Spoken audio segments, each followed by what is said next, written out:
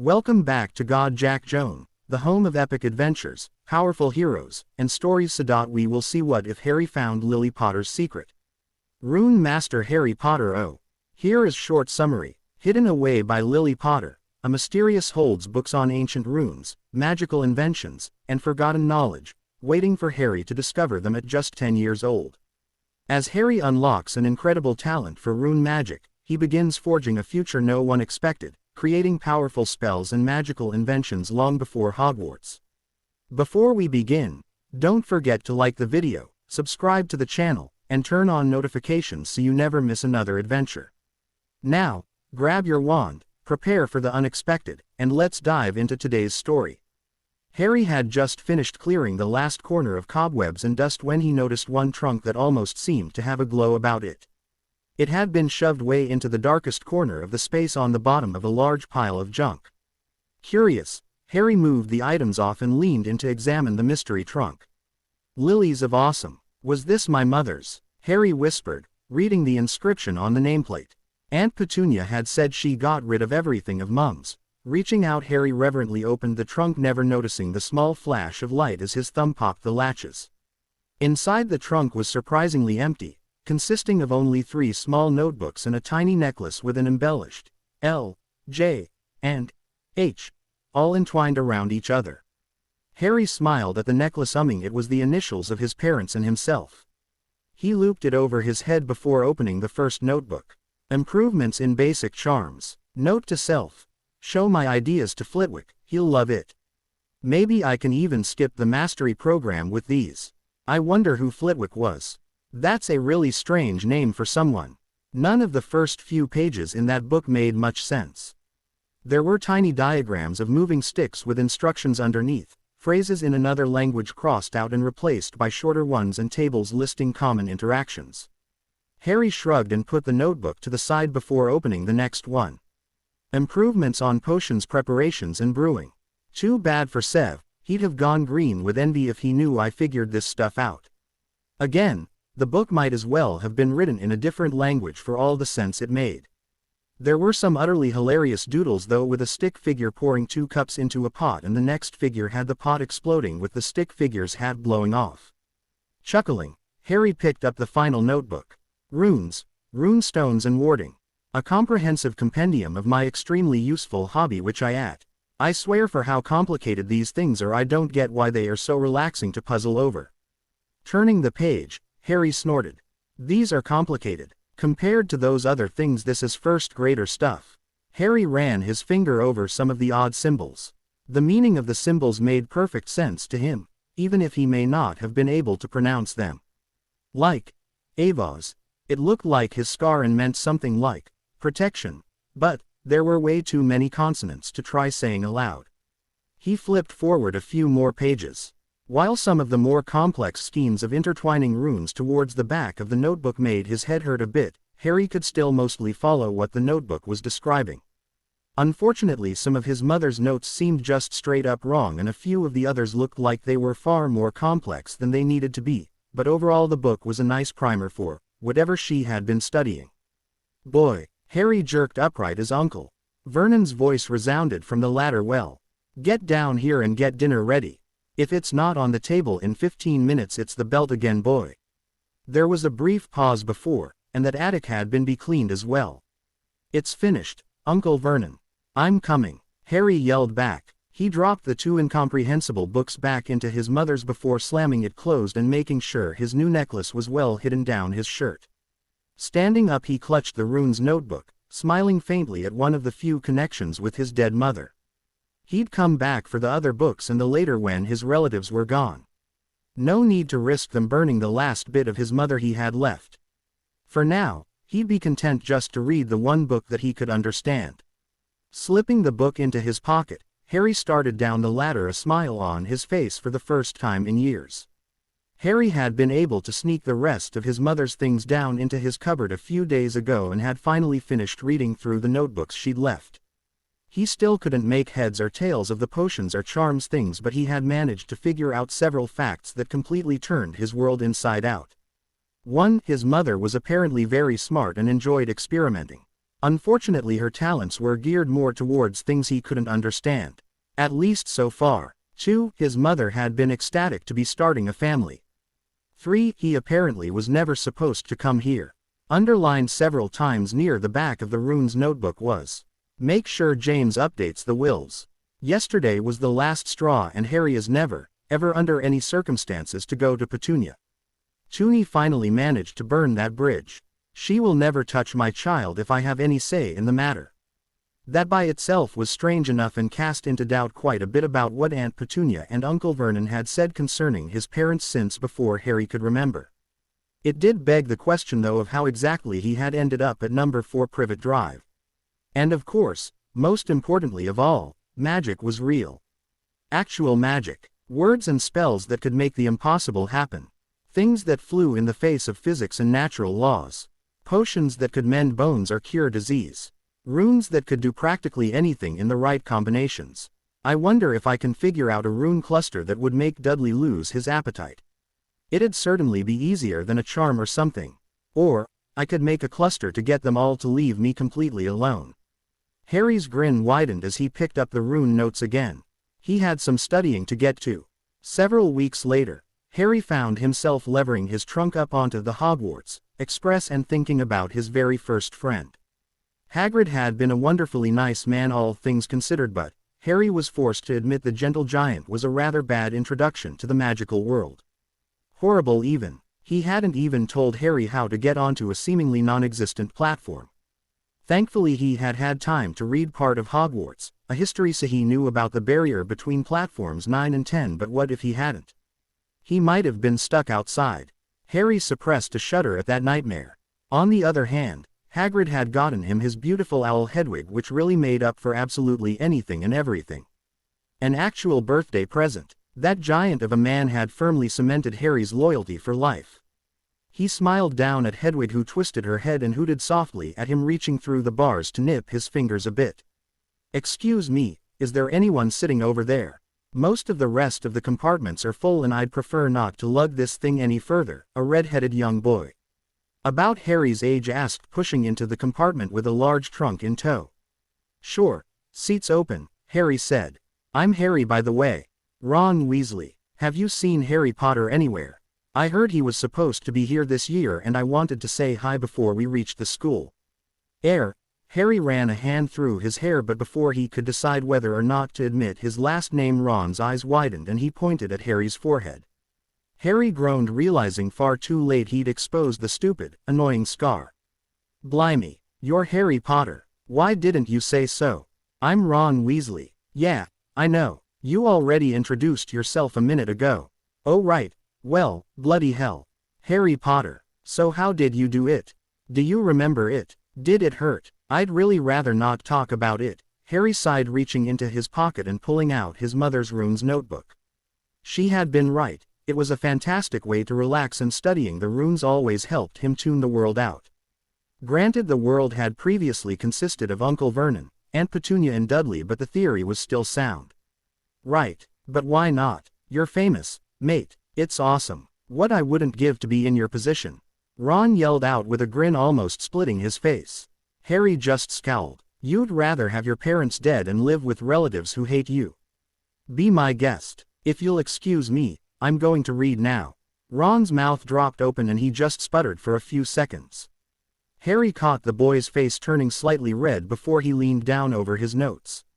He'd already been able to correct some of his mum's mistakes, add a few new notes, and he even had a few ideas on some entirely new clusters.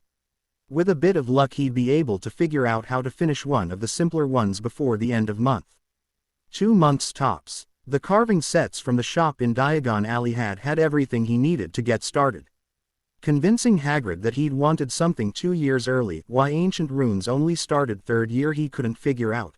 It wasn't like it was complicated, had been difficult until Harry had pulled the "I want to be closer to my mum" card. Hagrid had melted like putty after that. Thankfully Ron stayed quiet for a few hours for the most part. Harry could hear him grumbling under his breath every so often. It was a bit annoying, but he still left Harry to his work. By the time the food trolley rolled around, Harry had finished the current cluster he'd been studying and felt a bit bad about earlier. It wasn't Ron's fault the magical world in general seemed to idolize him.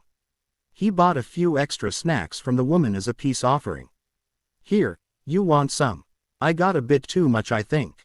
Really, you don't want it? Ron started to reach for the chocolate frogs but his hand froze midway. Sure, go ahead, thanks. Ron lunged forward and grabbed 2 handfuls of food before ripping some of the wrappers off and stuffing them in his mouth. You want a sandwich? Ron asked with his mouth full of little cakes. Mum made them for me. They're good but they're not sweets. Sure, thanks, Harry shrugged, trying hard to hide the gleam in his eyes. That one sandwich had more meat than Harry had been allowed all week. No way was he going to turn that down. Sweet delicious ham. The door to the compartment popped open and a set of twins came holding some sweets in their arms. From the red hair and freckles it was obvious they were related to Ron. Hey, Ronikins, need any chocolate? Got some, thanks. Sure you don't need more, oh brother of ours. Harry shuddered at the grin on the second twin. It was almost the exact same grin he got when he managed to get something over on Dudley. No way were those chocolates safe to eat. I'm good guys. Damn. Well, guess we'll just have to go and find some other firsties. George. Guess so, Fred. What about this firstie? Nah, he's nice and quiet like. I don't reckon it's a good idea to prank the quiet ones. At least not before the first week. George winked at Harry. I appreciate that, Harry said with a laugh. I'm Harry by the way. George, and my esteemed brother here is Fred. Both twins bowed low with grand flourishes, somehow avoiding dropping any of their candy. You wouldn't happen to be Harry Potter by any chance, would you? Stifling a sigh, Harry nodded. At least these two were polite about it.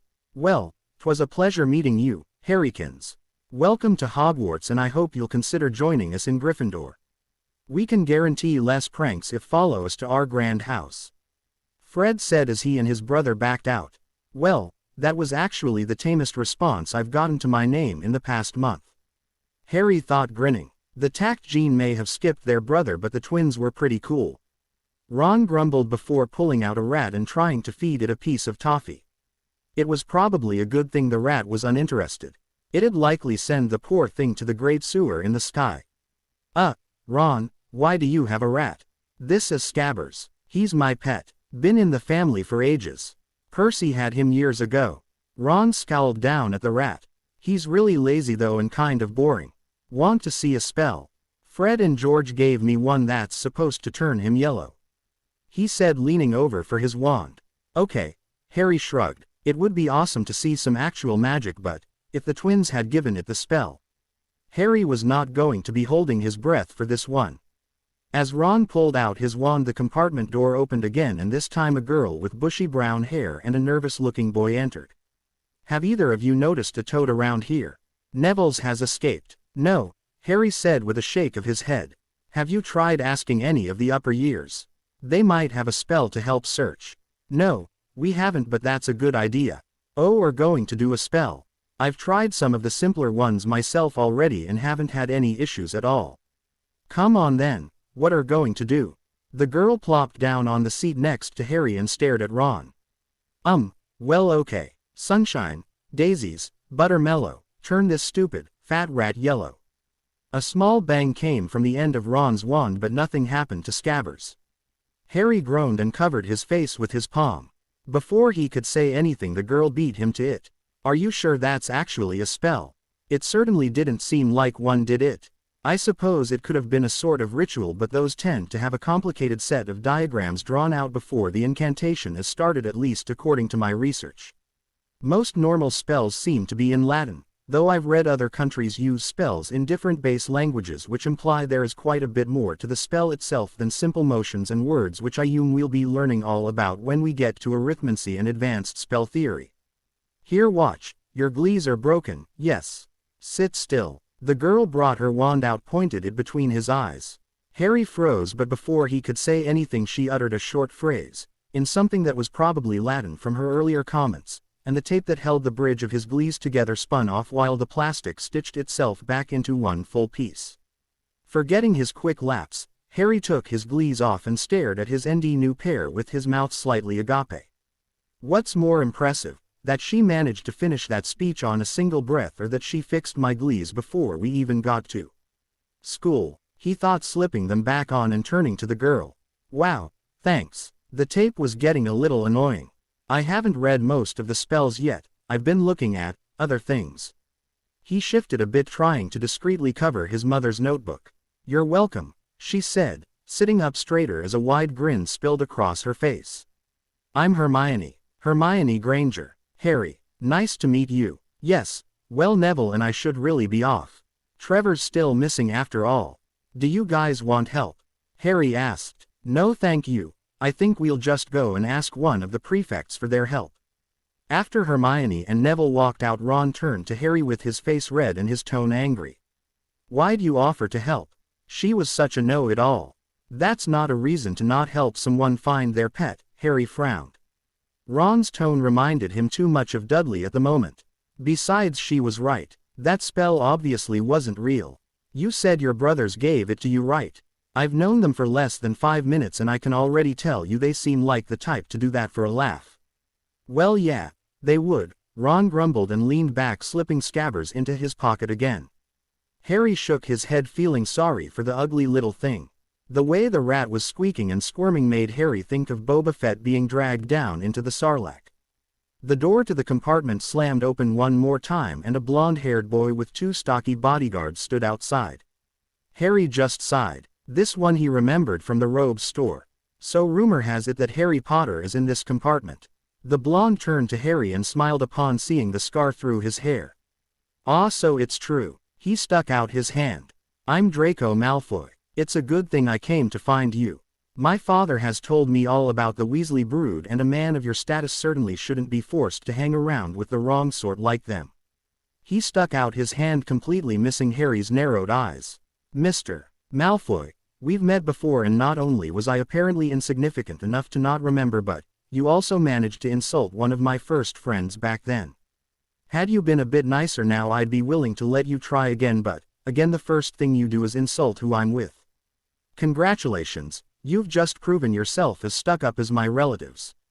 Harry scowled and continued in a low voice that practically left ice on the windows. I deal with the Dursleys enough at home. The last thing I need is to deal with them here too. I'd appreciate being left alone. Malfoy's eyes widened and his hand stayed extended for a moment before he sneered and pulled back like Harry had struck him. When my father hears about this, you'll regret spurning House Malfoy. Am I supposed to know who your father is? Harry scoffed with a low laugh. Obviously I don't, so that's really not much of a threat now, is it? Malfoy just snarled and turned around, slamming the compartment door behind him. After they had finally reached Hogwarts, the sorting ceremony began and Harry had his first view of the sorting hat. And the endless possibilities such a thing implied. How had the hat been created? Were there thought runes embedded within it? Or maybe perspective runes? Obviously some variant of a perception rune was stitched into the lining somewhere. Cloth was likely a horrible magical conductor though, so how had they made it permanent? Could he make anything permanent with the right combination? Could he make anything sentient? Could he make his own familiar out of a runic construct? No, that was stupid. He already had Hedwig and she'd get jealous. What about etching runes into something else though? Maybe tattoos. Potter. Harry Potter. Huh. Harry shook his head before turning to the tall, severe-looking Professor McGonagall, frowning at him. Oh, right. He grimaced and walked forward to the stool with the hat. Ah, Mr. Potter. Quite a lot of possibilities there for my creation, Harry flinched at the voice in his head and quickly glanced around but couldn't see anything besides the inner brim of the sorting hat. Is this the hat? He whispered quietly. Oh yes, that I am. Heldrick Rausar if you want to be technical, but most simply refer to me as Hat. Please don't use Flopsy. I truly wish I had arms to smack the headmaster whenever he insists on that foolish term. And just so you know, my creation was centered more around charms and enchantments instead of runes. Most people aren't quite at your level regarding those, and the founders preferred not to play with something that had the potential to blow them up when there were easier ways. Oh, would my way have worked? Oh, I have no doubt. I imagine it would take years to get right, but there is certainly more than one way to trim a mandrake, Now where to put you? Where to put you? I haven't had this many problems since your mother and then your cousin you know. My cousin. Oh, not that one. No, no, she's only very distantly related, something like a fifth cousin once removed. Cousin was simpler than the full description. I settled on Hufflepuff for her in the end, but that's really the only house not particularly suited for you. I think you'd do well in Slytherin however. Though in the past few weeks it appears that your interests and talents have shifted quite a bit, Runes are certainly a fun specialty and Ravenclaw would lead the way to great things for your future. However, I do see the burning desire to charge forward regardless of any consequences or obstacles. That is truly a trait Godric would admire. So many choices, so many choices. Ravenclaw was the one for people who like to read and study right. Well, I wouldn't have boiled it down quite so much, but yes, that is more or less correct. And Slytherin was for crafty and ambitious people. Generally, though pure bloods that don't have many other stronger defining traits tend to go there as well. And Gryffindor is for the reckless. The hat gave a rolling laugh in Harry's head. Oh, I do like you, Mr. Potter. Don't let poor Minerva hear you say that. Do I get a say in this? Where did Hermione and Neville go? Ron has brothers here, right? They're in Gryffindor, right? All the current Weasleys, Mr. Longbottom and Miss Granger are all in Gryffindor. But I really think you'd fit in better with the Ravenclaws. This thirst for knowledge and experimentation is perfectly in line with dear Rowena's legacy. I'd prefer to go with them, please. Neville looks like he could use a friend and Hermione actually seemed interesting from the train, even if she was a little bossy. The twins didn't even really question me about my scar. I'd really prefer to be with them. Please. Well, if you're sure, better be, Gryffindor. The hat finished with a loud shout to the rest of the room. Harry smiled and, with a whispered thanks, took the head covering off before hurrying over to the cheering table to sit down across from the people he'd met a few hours ago. Several hours later, Harry was sitting on a couch near the fire in the Gryffindor common room. The welcoming feast had ended with some time left before curfew, so Harry had switched out his mother's notes for the third-year Ancient Runes text and curled up to start his research. He smiled faintly as he searched through the textbook trying to find one of the missing components to complete his primer sequence. Harry, why are reading? Let's play chess, Ron said, striding up with a small board cradled in his arms. Sorry, I can't. I'm kinda busy, Ron. What could possibly be more interesting than chess? We don't even have homework yet. Harry glanced up and almost fell over from the horror crossing Ron's face. His mouth was open and his face had gone white with his hands just hanging limp by his sides. It looked like someone had told him to eat Scabbers alive. Harry shook his head quickly, deciding he was never going to study with the other boy. I'm looking for an extinguisher. The current configuration is a bit too explosive when all I want is a fancy light show. An extinguisher should damp the reaction before it combusts. Harry responded, glancing up. Ron's expression of utter confusion was priceless. Hermione, however, seemed worried as she walked over to the boys. An extinguisher. Muggle tech doesn't work at Hogwarts. It says so in Hogwarts, a history. I imagine an extinguisher might work as it doesn't have any electronic components, but still I highly doubt you'll find one lying around the grounds. Harry shook his head. I know that tech doesn't work. I read that part in Hogwarts, a history too. Hermione's face morphed from confusion, to shock, and finally to amazement before he'd even started his next sentence. But I don't mean a fire extinguisher. I mean a rune for extinguishing. My mum never wrote that one down. I'm hoping it's in one of the first 2 course books because I didn't have enough money on me to buy the 5th-7th year curriculum ones.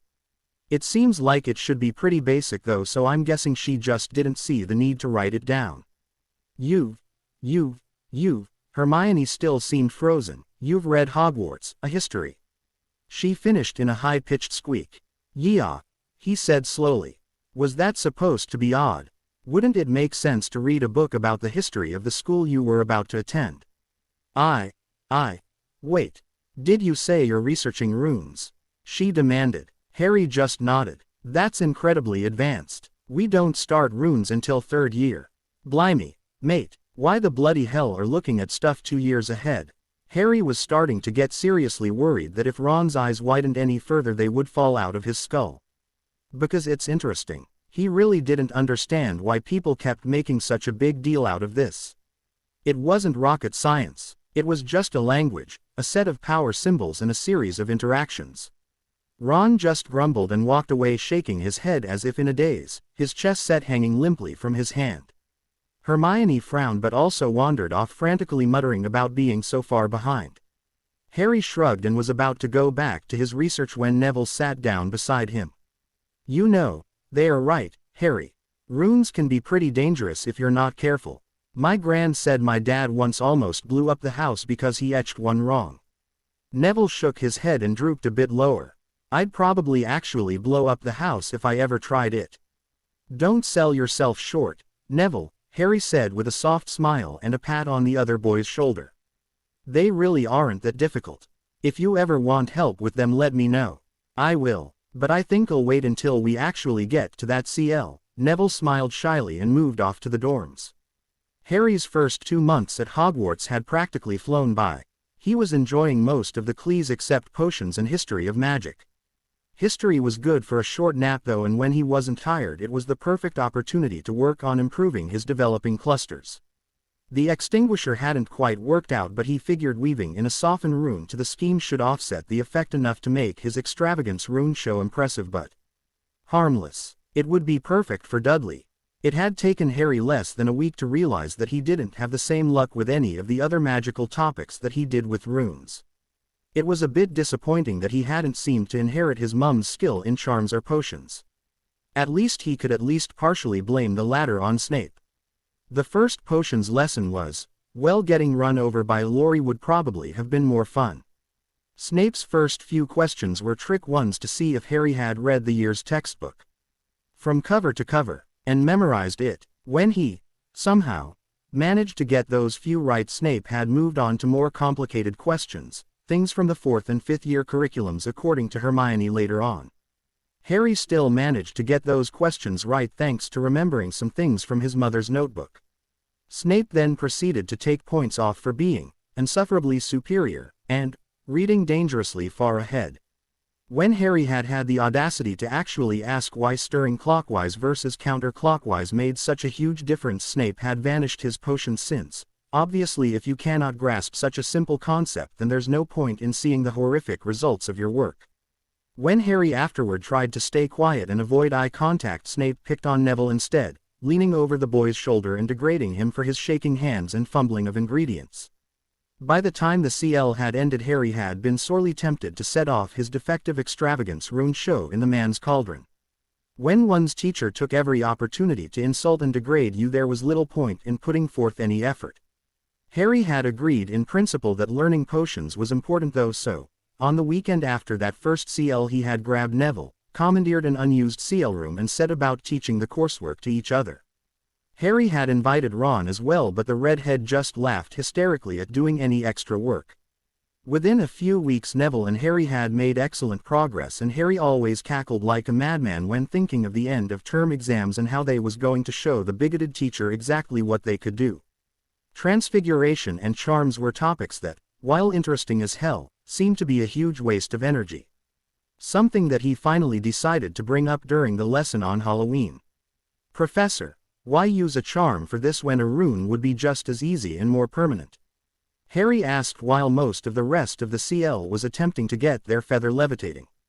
"Well, it would be quite difficult to etch a rune onto a feather, Mr. Potter," Professor Flitwick responded with a chuckle. "Besides, runes are far too advanced for a first-year course." "Well, yeah, you can't etch the rune on the feather, but still it seems silly to try and memorize such a precise wand movement when I can just draw and link the rune to it in a few seconds instead. Here, watch." Harry shifted his feather over to the side and inked a quick flight rune onto his paper before adding a small synchronization rune and a feather rune entwined within. Less than 30 seconds after he started, Harry touched his wand to the paper and energized the cluster. Harry smirked as his feather floated off the desk and hovered neatly in the air for about 5 seconds. Then the parchment with his cluster burned to ash. Scowling, Harry glared down at the parchment. "Stupid paper. Horrible conductor. I should have torn a strip from my robes instead. That would have lasted at least a minute." He sighed as the feather floated back down in front of him. "Well, it made my point at least right."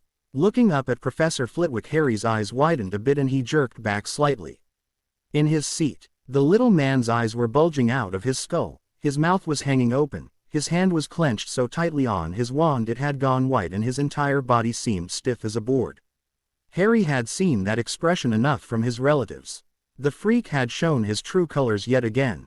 Frantically blinking, Harry desperately started to mentally draw and recite the most complicated runes he could think of. He would not cry in CL. He had stopped crying years ago. It was not going to happen. Mr. Potter, how did you? Before Professor Flitwick could finish his thought, from several seats down Hermione loudly corrected Ron's pronunciation and her feather soared into the air. 5 points to Gryffindor for excellent spellwork, Miss Granger, the professor commented without even taking his eyes off Harry. He opened his mouth to try again before Seamus Finnegan's feather literally exploded in his face. Professor Flitwick shook his head and moved off to make certain the boy was all right. Harry slowly exhaled and stopped his mental exercises. I should have known not to ask questions. I'll just do the clusters on my own and study the normal things with everyone else for now. The bell signaling the end of CL sounded and Harry grabbed his bag, walking out with Neville and Ron before Professor Flitwick could try to stop him. He was not going to let the freak come out again. Not here. Not with people who knew and liked his parents. Not with someone his mum had liked. She's mental, I tell you. Ron prattled on beside Harry and Harry just nodded, not bothering to listen. Levi saw, not Levi saw. She's such a bossy little know-it-all. Why can't she just mind her own business for once? I'm not surprised she has no friends. No one's ever going to be able to stand her. Hermione pushed past Harry's shoulder and the sound of sniffling broke through his reverie. Hermione. She practically sprinted down the corridor and disappeared before Harry could do more than extend a hand in her direction. Frowning, he turned to Ron. What did you say to her? Weren't you listening? I just said the truth. It's not my fault if she heard me. That was really mean, Ron, Neville said quietly from his other side. She was just trying to help you. And she was right. She should mind her own business. Ron's face had gone as red as his hair. I didn't ask for her help and I didn't need it. She's too bossy. She thinks she knows everything just because she's the best in CL and because she turns in double the homework that we do. She wants to go and cry about it, well, serves her right. Maybe now she'll stop making the rest of us look bad. Harry froze. The rest of his CL mates flowed around him and a few steps later Ron and Neville turned back to look at him, stopped in the middle of the corridor. Harry's hands clenched and his teeth ground together. You, he stepped forward and his mouth curled into a snarl, as he jabbed a finger accusingly in the redhead's, not even realizing he was still holding his wand. Or that it was glowing. You want her to make herself dumber just so she doesn't look better than lazy idiots like you. Harry's voice was like ice. Neville hurriedly took a few steps away from Ron and worriedly tried to get his wand out, though he seemed nervous about which boy he should be pointing it at.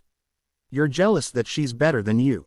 That she understands the subject while you can't even be bothered to try. How dare you? Dudley was bad enough. I can't do anything about him yet, but I can do something about you. Harry thrust his hand forward, not even realizing his wand was in it. You stay the hell away from Hermione. And stay the hell away from me too. Wah! Ron sputtered, backing away from Harry. He tripped over his robes and landed on his butt on the floor. Harry, shut up. Ronald, I don't like bullies and that's all you are. You're just like Dudley. Stay away from us. Harry turned on his heel and scanned the small crowd that had formed nearby as the rest of the CL had gathered to view the rising chaos. Lavender, did you see where she went? The girl's eyes widened, afraid to be in his sights, and she quickly shook her head. No, but she usually goes into the second-floor bathroom to cry. She should be out by the end of the feast though. If you see her before I do, tell her to stay away from Ron and that I want to talk to her. Harry's voice had dropped back down to a normal volume and he had stopped breathing heavily. Lavender nodded and the crowd slowly started to mill away towards the Great Hall, the show apparently over. You coming, Neville? Harry asked as he walked off. Neville jerked and stared at Harry. Yeah, coming. He sent a baleful glare at Ron, who was still staring up from the floor before hurrying after his friend. Harry had kept watching the doors to the Great Hall during the entire feast. Halloween was turning into a right awful day. Flitwick was still casting glances at him from the staff table.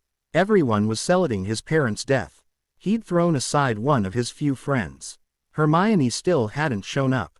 What the hell else could happen to make this day worse? Troll. There's a troll in the dungeons. Professor Quirrell yelled as he ran into the room and barely even reaching the center of the room before fainting. Note to self. Never ever tempt fate. Even in my head, she obviously hates me, or at minimum, loves to play around with me, all the while cackling madly in the background. The great hall exploded into chaos as the professors called for the houses to follow their prefects back to the dorm rooms. As they left the room, Harry scowled and shifted to the back of the crowd.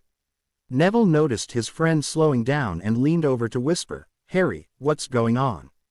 "Hermione doesn't know about the troll, Nev. What if she's still in the bathroom? Shouldn't we tell the prefects?" he suggested with a slight quaver. "They're busy with everyone else. Come on, it's only a few corridors over. We can get there faster if we just go ourselves. The troll isn't even supposed to up here anyway.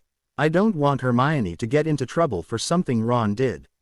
Harry saw Neville's face drain of color and gave a sad smile. "It's okay, Nev, I'll go get her and we'll meet you guys up in the common room." He turned to run away from the staircase but Neville grabbed his arm. No, I'm coming too. I may not be much help but I'm not letting you go alone and I don't want Hermione to get in trouble either." Harry smiled back in reply and the two sprinted off. Harry's opinion of Neville jumped up several notches seeing the boy would actually stand up for himself and others when push came to shove. As they got closer to the bathroom an awful smell drifted toward them. "Neville, do trolls smell?" Harry tried to keep his voice calm but there was a small tremor running through it. "Yeah." Neville's face had reached nearly pure white. "Maybe we should have gotten a prefect." They twisted around the last turn just in time to see a 12-foot-tall troll amble through the door to the bathroom, a giant club half as big dragging in its wake. Harry's face joined Neville's in color loss. "That's the girls' bathroom." A scream rang through the air from the room the troll had entered. "Hermione!" Both boys shouted and sprinted straight through the door. In front of them the troll was standing and raising its club. Hermione was crouched on the floor among broken toilets and stall doors. Harry didn't think. He just immediately jumped onto the troll's back and grabbed its head trying to twist it away from Hermione and back towards the door. "Neville, distract it. Hermione, run." Hermione didn't run. She stayed frozen and whimpering in the corner of the room. Neville stayed frozen for a moment too before he snapped out it. He grabbed his wand and tried to shout out a spell but only a weak red light came out that bounced harmlessly off the troll's skin. The troll's club swiped out and Neville jumped back.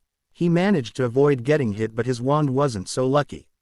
As the boy fell back, his wand got caught by the edge of the club and snapped right in half. It had bought enough time though. Harry, one hand wrapped around the troll's neck, the other digging through his pack, triumphantly raised his arm clutching his incomplete extravagance rune show. Thrusting his hand around the troll's head Harry activated the rune stone and thrust it into the troll's open mouth. He dropped off the back of the troll and rolled away just as a dull bang sounded through the bathroom. Covering his head, Harry felt himself splattered with something sticky and smelly as a second later there was a great crash when the troll fell to the floor, its loincloth pinged so close that it brushed against Harry's arm. Slowly, Harry lowered his arms and scanned the room. Neville was sitting on the floor staring dumbly. Hermione was still crouched in the corner but with her mouth wide open. Next to Harry, on the floor was the troll. Most of the top of its head was missing. Steaming meat chunks squelched down the wall of the bathroom and dripped off the ceiling. Without the extinguisher and softened runes weaved into the cluster, the extravagance rune show was still rather explosive. Anything else Harry was going to say was cut off as a blurry, bushy, brown bullet slammed into his nearly knocking him over. Hermione's arms wrapped around him and her head buried into his. Harry froze. This was the first hug he could ever remember receiving. "Hermione, are you okay?" Cautiously Harry reaching a hand out and patted her head.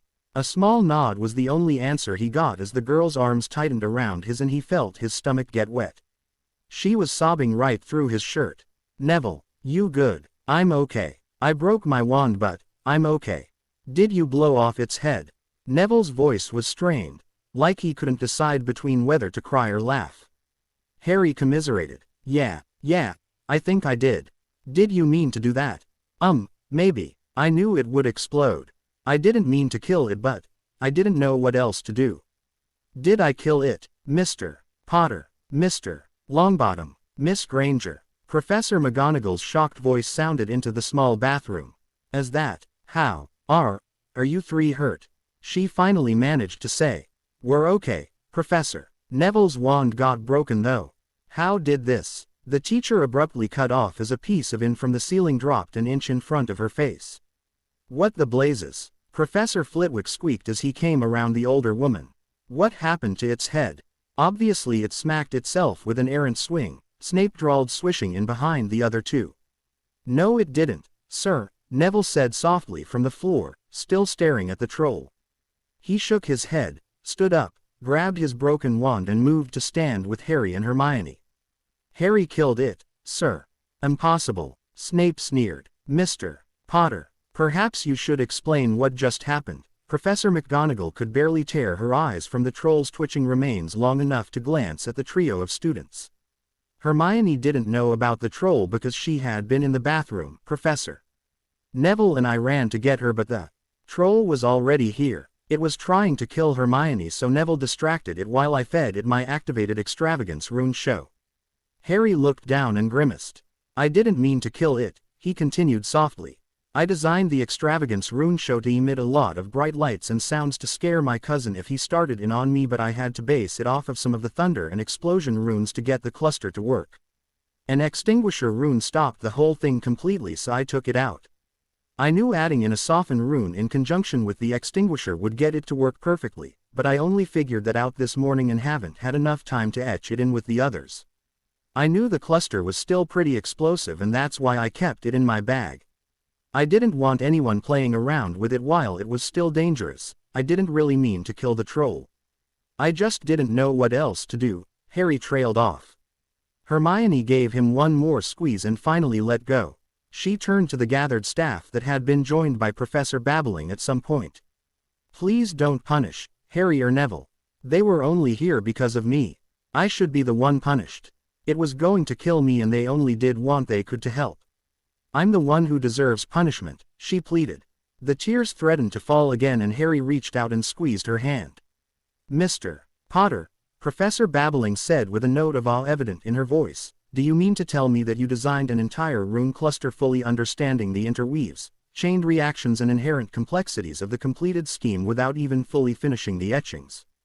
Harry nodded, still looking at the floor. 100 points to Gryffindor for ingenuity, brilliance and having the foresight to keep a potential hazard from others. 25 points from Gryffindor for carrying a potential hazard on your person around others. At the midpoint awards, Harry jerked his head up, catching a huge smile on the woman's face. Snape, on the other hand, was turning cherry red.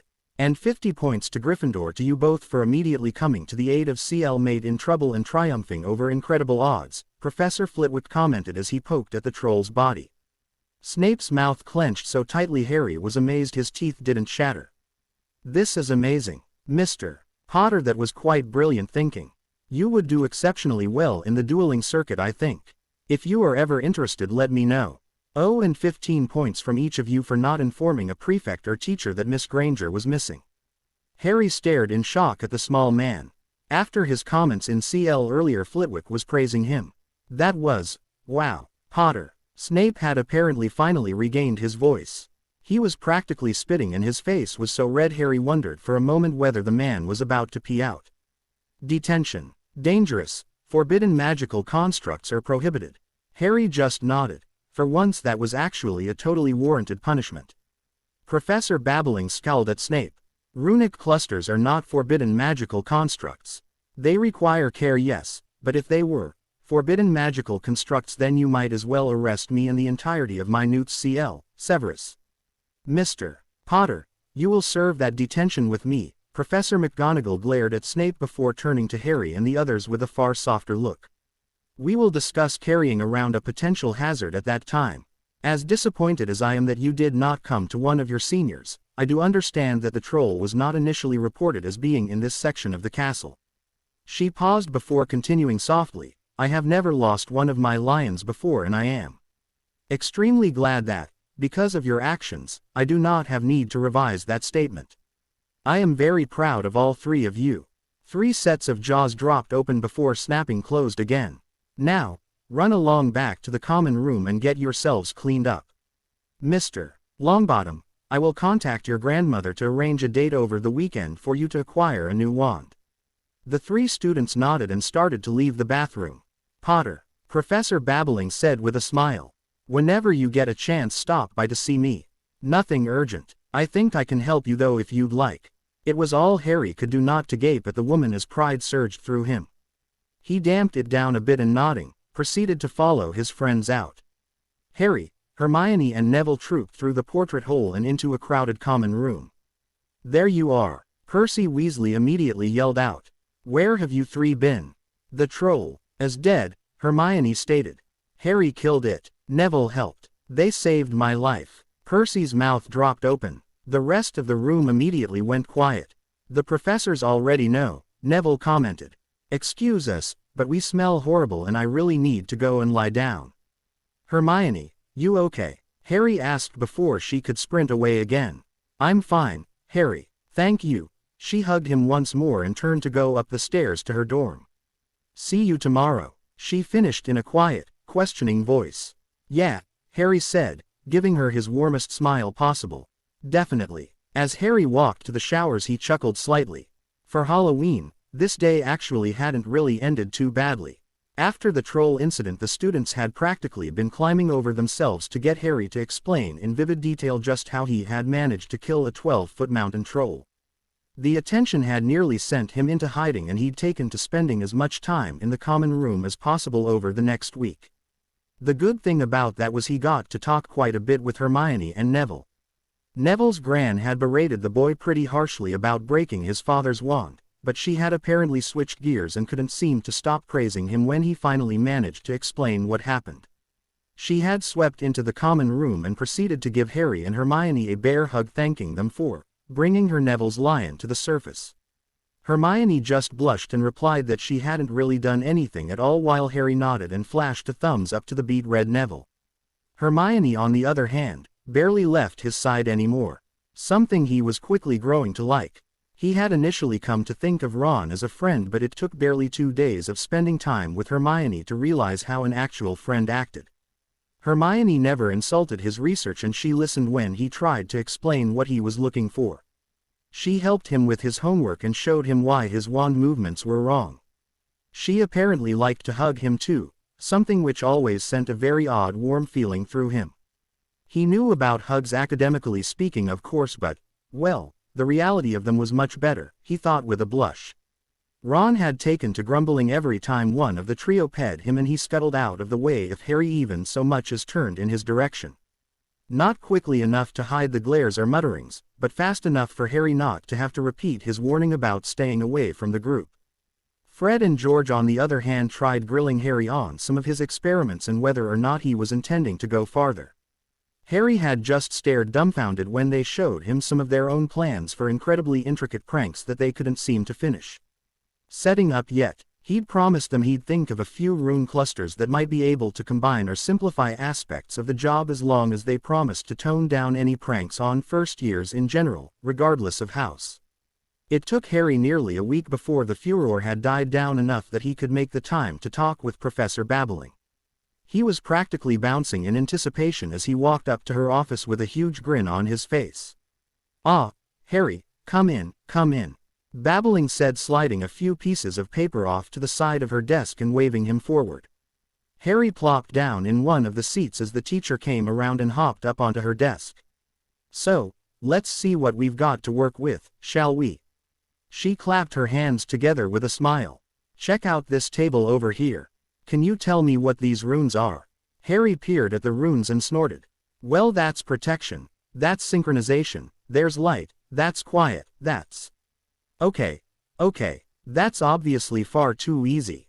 How about this one?" Babbling gave her wand a flick and the table of prime runes was replaced by one filled with clusters. "It's still pretty easy, Professor. That cluster would ignite a small fire but immediately snuff itself out once the item it was etched on burnt up. That one should resize clothes.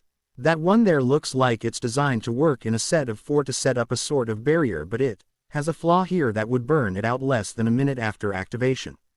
Really? What flaw? Her voice was carefully neutral and Harry grinned slightly, enjoying the test.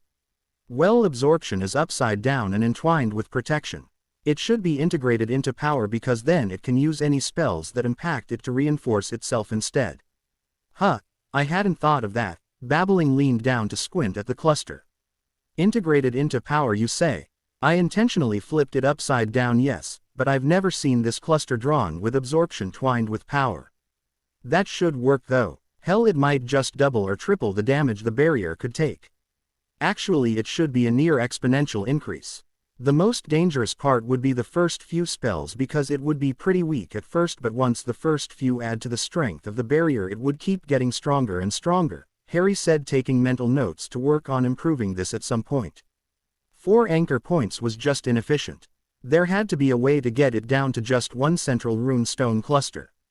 Well, Merlin's uncle. Babbling laughed and turned back to Harry, shaking her head. I've heard of rune savants before but never imagined I'd actually meet one. I had figured you were just another prodigy like me. Harry tore himself away from the cluster and squinted at the easygoing young woman. Rune savant, ma'am. It's a term for people who read and understand runes instinctively. Like a language, Muggles tend to use the term a bit differently. They say someone is an idiot savant. A person who has difficulties with nearly all aspects of life except for one in which they are basically at Merlin levels. For magicals, we use it to describe someone whose magic functions to give them insight and understanding into one particular subject but who has no extra specialties or difficulties outside the norm. Most of us have to study, memorize and work for years just to get the basic concept inherent here. I'm a prodigy. I work with runes at a much quicker and higher level than most, so it's been easier for me, but I do still have to work at it. People like you, Harry, can simply look at rune or a cluster and see intrinsically what the point is as well as how they integrate into the rest of the structure. It's an incredibly rare skill, and if you end up going into curse breaking or warding, she shrugged, you'd probably be able to skip nearly 10 years worth of training, not to mention always being in constant demand. Of course you don't have to use your skills like that, but it's a good option for the future. For now, I just wanted you to know about it. Oh, she gave a small scowl, and stop with the ma'am thing. Hell, I'm only 19. I'm closer to your age than most of my colleagues here. I'd prefer babbling or Shiva in private, but if that's uncomfortable for you then just stick with Professor. Shiva? Harry asked, furrowing his brow. The others made sense, but Shiva didn't seem to fit the pattern. She smiled ruefully. My first name's Bathsheba, which is frankly just awful. Shida is somewhat close to Shiva though, and, well, I kinda sorta almost blew myself up twice in my second year. She shrugged. Shiva is a Hindu goddess of destruction. It stuck. Isn't it a little inappropriate to call your teacher by their nickname? Harry asked, tilting his head at her. Probably, Babbling said with a one-armed shrug. But like I said, I'm closer to your age than I am to any of the other professors. I was hired right out of school and I've only been teaching for a year. I can still get away with stuff like that, especially since Dumbledore really doesn't seem to care much. If he did, he'd have to come down on Severus too, and that's certainly never going to happen. She glowered for a moment before continuing in a softer voice. I told you, Harry, I'm a prodigy, and while I was careful as a kid, I still nearly killed myself twice before my 14th birthday. From what I understand, you grew up Muggle, so they'll never be able to understand or help you with your experiments. I'd like to do that, even if only so that you have a sounding board to avoid hurting yourself. You can call me whatever you want, but I want to make sure you don't go through the same shit that I had to.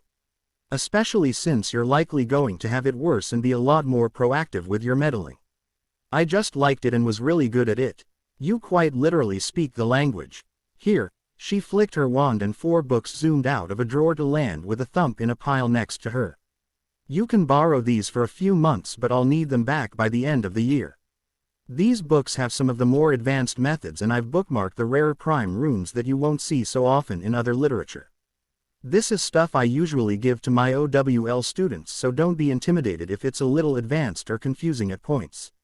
I can give you some private lessons as well, though I do recommend that you take at least this first year to just poke around on your own. You know, see what you like both in rune terms and more other magical subjects. My door is always open, Harry. Don't be afraid to come and ask for help or advice. About anything. Harry stared at babbling in wonder and reverently ran a hand over the books she had given him. Thanks, Professor. No problem, Harry. She smiled down at him and hopped off the desk. I may not be a savant, but I do understand somewhat how it feels. And I really enjoy ancient runes. It's not a subject too many find entertaining, so it's always fun to chat about them with those who do. And it's even rarer to find people who actively experiment with new clusters. For now, just remember to be extremely careful with energizing anything that you are unsure about. Don't get overconfident and reckless. Yes, Shiva, Harry said hesitantly. He started to head out clutching his new books. Oh, and, Harry, don't give out all your secrets, even to me. You could probably make quite a comfy living off of marketing some of your future inventions. Harry walked out, his head spinning. An adult could be helpful and supportive. That was just. Harry shook his head, narrowed his eyes again, and kept walking. Better not to think about it. If adults could be helpful, then something was very rotten in Surrey. Before dropping his new books off, Harry stopped in to speak with Professor Flitwick.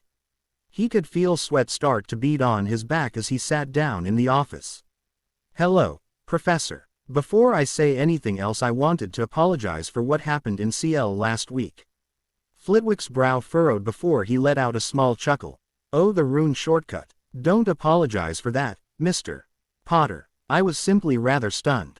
I didn't even realize you could do something like that. Oh, Harry clutched his books a bit tighter to his. I see Bathsheba managed to tie you down long enough to give you some extra material.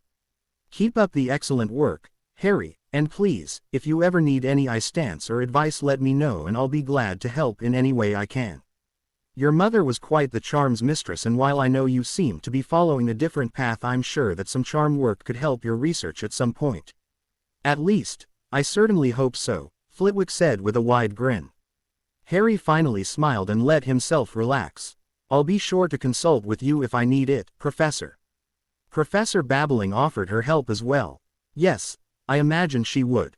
We don't usually get two rune prodigies in such short order. She said I was actually a savant, sir. Oh, even better. Flitwick practically squealed. He almost seemed to be biting.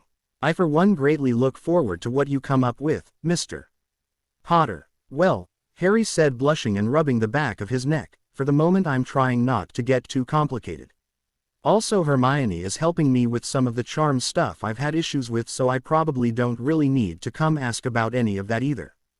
Excellent. Miss Granger should be a prime tutor. Professor, you mentioned my mum. I have a notebook of hers that she'd left saying you might be interested in. If you wanted to take a look, I'd be delighted to. The man gave a sad smile. I am so sorry about their ping. Did you know them well, sir? Harry asked quietly. Your mother, yes. Your father, not so much. We got along well enough and I always had a good laugh at the pranks he and his friends pulled, but your mother was my star student. She was always trying to keep young James in line, and she complained to me quite often during her work up to mastery clees later on about his antics. Do you know if she ever changed her mind about my Aunt Petunia? What do you mean, Mr.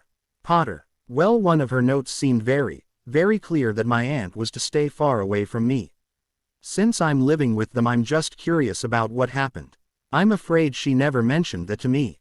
We didn't have much chance to talk though, after you were born. I know that Minerva, Professor McGonagall that is, visited a few times afterwards. You could try asking her. I will, sir. Thanks, Harry said. Now, about that dueling circuit. Flitwick clapped his hands together and a wide grin split his face. Would you be interested? It centers more on wands than runes, unfortunately, though. If the incident a few days ago is any indication, your basic tactical sense is more than keen enough to take you far. Harry bit his lip. He could do runes. Runes were easy. Coming up with defensive or offensive ones shouldn't really be much of an issue with a bit of time. But he wasn't anything special with spells. Hermione or Neville or even Lavender could probably beat him with basic spells. This is still all pretty new to me, Professor. Perhaps I could just get a few spells from you throughout the year and then we can talk more about it next year. Flitwick sighed. Damn, well, can't blame a man for trying, he chuckled. 1 year I'll be able to claim that I trained the youngest world champion, just you watch. Harry laughed at that. Of course, Mr. Potter, I'll gladly teach some of the more basic spells and we can speak again about competitions whenever you feel more comfortable. Thanks, Professor. Not at all, he said. Now I believe it is nearly time for your detention, so I won't keep you any longer. Let's have our first lesson, say, next Wednesday evening. Sounds good, sir. Can I bring Neville and Hermione as well? Certainly. Flitwick's grin widened as he laughed again. Who knows, maybe one of them will be interested in the dueling circuit. Youngest champion, here I come. Harry walked into Professor McGonagall's seal room with a nervous shuffle. Hello, Professor. Mr. Potter. Take a seat. McGonagall finished grading the paper in front of her before directing her attention towards Harry. Mr. Potter, let me preface this by saying that I am extremely glad none of you were injured last week. Thank you very much for going after Miss Granger. In the future, however, should, Merlin forbid, another emergency comes up, please make every effort to inform the staff or the prefects that there is an issue. Yes, Professor. Now, McGonagall's pleading expression turned into a glare that made Harry wilt. Just what were you thinking? Keeping an item so volatile inside your pack? You could have been killed. But, ma'am, it wasn't volatile, he said. It wouldn't do anything unless activated, and it couldn't be activated except by sending power directly into the primer rune. And if a stray spell from a CL mate had hit it during CL, or while walking down the corridor, Harry's mouth went dry and his eyes widened. I hadn't thought about that. Images of smoking hairy chunks raining over the hallway flashed through his mind. McGonagall sighed and rubbed her forehead. Mr. Potter, I appreciate you attempting to keep others safe by not leaving the rune cluster lying around, but you need better precautions than simply chucking dangerous items into your pack. I will not go so far as to forbid you from experimenting. Merlin knows how well that ever works out, she muttered. But, I will insist that you either leave your experiments locked in your trunk if unfinished or carried in a spell-resistant lockbox. Harry nodded. I trust you've learned from this incident. He nodded again. Very well then. I see no reason to forbid you from playing in the upcoming Quidditch game, McGonagall finished with the hint of a smile. Thank you, ma'am, Harry said. I was really looking forward to that. I expect you to win, Mr. Potter. I want that trophy. Harry just nodded again with a small smile finally cracking his face. Now, you should get some homework done while I continue with these essays. Professor. McGonagall lifted an eyebrow at him. Professor Flitwick said that you had met with my parents a few times after I was born. Ah, McGonagall sighed and leaned back into her chair. Yes, I did meet them occasionally. Your father was one of my best students despite his lackadaisical manner. After they entered hiding, he had asked me to assist with improving his transfiguration techniques for efficient use in battle. I was unable to see them often, but it was more than most. Harry smiled. How different things could have been if not for a madman. Do you know why my mum changed her mind about my Aunt Petunia? What do you mean, Mr. Potter? I found this a few months ago, he said, handing over the rune's notebook and flipped to the page with Lily's note to never let him go to the Dursleys. The date was a few months before I was born, and there's nothing in that or any of the other notebooks I found about her forgiving my aunt, so I was just curious about what changed. I figure they had to have updated the will again after this at some point, since I ended up with Aunt Petunia after all. McGonagall's frown deepened as she read and reread the little note. Damn you, Albus, she muttered, barely loud enough for Harry to hear. Looking back up at Harry, McGonagall sighed. I was unaware that the Potters had wills, Harry. None were ever executed after their ping. I do not know the full specifics regarding this, Harry. I can tell you that I was present for the incident that likely caused this entry. From what I remember, the dates do seem to line up. I am not sure you would wish to hear this. It is not pleasant, and it does not paint your relatives in a decent light. Professor, it'd be rather difficult to paint them in a darker color than I already do, Harry said, a bit of the ice that Ronald Weasley had experienced creeping into his tone. Please, tell me. Very well. McGonagall sagged, looking every bit her age. I was training with James when your mother returned from speaking with Petunia and her husband. Lily was several weeks pregnant at this point and she was quite distraught. Before I left she told James and myself that Petunia and Vernon had, well, they had recommended with rather strong language to terminate the pregnancy. Let me guess, they said something like, we don't need any more freaks in the world like you, right? Harry scoffed. McGonagall's mouth dropped open. How could you know something like that? Well, they certainly say it to me enough. They what? So if it was that bad, then my mum probably never forgave her before she died. So how the hell did I end up with the Dursleys? Harry muttered. Albus said that it was the safest place for you. McGonagall stared at the cabinet where she kept her fire whiskey. I watched them for the evening before. I knew they weren't very pleasant, but surely they wouldn't have, to a child. You and Dumbledore left me there. Harry's voice, drained of all warmth, broke through McGonagall's shock. He stared at her and the breeze through her window picked up, scattering some of the papers on her desk. Thank you for the talk, Professor.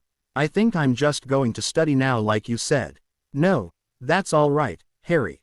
I think this detention has gone on long enough. You may return to your dorm.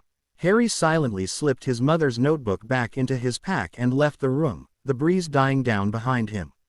McGonagall stood to pour herself a shot of fire whiskey before turning to shut the window. Only then did she realize that it had been shut the entire time. With a strangled laugh, McGonagall poured herself a second GL of the liquor.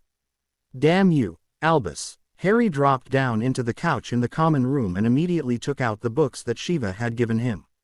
He focused on the runes, using the clusters and the prime elements to force the conversation he had just run from to the back of his mind.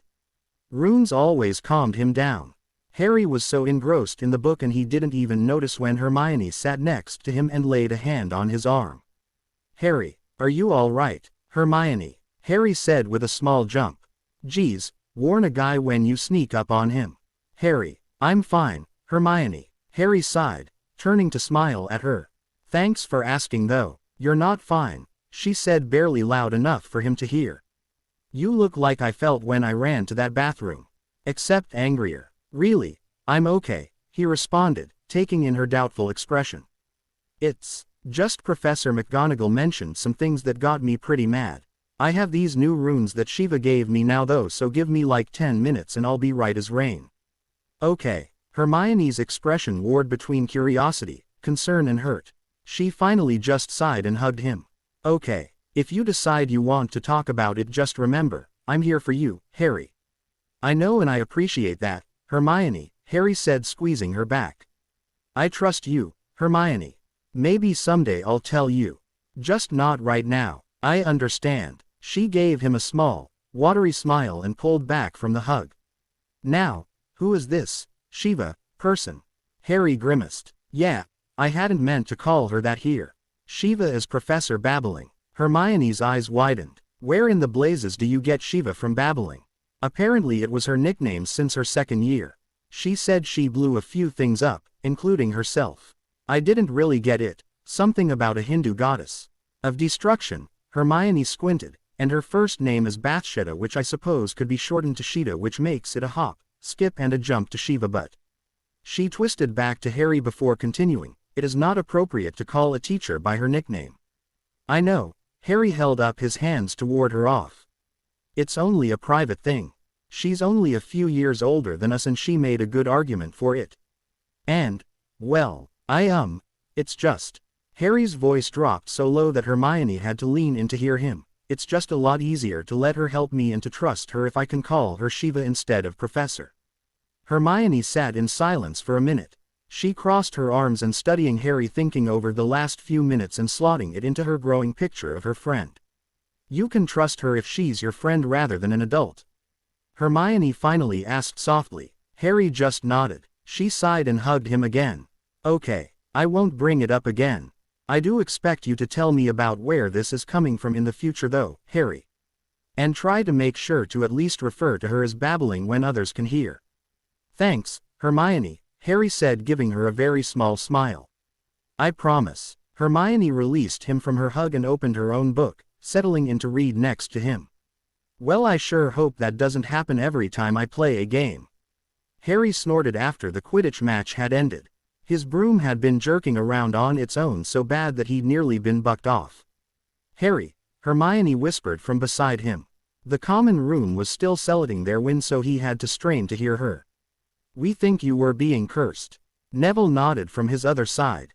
What? Harry stared back and forth between the two of them. Neville saw Professor Snape muttering something and staring at you during the match when your broom started to go crazy. You have to maintain eye contact for some persistent jinxes and curses, Neville said, wringing his hands. And not many things affect brooms beyond those types. Brooms have to be pretty resistant to that kind of stuff, otherwise the professional games would be a joke. So it's not enough the bastard hates me, he's actively trying to kill me now too. Just perfect. Harry glared at the fireplace.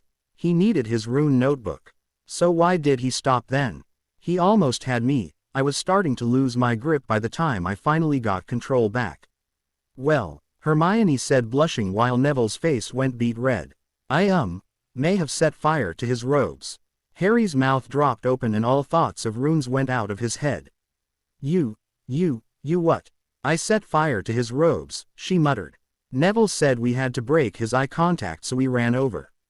Neville knocked over Professor Quirrell, who was sitting next to Professor Snape, to try and distract him, but I was already casting the Incendio charm. Harry goggled at her, then at Neville. You guys are amazing. Hermione snapped her head up and stared at him, and Neville started shuffling a bit. Neville, you knocked over a teacher to help me. And, Hermione, you set another's robes on fire. You guys are the best friends someone could ask for. Harry laughed out loud and pulled them both into a quick hug. Well, you're welcome. Hermione whimpered. She really didn't feel like she should be praised for attacking a teacher. It was so wrong. No problem, Harry, Neville said with a deep breath. We look out for each other, right? Yeah, we do. Harry beamed at his two friends. So do you think this was in retaliation for hearing about Nicholas Flamel and the three-headed dog from Hagrid the other night? How would Professor Snape even know that Hagrid mentioned that?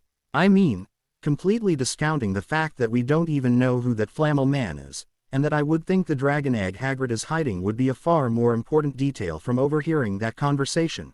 I can't see why Professor Snape would try to kill you overhearing about a name. Remember to breath, Hermione, Harry said with a laugh. And this is Hagrid we're talking about. I love the man, but we all know he can't keep secrets for more than 5 minutes. Yeah, Hermione, I'm with Harry on this one, Neville said.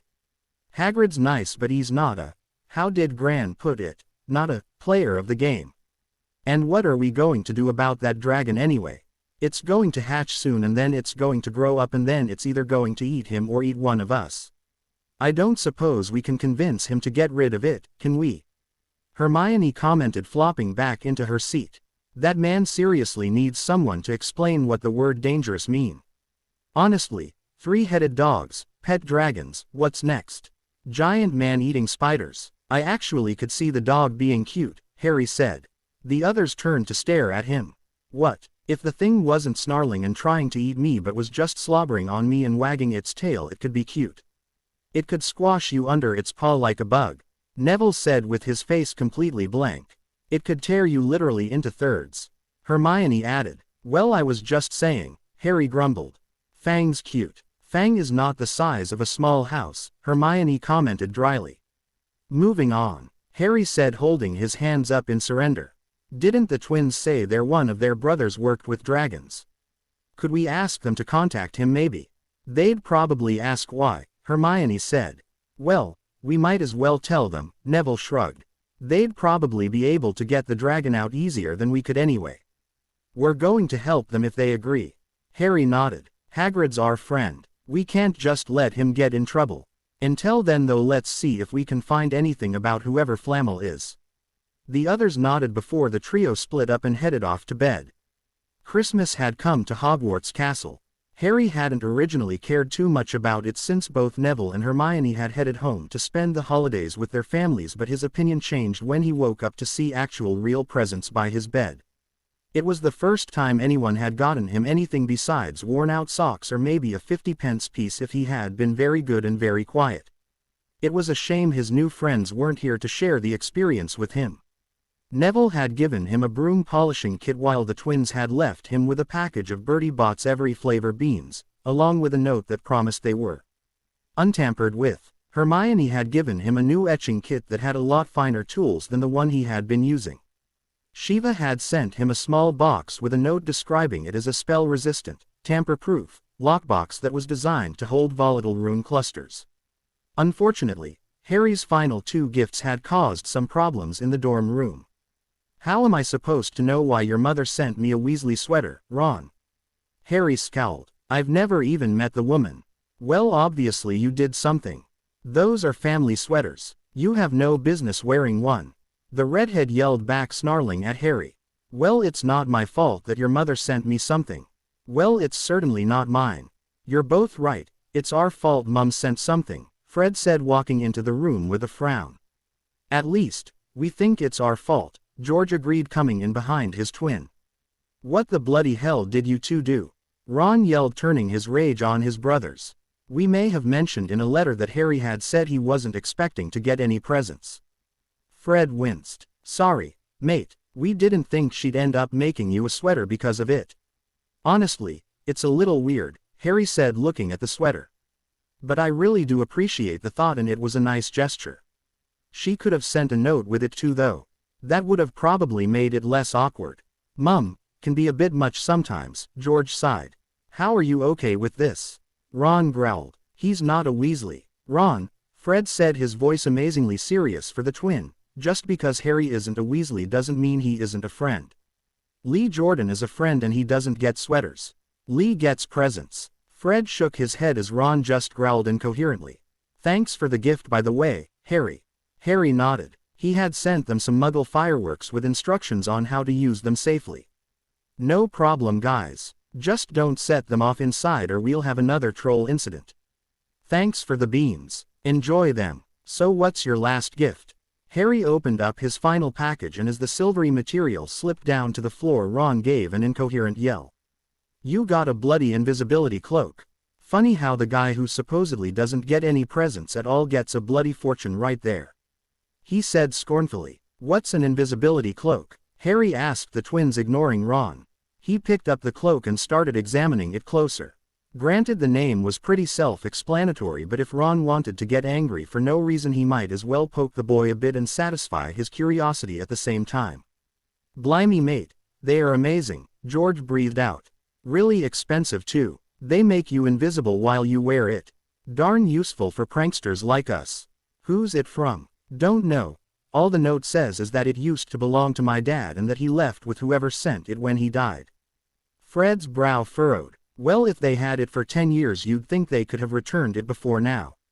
"Agreed." Harry sighed. "At least they did give it back. I probably never would have known about it otherwise." "How come you aren't jumping and down in joy?" Ron asked in disgust. "That thing is probably worth more than everything else combined." The 3 others in the room glared at Ron. "It's nice to have a memento of my father, Ron, but it's not like I need it. I could probably make a rune cluster that would do the same thing as this but better, and it would be smaller and more portable too." "Well, if you don't want it, then just give it to me." Ron held out his hand for the cloak. Harry snorted, and before he could respond, Fred and George moved to either side of Ron and grabbed an arm. "Dear brother, I believe it is time for breakfast. Shall we be going?" "We'll see you later, Harry. Merry Christmas." Despite planning his new ninja rune cluster, Harry did end up wandering the castle after dark with his father's cloak on during the break, more from curiosity than anything else. On one such nocturnal excursion, he ended up finding an amazing mirror. A mirror that he had trouble walking away from. A mirror that showed him his family. "Mirror of Arise?" Harry asked Professor Dumbledore. He didn't want to look away from the mirror, but he did eventually turn to glance at the headmaster. "Yes, Harry, the mirror shows one their heart's deepest desire. It is quite the amazing artifact. It is also dangerous. Many have wasted away completely simply sitting and staring at it, longing for that which they have never had instead of seeking to attain their desire in reality. Yeah, well, unless you happen to know how to bring back the dead, my necklace, my mum's notebooks, my dad's cloak, and this mirror are the closest I'm ever going to get to my family, so excuse me for spending some time here." "Sir," Harry twisted back around to the mirror. He hadn't forgotten what McGonagall had said about why he was with the people his mother had hated. My boy, no magic can bring back the dead. Dumbledore sighed. He reached forward to lay a hand on Harry's shoulder. Harry scowled and threw it off. I know that, Professor. I'm not an idiot. Maybe I could come up with a cluster that would give a nice imitation of life, but it wouldn't be real. Harry was still staring at the mirror, so he missed the flash of fear and desire that peered through Dumbledore's eyes. Did you have my dad's cloak? I did. Harry ground his teeth, trying very hard not to lash out. Why wait a decade to return it then? Sir, I knew your relatives would not appreciate such a treasure. I simply wished to ensure its safety until you rejoined us. Harry huffed, conceding the old man had a point there. Well, thank you for making sure I got it back. I would have preferred it as soon as I got to Hogwarts, but thanks for not just keeping it, Professor. Dumbledore gave a slight nod. You're taking the mirror away, aren't you? I am. Fine. Harry slowly climbed to his feet and touched the mirror's surface with a sad smile. Bye, Mum. Bye, Dad. Bye, guys. He turned and walked past Dumbledore. Thank you for giving me some time with them, Professor. Have a pleasant evening, Harry. Dumbledore watched Harry walk away and turned to the mirror himself. An image of Harry, cloaked completely in black with yellow eyes wide open, stared lifelessly back at him from the Phantom's position slumped on the floor. A Phantom Dumbledore was standing over the boy holding a rune cluster that he held to Ariana's. Dumbledore started crying as the Phantom version of his sister slowly started to breathe again. When Neville and Hermione returned from their holidays, Harry showed them the invisibility cloak as well as his initial plans for the ninja cluster that would be an improved version of it, incorporating sound dampening effects as well. Both were extremely impressed. Did you have any luck in the restricted section searching for Flammel? Hermione asked after correctly guessing he'd have checked the book out from under the cloak. No, none of them had anything. Harry shook his head. He knew he remembered the name from somewhere, but it just kept eluding him. My gran said it didn't ring any bells, Neville said. She said he might be from out of the country. Well, that would certainly make a bit more sense, I suppose, Hermione said. She sighed. That would also make this far more difficult. It's a shame he didn't do anything famous. Then he would have been in more books even if he was. Neville cut off as Harry slapped his forehead. Harry, I am such an idiot. Hermione shook her head and snorted. Harry, you are not an idiot. You are a savant. It's pretty much the exact opposite of idiot in the magical world.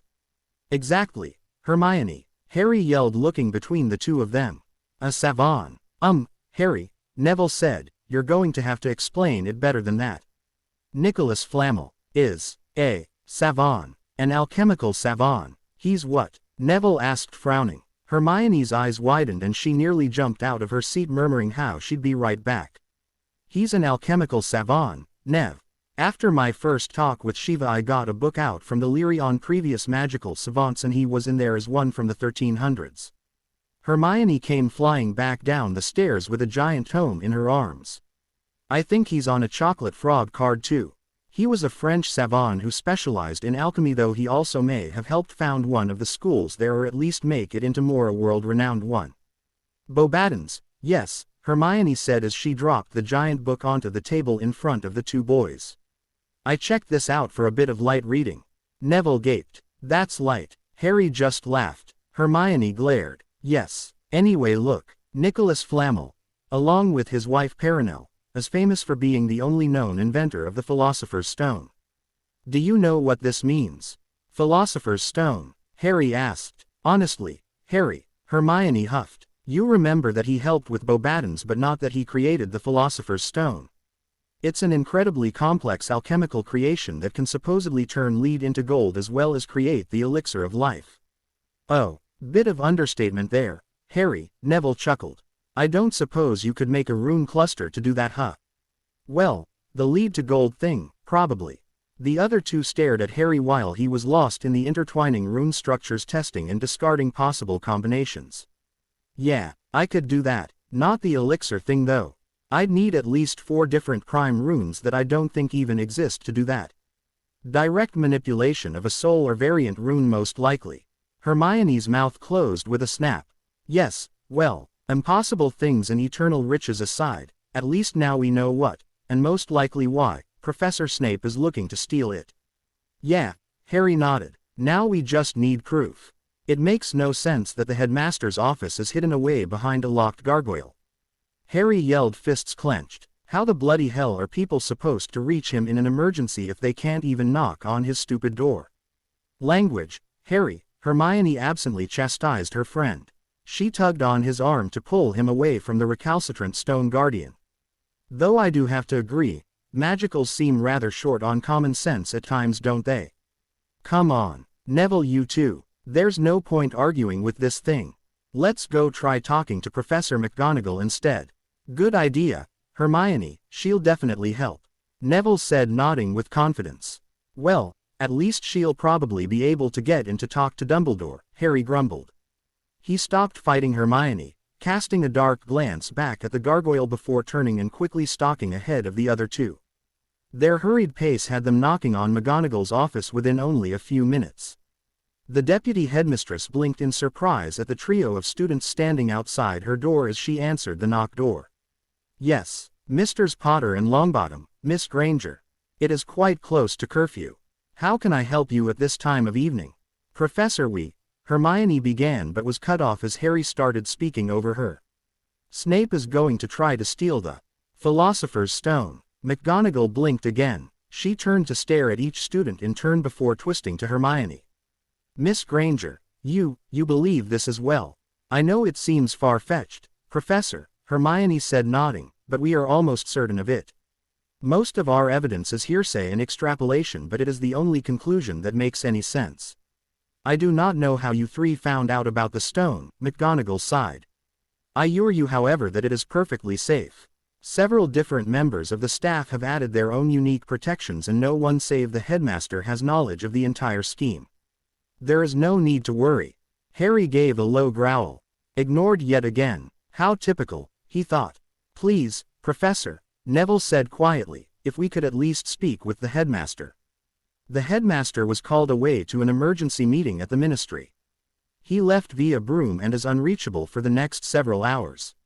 She frowned, thinking, could it be possible? Would someone really be daring enough to attempt a theft in the middle of Hogwarts with dozens of adult wizards and witches right there? No, no one was that daring. Not for over a decade. But, please, I understand your concerns, but again, I assure you, the stone is perfectly safe in Hogwarts and that Professor Snape has no intention to attempt a theft. If you still feel this strongly about it, then we can discuss this in the morning when the headmaster returns. For now, please return to your dormitory before curfew. But, Hermione said. Hermione, forget it, Harry muttered. He grabbed her arm and started pulling her away. Let's just go. Neville narrowed his eyes at Harry before nodding and hurrying along to follow. All right, Harry, what gives? Neville asked the other boy after they had moved far enough away to avoid being overheard. Yes, it's not like you to just give up like that, Harry, Hermione added with her brow drawn in worry. There's no way she's going to believe us. I'm telling Shiva instead. Should have gone to her first, Harry said, hurrying towards the ancient Rune CL room. You really think she'll believe us when Professor McGonagall won't? Neville asked with a slight quaver to his voice. McGonagall had evidently sapped at least part of his confidence. Worth a try. But yeah, I do. Harry pulled up outside his mentor's door and quickly knocked. 1 sec, came the muffled reply from beyond the threshold. Just give me a, Shiva huffed, pulling open the door, minute. Harry. The young teacher was dressed in a too large t-shirt and had on a tousled pair of pajama pants. You know what time it is. What's going on, you three? Shiva, we need your help, Harry said with his fists clenched. Shiva frowned and glared at him. Harry, he waved the rebuke off impatiently.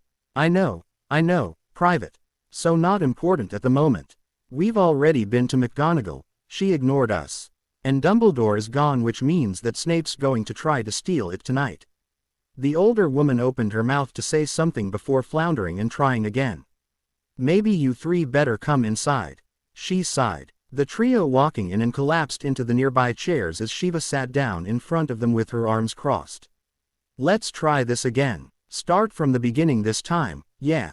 Harry took a deep breath before leaning forward and starting to speak. Snape has been acting shifty all year, more so than just his grudge against me.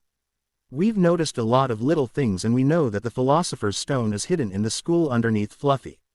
Fluffy? Shiva asked, her arms spreading wide for more information. Hagrid Cerberus, Neville supplied. Why does it not surprise me he named his monster dog Fluffy? Shiva muttered. All right, go on. I like Hagrid, Harry continued, he's really, really nice. But everyone knows he's not exactly all that good at keeping a secret, and we just found out that he accidentally mentioned to someone shady how to get past Fluffy, and with the attempt earlier this year with the troll, and now with Dumbledore gone for the night the thief has got to be planning to try again tonight. Breathe, Harry, Hermione muttered from beside him. Shiva frowned and stared between all three of them. And you told this to Professor McGonagall as well? Hermione nodded. Yes, ma'am, but she just said that the stone was safe and told us to go back to bed and discuss it in the morning. Well, I was assured that the protections were sufficient when I offered to add some wards to it, but this does sound a bit suspicious. Harry's heart fluttered a bit. Would she really help them? Okay, here's what we're going to do. I'll go get Dumbledore and we'll check the defenses to make sure that everything is still secure while you three. I thought Dumbledore was gone. Hermione asked. He is, but he should be arriving at the Ministry by the time I get to the ward line to apparate over there. We should be able to get back within a half-hour tops. Shiva replied. Now I want you three to go back to Gryffindor Common Room. Wait for me there. After Dumbledore and I check it out, I'll come and let you know what happened, okay?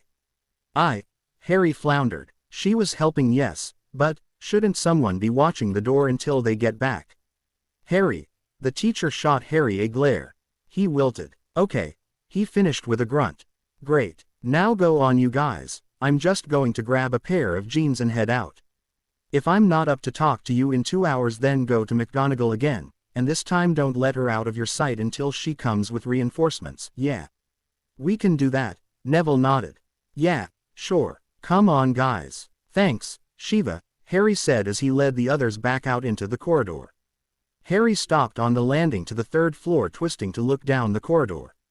Harry, Hermione said from behind him. She pulled on his sleeve. We have to keep going.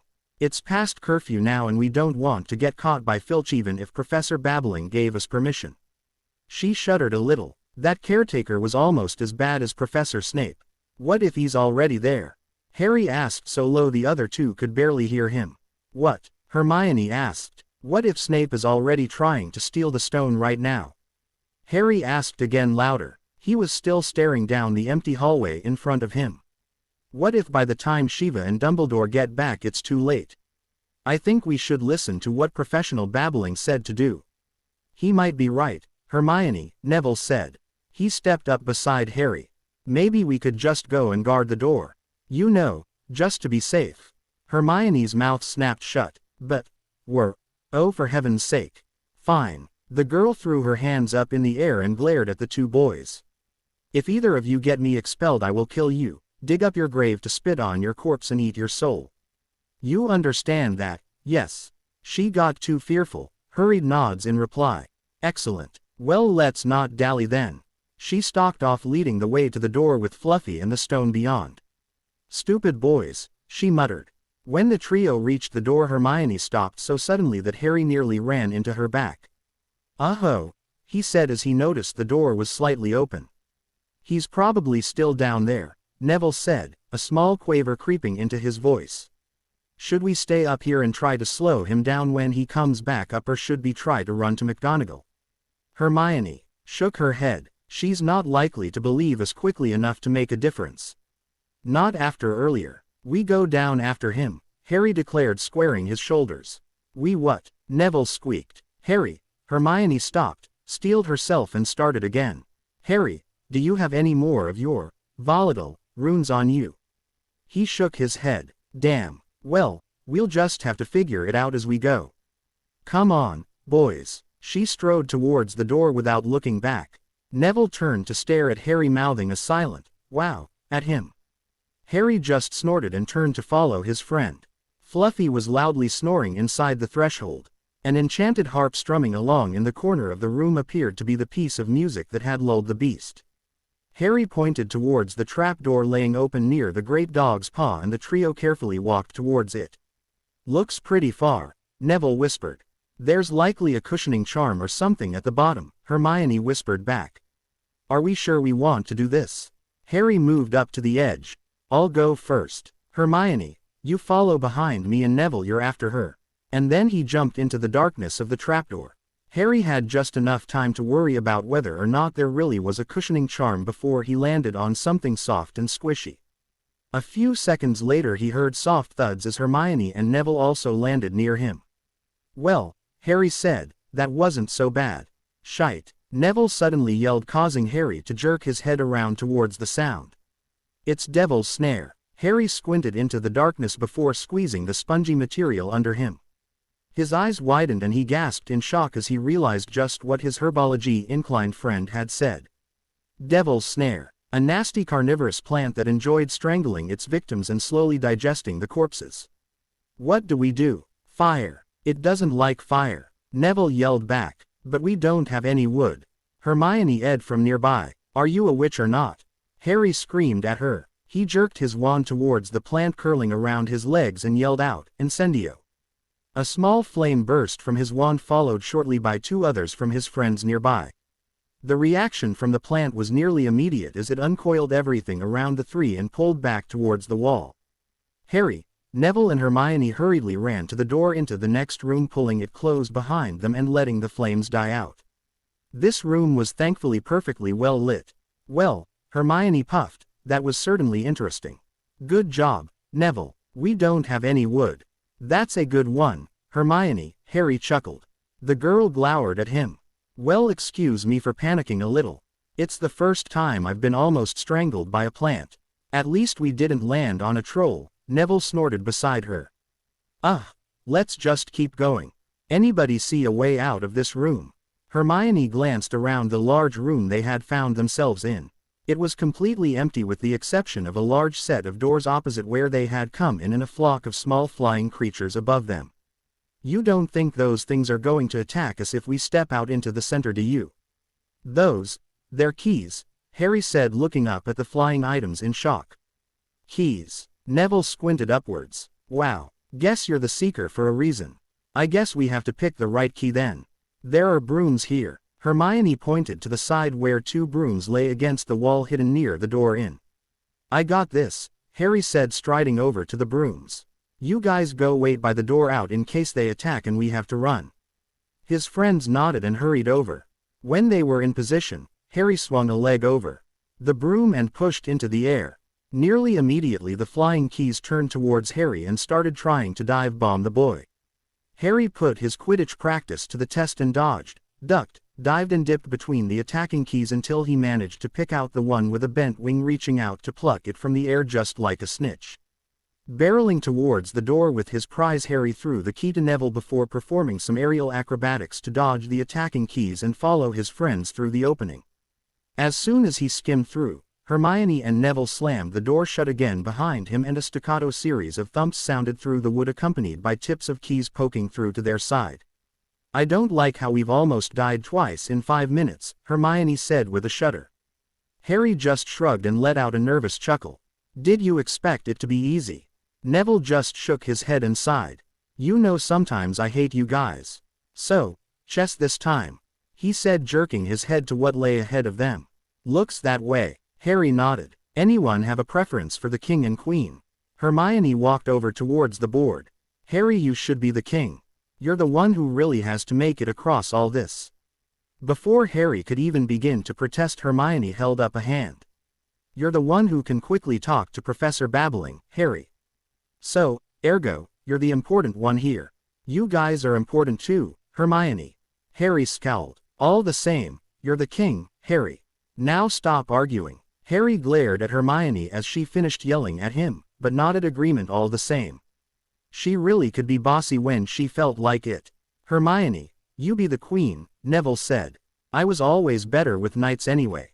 The three pieces the friends had claimed bowed and walked to the side of board while the group took the empty places. Using input from Hermione and Neville, Harry directed the chess pieces in their game. Considering how awful at chess he was, it was definitely a good thing that Neville stepped up and took charge of the strategy of the movements. Within less than 10 minutes the other side had been checkmated and the trio was walking through the open doors into the next room. Ugh! Someone mentioned another troll. Harry asked, holding his hand over his nose. This one looks even bigger than the last, Neville said in a soft voice. Thankfully this troll was quite dead, seeing as a large section of its head was caved in. Harry honestly couldn't bring himself to care much this time. It didn't help his companion that Hermione was wrapped tightly around his arm, shaking and making quiet whimpering noises.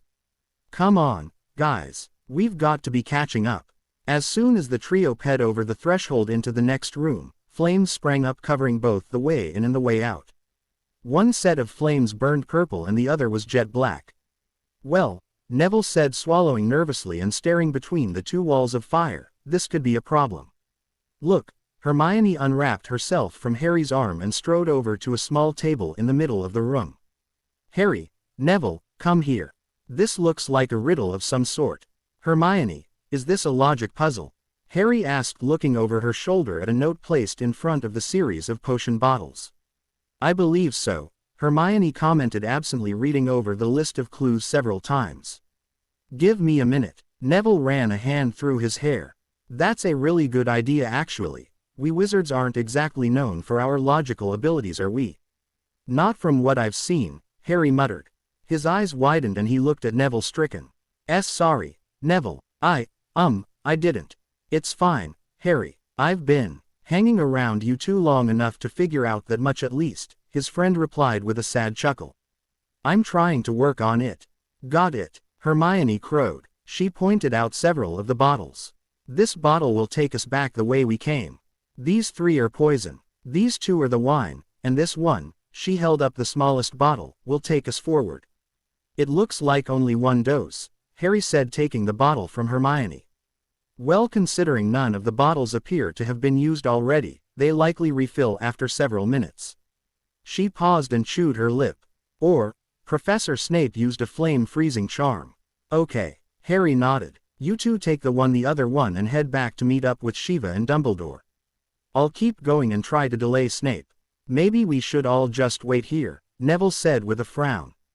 I don't like the idea of you going ahead alone. Hermione's lips were quivering and her eyes were watering. There's nothing we can say that will make you wait as tea there. Harry shook his head with his mouth set in thin line. Hermione threw her arms around him and crushed him in a huge hug. You come back, you hear me? You come back. I'll do my best, Hermione, Harry said, squeezing her back. Nev, make sure she stays safe. I will, Harry. Neville clapped a hand onto Harry's back and gently pulled Hermione off him. Be careful, mate. Harry nodded in reply, tipped back the potion bottle and strode through the flames into the next room. Professor Quirrell, Harry blurted out incredulously as he saw the man standing in the middle of the final room. Quirrell was scowling at a mirror set up dead center in the small room and barely even took notice of Harry entering behind him. Potter, I really shouldn't be surprised about this. You and your little friends have been rather annoying this year, Quirrell sneered, all traces of the usual stuttering gone from his voice. But, no. This isn't right. Snape is the one who's trying to steal the stone. Yes, he really does seem to fit the mold, doesn't he? Who would ever suspect poor traumatized Quirrell when the sneering bat is making himself such a tempting target? I would have probably thanked him had he not made this so difficult. Harry had his wand on Quirrell, but he had no idea what he should be doing at this point. While Professor Flitwick had taught him the basics of the disarming and stunning spell, Harry still wasn't particularly good with them, and he knew he would stand no chance against a fully qualified adult wizard. Shiva is coming soon, Harry thought. All you have to do is stall. But, Snape was trying to kill me at the Quidditch game. Harry managed to yell out. Oh no, I was the one trying to kill you, boy, Quirrell laughed. The sound was hollow and it sent chills down Harry's spine. Severus was trying to save you. Muttering his annoying little counter curse. He certainly hates you just like your father before you. I don't expect he wishes you dead though. Or at the very least he wishes to do it himself. Neville knocked Quirrell over to try and distract Snape. Harry's mind was spinning. He cast about trying to find something else, anything else, something to keep him distracted. What about the troll? Did you let that in the castle too then? Oh, course. I even managed to place some bait near that foolish little girl. Shame the Muggle-born survived. I surely would have had more than enough time to retrieve the stone before this edition had she been a good little girl and died like she was supposed to. Harry's vision tinged with red and his hand clenched on his wand. This man had deliberately tried to kill Hermione. Harry's rage built and with a roar he yelled out, Expelliarmus! Stupefy. 2. Jets of red light burst from Harry's wand in quick succession. Quirrell twirled as Harry first opened his mouth and erected a shield. His face jerked in surprise as Harry's second spell shattered the shield, but he flicked his wand at the student before Harry could take advantage of the opening. Ropes wrapped around him and Harry snarled incoherently at Quirrell. Let me speak with the boy, a hissing voice sounded throughout the small room. Harry stopped struggling and felt his scar start to burn. But, Master, you. Silence, Quirinus. Quirrell immediately shut his mouth and turned his back to Harry. With a muttered, Yes, Master, the man began unwrapping his turban. As the cloth fell away, Harry recoiled in horror and pain as his scar beat a drumbeat of pain through his skull. Protruding from the back of Quirrell's head was a face from a nightmare. Narrow, red eyes, slits for a nose, a too wide mouth. It was vaguely S-like and a name drifted up through Harry's memory. Voldemort, he breathed out. Very good, boy, I admit, you are stronger than I had expected. How is this? My servant has failed me, one too many times. He needed to be watched more closely after his failure at Gringotts. Too long have I remained weak, thanks to you and your mother. But now, with the elixir, I will regain my body. Quirinus, use him. Come here, boy, Quirrell shouted, flicking his wand at Harry. Harry flew towards Quirrell and stopped directly in front of the mirror. Tell me what you see. Lie, lie, Harry thought desperately as he looked into the mirror. A quick glance up and he found the familiar markings of the Mirror of Arised stenciled into the frame. How does this help? I couldn't get the stone from this thing even if I wanted to. Harry hadn't even finished the thought before his gaze from drawn back down to the mirror by a quick movement. His phantom self in the reflection was unbound and holding up a hand. That hand was clenched around a blood-red stone that almost seemed to pulse from within. The phantom Harry smiled at him and dropped his hand into his pocket before vanishing. Harry felt a weight settle against his leg as the images of his dead family again floated into view in the reflection. Well, what do you see, Potter? I see my family, Harry whispered. I see my mum and my dad and sisters and grandparents.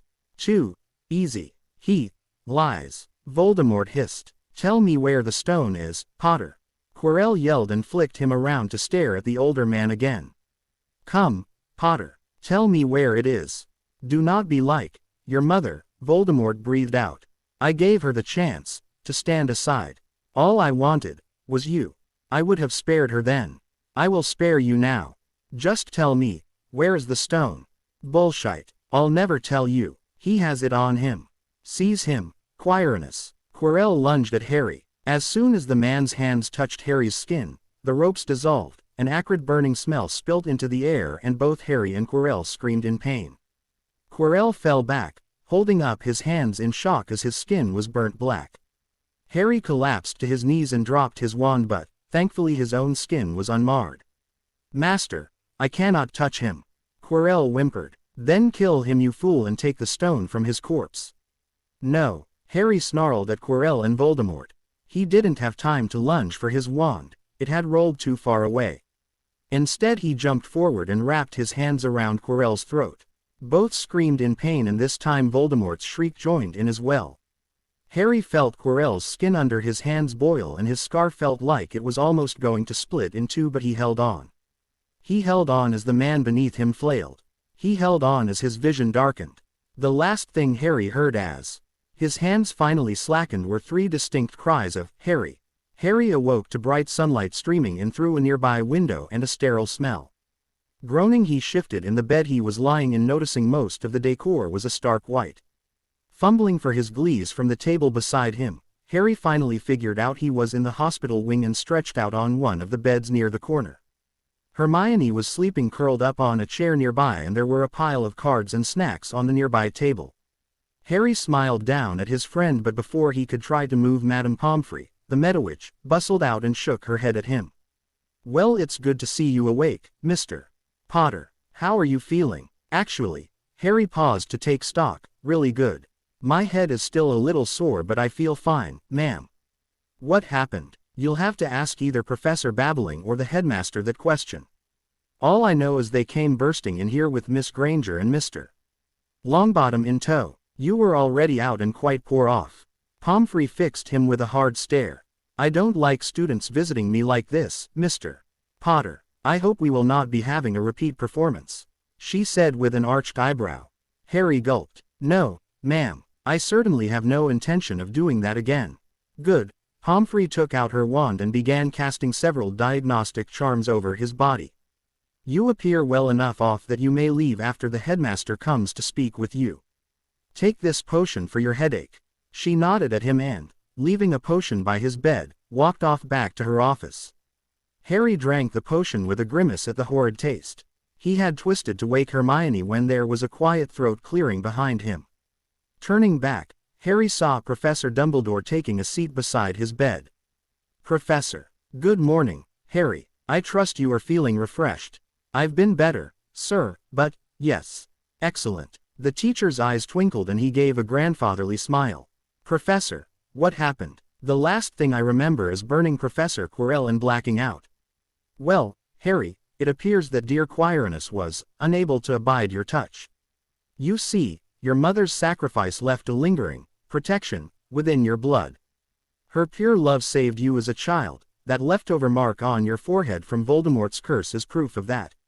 Her love watches over you even now. Someone like Professor Quirrell, whose heart was filled with hate and envy and who allowed himself to be possessed by Voldemort, was unable to withstand your touch. That is why he was injured so badly." Harry frowned. That was wrong. His mother's love may have helped jumpstart a ritual or something, but the mark on his forehead was a protection rune. It was definitely not a remnant of a curse gone wrong. It was some sort of focus of what his mother had accomplished when he was a baby. Harry may not fully understand what she had done, but he had recognized the rune component right off. Professor Dumbledore was over 100 years old and supposedly well versed in many arcane NCHES of magic. There was no way he had missed something like that. Harry shook his head. He could worry about that later. There were more important questions for the moment. "So, did I kill him?" Dumbledore sighed and laid a hand on Harry's arm. "What happened to Professor Quirrell was not your fault, my boy. He killed himself when he allowed Voldemort to possess him. His body lasted but a few moments when the Wraith deserted him. So Voldemort got away then." Harry scowled. "Of course the monster got away. If he could survive being killed once, then he could probably survive being semi-killed. Yes, Voldemort is no kinder to his servants than to his enemies. He abandoned Quirinus as soon as he was no longer a viable host." "And the stone, sir?" Harry asked with a sigh. "How did I get it out? What happened to it after?" "Ah, a clever bit of enchanted if I do say so myself," Dumbledore said, the twinkle back in his eyes. "Only someone who wished to find the stone but not use it could retrieve it. I dare say not many would fit that description, and certainly not Professor Quirrell or Voldemort. And after, I have spoken with Nicholas and he has agreed that the stone had to be destroyed. The danger of another attempt was simply too great. Nicholas and his wife Perenelle have enough elixir remaining to set their affairs in order before the end." "That doesn't seem very fair," Harry frowned. "Life, unfortunately, is rarely fair, my boy."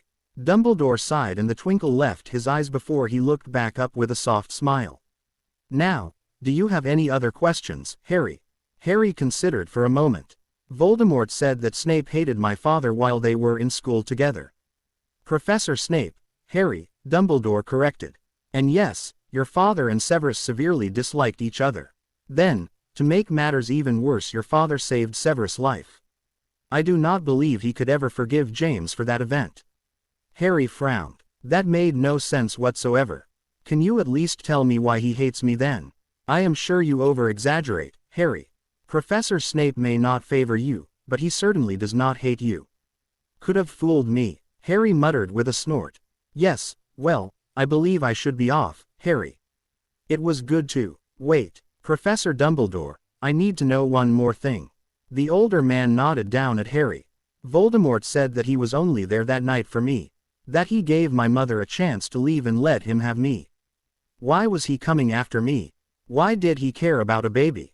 A grimace crossed Dumbledore's face, but he hid it quickly and merely sighed.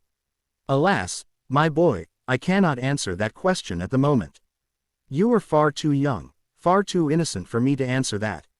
I know you do not like to hear this, but when you are older I will inform you what he meant by that. Harry scowled at the man. I've lived with the Dursleys for 10 years, Professor. I haven't been innocent since I was 5.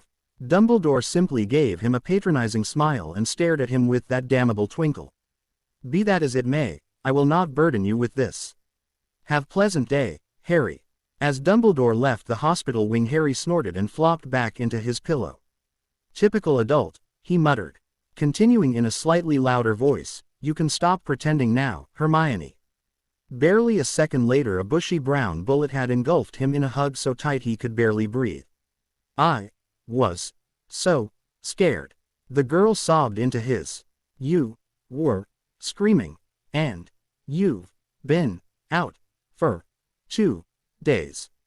Shish. Harry patted her head and pushed her back slightly, trying to both get some air and to look her in the eyes.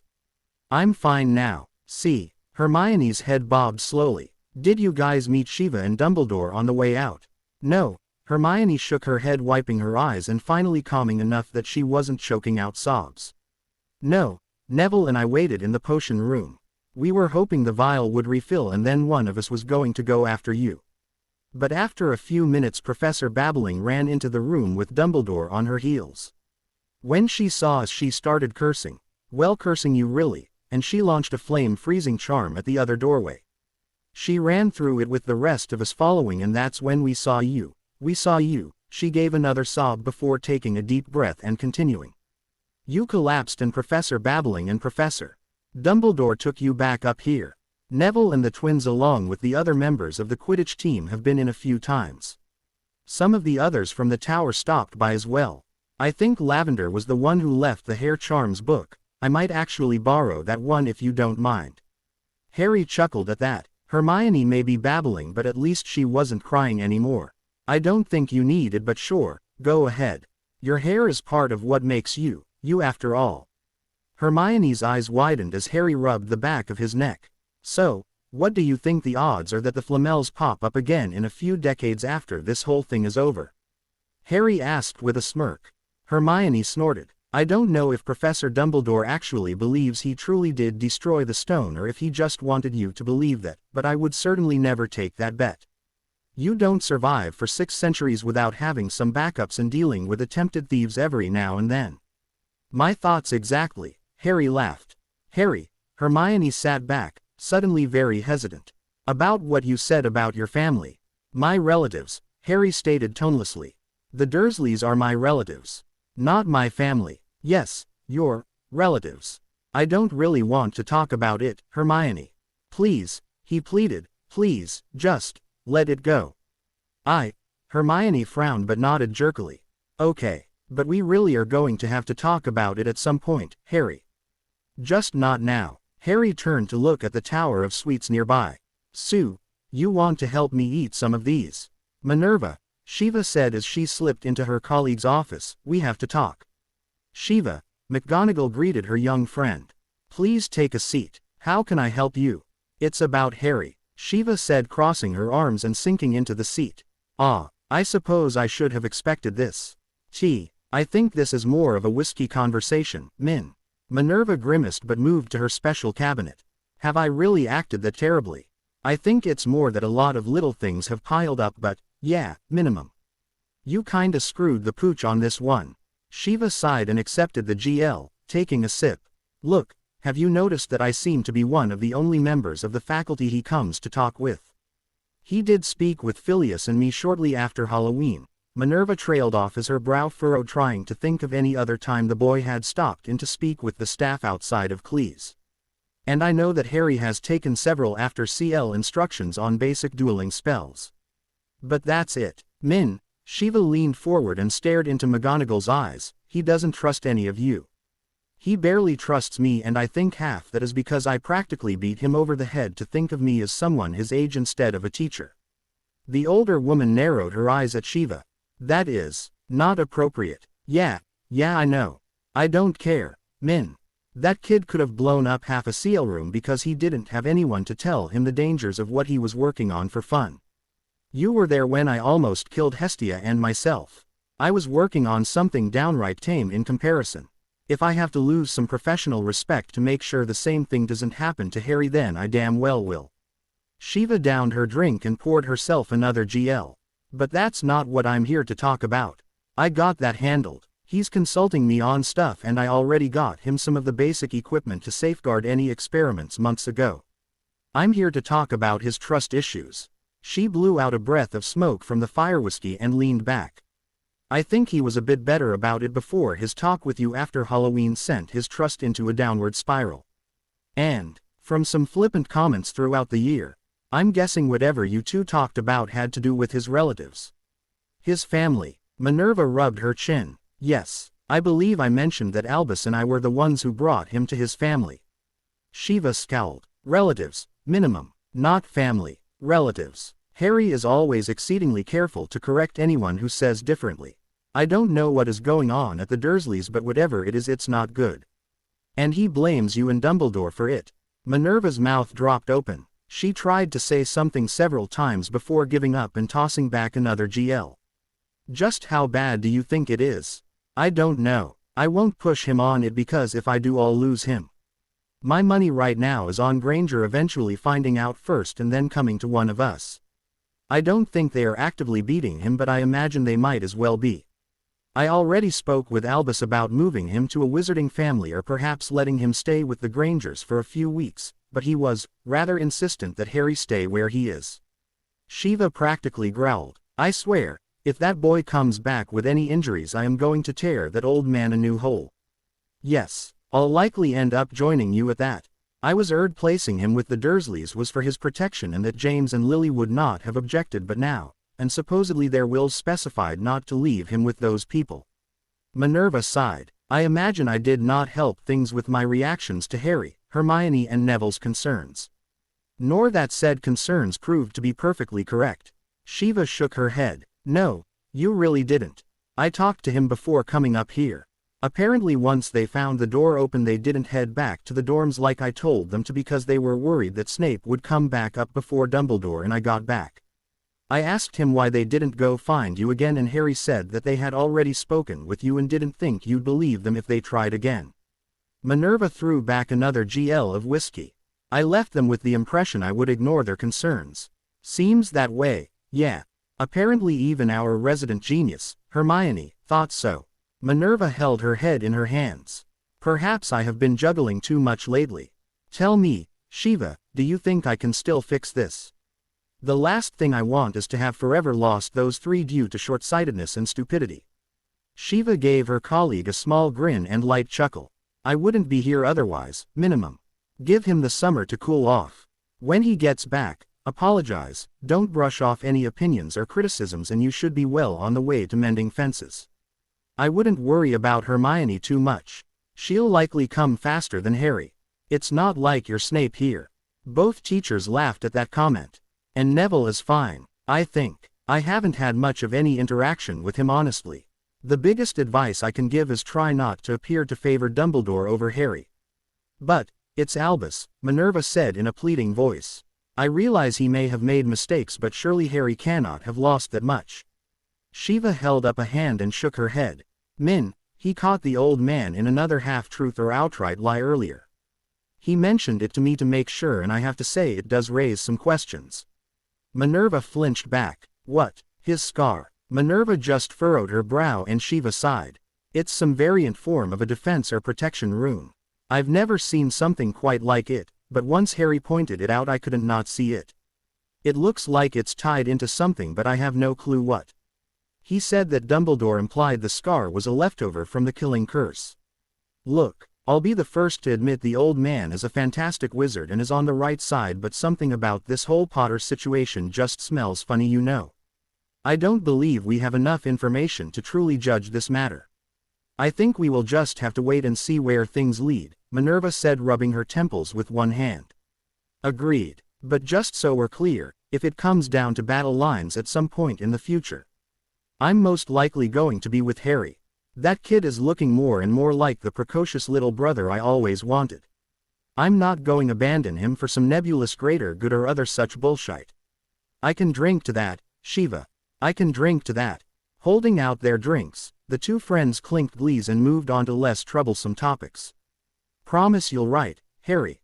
Neville asked as platform 9 3/4 came into view from their window. I promise, mate, Harry replied with a smile. Make sure you do the same. Harry, you're sure you're going to be all right? Hermione asked, staring hard at him and taking in the clothes that were far too large for him. Yeah, I'll be fine, Harry replied with an evil grin. Just because I know that I can't do magic or activate runes at the Dursleys doesn't mean they know that. Neville laughed. Harry, I think you've spent too much time with the twins. Hermione didn't appear convinced though. Well, remember, my parents are muggles, so if you need us to stop by or anything, just send a letter or give me a call.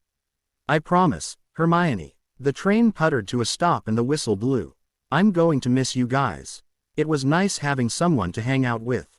I know what you mean, Neville said quietly. But hey, it's only a few months till we can all meet up again. And I'll ask Gran about you guys coming over for a day or two at some point. The Longbottom Manor can get kinda empty sometimes. Sounds like a plan. Harry stood up and clapped Neville on the back. He grinned, then turned to Hermione and accepted her bear hug. Have a great summer, Hermione. You too, Harry, Neville. The trio smiled at each other and stepped off the train, headed back towards their lives outside of Hogwarts. This had probably been the second worst summer that Harry could ever remember. Prior returning to the Dursleys, he had thought he had friends in Hermione and Neville.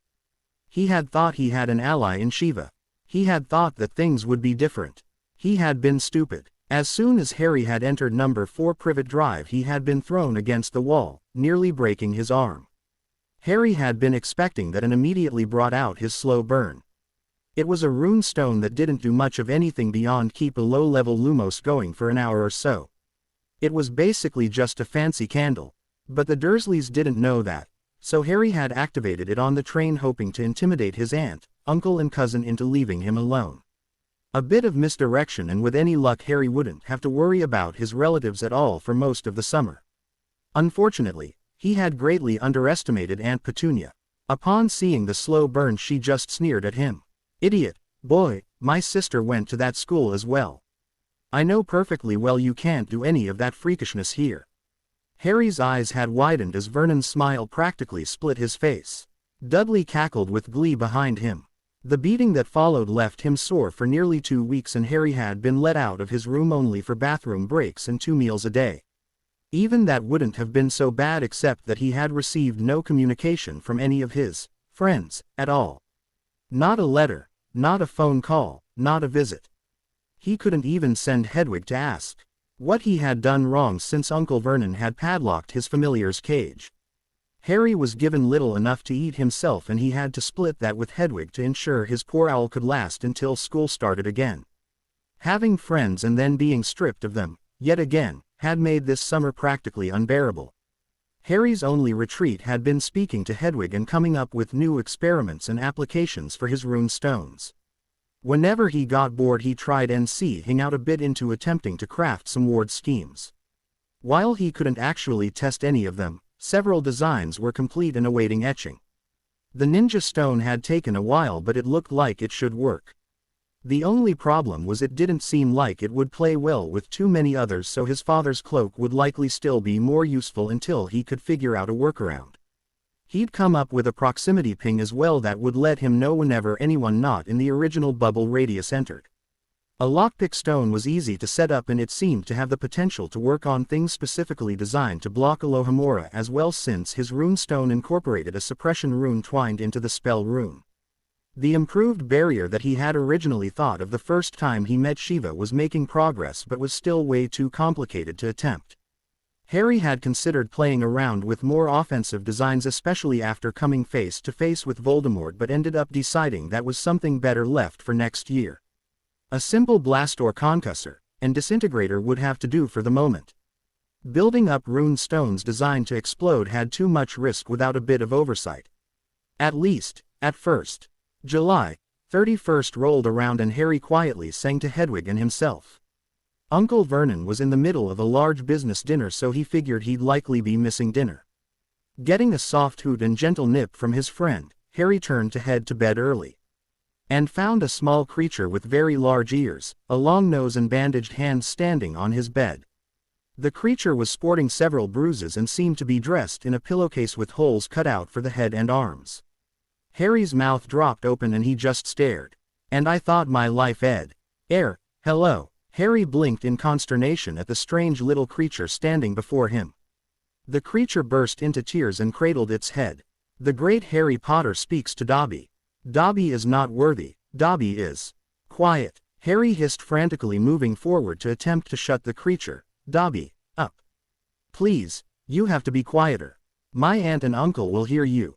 Dobby is sorry," Dobby said between sobs, at least attempting to lower his volume. "But yous is the great Harry Potter, sir. And Dobby is just a lowly house elf. Dobby cannot believe the great Harry Potter would wish to speak with him." Harry turned to Hedwig in confusion, who just chuffed at him. "Glad you're amused, traitor." Turning back to Dobby, Harry hesitantly reached out and clasped the little thing's shoulder. It just made the sobbing worse. Look, Dobby, first off, it's just Harry. Not the great Harry Potter, sir. Just Harry. Second, not to be rude or anything, but why are you in this house?" Dobby stopped crying almost instantly and turned sorrow-filled eyes on Harry. "Dobby comes to give Harry Potter a message. Harry Potter must not return to Hogwarts." Harry's compassion for the poor creature in front of him dried up and ice crept into his voice. "And who told you tell me that?" Dobby cringed and held up his hands to cover his face. "Dobby comes by himself. Master would not want Dobby to tell Harry Potter. Bad Master would want to ensure Harry Potter is present. Dobby must shut his head in the cabinet for coming, but Dobby will do it. Dobby will protect the great Harry Potter." Harry froze for several long moments, running over the house elf's words. His anger retreated somewhat as he realized some of what the little fellow was implying.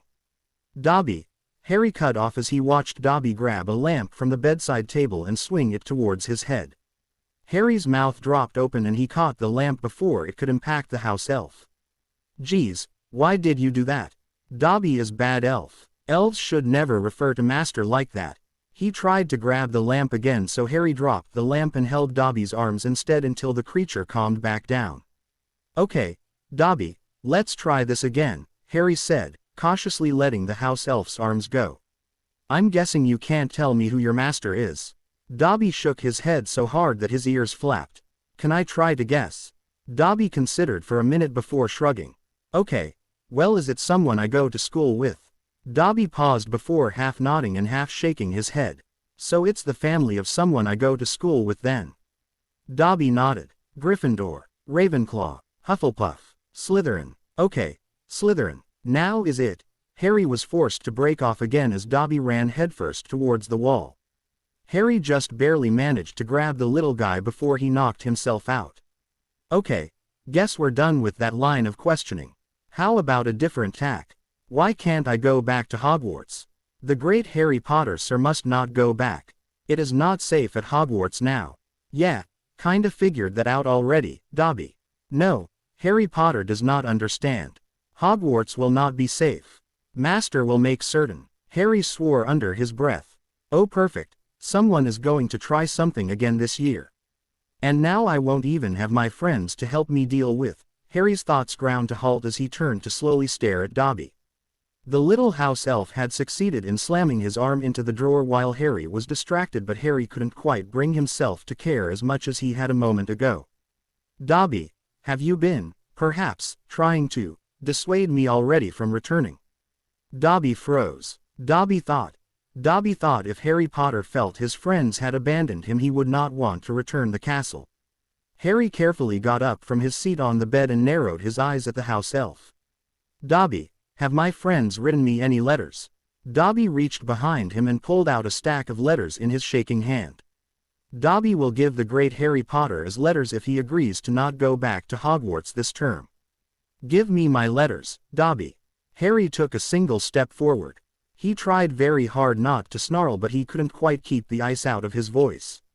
Now, his friends had been writing him. His friends hadn't abandoned him. He had friends. Harry Potter must promise. Hogwarts is not safe. Dobby, I refuse to stay in this house any longer than is absolutely necessary. I have already survived a murderous professor and psychopathic possessing ghost. The only friends I have are at Hogwarts. The only adult I trust is at Hogwarts. I am going back. Now give me my letters. If the great Harry Potter refuses to stay, Dobby will make him. The house elf snapped his fingers and Harry's door burst open. Harry sprang to grab him, but Dobby sprinted out and bounded down the stairs. Harry flung himself to his feet and ran after the house elf. He caught up just outside the kitchen, watching with wide eyes as Dobby stared at the cake on the table outside the door. The door with Uncle Vernon's business party still going on beyond. Dobby, please. Dobby is sorry, Harry Potter, sir. But Harry Potter cannot go back to Hogwarts. Harry lunged for Dobby but only managed to grab the letters in the house elf's hand before Dobby twisted away, snapped his fingers again, and the cake lunged through the door. With a quiet pop, Dobby vanished and Harry was left lying on the floor looking at the astonished faces of Vernon, Petunia and 3 guests. All covered with cake. It had been 3 days since the Great Cake Incident. Harry had received a notice about being expelled at the next underage magic usage. If I had known I had a freebie, I'd have used one of my Firestarter stones. Maybe if the house burned down we'd move somewhere that people would listen to me. Uncle Vernon hadn't beaten Harry, but he almost wished the man had. At least then his stomach wouldn't hurt so much from lack of food. And Hedwig wouldn't be starving then either. His friend was hurting obviously, but at least she wasn't dying yet. That was something right. As night fell, a low rumbling came from outside his window. It sounded almost like a car was sitting there on the 2nd floor. As interesting as that might have been, Harry couldn't bring himself to move enough to go look. There really just wasn't any point in it. Is this the one? Neville said 4 Privet Drive, and this was the only 4 Privet Drive in that map Hermione sent. Harry frowned. Fred and George. Was he delusional now? They had given him water, though the cat flapped, so he really shouldn't be hearing things. A gentle knocking sounded from the window, just barely loud enough to hear over the rumbling engine. Unable to resist the curiosity, Harry headed over to the window only to stare in shock at Fred's grinning face looking back at him. Hanging out the side of a car window. A car floating next to his window. On the 2nd floor. Hiya, Harry, what? Harry said. We got worried when you didn't respond to any of our letters. Neville and Hermione were going to come too, but we told them we had it handled. Are these really bars? Who bars a guy's window? My aunt and uncle, Harry responded. Can you really get me out? Sure. Just loop this. Fred handed a piece of rope through the bars, around those bars there. Cool. Okay. George, gun it. With a thumbs up, George turned the wheel and accelerated away from the house. The bars on Harry's window tore off with a loud crunch, and Harry glanced towards the wall to Dudley's room and the master bedroom beyond. How had they managed to sleep through that racket? George drifted the car back over to the now open portal. Come on, Harry, get in. Take Hedwig, Harry said hurriedly, handing off his owl to Fred. My trunk is locked up under the stairs. It has my dad's cloak, my mother's notebooks and my picture book of my parents in it. I can't leave it. Hang on then. Fred opened the car door and easily hopped inside. Downstairs, you say? Yeah, but the door is locked, Harry said, again glancing towards the wall. He scowled. It didn't matter if they woke up. He would not leave without his things. Locks aren't a problem. Fred had brought out a small set of tools and knelt next to the door. Are those lockpicks? Harry gaped at Fred. Out of all the people he had come to know, this really shouldn't surprise him. Yup. Sometimes it's better to do things without magic. Always good to be prepared. The lock popped and Fred tiptoed out into the hall, following Harry's outstretched arm towards the stairs. In another minute they had the cupboard opened up and Harry had grabbed his trunk. Harry, why is there a mattress down here? Used to be my room until I got my letter and Uncle Vernon got paranoid, Harry muttered. Can you give me a hand with this? Fred had to shake himself to stop from staring between Harry and the tiny cupboard. With a scowl the older boy grabbed the trunk and lifted it away from Harry. I got it. Come on. Back upstairs and into the car. Harry had just jumped into the car and was pulling his trunk in when Uncle Vernon's voice screamed out. What the bloody hell is that? What are you freaks doing? Budge over, Harry. Fred yelled with a wide grin. He jumped out the window and grabbed the car just as Vernon scrambled over towards them. George, hang on back there. Fred's twin yelled as he gunned the engine. Oh, and happy birthday, Harry. Fred, George, Harry and Hedwig soared away from number 4 Privet Drive, leaving a purple Vernon Dursley shouting at the sky. An hour or so later, George landed the flying Ford Anglia in driveway to the twins' house, the Burrow. The car had barely touched down before a screaming woman flew out of the front door yelling obscenities at the twins. Her hair was a flaming mop of red and Harry was willing to bet whatever money he owned that this was the infamous Weasley matron, Molly. How dare you? No idea where you were. Car gone. The clock shifted to mortal peril. Do you have any idea? She cut off mid-rant as Harry stepped out of the backseat lugging his trunk. Oh hello, Harry, dear. It's a pleasure to have you here. I'm not angry with you, dear. Just my sons. Why don't you head inside? I'll have breakfast on the table in a minute. The twins had carefully been edging towards the house when Molly turned back to them and continued her screaming. Harry had opened his mouth to try and defend them but stopped at George's gesture. A large hand landed on Harry's shoulder, causing him to jump and turn around, reaching for his wand before sheepishly realizing that it was still locked in his trunk. The man behind him was tall, with a ponytail, pierced ear and flaming red hair to match the rest of the Weasleys he'd seen. Hey, Harry, he said, I'm Bill. The oldest of the Weasley brood. There's not much point in trying to head off one of Mum's rants. We'll talk to her and get the twins out of trouble later. Come on inside. Harry just nodded and followed Bill into the house with a sorrowful glance back at Fred and George. Surprisingly, George gave him a covert wink and smile as he caught his eye. Food? Bill asked, gesturing, flicking his wand towards the table, which was quickly covered by a plate of flying bacon, biscuits and eggs. Harry could feel his mouth watering and he just nodded before running to the table and diving in. Thanks. I haven't eaten since that stupid party thanks to that crazy elf. Crazy elf? Bill asked, plopping down into the seat across from Harry and swiping a slice of bacon. Yeah, some house elf decided the best way to try and save my life was to get my relatives even madder than usual. And of course I get blamed for it as usual. Harry paused mid-bite and squinted at Bill. Do you know how to submit a complaint to the improper use of magic department by any chance? Why? Bill was starting to feel like he was having a conversation with the twins for as much sense as this was making. Like I said, I got blamed for the magic.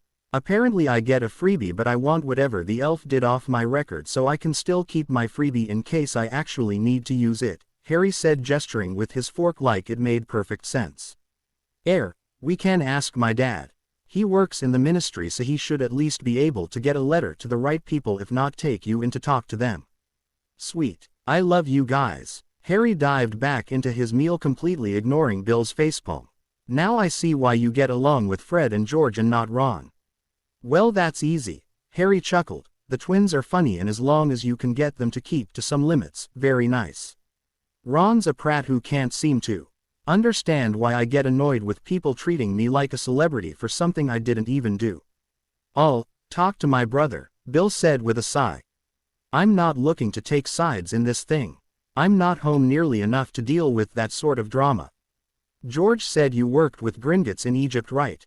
Yeah, I had a job in the area for an old friend and figured I'd stick around for an extra day or two for you to show up so I could talk to you. Harry frowned at that. Why did you want to talk to me? Well, Bill shrugged, my friend mentioned you had a talent for runes, so I just wanted to see for myself how far that extended. I'm a curse breaker. We deal with runes a lot in that job. Harry started to speak before stopping and laughing. Let me guess, Shiva. Bill chuckled too. Got it in one. The girl was a year behind me, but she knew her stuff almost better than I did. Said you were a bit of a savant with runes. Harry nodded. Sweet. Would you mind taking a look at this etching? My team in Egypt ran across it a few days ago, and while I'm pretty sure we've got the dangerous stuff figured out, I wanted a second opinion was I was here. You do know I just turned 12. Harry said, raising his eyebrows. Harry, I grew up with Fred and George. They were making better potions than Mum at 12, and she's studied it for years. And you come highly recommended, he winked. Like I said, just a second opinion. You're scouting me, Harry said with a bit of pride creeping into his voice. Bill laughed. Maybe a little. Harry just shrugged, pushed his plate to the side and held out his hand.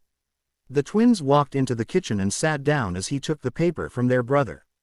Fair warning, I'm probably going to end up opening a shop at some point. Fred and George shared a look and silent grin while Bill just shrugged.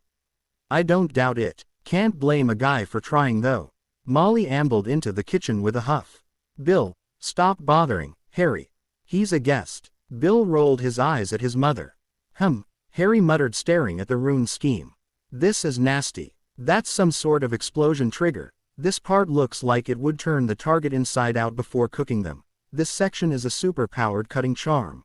Way more than necessary for even an entrenched target, really. And oh, this one. Harry's mouth dropped open. Seriously. Soul absorption. I didn't even think that was possible. Man, Shiva did not oversell you at all, Bill whistled.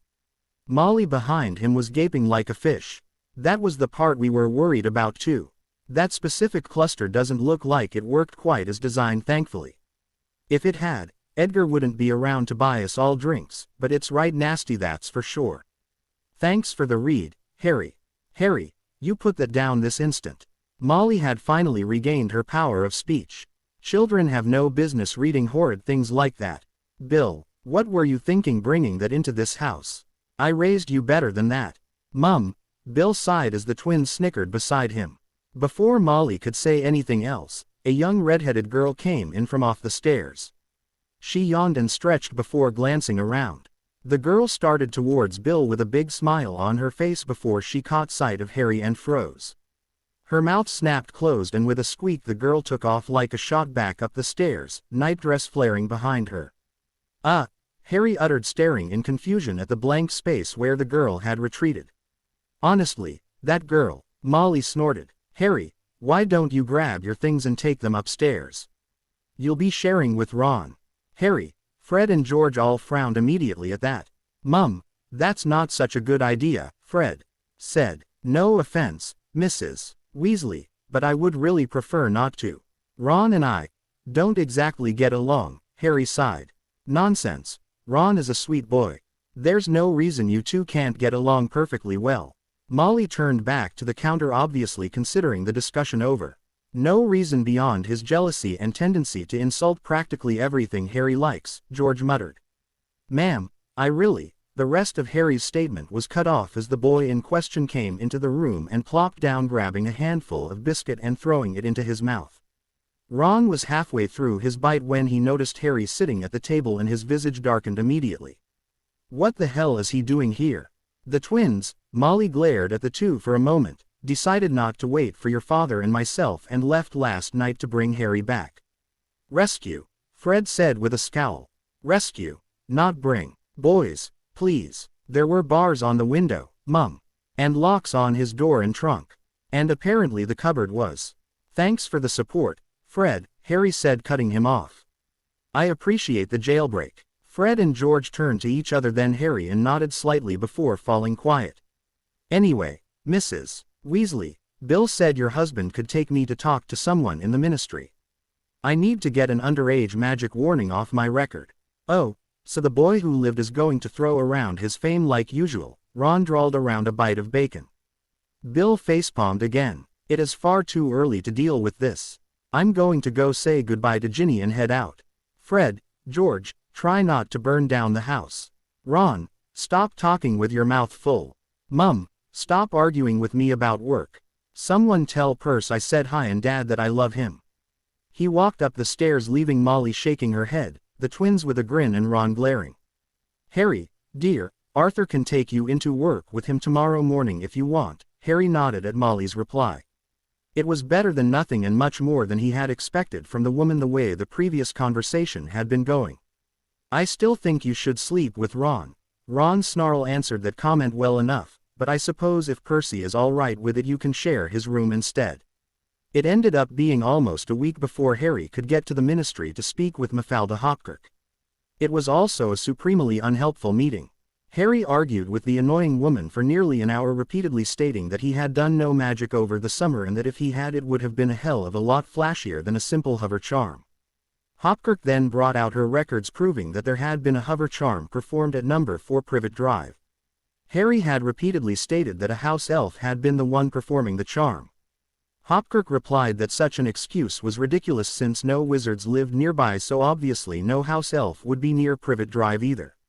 Harry offered to take a test or give an oath or drink a potion to prove it hadn't been him, and Hopkirk had scoffed, saying that there was no way she could get authorization for something like that with such a simple clear-cut case. Things quickly descended into a shouting match from there. After Harry demanded to see her boss, Hopkirk threw him out in a huff, saying that Director Bones was far too busy to be bothered by a foolish boy's temper tantrum. Needless to say, Harry's first experience with the Ministry of Magic had been decidedly unpleasant. The shopping trip to Diagon Alley did not go much better. By the time the Weasley clan and Harry were getting ready to head to the alley, Harry was practically ready to curse someone. It was a hell of a lot of fun to spend more time with the twins. Especially once he started asking them about why they were supposedly so good with potions and yet got such bad grades, but that was basically the only high point of staying with the Weasleys. Whenever Ron wasn't avoiding Harry, he was insulting him. Ginny seemed pleasant enough but could barely speak whenever he was nearby. Molly kept trying to send him on chores that either had him paired with Ron or Ginny, and the woman had never once apologized to Fred and George for screaming at them for rescuing Harry. Percy barely came down from his room, but at least he let Harry bunk with him. Even Arthur got to be annoying. He was very nice man and Harry really did like him, but asking about the purpose of Rubber Duck had been the last straw. There was being curious and then there was being annoying.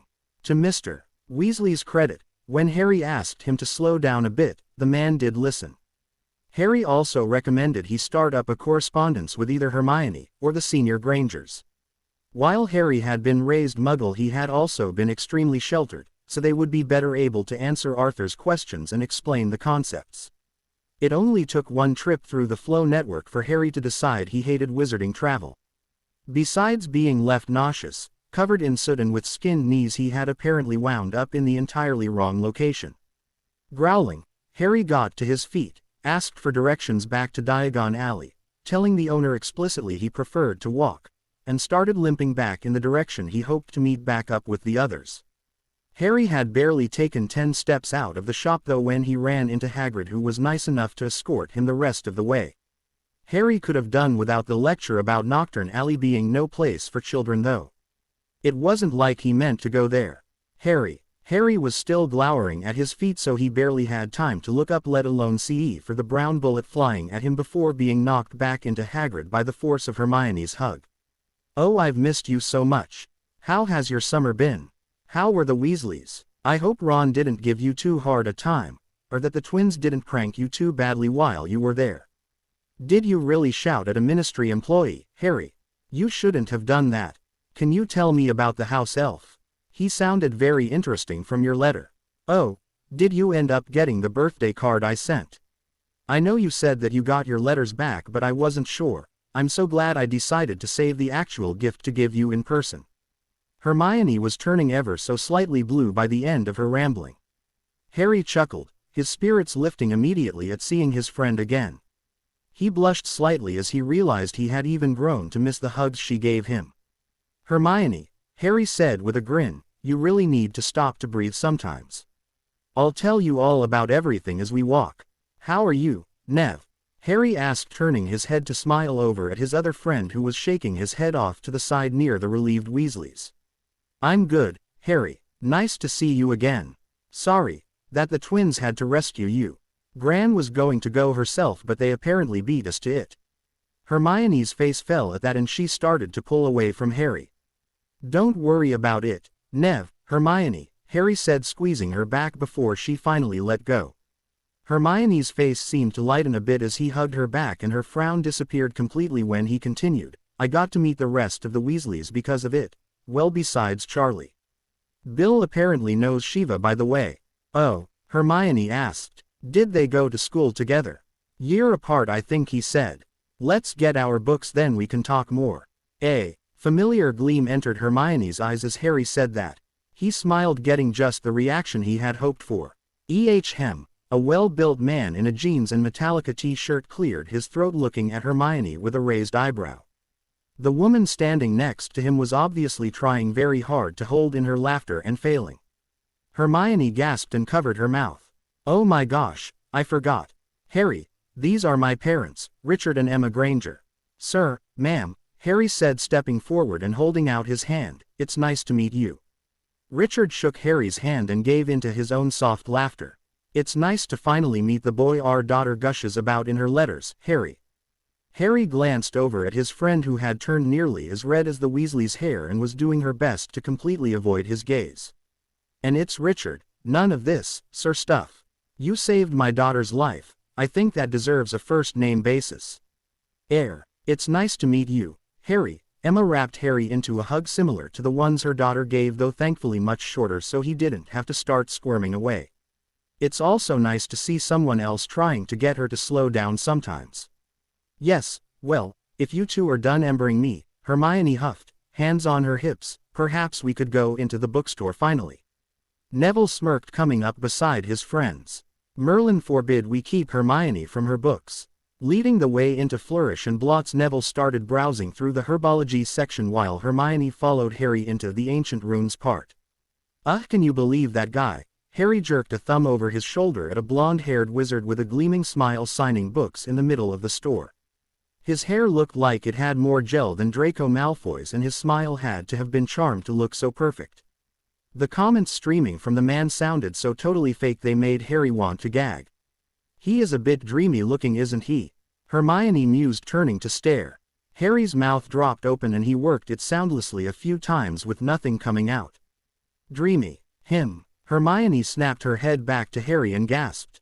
I just meant, well, oh never mind. You look much better, Harry. She clapped her hands over her mouth again and Harry heard a snicker from further up the aisle where Richard had stopped to browse. That's not what I meant either. Oh, for heaven's sake, stop distracting me, Harry. A now thoroughly confused Harry shook his head, grabbed some new books and tried to buy his things without getting noticed. He almost succeeded in making it to the register before the bleached author noticed him. Sadly, it was not meant to be. Harry Potter, as I live and breathe. Come to buy my books, Of course you would. After all, we famous wizards have to stick together, that we do. Lockhart threw an arm around Harry's shoulder and twisted so that several camera flashes nearly blinded Harry. Little did you know though, that not only are you going to get a full free, autographed copy of my books, Harry grimaced and tried to twist away from contact with the man, you are also getting me.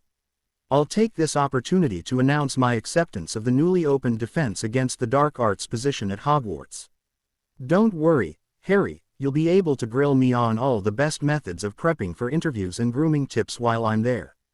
I'm so looking forward to imparting all my knowledge to you and the other youths. Harry felt like throwing up. With a final twist he pulled away from Lockhart and practically ran to the front of the store, only stopping as he came across Ginny talking with a tiny blonde girl wearing what looked like radishes as earrings. Ginny, you need a set of these books, right? The poor girl practically seemed to veet when Harry addressed her but managed to nod while her friend just cocked her head at him. Cool, take them. I can't imagine they're very useful, and even if they are, I'll just skim Hermione or Neville's copies. Thanks, Harry, she squeaked out. Harry nodded and moved to head outside, sidestepping two girls who looked vaguely familiar. Trace, do you think we need 2 sets of these stupid books? How good can they possibly be? I mean, really, the man looks like a determined pixie would trounce him, the taller blonde said, glaring back at Lockhart. Harry snorted. A woman after his own heart. The dark-haired girl next to her just shrugged and put a ratty book back into her bag. Let's just go with the 1 set. At least he's pretty though.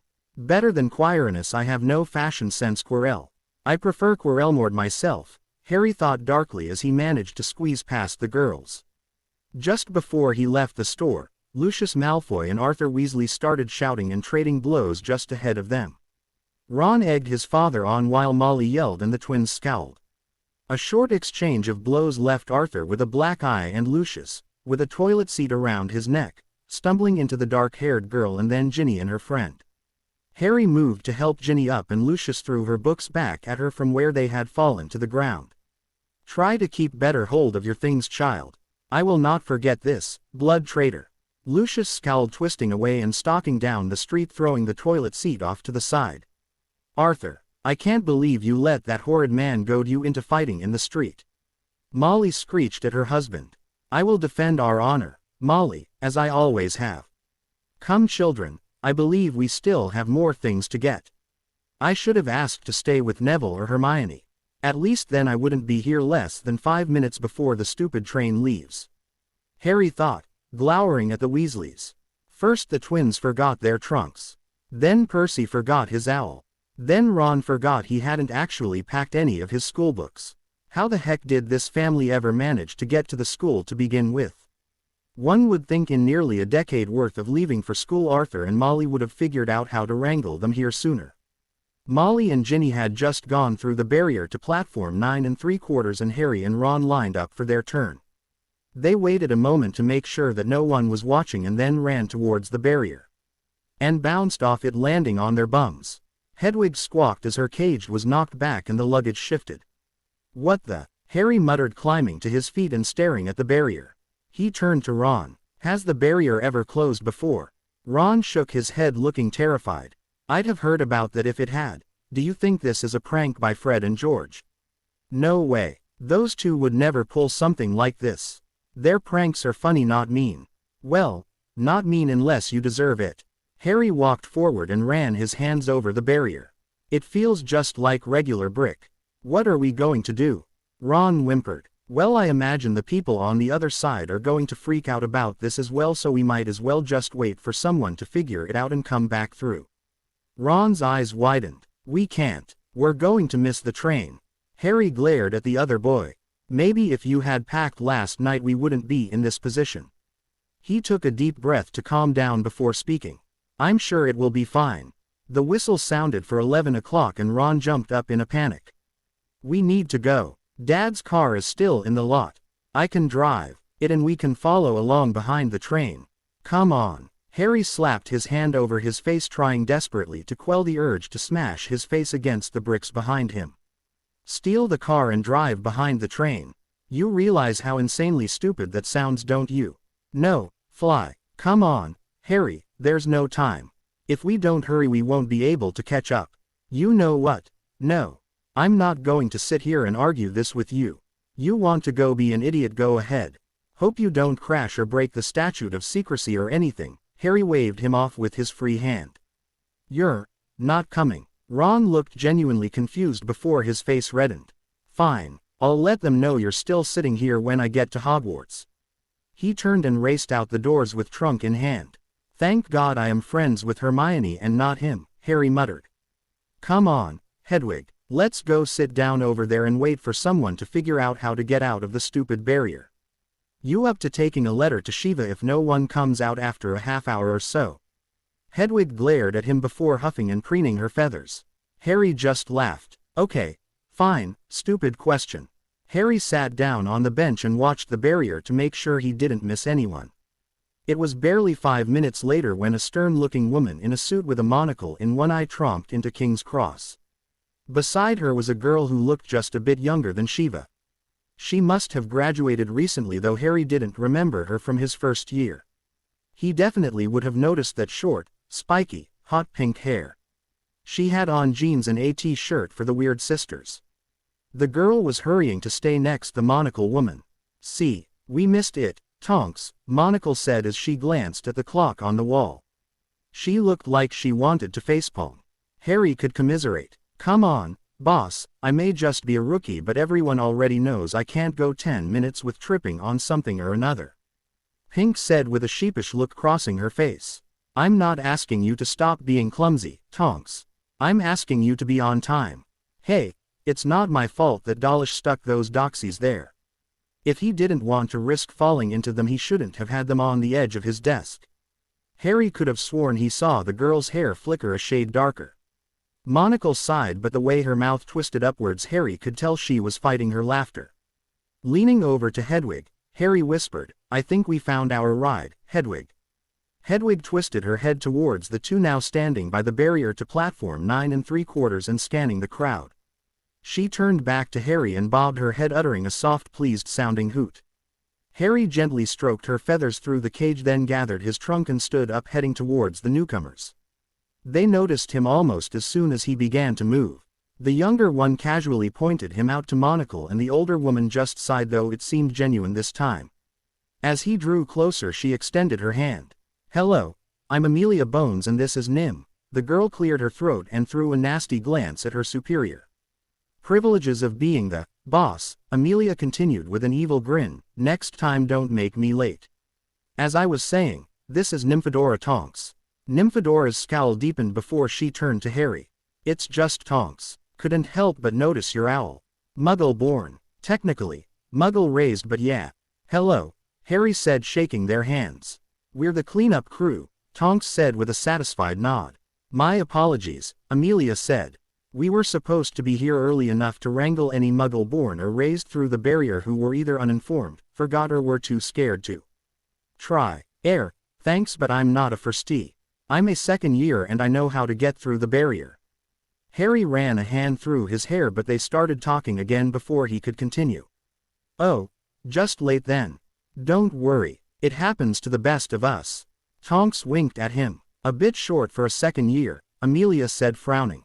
"I'm not allowed to eat much usually." Harry scowled. He knew he wasn't as big as most of the others. How was that his fault? "And no, not late. The barrier went solid when my CL mate and I tried to get through." Amelia's frown deepened. "That doesn't sound right. Give me a moment." Tonks round up his friend. Tonks saluted. "Yes, ma'am, you got it, boss." As Amelia moved back slightly to examine the recalcitrant barrier, Tonks turned back, smiling at Harry. "So where's your friend?" "He's really not my friend," Harry grimaced.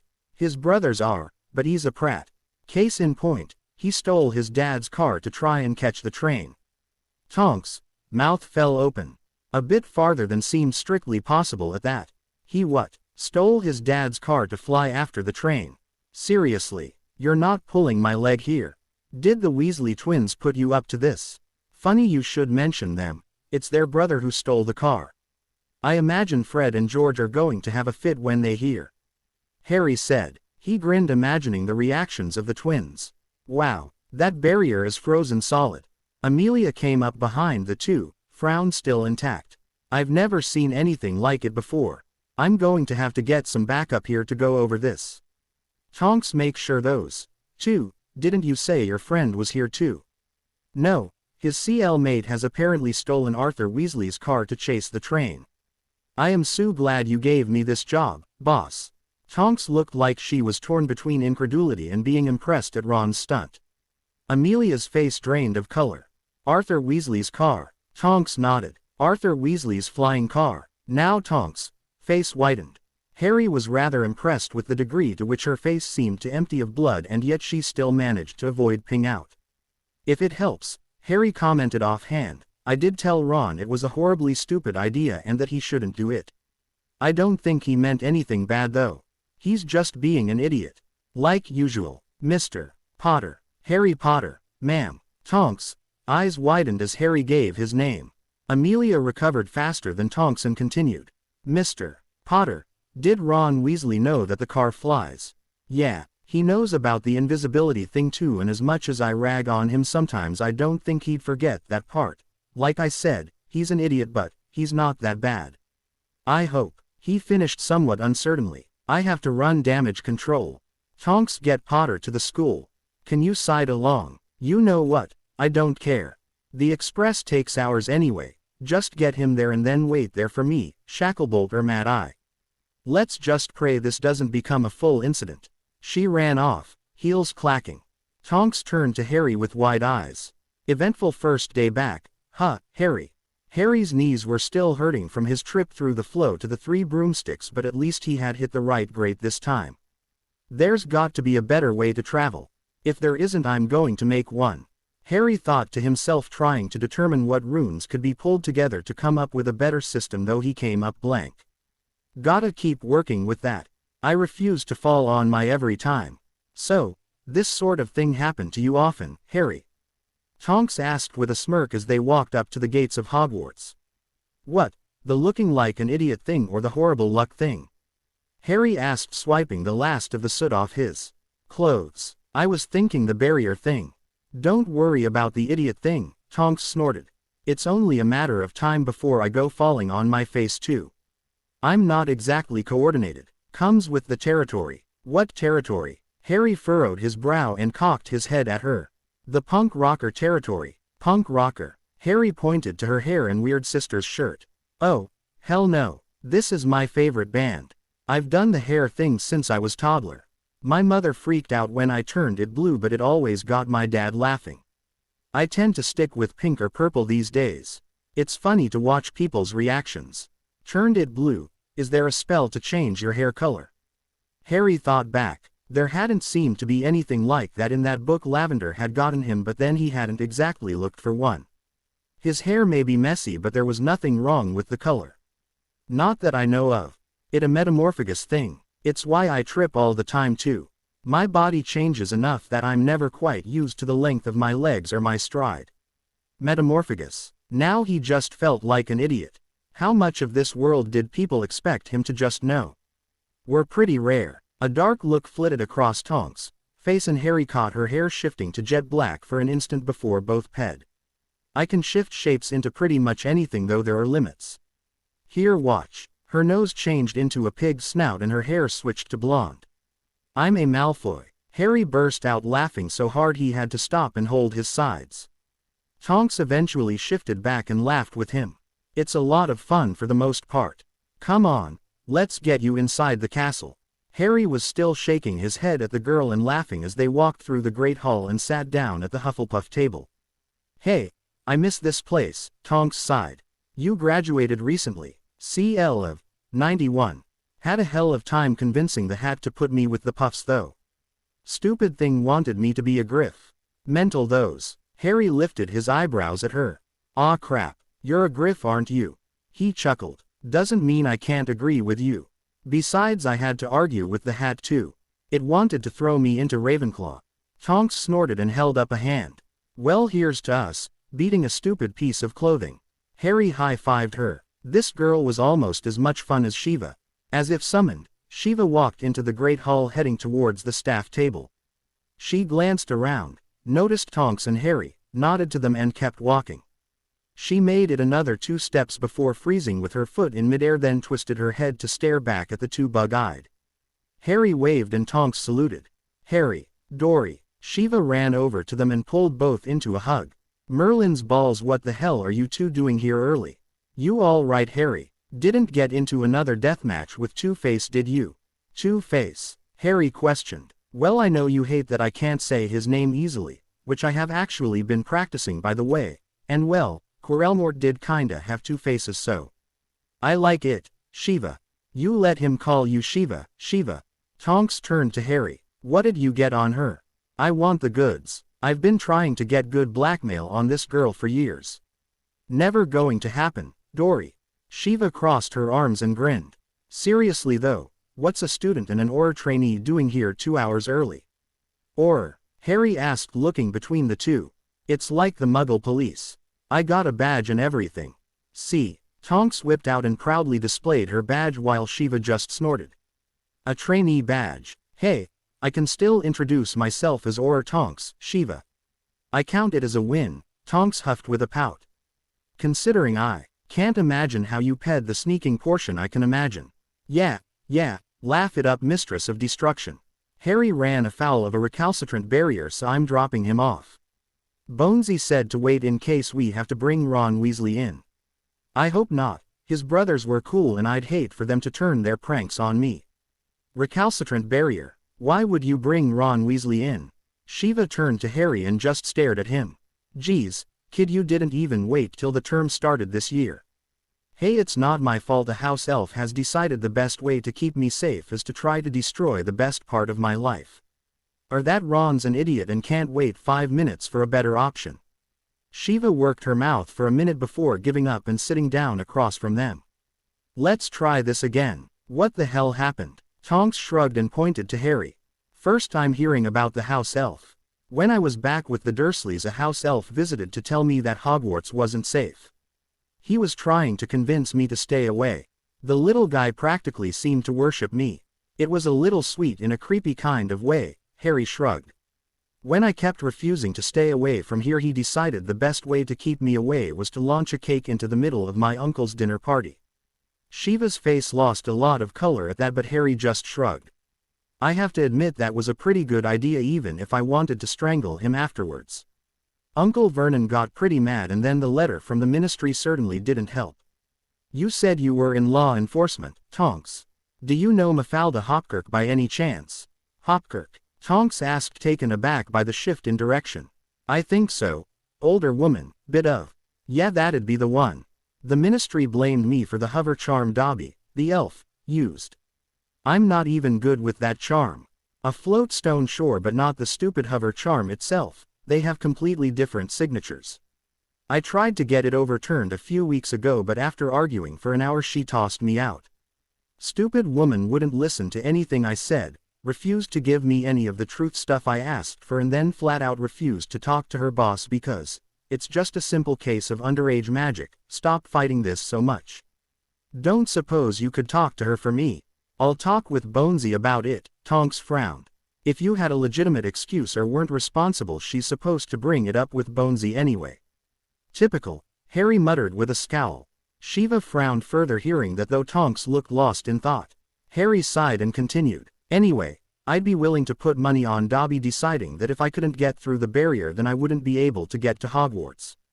He doesn't really seem to have the best logic. House elves can be a little weird sometimes, Shiva admitted. What barrier are we talking about? The one to platform 9 3/4, Harry shrugged. It was solid when Ron and I tried to get through. Ron panicked and decided to take his dad's flying car to follow behind the train. I just went to sit on a bench until someone managed to get back through from the other side. Tonks and her boss showed up before I got bored and sent you a letter telling you I was stuck. Shiva's mouth had dropped open in shock by the end. She turned to Tonks. A flying car, hence why I'm waiting here, Tonks said. Shiva banged her head on the table and groaned. Thank you for not going with him, Harry. I think I would have had a heart attack. Harry reached over and patted her shoulder. Shiva ended up pulling Harry off to the side a few minutes later while Tonks went to find some food. Harry, you said your uncle was upset after the cake incident. Harry stiffened but nodded. Did he? He stopped before he went too far, Harry said softly while giving Shiva a small shake of his head. I didn't get to eat for a few days, but he still gave me water, so it wasn't too bad. I got a little worried for Fred when Uncle Vernon saw the flying car as the twins rescued me, but we're all fine. That's not. Shiva sighed and hugged him. You shouldn't be starved for something that is not your fault, Harry. It happens all the time, Shiva. I'm used to it. It doesn't matter. He was finding it easier to relax into these hugs.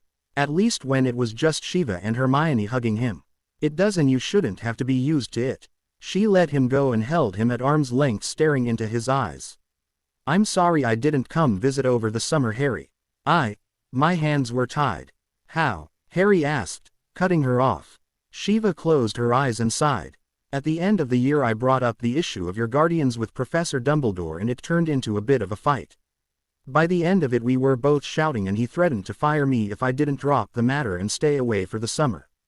Something about wards being renewed being critical to your protection. I've never heard of wards that would require that, though. At least not ones that would apply in your situation. He threatened to fire you. Nearly the entire modicum of respect Harry grudgingly had for the headmaster died a fiery death in that moment. Yeah, and I figured it'd be better to stay here where I could be around more often. But I've been trying to look into some things, and she sighed and pulled him back into a much shorter hug. Look, Harry, if I can get you away from those people, would you be up for it? Harry froze completely. He pushed back and stared at Shiva. He looked her up and down, taking in the stiffness of her body, the set of her jaw, and the slight sheen to her eyes. Slowly, ever so slowly, Harry nodded. I would do anything short of killing somebody to get away from the Dursleys for good. I don't believe you can. I've tried before, but thank you for asking. You've tried before? Shiva asked, carefully schooling her features into a neutral expression even while her voice dropped into a dangerous monotone. Harry kept staring at her. For a full minute he stayed completely silent and still.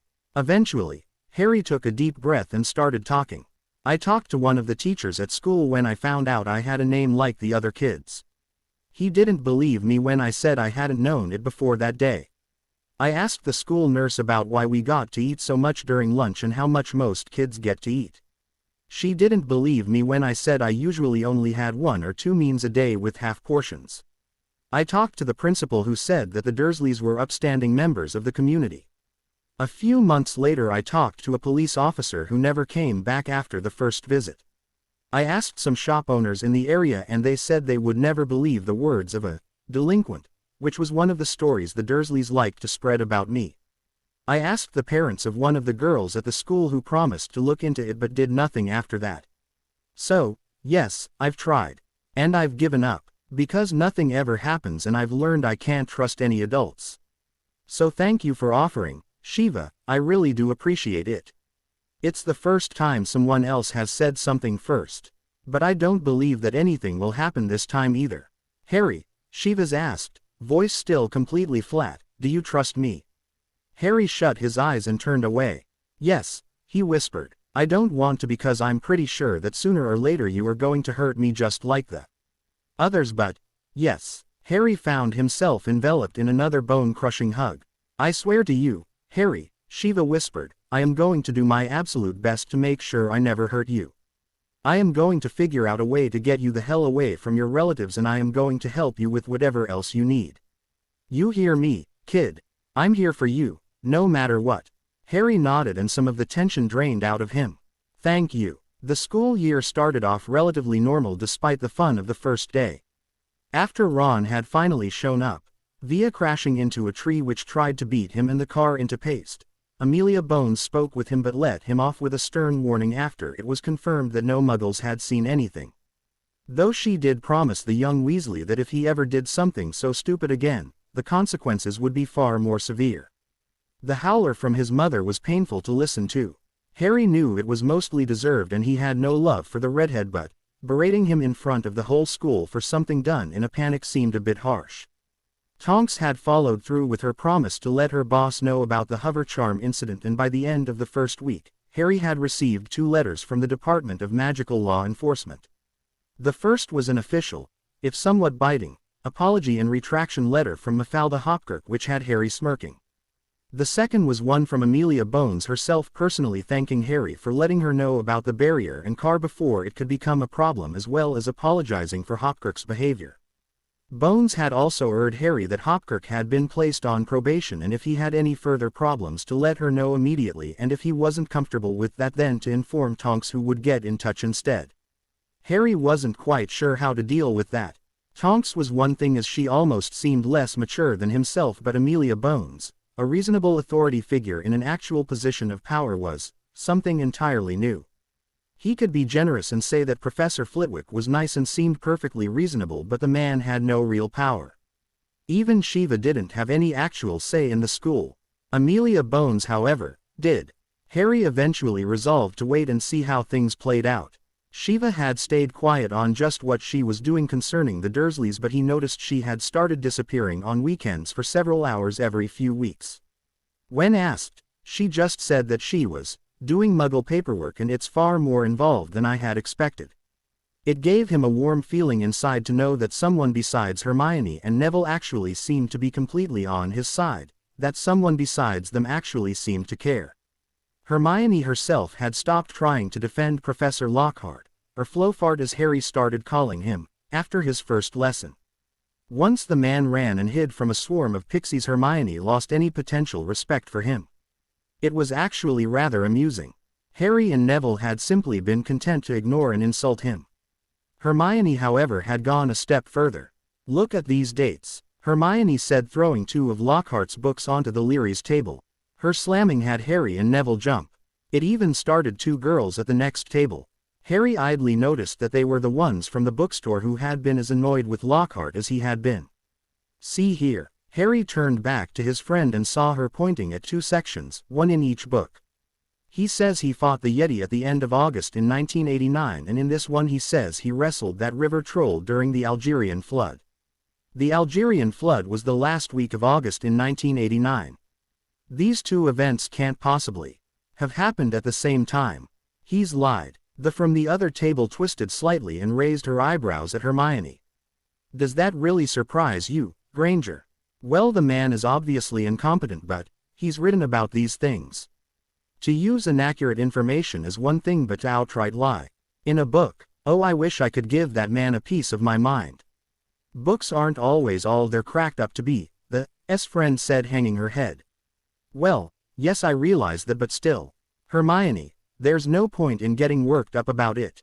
You're never going to get Flofart to admit to it, and nobody is going to take our word over his, Harry said, trying to placate his friend.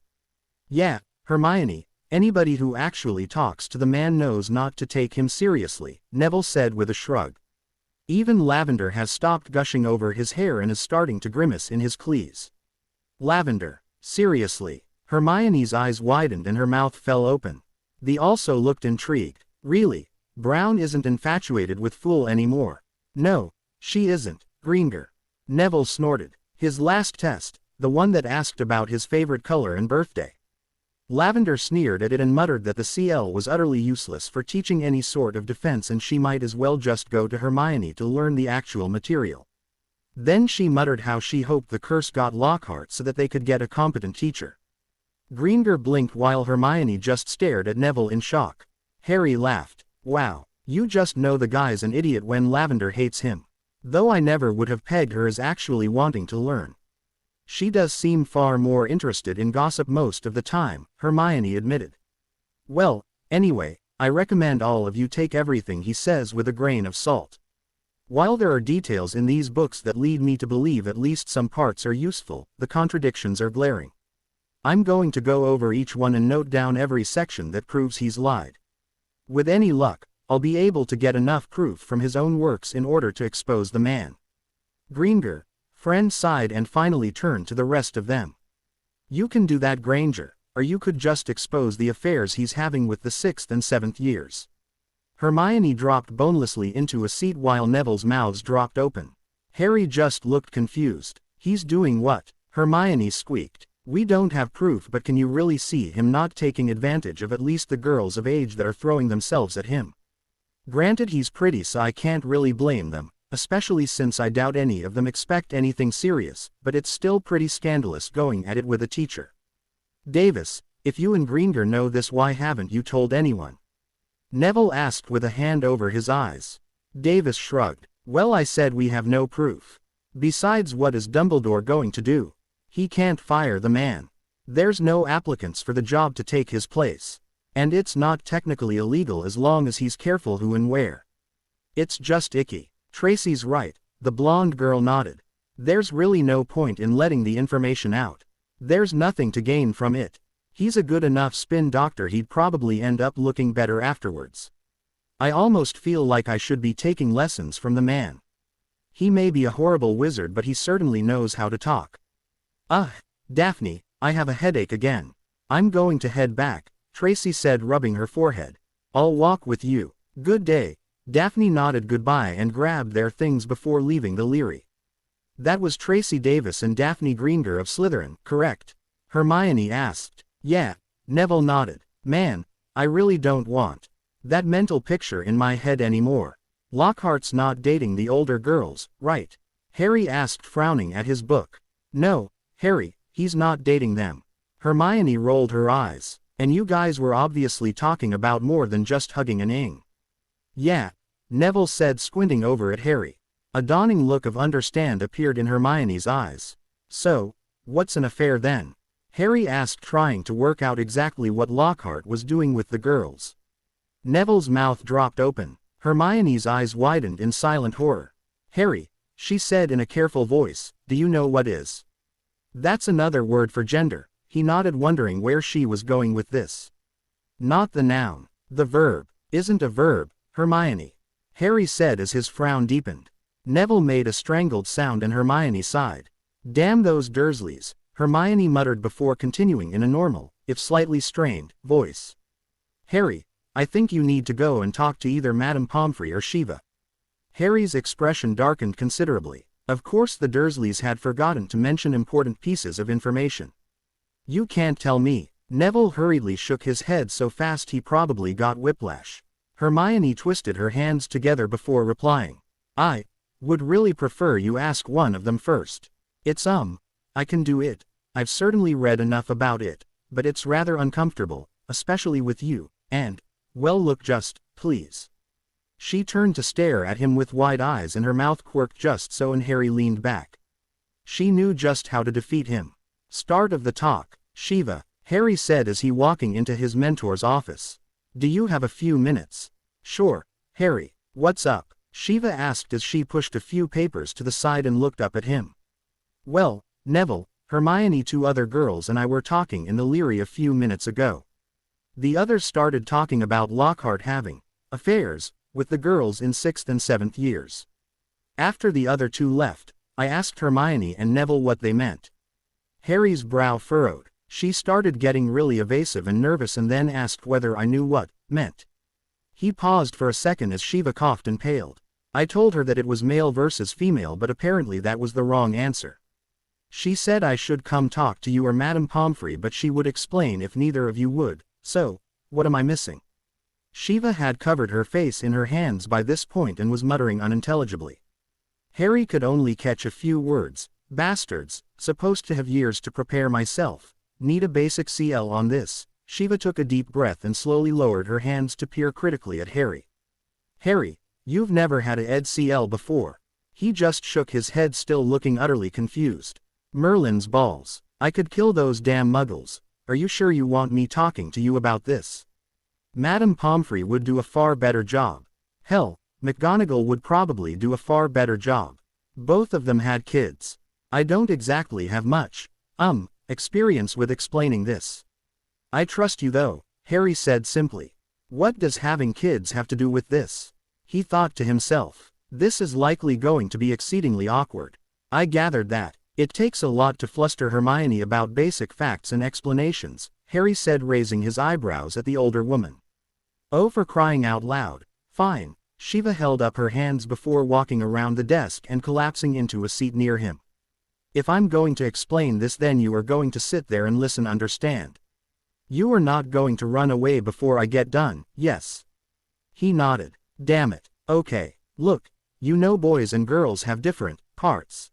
Yes, Shiva, I told you, I know about male and female. Harry rolled his eyes. Has two meanings, Harry. One is gender like you're saying. The other is a verb. The act of, how can be an act? Would you just let me explain? Shiva grumbled. This isn't exactly peaches and cream for me either, you know. I'm 20. I'm not supposed to be explaining for another few years at least. Arg. Okay. Let's try this again. Is how babies are made. What? Harry just stared at her. When a boy and girl love each other. Well, actually they don't have to love each other, but you really should. Then they have. When they're ready. Generally late teens or early 20s, but of course that's not a rule and there's nothing wrong with waiting. I don't understand. Shiva, you're not making any sense. Males have A. Females have A. Tab P into slot V, Harry. Tab P into. Harry trailed off as his eyes widened and his mouth dropped open. Good. Got that. Thank God. Okay, so, when a boy and girl love each other they join, and if a boy finishes. If they what? Finishes. Climaxes. Have you ever woken up at night after a strange dream and your sheets were a bit sticky with white stuff instead of pee? Yes. Harry tried to burrow into the chair. That's called semen. And girls have eggs. But eggs that are inside of a girl's bodies. If a boy's semen is left in a girl at the right time and it comes in contact with an egg, then there is chance that the girl could get pregnant with a baby. Oh. Harry's voice was rather high and he was trying very hard to stare at anything besides Shiva. Now, doesn't just have to be to make a baby. Actually, generally it's not. It's fun and it feels good and it's a natural progression of most relationships, and some people just do it sometimes because they're bored, but you shouldn't do that. You should only have with someone you really care about because it's a sign of trust and love, and you shouldn't do it before you're at least a teenager. Shiva was flailing, but it helped that both Harry and herself were beet red. Now I'm not going to tell you what age is appropriate because I'd be a hypocrite, and I know what people get up to in broom closets here.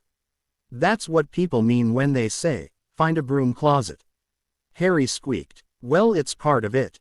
Generally people don't go all the way in broom closets. It's not exactly comfortable or romantic in those. Rather cramped. I don't recommend it. Shiva slapped a hand to her head.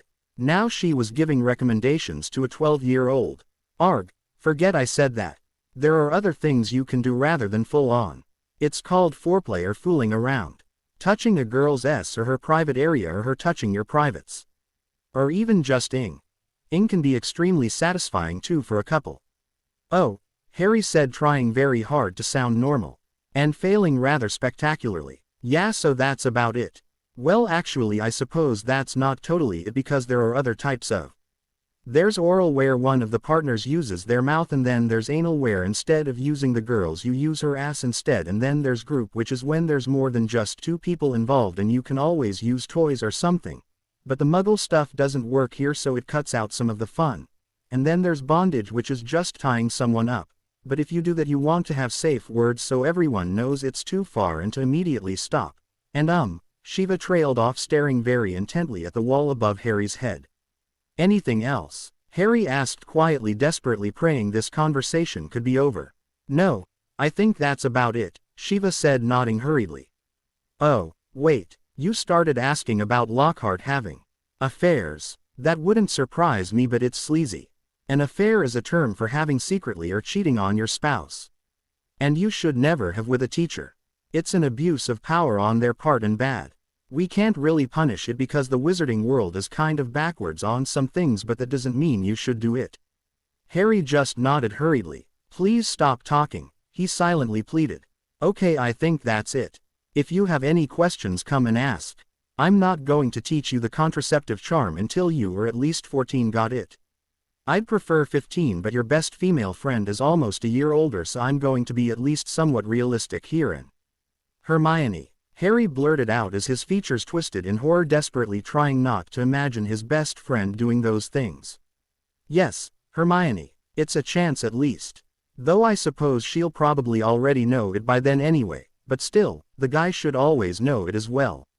You can't be too careful, and the last thing you need is to become a father as a teenager.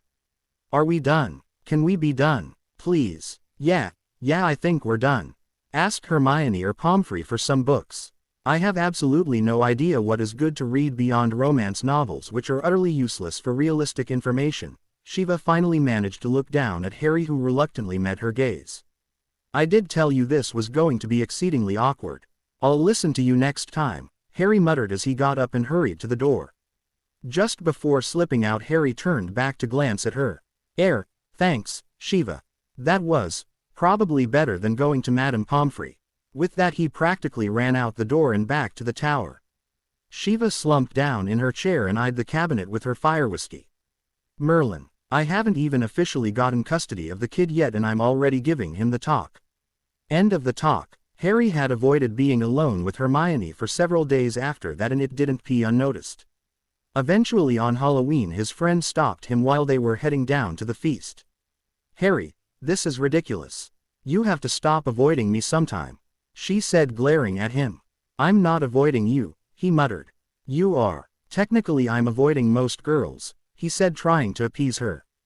Hermione just huffed. Well, that's just stupid. Obviously you talked with Shiva.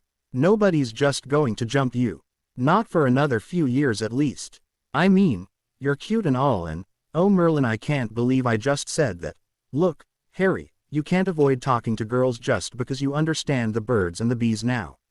She thinks I'm cute. Harry's in caught on that part of the statement, and he turned his head to stare up at her. Neville nearby had his hand over his mouth and was shaking with muffled laughter. Thanks for the support, Nev. Harry glared at his friend. Fine, Hermione. I apologize for avoiding you. I'll promise to stop doing that. Now can we please go? I'm starving and the feast is hungry. Food. Kill. Kill. Harry frowned and stared at the wall where he heard the voice. What? Hermione narrowed her eyes at him. Harry. There. Food. Kill. Eat. No. Come on. We have to stop it. Stop what? Neville shouted after Harry as he tore off down the corridor after the voice. Harry heard his friends pounding along behind him, but he focused on the voice, trying to follow it. Harry. What's going on? Hermione yelled as Harry rounded the corner. He stopped dead and his friends plowed into his back. Harry. Harry just lifted a finger to point at the nearby wall and Neville and Hermione both gasped. On the wall, written in what looked like blood, were the words, "The heir of Slytherin has reopened the Chamber of Secrets. All enemies beware." Below the dripping words, Mrs. Norris lay on the floor next to a small puddle of water. She was completely frozen solid. Harry, my boy, Dumbledore said with soft smile from behind his desk. I'm sure you can understand why we are having this meeting. I'm not your boy, Professor, Harry said firmly, the rage in his voice audible. He had sat down in the chair across from Dumbledore after being brought the office thanks to discovering Mrs. Norris. Dumbledore's phoenix, Fox, was perched on Harry's shoulder, softly crooning to the youth. He was a beautiful bird and was at least somewhat helping Harry's nerves to calm down. Why, you little, Snape sneered from behind Dumbledore's shoulder. What are you even doing here? Sir, Harry said, glaring at the potions master. Harry, I trust Professor Snape, you or you he. I don't see what that has to do with anything, Headmaster. Harry turned his glare on Dumbledore. If I'm going to be interrogated, shouldn't my head of house be here? Or Professor Babbling? Babbling has even less reason to be present than I do. Snape snarled. Harry met his gaze and felt his head start to ache. I can't believe the arrogance you display. Well, I trust Professor Babbling. If the headmaster is allowed to bring in someone he trusts who has nothing to do with this, then I should be allowed to bring in someone I trust who has nothing to do with it. Harry rubbed his forehead, still glaring at Snape. And you admit that you have no reason to be here. That's enough, Harry, Dumbledore said firmly. Now if you would please tell me what happened. I already told you with everyone else down there. I heard a voice that sounded like it came from the walls. I ran after it and we found Mrs. Norris. The end. If you don't believe me, ask Hermione and Neville. They heard no such voice, Snape said with a look of supreme satisfaction. Doesn't change the fact that I did. Are you going to give me detention for hearing voices now? Or maybe you're going to take points for not being at the feast? Everyone is required to attend the Halloween feast, Harry. It is a solution. Dumbledore smiled down at him, but Harry just scowled. A solution? Sure. Everyone seems to forget that I hate this day. The Dark Lord was vanquished today, you insolent little, Snape started, but Harry cut him off. And my parents died today. Today was the day I was sent to live with my relatives because my parents were murdered. Harry yelled. He completely missed the door opening behind him and a teacher stepping into the office. Today was the day I watched Dudley go out year after year in costume after costume while I got locked back up in my stupid little cupboard. Today was the day Hermione almost died last year. And now I can say that today was the day I apparently started going insane and hearing voices no one else can hear. Harry, Dumbledore started but trailed off as Professor McGonagall laid a hand on Harry's shoulder not occupied by Fawkes. Harry cringed down into the seat, immediately falling quiet though Fawkes nuzzled against his cheek.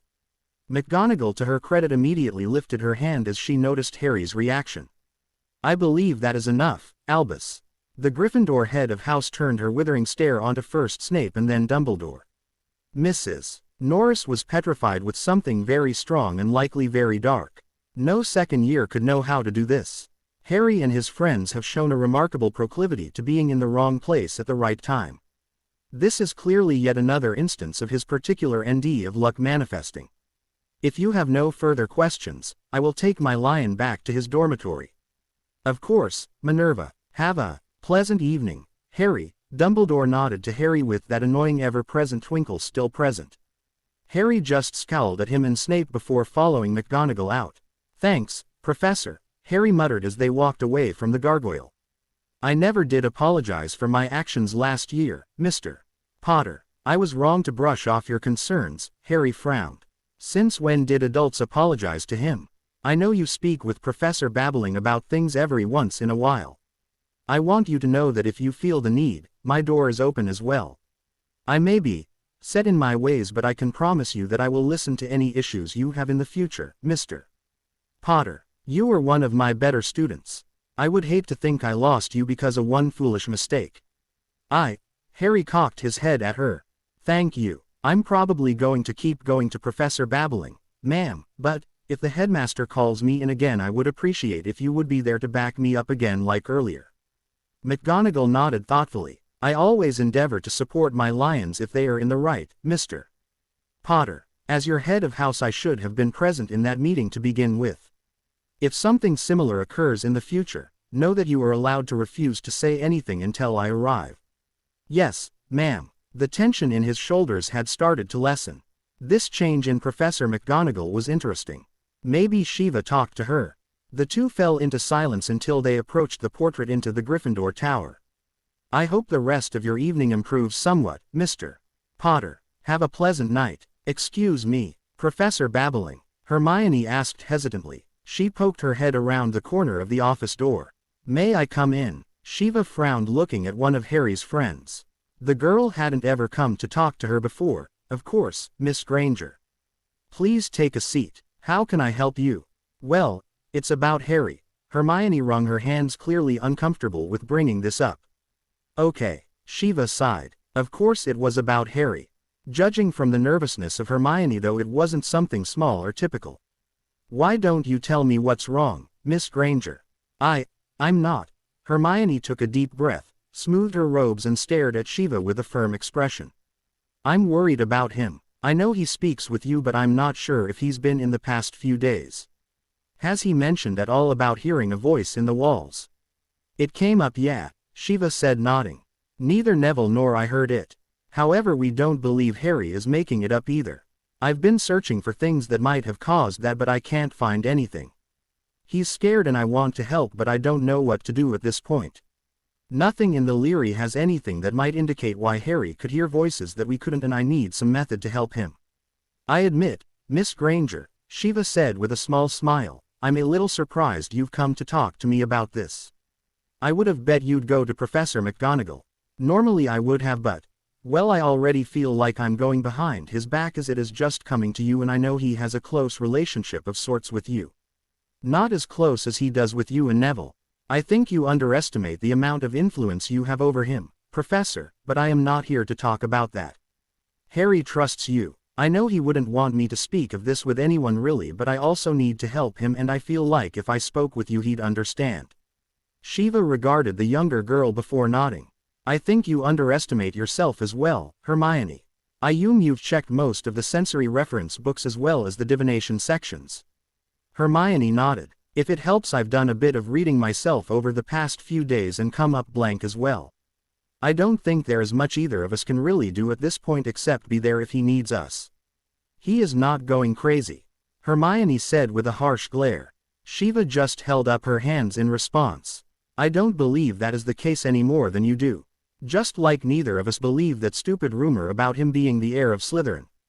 Yes, that certainly doesn't help matters. Professor. Hermione trailed off again, looking even more uncomfortable than before. Harry has, at times, I am worried that his relatives are unhealthy for him.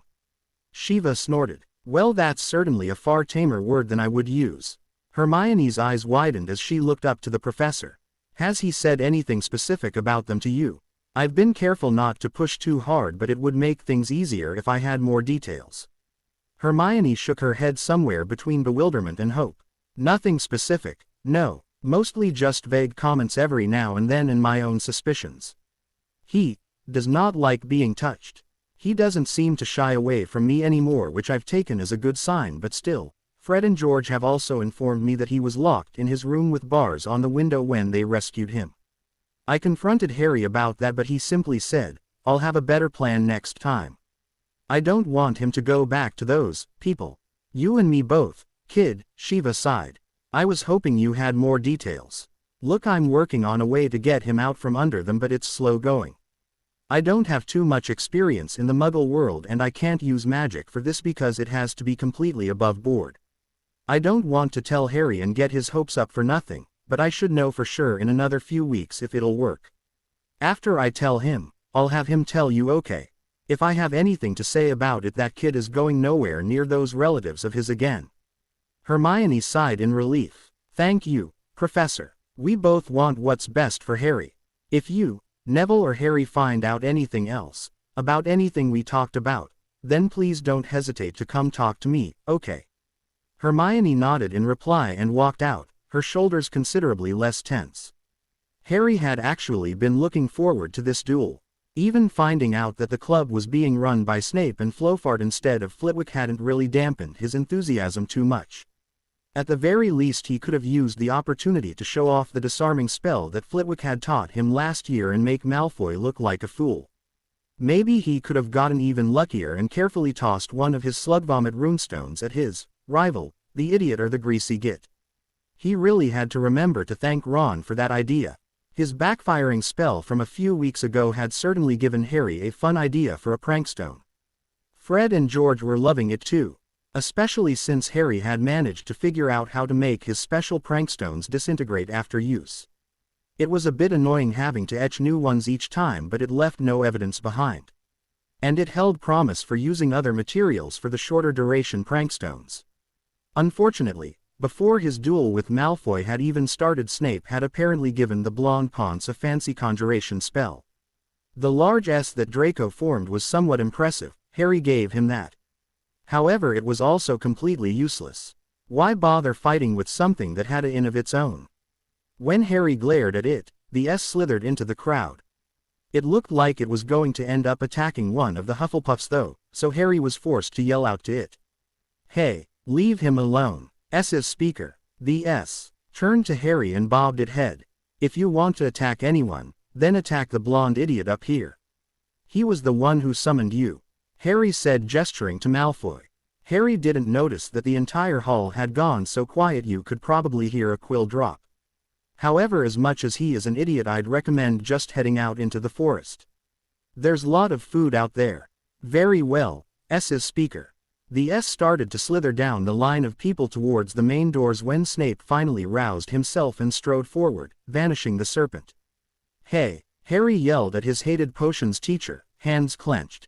"Why did you that? It wasn't hurting anyone. It was a dangerous serpent, Potter," Snape said with a sneer. "It was just, be quiet, boy." Harry flinched at that comment, then scowled at himself. 15 points from Gryffindor for talking back to Professor. Lockhart came forward, his ever-present grin perhaps a bit forced.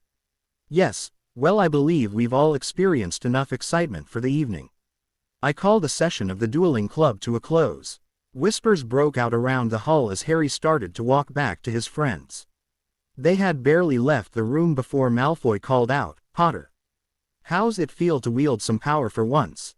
Malfoy laughed at him while Hermione and Neville stepped up to Harry's side. "Going to set your pet S on the mudblood there next time." "How dare you!" Neville yelled, striding forward, face quickly turning red. Harry was a bit slower on the uptake but quickly moved to support his friend. He may not have recognized the slur, but he figured it was bad to get Neville that mad that fast. "Nev, Hermione. He's saying Hermione has dirty blood," Neville hissed through clenched teeth. His wand's tip was glowing white in his clenched hand. Harry's face froze and he turned to stare at Malfoy. "Careful there, Longbottom, Potty," Malfoy said with a mocking grin. "Professor Snape is just, catch." Harry thumbed the activator on the slug vomit and tossed it at Malfoy's head. The blonde proved his intelligence by reaching up a hand to grab the projectile. Harry's grin had an evil little fringe to it as the runestone sent a dull yellow glow into Malfoy's hand. The smirk on the boy's face was wiped away an instant later as the runestone disintegrated and he doubled over, throwing up slugs all over the hallway. "You might want to wash your mouth out, Malfoy." Harry turned and stalked away with Neville and Hermione following along after a final glance at the Slytherin. None in either group noticed Daphne and Tracy watching the confrontation from the sidelines. "I have to admit, I'm impressed," Daphne said to her friend. "I know there have been some rumors about Potter, but between the S and how he handled Malfoy, he has a lot more potential than I had expected." "Right, Trace." Tracy barely even responded, she just kept staring at the floor in front of them. "Trace, what?" Tracy looked up, shook her head and focused on her friend. Oh, right, Potter. Yeah, that was pretty cool. It's nice to see the Ponce taken down a peg even if it is by a griff. We should really be able to police our own. Agreed. Daphne nodded and started to walk back to the dungeons with her friend. Being a Parseltongue isn't going to do the boy any favors though. I can't stand this, Harry snarled as he slammed his book closed, causing Neville and Hermione to jump. There's nothing on the chamber. There's nothing on the lineage of Salazar Slytherin. There's nearly nothing on Parseltongue beyond a very rare ability to speak to Sis. Real helpful there. Harry, you need to calm down, Hermione said, reaching for his arm. Don't tell me to calm down, Hermione. You're not the one that half the school is looking at, like an insane dark wizard. And if I can't prove I'm not, then what the hell am I supposed to do? Harry, we know this is frustrating, Neville said in an overly calm voice, but throwing a temper tantrum isn't going to help at all. I know. Harry flopped down into his seat, crossed his arms and scowled. I know. I'm sorry. I'm just tired of them all whispering behind my back and running the other way when I walk down the corridor. Harry, I've been thinking, Hermione ventured softly. Harry and Neville turned to her with raised eyebrows. Well, it's possible the Slytherins know more about who the heir is than they let on, right? I mean, it would stand to reason that the heir would be in their house after all. So, what if we snuck in and got them to talk? What, like use the ninja or my dad's cloak? Harry asked, leaning in. Well, we could do that, but we couldn't really interact with them or steer the conversation at all. So I was thinking, Hermione said, taking a deep breath. What if we used Polyjuice? Neville whistled. Merlin, we are a horrible influence on you, Hermione. What's Polyjuice? Harry asked, looking between the two. It's a potion, Hermione explained. It's a potion that when you drink it, it will turn you into someone else. You need a bit of the target. Either a hair, skin or blood sample, though I imagine hair is the least disgusting. It takes some time to brew and there are some rather rare materials. Hermione, you know that's supposed to be a Newt-level potion, right? Neville asked. Harry, on the other hand, was trying to decide if there was an easier way. An illusion, twined with a physical wrapped in alteration, and, he sighed. Damn, I think I might be able to make a runestone that could do something similar, but I don't think we'd be able to use too many spells without dissolving it. And it would have to be keyed to a specific target which couldn't be changed without an entirely new etching. It's probably easier just to brew the potion. Hermione nodded while Neville just shook his head. You guys really are insane. Oh well, if we're going to do this, let me know which ingredients we need to. I'll order. Professor Flitwick, Harry asked after Charms CL. Yes, Mr. Potter, can I help you? I noticed you were having some difficulties with the freezing charm, the diminutive man replied with a smile. Oh, no, sir, Hermione can help me with that. I actually wanted to ask about the dueling club from the other week. A gleam entered Flitwick's eyes as he sat up straighter and grinned from ear to ear. Oh, looking to take up the circuit then, Harry? Harry snorted at the immediate enthusiasm of the teacher. He certainly was a determined fellow. Not yet, sir. Flitwick gave a sigh and shook his hand in defeat but nodded for Harry to continue. I was actually wondering why you hadn't been teaching it instead. I feel like we would have actually had more than the one meeting then. Ah, Flitwick said, shifting uncomfortably. You see, it's just that Professor Lockhart and we have differing opinions on teaching methods. I was a little worried we would not mesh well. I hear Professor Snape didn't end up performing much better though in my place. Yeah, you could say that. Harry shook his head. Well, thanks, Professor. I was just curious. As he walked out of the CL room, two Hufflepuff girls stepping in front of him and smiled. Hello, Harry, the redheaded said. Hi, Harry responded with a frown. He carefully scanned the surrounding area. It was rare these days for anyone outside of Hermione and Neville to talk to him without setting him up to be jinxed or hexed. It's Susan, the girl continued. Susan Bones. And this is my friend Hannah. I know we haven't talked very much what with the different houses and all, but I talked to my aunt a few days ago, Harry, and your name came up. You apparently made a bit of an impression on her. I brought up the heir stuff. Well, she made me realize I've been a bit of a regarding all this. Harry's frown deepened, but he nodded to her and stopped checking the corners. Susan wrung her hands and looked at the floor while Hannah nodded along. It's stupid to blame you for something you're born with, and it's stupid to think that you'd have a problem with Muggle-borns considering you're best friends with one. So I'm sorry. And so am I, Hannah put in with a firm shake of her head. Aunt Amy also mentioned that House Potter and House Bones used to have an alliance back before that night, so Susan took a deep breath, looked straight at him and bowed low before continuing. I, Susan Amelia Bones, heir to House Bones, formally apologize for any harmful and inappropriate actions I have taken in the past against you, Harry James Potter, as well as any insults that I have made against House Potter. I am prepared to accept whatever sanctions or punishments you deem appropriate and wish to re-establish a benevolent relationship between House Bones and House Potter. Hannah then bowed as well. And I, Hannah Marie Abbott, heir to House Abbott, formally apologize for any harmful and inappropriate actions I have taken in the past against you, Harry James Potter, as well as any insults that I have made against House Potter.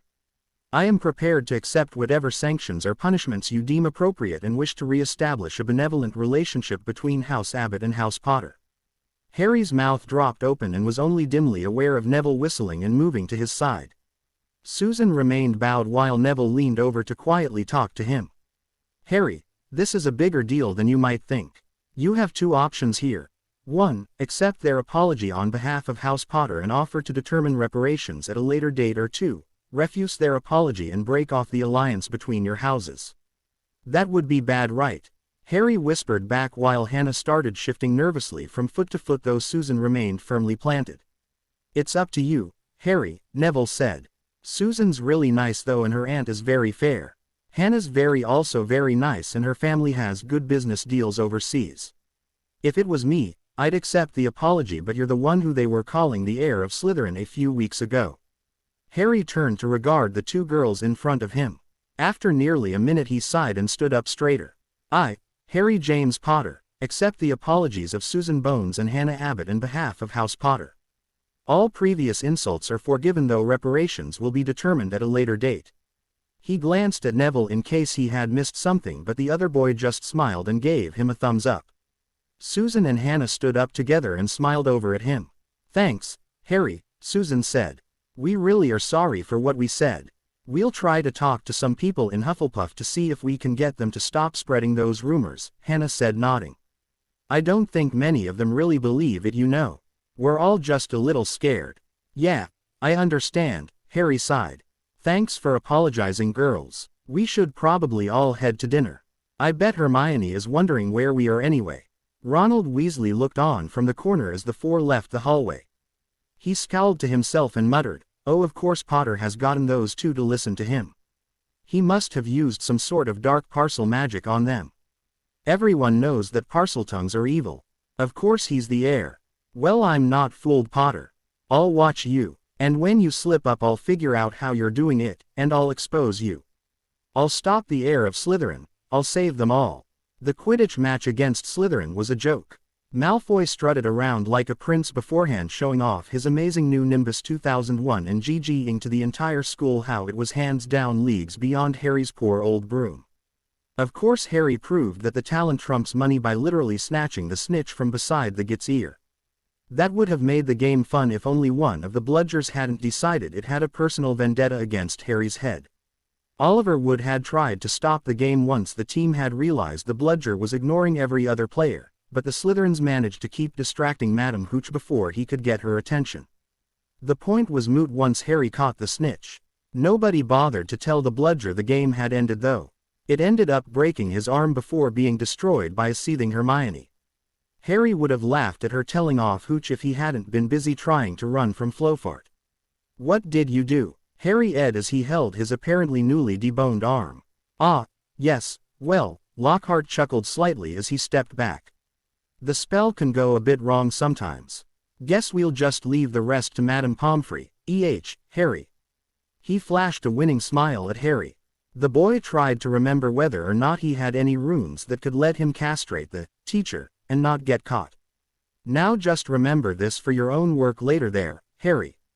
It's important to always have a healer on standby for delicate work just in case the spell fails." "I'm going to," Harry growled. "Professor Lockhart, I would thank you to refrain from touching my patients again in the future, an ice-cold voice said. Harry cut off and looked with relief to the school healer. Thank God for Pomfrey. He would never complain about her potions' tastes or her bedside manners again if she would just keep the lunatic away from him. Come along, Mr. Potter. I'm going to have to keep you overnight to fix that. Dobby. Harry sighed as he woke up in the middle of the night to see the little house elf sitting despondently on his hospital bed. Harry's arm felt like he had thousands of tiny needles thrusting into it, but he did his best to keep the pain from his face. It wasn't as bad as it could have been. So let me guess, you enchanted the bludger. Dobby nodded his head and turned shimmering eyes on Harry. Dobby is sorry, great Harry Potter sir, but Dobby felt if Harry Potter sir was hurt badly then he would be sent home. Harry shut his eyes and counted to 10 before responding to the elf. Dobby, first off, I am sorry for getting mad the first time we met. Second, I do appreciate the concern you're showing as well as the efforts to get around your orders. Third, please stop trying to save my life. But Harry Potter sir, no, listen to me, Dobby, Harry said forcefully. Dobby stopped what he was doing and just stared at Harry. Good. Now, your attempts at saving my life, while well-meaning, are just putting me in more danger. You understand that that bludger could have killed me. Not kill Harry Potter sir. Never kill, just grievously injure. Harry had to stop to take a few deep breaths again. And if it had hit my head, Dobby's mouth clanged shut, or if it had me while I was 100 feet in the air. Dobby started to reach for the nearby potions tray, but Harry had been expecting that. He reached out, caught the house elf's arm and forced him to sit back down before the little guy could hurt himself. Like I said, Dobby, your efforts to save me are dangerous. I know the danger is whatever monster is in the chamber. My friends and I are trying to figure out what it is. Just like you don't want to let me be hurt by staying, I don't want them to be hurt either. So if you can't give me any information on this, can you at least not try to get me to leave anymore before I can help my friends? Please, Dobby, Dobby. The house elf wrung his hands, glancing longingly at the potions tray. Dobby would respectfully request Harry Potter sir leaves the school with his friends. Well, that's some progress, Harry thought. We can't leave, Dobby. But, Harry Potter sir, Miss Y died the last time the chamber was opened. Harry Potter sir must be, Dobby cut off as the sounds of conversation drifted into the room. Both human and house elf turned to look at the door to the hospital wing. Dobby popped away and Harry flopped back into his bed just as the door opened. Professors McGonagall and Snape, Headmaster Dumbledore and Madame Pomfrey all walked in, floating an unconscious Colin Creevey ahead of them. Harry ed in a breath at the way the younger boy's arms were held in front of his face, clutching his ever-present camera. It is the same as Mrs. Norris, Poppy, Dumbledore said in a low voice. There is nothing I can do without those mandrakes, Headmaster. I can't even tell if they're conscious or if their minds are as frozen as their bodies. Nevertheless, we must wait. I will speak with Pomona about when her crop will be fully matured. The teachers moved back out of the room and Harry turned back, overthinking. You're just going to leave him there? What if he is conscious? Someone could go crazy trapped in their mind without anything to distract them. What is wrong with these people? Okay, Ginny, you've got the rotation list. Harry asked the young redhead in the Gryffindor common room the next afternoon. The girl nodded so fast her hair started fanned out. When he had asked her that morning about getting together a list of Colin's friends who would be willing to sit and talk to him for a bit each day, Ginny had barely managed to eke out a quiet, "Sure," before running off. That's great, Ginny, Neville said, smiling at her. She shyly returned his grin before handing over the list of people. No, Ginny, Harry said, pushing it back to her. You should tell everyone and around the times. Just try to make sure it's for at least 3 hours every day, okay? She nodded again. Great, Hermione, Nev, we've got to go check that thing, right? His friends nodded and joined him as they left the common room and headed down to the bathroom they were sharing with Myrtle's ghost. Myrtle could be depressing and a little creepy, but she was nice enough to let them use the room and she kept anyone else away while the trio was gone. Harry, do you really think that we're going to be able to keep the rotation going until the mandrakes are ready? Hermione asked, chewing on her lip. Well, I've got 2 ideas for that actually, Harry said. I've been thinking of trying to set up a telly for him.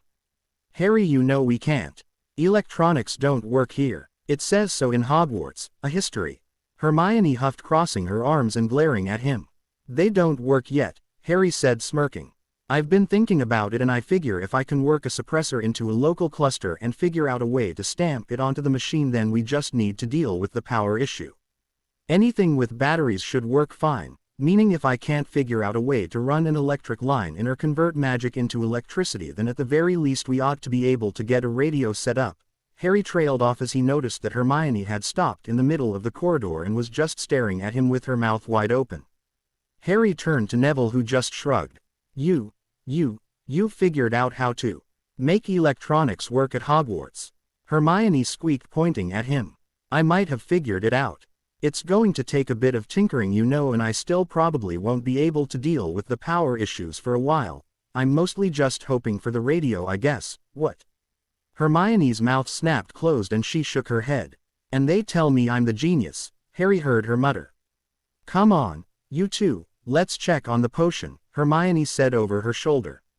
You know, Harry, Neville said, following their friend, you could always just set up a wizarding wireless instead of creating an entirely new rune cluster. Oh, Harry at least had the decency to blush at the mention of a mundane solution. Yeah, I guess that could work too. So why exactly am I going with you three to talk with the headmaster?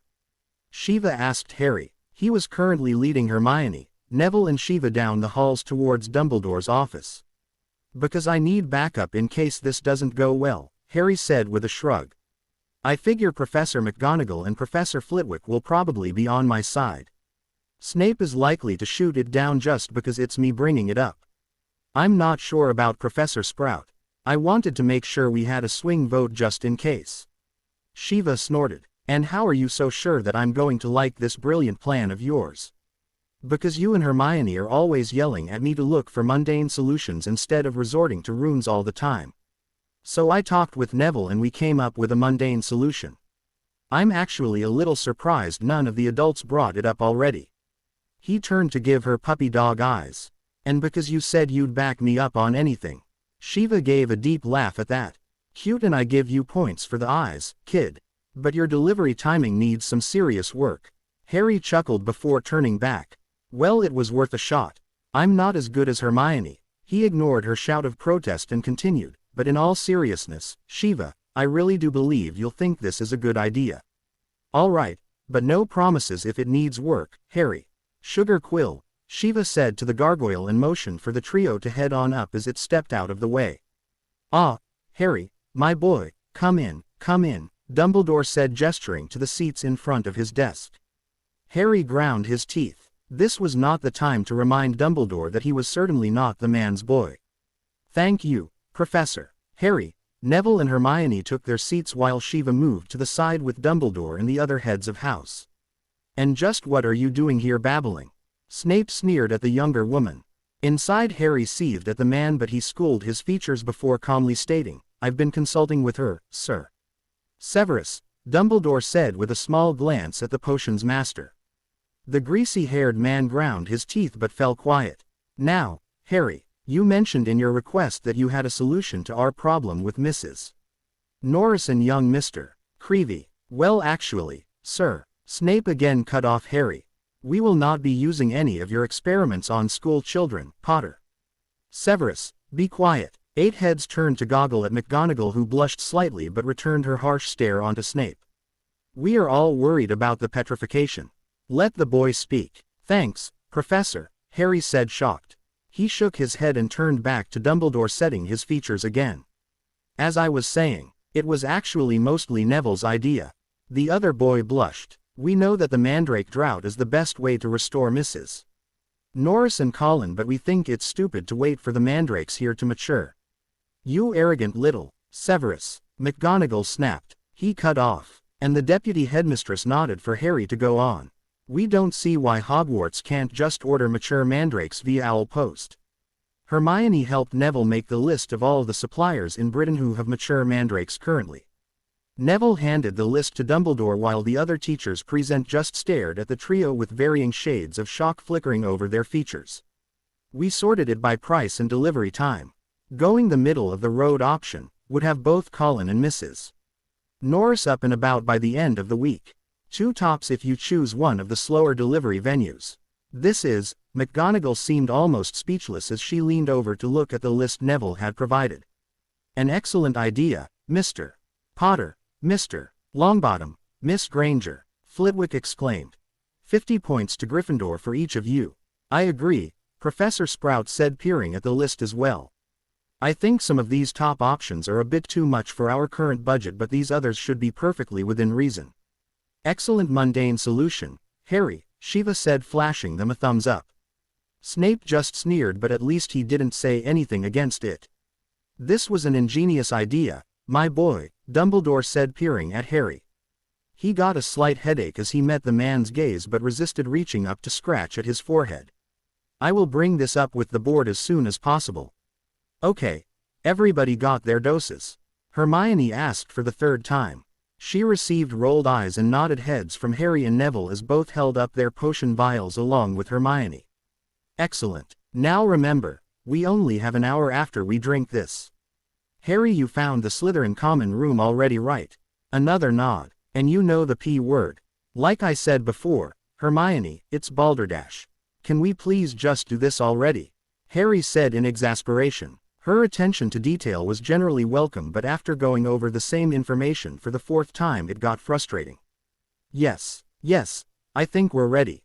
Bottoms up everyone. Hermione chugged back her potion vial as the boys did the same with theirs.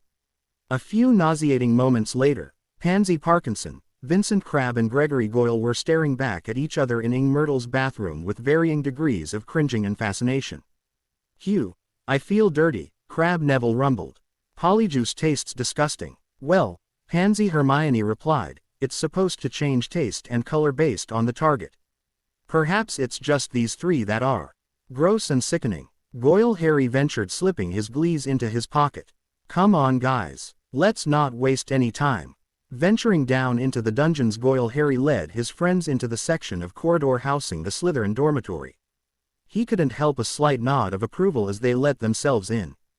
The people might leave something to be desired for the most part, but the rooms themselves seemed nice enough. They tapestries were nice, and the sunken pit in the middle gave it a bit more character than the Gryffindor common room. The trio plopped down on a couch near Malfoy with Goyle Harry grunting at him. Ah, there you 3 are.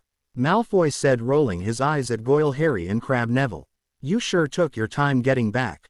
Pansy, why are you sitting way over there? Pansy Hermione stuttered. She shot a quick glance at Goyle Harry before shifting closer to Malfoy. Goyle Harry barely managed to stop his snarl as Malfoy DD'd his arm over her shoulders and pulled her into his side. Pansy Hermione stiffened but gave no other sign of discomfort. Sitting at one of the desks against the opposite wall, Daphne narrowed her eyes at the newcomers and nudged Tracy. Her friend didn't look up from her paperwork or her little book until Daphne elbowed her again and subtly nodded towards the couches. So, where were you? Malfoy asked, not even bothering to look at his bodyguards. We heard something new about Potter being the heir of Slytherin, Crabbe Neville said. I can't believe people actually believe that tripe, Malfoy snorted. I mean really, that idiot is the heir of a founder. Pansy Hermione's lips curled up in a snarl, but Malfoy didn't notice before she schooled her features again. Daphne and Tracy, however, raised their eyebrows at the girl. Goyle Harry leaned forward and stared at Malfoy. You really don't know anything about who it actually is. You aren't holding out on us, are you? My father had mentioned something about it ages ago, but he's never elaborated. I wish I could find out who is doing this though. Then I could send them after the best targets. Malfoy's face seemed to light up as the trio of infiltrators darkened. I mean really, Creevy was annoying and all, but they could have gone after Potter's posse with Granger first. Are those foreigners the Pottle twins? Or even the Lee girl? She may be pretty, but she's never going to be worth anything beyond a mistress. Pansy Hermione's eyes had been squeezed closed and both Goyle Harry and Crabbe Neville's hands were clenched so tight, their knuckles were white. Still, Draco, you've got to have heard whispers, Pansy Hermione let out, her voice strained. I've told you time and again I don't know. Malfoy laughed and stood to stretch before shaking his head at the girl. Honestly, Pansy, you're supposed to be smarter than these two. I'm going to turn in. See you 3 in the morning. The trio looked at each other. Goyle Harry checked his watch and then nodded towards the door. All three calmly got up, made an excuse about going to check on something with Snape and stalked out of the dungeons. They turned into an unused CL room a few corridors down and waited a minute for the polyjuice to wear off. Once the transformation was finished, all three pulled off their Slytherin uniforms and swapped back into the Gryffindor ones. "I never want to do that again," Neville said, shuddering. "I wanted to floor him so bad. You and me both, Nev," Harry muttered darkly. "At least now we know for sure that Malfoy is just a blustering fool," Hermione said, though her frown spoke of badly she wanted to use far stronger language. "Come on, guys." Harry moved to the door, but as he opened it he was greeted by two smiling faces. "Hello, gentlemen. Lady," Daphne said as she swept past Harry, followed by Tracy. Tracy casually pushed the door closed and leaned against it while Daphne looked at the Gryffindors. "Greenger," Neville said, nodding to her warily. "Mind if I put a few privacy spells up?" The Gryffindors turned to one another at this question before Harry hesitantly nodded his okay. Daphne's smile widened before flicking her wand and throwing up several different silencing and anti-listening spells. "Where did you learn those?" Hermione asked, her curiosity winning out. "It's standard for my family to be taught disarming, stunning and anti-eavesdropping spells before we attend school. Better to be safe than sorry after all," Daphne said with a shrug. "Now to business." "Business?" Harry asked as he stepped in front of the Hermione and Neville. "Yes, business. Well, I suppose that might be too strong a word, as I don't really expect money to change hands. It's not like we're blackmailing you or anything." "Blackmail?" Harry's eyebrows rose. "Well, you did just illegally obtain or brew polyjuice potion and use it to infiltrate a rival dorm after all. I could blackmail you if I wanted to." Harry started to reach for his wand before Daphne waved him away and Tracy quietly laughed. "I said I'm not going to do that." "Really? Potter, listen better. Actually, I'm rather impressed. I wouldn't have thought any of you had it in you. Almost downright Slytherin of you, actually." Harry snorted at the irony inherent in that statement but relaxed. These girls weren't part of Malfoy's group. They had already spoken with them a few times throughout the year after the leery comment about Lockhart, and Tracy was not looking very well anyway.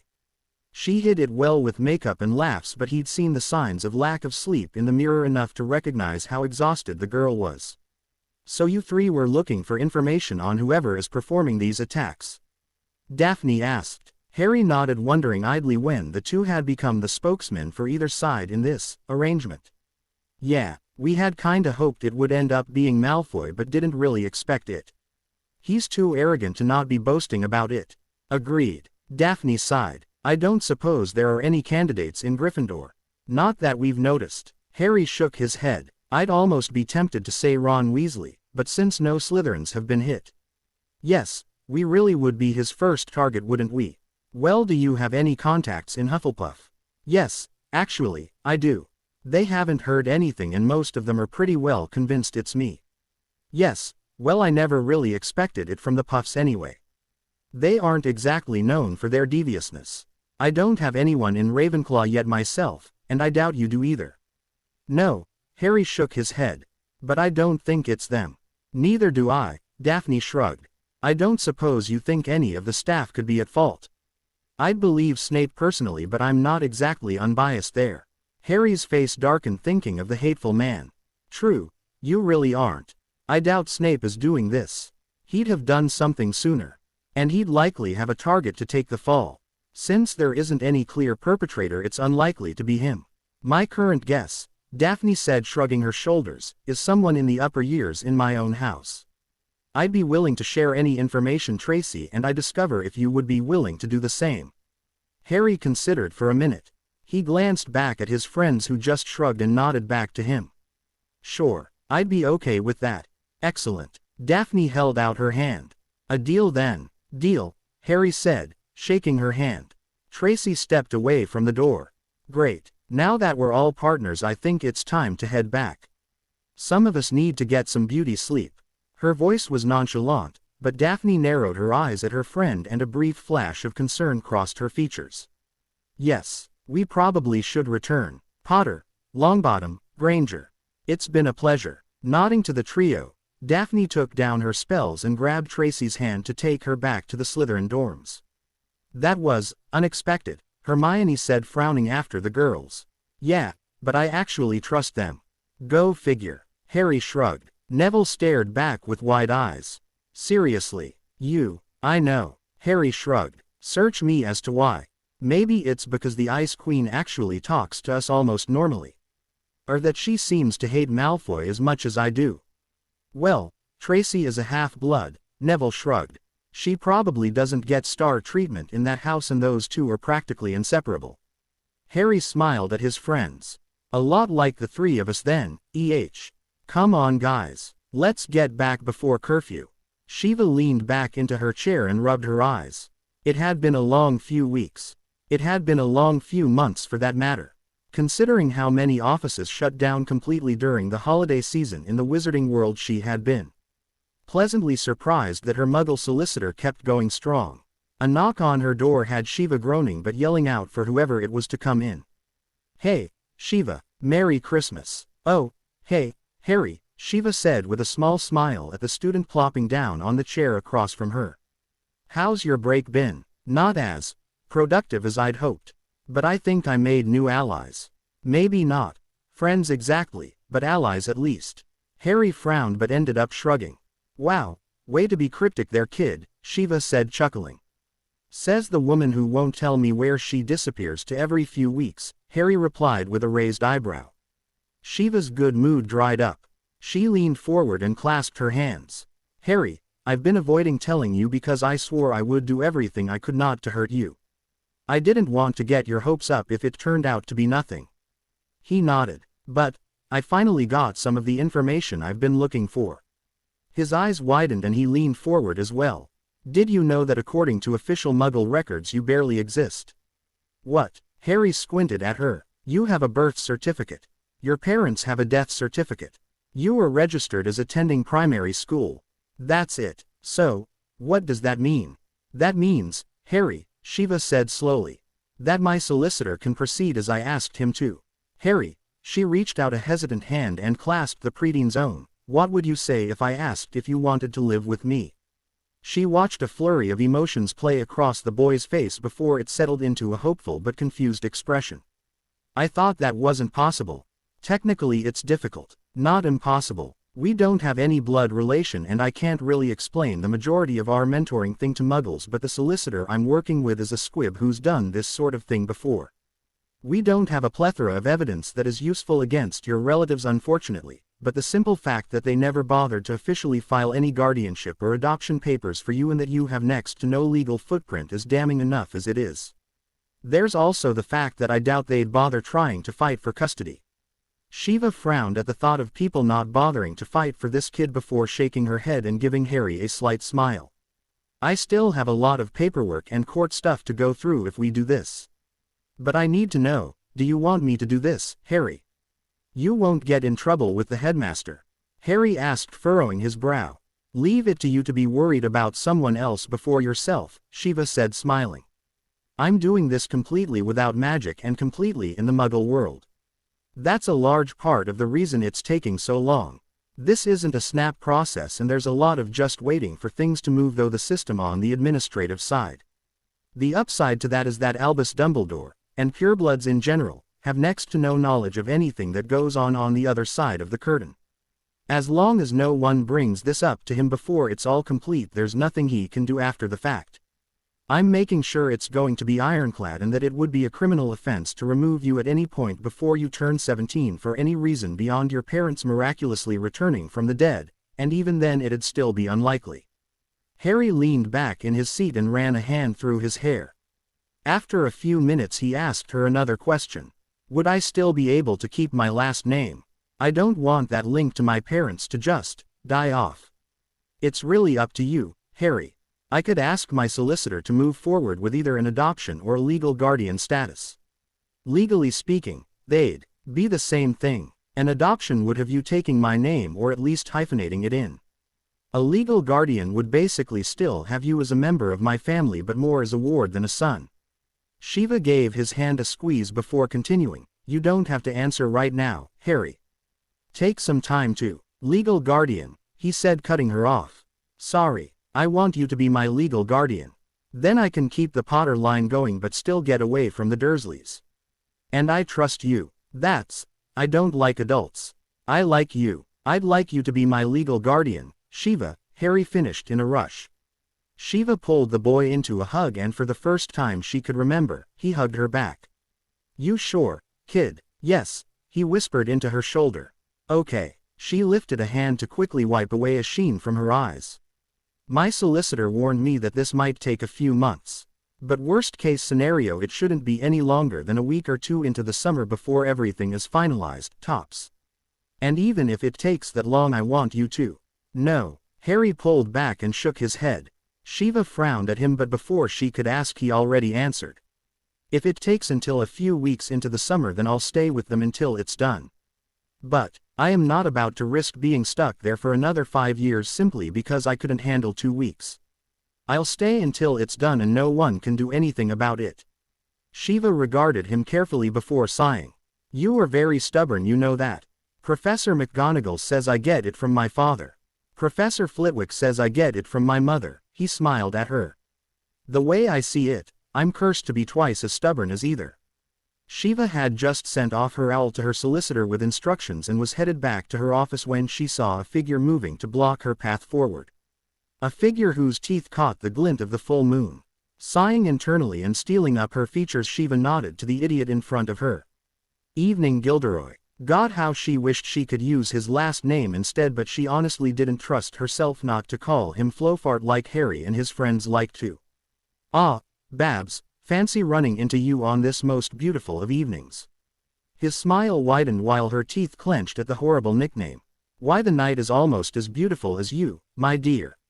I've asked you not to call me that, Gilderoy, Shiva said, quietly counting to 10 internally. Ah, but Bathsheba is such a horridly mismatched name for a nymph such as yourself. Lockhart walked a little closer. It was close enough for her to smell his aftershave. Which was a shame because the scent itself was actually rather nice. It was just that it wrapped such a disgusting package. I'm not like your little fangirls prancing around the upper Clees, Gilderoy. I've had a long day. Good night. She tried to push past him only to find him stepping back in front of her. Shiva hissed in frustration. Would this idiot ever stop? How many times did she have to shoot him down before he gave up the chase? You've said that for months now, Babs. Just one evening. You will never regret it, I promise. There are many who can testify to that. He winked at her. He actually winked at her. Shiva had to fight down the urge to vomit. Oh, look, mistletoe. You know what they say about traditions. A horrible idea came to Shiva, but she couldn't stop the manic grin from spreading across her face at its potential. Oh, that it is.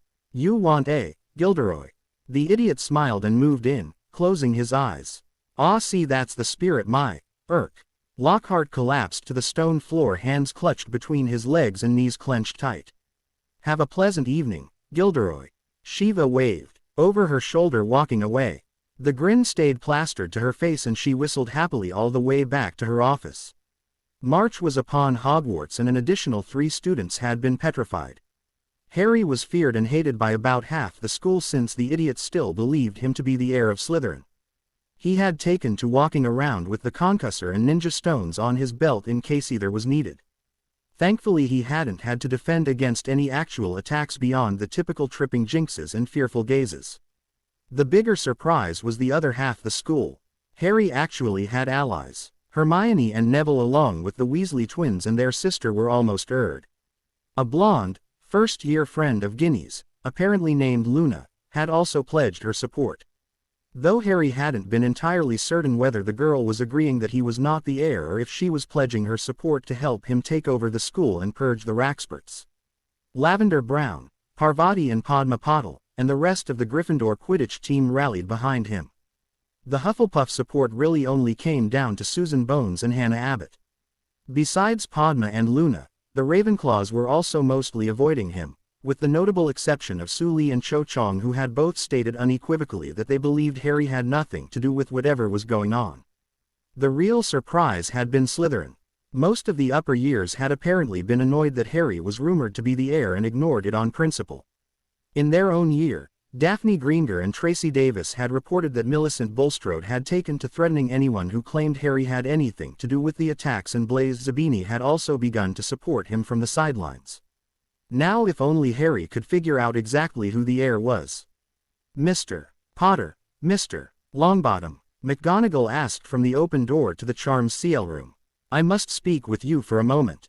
I'm sorry, Phileas, but I need to remove your students a little early." Of course, Flitwick responded with a worried look. McGonagall just gave a slight shake of her head. "Don't forget to practice for your homework, gentlemen." Harry and Neville frowned at each other, an expression which only deepened after they had grabbed the bags and noticed that McGonagall was exceedingly drawn and tired. The stern head of house had never looked so withdrawn in front of her students before, and Harry felt the first fluttering of dread settle in his stomach. "Professor, what's happened?" Harry asked, pushing down his worry as simply overreacting. She was probably just coming to tell them what was taking so long with purchasing the mandrakes. He had been asking her every day after all. Then where is Hermione? How come she never showed up for CL after running off at lunch? When does Hermione ever miss CL? There has been another attack, Mr. Potter. McGonagall's voice was soft, too controlled to be remotely natural. "Where is Hermione?" Harry's in screamed. "So are we being questioned by Professor Dumbledore again? Does Snape want to accuse me of the attacks yet again? We are going to the hospital wing, Mr. Potter. The student was found in the hallway outside the Leary." Harry barely heard any more of his professor's sentence. He was too busy fighting down panic. Hermione was going to the Leary after lunch. She had had an idea. She had gone to research her idea. Where was Hermione? "I assure you both that we will find the cause of this and..." "Where?" Harry's mouth ran dry and had to start again. He did his best to ignore the gibbering fool screaming for bloody murder in a corner of his mind. "Where is Hermione, Professor McGonagall?" The three came to stop outside the doors to the infirmary, and McGonagall turned shimmering eyes onto Harry. "Miss Granger is inside, Harry." She was petrified just like the other victims. Harry's control strained against its bonds, but he managed to keep hold long enough to open the doors to the wing. He nearly sprinted to his friend's side, Neville right behind him. Hermione was lying in a bed near Colin Creevey and the others. Her hand was extended with a small mirror clutched in it and a look of surprise frozen on her features. Her other hand was curled into a ball and held to her.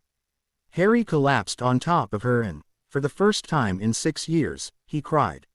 "My boy, I am sorry," Dumbledore's voice droned out somewhere behind Harry. He couldn't be bothered to care. "Please take all the time you need here. I am sure Miss Granger would not want you to neglect your cleas on her account, however." Harry's hands clenched and he started to rein himself back in. It wouldn't do to hex the headmaster. Hermione would never let him hear the end of it when she woke up. "I don't see what the fuss is all about," Snape drawled near Dumbledore. "The girl is just the same as the others." Harry's blood ran cold and his tears stopped immediately. He ed in a deep breath and let it out slowly. "Where are the mandrakes, Headmaster Dumbledore?" Harry said, still clutching Hermione's side. "Sorry. The mandrakes," Harry repeated. He lifted his head and gazed at them. If looks could kill, then Snape would be a smoldering pile of rags while Dumbledore would likely be twitching in pain. "The mature mandrakes that Neville, Hermione and I advised you to buy weeks ago. The mandrakes that are now out of season for the large majority of Britain, and so have a diminishing stock every day. The mandrakes that we had compiled a list of. The mandrakes to restore our CL mates and friends. Our mandrakes will be ready in mere weeks," Snape said. Neville growled right back at the professor while Harry never took his gaze from Dumbledore.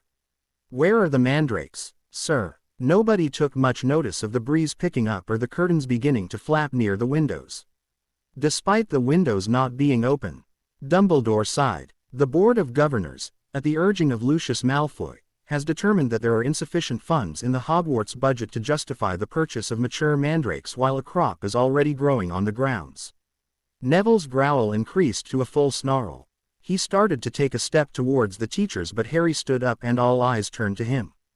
Harry's face was seething in rage, his lips curled into a primal sneer. The hair on his head whipped about as the breeze in the room became a small maelstrom centered on Harry. Harry stalked towards the embled staff amidst complete silence from everyone else present. You bigoted, Racist assholes. Harry yelled. Budget concerns. Budgets. You bastards. Would there be budget concerns if any of these people were purebloods? If their parents could be here yelling about the lack of treatment? If they had enough money to donate to the right causes or the right pockets? Would there be budget concerns then, Professor? Would there be budget concerns if anyone cared that they were losing months of their education due to these attacks? Well, sir, would there be budget concerns then? His eyes almost seemed to glow and the air near them had several small sparks flaring off every few seconds. My boy, you. I am not your boy. My parents are dead, and the same philosophy that caused their murders is leaving my friends lying here. Budget concerns. You can take your budget concerns and shove it where the sun don't shine. Sir. Harry snarled and swept past the adults. Mr. Potter, where are you going? McGonagall asked softly. She started to reach a hand out to him but seemed to think better of it and stopped halfway, letting her arm fall back to her side. To the Leary, Professor. Harry scowled, not bothering to look back. If none of you can figure out what the bloody hell is going on, then I'll do it myself. Neville. Harry. Neville nodded to him and hurried to catch up. Send off the forms. We'll buy the damn mandrakes ourselves. If the stores are out of stock, send it off to the ones we found out of country. I'll figure out what Hermione was searching for and if it has anything to do with why she was attacked. On it. Neville reached the doors a second before Harry and took off down the corridor while Harry turned towards the Leary. The staff was left gaping behind the two. What just happened? Pomfrey asked quietly. We were told very firmly how our world seems to work these days by two 12-year-olds, McGonagall said. She turned her gaze on Dumbledore with barely contained disgust. And they were absolutely correct. Potter. He had no right to speak to us like. Snape tried to spit out, glaring after Harry. He was cut off mid-rant by McGonagall slapping him across the cheek. 3 sets of eyes turned to McGonagall in shock, who simply lowered her hand. As I said, Harry and Neville were absolutely correct. You, Albus, could have overrode the board in the matter of safety of the students. You, Severus, could have immediately searched out low-cost, fast alternatives to waiting months for our crop to mature. And I could have taken a far more targeted interest in healing my students than allowing this farce to continue. You all know as well as I do that if Draco Malfoy was lying in one of these beds, not even a week would pee before he was walking around the castle again. And yet, Mr. Creevey has been lying there since before the turn of the new year in his first year. We should all be ashamed of ourselves. McGonagall scowled at all of them and turned to stalk out of the hospital wing. I for one am going to attempt to catch Mr. Longbottom before he sends that owl in order to add my own gold to their purchase efforts. The wind trailing Harry had finally calmed by the time he stalked into the Leary.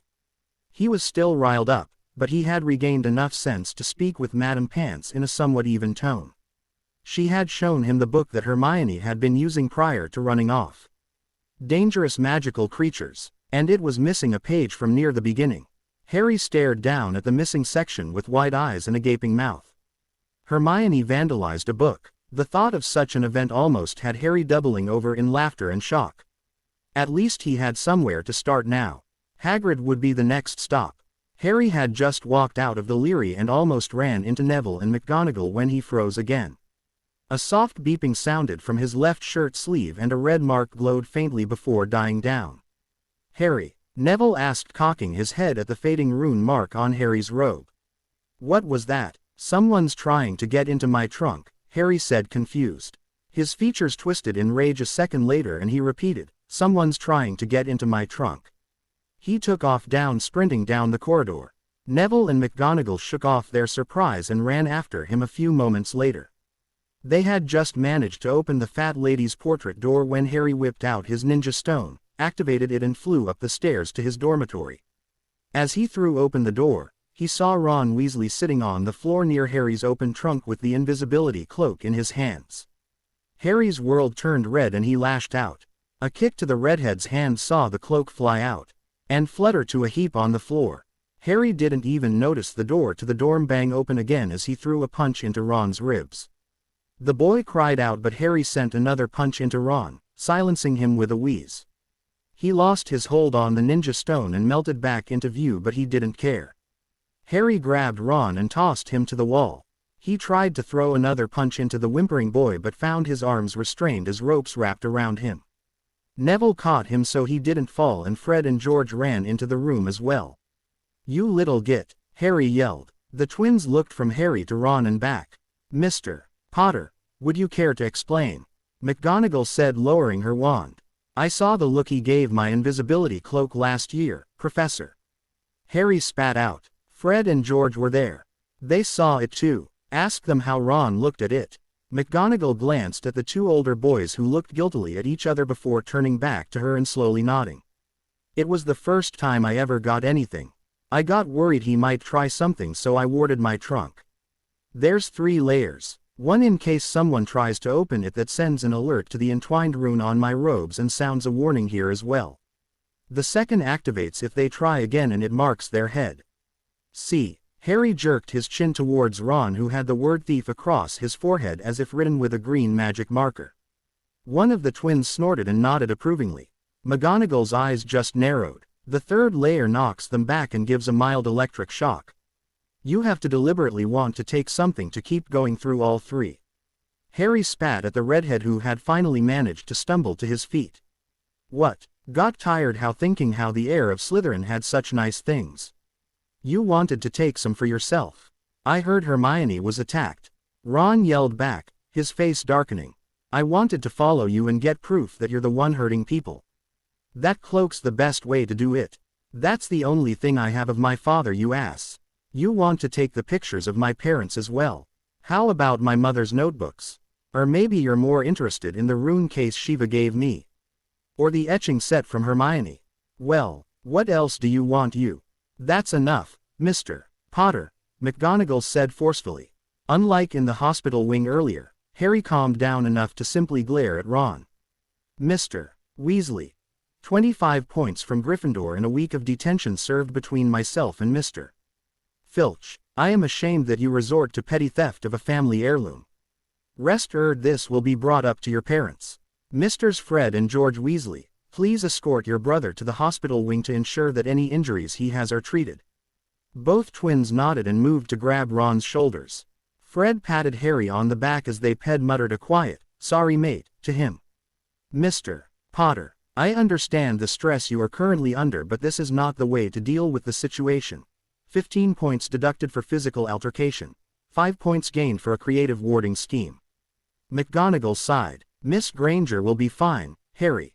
She was petrified, yes, but she is otherwise uninjured. You need to calm down so that you remain that way yourself. Mr. Longbottom, please ensure to take care of him in the meantime." "So why are we going to Hagrid again?" Neville asked, following Harry. It had been nearly a day until Harry was calm enough to go out and talk to the large man. Shiva had tried to speak with Harry a few times since then, but he had simply stayed silent, standing vigil over Hermione. Hermione was looking up something about dangerous magical creatures. Who do we know who is the best source to get more information on that particular topic? Harry said with raised eyebrows. Neville chuckled. "Yeah, good point." He stopped and squinted towards their friend's hut. "Hey, that's the minister.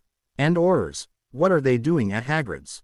Harry's insides went cold. "Neville, activate your ninja and listen at the window." "Are you sure?" "Yeah." Harry grabbed his own rune stone and pushed the activator etching. Feeling the now familiar shiver of the camouflage and silencing wards wrapping around him, Harry hurried to kneel down by the window to Hagrid's hut. He saw a small shimmer in the air next to him and knew that Neville had arrived as well. "Really, Minister, this is unnecessary." Dumbledore's voice drifted out to them from somewhere inside. Now, Albus, the attacks have yet to stop. The Ministry must be seen to be doing something." Harry's eyes narrowed at the implications of that statement. He shifted so that he could watch the man in the lime green bowler hat. The minister was standing behind a trio of Aurors talking with Dumbledore while Hagrid sobbed into a large handkerchief at his table. Hagrid does not even have a wand. And the last time he was accused, the creature he was found with was an acromantula. Acromantulas cannot petrify victims in any way, Cornelius. One of the Aurors shifted her weight from foot to foot. Harry started as he recognized Tonks. Her hair wasn't pink anymore but instead was brown and mousy. He could barely recognize her without the wild hair or carefree expression. "He's right, Minister Fudge. I looked it up. Acromantulas can kill no problem and they're smart as hell, but they couldn't be related to what's happening right now. Be that as it may, I am the minister, and I say what is and is not possible. Harry snarled. This man was even worse than Ron. At least the idiot Weasley used some form of logic. Now arrest him and bring him to Azkaban until this mess is all solved. But what about a trial, sir? Tonks tried again. Dumbledore just sighed and shook his head. The old man, the chief warlock, didn't seem to be willing to do anything, and Harry felt the wind picking up around him again. Rook, one of the other Aurors said to Tonks, let it go. If you want to graduate, just shut up and do what you're told. That doesn't seem. It's alright, Hagrid said with a final wheeze into his hanky. I'll go, Tonksy. Just promise me you'll find who's doing this and help those kids. We'll figure it out, Hagrid, Tonks said, wilting even further. How dare they do that, Tonks? To Hagrid, Harry felt a hand on his shoulder and turned back to the dim outline of Neville. His eyes widened as he noticed that he himself was visible again. With a start, Harry saw the small tornado that was whipping up by him and the sparks flying from the ninja clutched in his hands. Harry hurriedly damped down on whatever wild magic he was sending off, and the ninja stopped sparking, the illusions and silencing wards snapping back into place around him. Breathing a sigh of relief and nodding thanks at Neville's outline, Harry turned back to the window. Enough of this. Arrest him. I have other meetings to get to, Fudge said with a twist of his hat. The small group stepped out with Hagrid in some sort of cuffs between them and Tonks trailing dejectedly behind. If being an Auror did that to her, he hoped she didn't end up graduating. Tonks should be fun and cheery, not looking like Dudley had been jumping on her back. Within a minute everyone had left Hagrid's hut and Neville and Harry dropped the ninja stones back into their belt holsters. What the hell is going on, Harry? Neville stared where the group had disappeared to in the distance. I don't know, but now we really have to figure it out. The government obviously doesn't seem to want to solve anything. Harry's glare increased. Yet another strike against people with authority. I'm sorry, Hermione, Harry said, holding his friend's hand. He and Neville had stopped in to talk with her after Cleese had let out. We can't get the mandrakes for you just yet. Apparently, Harry spit the word like a curse. Lucius Malfoy has managed to get a new law ped that regulates the import of dangerous magical substances and requires a holding period to ensure they are properly stored and inspected. By the time we could get them here, the ones growing would already be mature. I'm going to get that man. I don't know how, but I'm going to get back at him somehow. Neville smirked from her other side. We did find the book you were looking at though. I know Harry thinks you tore out that page, but I still say he's mental. I mean really, Hermione Granger defacing a book. That's more insane than teaching Trevor to do the tango. He chuckled. We did order a new copy though, just in case you really did do it. That way we can check the page and try to figure out what you already knew. Yeah, maybe next time tell us what you're running off to check so that we don't have to guess, Harry said, squeezing her hand. He frowned. She was holding something in the hand clutched to her. What the? Neville, look at this. What? Neville leaned over Hermione and peered at the hand. Is that paper? Hang on. Harry grabbed one of the tweezer-like instruments on a side table near him and carefully worked the paper out of her hand. He unfolded it and held it up in triumph to Neville. Told you she tore the page. Yeah, bully for you. What's it say? Harry squinted at the little piece of paper. No SS are more feared than the king of serpents. The basilisk. A basilisk is born by hatching a chicken egg warmed from under a toad. They continue to grow as long as they live, and specimens have been known to survive millennia. A basilisk's gaze will immediately kill nearly anything that looks into its eyes, and in addition, the S's venom is the most potent poison known to our world, only able to be healed through the tears of a phoenix. Basilisk hide is nearly immune to spell fire, even more so than a dragon. The only known weakness of a basilisk is the crow of a rooster, which is nearly instantly fatal to the creature. Neville, Harry stared down at the paper with wide eyes. Weren't all the roosters killed on Halloween? Yeah. Neville swallowed nervously. But that can't be the monster, can it? The book says its gaze kills, not petrifies. Harry slowly shook his head, staring at the mirror still stuck in Hermione's fingers and the camera Colin was clutching. But what if someone didn't see it directly, Nev? What if someone saw it, say through a mirror? Or a camera? Or a puddle of water. Or a reflection in a suit of armor. Or through a ghost. And Salazar Slytherin was supposedly a Parseltongue like me, right? It would make sense for his monster to be something only he could control. And it would explain why you could hear it and we couldn't. We need to find Babbling and the other professors and let them know immediately. Wait, Nev, give me a minute. Harry tore into his bag, pulled out his etching tool and whipped off his glees. Harry, this isn't the time for a new invention. We have to tell them there's a monster on the loose that can kill you by looking at you. Bloody hell, it's a miracle no one's died yet. I know, this should just take a minute. What are you doing, Harry? Neville was practically jumping from one foot to another. It's a reflection rune twined with a magic rune. Maybe it'll bounce the gaze back at the thing if we stumble across it. Harry finished his work and the GL of his lenses flashed briefly before the lines faded back to barely visible patterns. Harry put them back on his face and grabbed a shiny tray from the table, handing it off to Neville. What, I don't get a reflection thing. Can you transfigure glees? Harry asked, raising an eyebrow. Neville wilted and shook his head. That's what I thought. Besides, there's probably a 50-50 shot that this does nothing anyway and the basilisk just kills me. This way at least one of us will probably survive if we get unlucky. Harry and Neville practically flew down the corridors, slowing only at intersections where Neville would carefully hold his shiny tray to peer around the corner and Harry would pray his reflector lenses held up. They had just tore around the corner to Shiva's office and raised their fists to slam on the door when it was pulled open from the inside. A white-faced Shiva stared back out at them, jerking back slightly in surprise before regaining her composure. Harry, Neville, this really isn't a good time. I have to get to the teacher's conference room immediately and… Shiva, we know what's been attacking everyone. It's a… Harry explained hurriedly. Before he could get the nature of the beast out though, Daphne Greenger barreled into the corridor at a flat run. She saw Harry, Neville and Shiva and angled for them. Before anyone could say anything, Daphne had grabbed Harry's robes in both hands and was pleading with him. Potter, please tell me you've seen her. She ran and I can't find her. I should have realized something was wrong but I didn't see it until it was too late. Please, I need to find her. Harry had never seen Daphne with so much as a hair out of place before, but now she looked like Dudley had been chasing her for miles.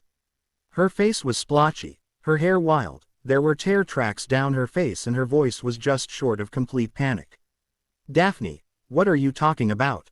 Harry asked, trying to ignore the hands still clenched in his robes and focus on the girl in front of him. Tracy, I touched that stupid diary and she completely freaked out. She ran out of the room and I lost her and she's gone. She's gone. Potter, I need to find her. I don't know what's going on but something is horribly wrong. Tracy Davis, Shiva said in a whisper behind the three students. Her face had lost what little color it had left. Yes, have you seen her, Professor? Please, I need to find her. She's my friend, Daphne said with a hitch. Miss Greenger, all students return to your dormitories. All students return to your dormitories. Remain in your common rooms. Instructions will follow. Dumbledore's voice reverberated through the castle, sounding almost as if it was coming from the very walls themselves. Harry's blood ran cold as he turned between the frantic Daphne and the despondent Shiva. Shiva, where is Tracy? The three of you inside. Now, Shiva said as she wiped a hand down her face and pushed her door open further. The students dutifully filed into the office. I am sorry to have to tell you this, but another message was discovered on the walls a few minutes ago. It appears that Miss Davis was taken. Taken? Neville asked as his eyes narrowed. Taken where? How? Harry's mind started turning. How did this fit? Why take Tracy into the chamber? We don't know how. I'm sorry, Miss Greenger, but that's… No. Daphne yelled, not letting go of Harry's arm. Her eyes widened and she took a shuddering breath before sitting up straight and her features visibly freezing into a mask of calm and disinterest. What did the message say, Professor? It said, Shiva said, that Davis, skeleton will lie in the chamber forever. Her death will feed the rebirth. She gave a dark chuckle. We have so utterly failed this school. What the hell would a basilisk need Tracy for? Neville asked, collapsing back against the wall. A basilisk? Shiva and Daphne both stared at the boy in utter confusion. It's the heir, Nev. The basilisk is just the weapon, but someone needs to be controlling it. Someone who's done it before. Or at least someone who's figured it out and is using this as the perfect opportunity. What if it's Lockhart? Maybe it's him and he needed Tracy to complete some ritual or something. Flowfart. There's no way that that idiot is the heir. Neville shot back. It would be a good cover, Harry muttered. What the hell are you two talking about with a basilisk? Shiva asked, turning a hard stare on Harry.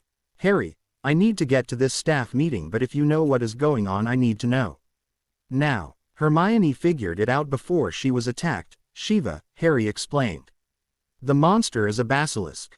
It's vulnerable to roosters. All the roosters were killed on Halloween before the first attack. Its gaze kills, but nobody has seen the direct gaze.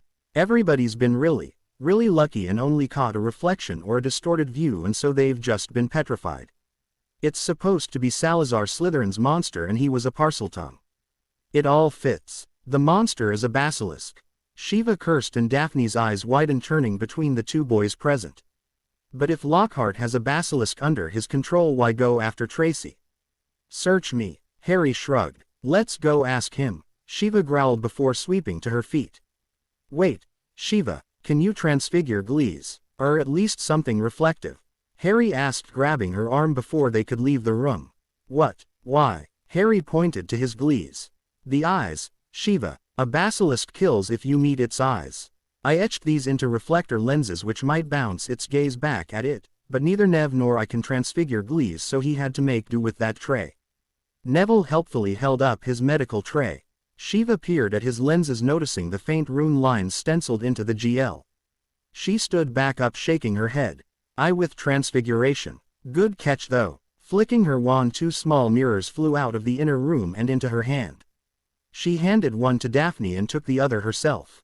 These will have to do for now.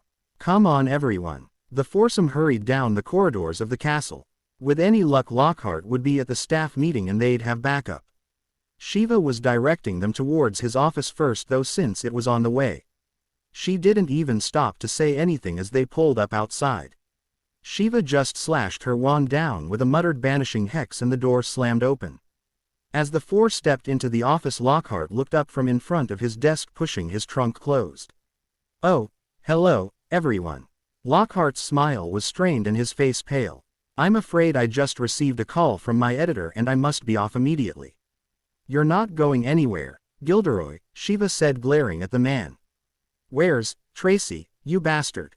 Daphne snarled. Her wand started to come up, but Harry held her arm down, shaking his head and nodding towards Shiva, letting his mentor take the lead. Come on, Gilderoy. We're going to the rest of the staff and you're going to explain some things about what's been going on around here since you showed up. I really have no idea what you're talking about. I must be going. Lockhart shifted slightly so that his side was facing the group with one arm hidden. He started to bend to seemingly pick up his trunk, but spun with his wand out. Before an incantation could leave his lips, 4 disarming spells slammed into the man.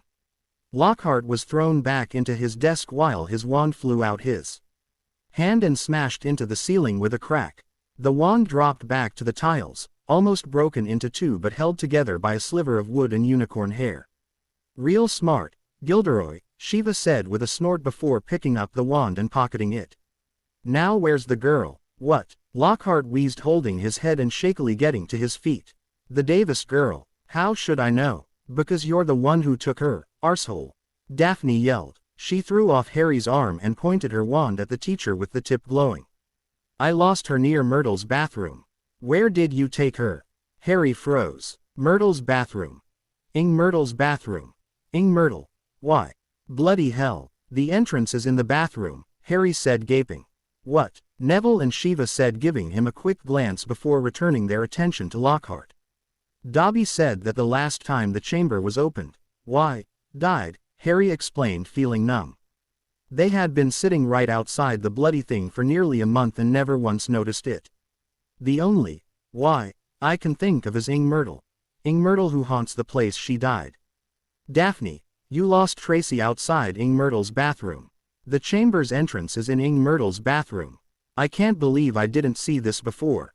I am such an idiot. Neville's mouth dropped open as he processed what Harry was saying. Daphne's glare just hardened, though her wand tip stopped glowing. Shiva's eyes narrowed in thought before giving a short head nod of agreement. Good enough for me. She flicked her wand towards the entrance. Move it, Gilderoy. To the bathroom. Harry, take Daphne and Neville and go get some backup. No, Harry said with a firm shake of his head. Harry, this is not a debate. If you think I am leaving you alone with him and a basilisk, you are insane. Harry snarled at her, losing his grip on the rage that seethed up.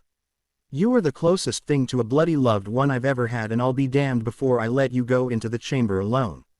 I'm coming with you. As am I, Daphne said, stepping beside Harry. If Tracy is down there, there is no way you are leaving me behind. Neville moved to stand with the other two students. And I'm not backing down from this either. I'd never be able to look at my mum and dad again if I let you three go alone. Shiva growled and muttered, Merlin be damned teenagers. Fine. But you all listen to me and do exactly what I tell you, yeah? 3 answering nods later, Shiva continued, good. Okay, fine. Tilly. A small house elf popped into view near Shiva, startling the 3 students in Lockhart. This one looked far better off than Dobby, though she was still clad in little more than a fancy tea towel. How can Tilly be helping Mistress Shetty? Tilly, go to Professors McGonagall, Flitwick, Snape and Dumbledore. Tell them I believe the entrance to the Chamber of Secrets is inside Ing Myrtle's bathroom and I am en route with the UMed perpetrator. What? Lockhart squawked. Shiva ignored him and kept going. Tell them I believe the instrument of attack to be a basilisk and require immediate eye stance. Got that? Yes, Mistress Shetty, Tilly said, bobbing her head. Tilly will be telling the professors immediately. She popped out of the room with a snap. Shiva nodded and turned to the others, gesturing towards the door out. Lockhart tried protesting again but found himself tossed out the door by a flip of a wand. The 3 others followed along behind him as the stumbling staff members started walking towards the ghost's bathroom and the entrance to the Chamber of Secrets. As they got to the bathroom, Harry grabbed Shiva's arm. Shiva, I should go first. Like hell, kid. Not happening, she said, snorting. I'm the only one with glees.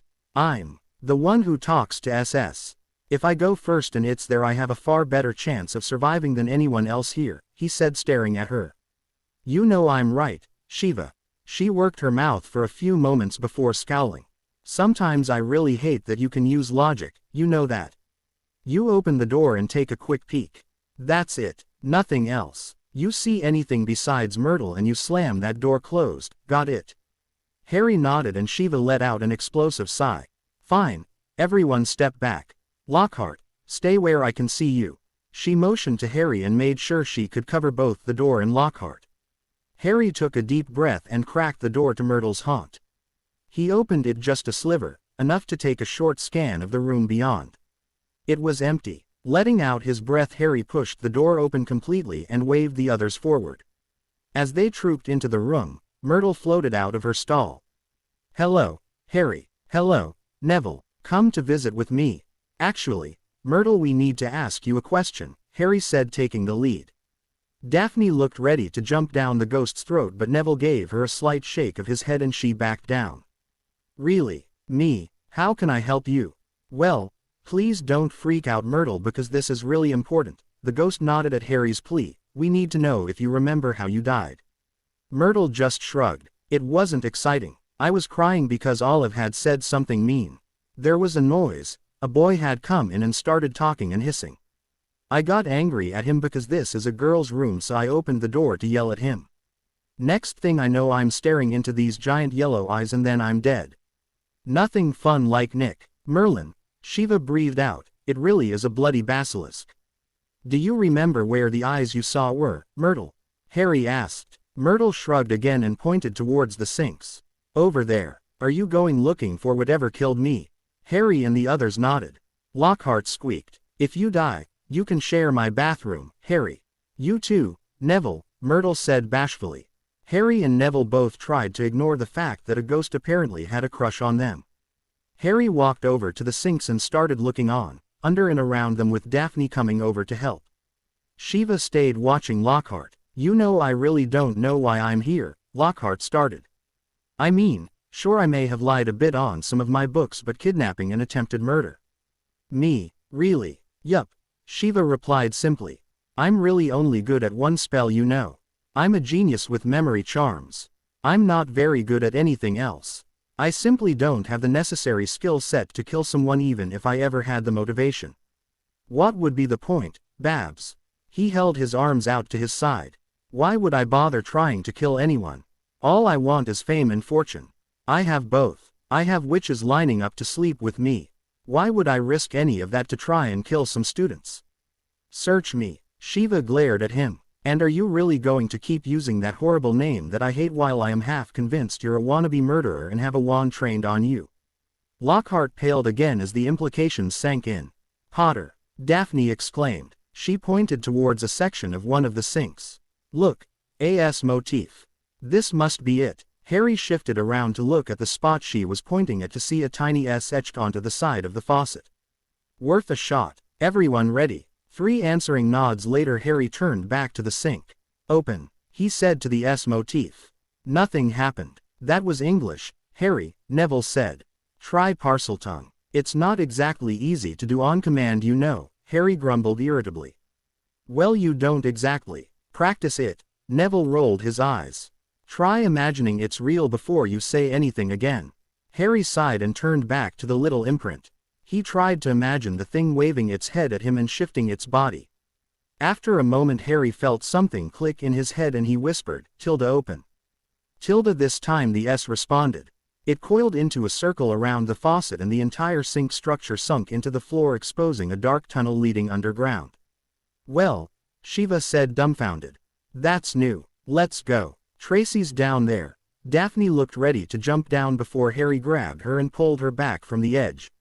1 second, Daphne. Harry pulled over his pack before popping the top and grabbing the rune case Shiva had gotten him last Christmas.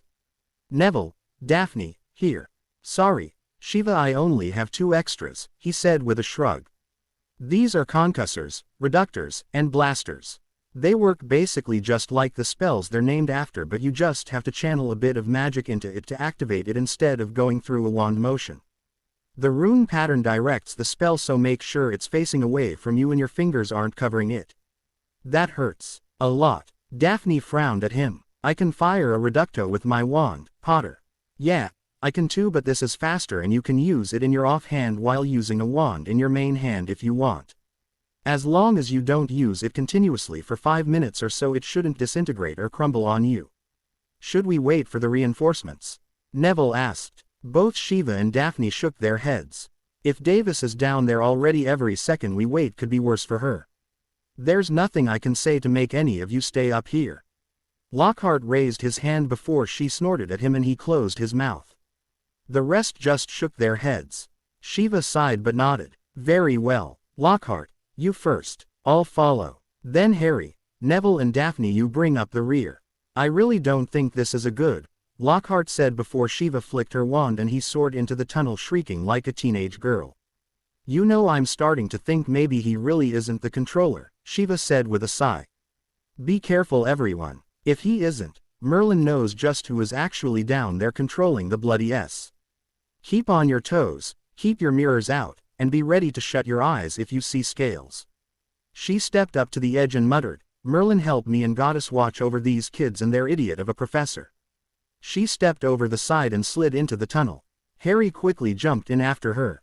He heard Neville and Daphne follow him down, and then there was a grinding noise reverberating down the tunnel along with what little light filtered through disappearing. Harry flew out the end of the tunnel, skidding along on the dirt and mud before stopping near a small pile of bones against the wall. The lower section was lit up by Shiva's wand and he rolled out of the way as Neville and Daphne flew out on his heels. Tunnel closed as I jumped in, Daphne said, getting to her feet and brushing her robes off. Looks like the reinforcements aren't going to make it. Shiva swore and Neville turned a bit green before squaring his shoulders. Harry just shrugged. Well, I fought Voldemort alone last year. I'm already doing better so far. That, Neville said, his eyes wide, is a very large piece of skin. He was pointing at a discarded mold which had presumably been left by the basilisk. It looked to be about 30 to 40 feet long. Harry shrugged. This thing was Salazar Slytherin's pet. It's over 1,000 years old. Of course it's going to be big, Nev. Daphne stared at Harry and shook her head. How the bloody hell are you so calm about this? Well, When you fought a man with a face poking out of the back of his skull, a big S isn't quite as bad. Harry paused and sighed. Also, I'm not calm, I'm terrified. I've just had a lot of practice with hiding some of my emotions. His eyes narrowed and a small storm of fury played over his features. And this thing hurt Hermione. I'm going to kill it. Right. Remind me not to piss you off, Daphne muttered, edging away from him slightly. The small group walked a little further down the tunnel before Harry stopped and turned to Shiva. Shiva, can you transfigure a rooster? It would make this a lot less dangerous. Shiva rubbed the bridge of her nose. Seriously, I can't transfigure Glees. Why would you think I can transfigure a rooster? You could at least try, Daphne snarked. You are a teacher. A rune's teacher, Shiva muttered. Fine, it can't hurt to attempt it, I suppose. You know, even if I manage to get a rooster, it's not very likely to do much of anything beyond scare the thing. Transfigured animals aren't actual animals. A transfigured rooster won't have whatever properties allow real roosters to hurt the basilisk. It's 1,000-year-old S, Harry replied dryly. Any advantage is a good advantage. Shiva crouched down, aimed at a large rock in the tunnel about the size of a chicken, and started muttering enchantments and flicked her wand at it. After a few seconds, the rock, with a bit of a pop, turned into a craggy rooster-like shape that gave a croak before flopping over onto the ground and not moving. I told you I had transfiguration, Shiva grumbled. As she started to stand, Lockhart suddenly rushed her. Neville yelled, attempting to fire a stunner at him, but the shot went wild. Harry and Daphne drew their wands towards the man, but he twisted back away from Shiva with his broken wand in hand before they could do anything. Such a shame that you all were killed by the basilisk. This will make a perfect end to my newest book, Lockhart said with a manic grin. He started to slash his wand down. Shiva yelled out, Protega. At the same time as a luminous shield sprang into existence in front of the group, Lockhart screamed out, Obliviate. His spell shot out from both ends of his wand. One beam struck Lockhart, sending him into the wall of tunnel. The second beam hit Shiva's shield and rebounded into the ceiling. A spreading crack was all the warning the group had before a large section of ceiling shattered and gigantic pieces of rock crashed into the corridor. Harry dove, knocking Daphne out of the way of the debris, both students holding their hands over their heads as the dust settled and the rumbling stopped. Picking himself up, Harry turned back to the newly formed blockage. Daphne was the only other one he could see. Shiva, Neville, Harry yelled frantically, throwing some of the smaller rocks back. Please let them be okay. Please let them be okay. Please let them be okay. He didn't know who he was praying to, but prayed anyway. Harry, a muffled voice yelled back. Harry, are you okay? Is Daphne all right? Harry breathed a sigh of relief at hearing Shiva's voice. He looked over at Daphne, who coughed and gave him a thumbs up. Yeah, we're fine, Shiva. Are you okay? Is Neville all right? I'm fine, Harry. Neville's reply was just as muffled as Shiva's. Looks like Lockhart brought down the ceiling. One rock hit him in the crotch as it fell. Serves the bugger right. Now that Neville mentioned it, Harry could dimly make out a sort of muffled groan. Harry, stay there, I'm going to try to shift some of these rocks, Shiva said. A few moments later there was a soft crash as some of the boulders moved and the ceiling groaned. Harry could hear soft cursing coming from the other side of the barrier. Bloody freaking hell. Okay guys, I'm going to have to shore up the ceiling as I shift this stuff. I'll add some runes into the supports to make sure it holds, but it's still going to take close to an hour to get through this shite. Daphne snarled and grabbed Harry's arm. We can't wait that long. Tracy could be dying. Harry looked between his friend and the cave-in. Eventually he sighed and nodded at her. Shiva, Daphne and I will keep going. You guys catch up when you can. What the bloody hell? Don't you bloody dare you get. You two stay right, Shiva, Harry yelled back, cutting her off. We came down here without waiting for the others because Tracy's in danger. We'll be careful, but we can't afford to just sit here and wait. I don't give a rat's ass about that, you little shite. I have not been looking out for you for the past 2 years or fighting to get custody for the last year just for you to run off and get yourself killed and eaten by a bloody basilisk. You hear me, Harry? You stay right there until I get through this. But Tracy could be, Harry tried. I don't know Tracy. I know you. I care about you. It's bad enough I let you convince me to bring you down here. You can't run off on me like this, Harry. Not now. Not ever. Having someone yell at Harry because they cared about him was an entirely new experience to the boy. Even Hermione hadn't ever really raised her voice to him quite like this. He cringed, a huge feeling of guilt settling onto his shoulders. Listen to me, Harry. This isn't a Cerberus lulled by music or a troll you can hit with a club or an exploding rune. This is a bloody basilisk. A creature 1,000 years old with venom strong enough to kill you with a single drop and a stare that spells instant death. If you and Daphne go forward without us, in all likelihood you will die. Daphne grabbed his hand and drew his gaze into her eyes. Please, Potter, I can't leave her there, please. Harry took a shuddering breath, squared his shoulders and turned back to the cave-in. Shiva, what if it was me in there? Would you want someone to wait while they could maybe save me by going ahead? The stream of curses that followed greatly expanded Harry's vocabulary. He knew he'd won the argument. It didn't make him feel any better. Fine, you are going to end up giving me a heart attack before I hit 25, you bloody bastard. I swear to the goddess, if either of you die in there before we get through, then I am going to personally resurrect you just so I can kill you again. Harry, make sure you're careful, mate. Neville yelled, also sounding rather frustrated and annoyed. If you get hurt, Hermione's going to kill me for letting you go alone. He's not alone, Daphne yelled. Be careful with the tunnel and hurry up. She started down the tunnel. Come on, Potter. Let's get Tracy and get the hell out of this place. Harry nodded and started after her. They had gotten a few dozen meters further down when he heard a soft crack and looked down at his feet. Lifting his boot, Harry saw he had stepped onto a pair of small glees. Daphne, hold up, I need a minute here. Daphne came back and glared at him. We have to keep moving, Potter. She stared at the glees in his hands and froze. Reaching out a shaking hand, she pointed at the lenses. Those are Tracy's reading glees. Well, at least we know she's definitely here, Harry said distractedly. He pulled out his etching tool and quickly added the markings to turn them into reflector lenses. Harry really wished he'd paid more attention to the charm Hermione had used the first time he met her. Here, he said, handing them over to her. The left lens is a little cracked, but I think the runes will mostly hold. Remember, I have absolutely no idea if these things will actually work to reflect its gaze. If either of us gets hit and petrified, then we know it doesn't work. If the left lens cracks, then close your eye because that cluster will be broken. Daphne nodded, slipping the glees onto her face with a small grimace. Well, at least her eyes are mostly good. This is still going to give me a headache though. Better a headache than dead, Harry retorted, standing up.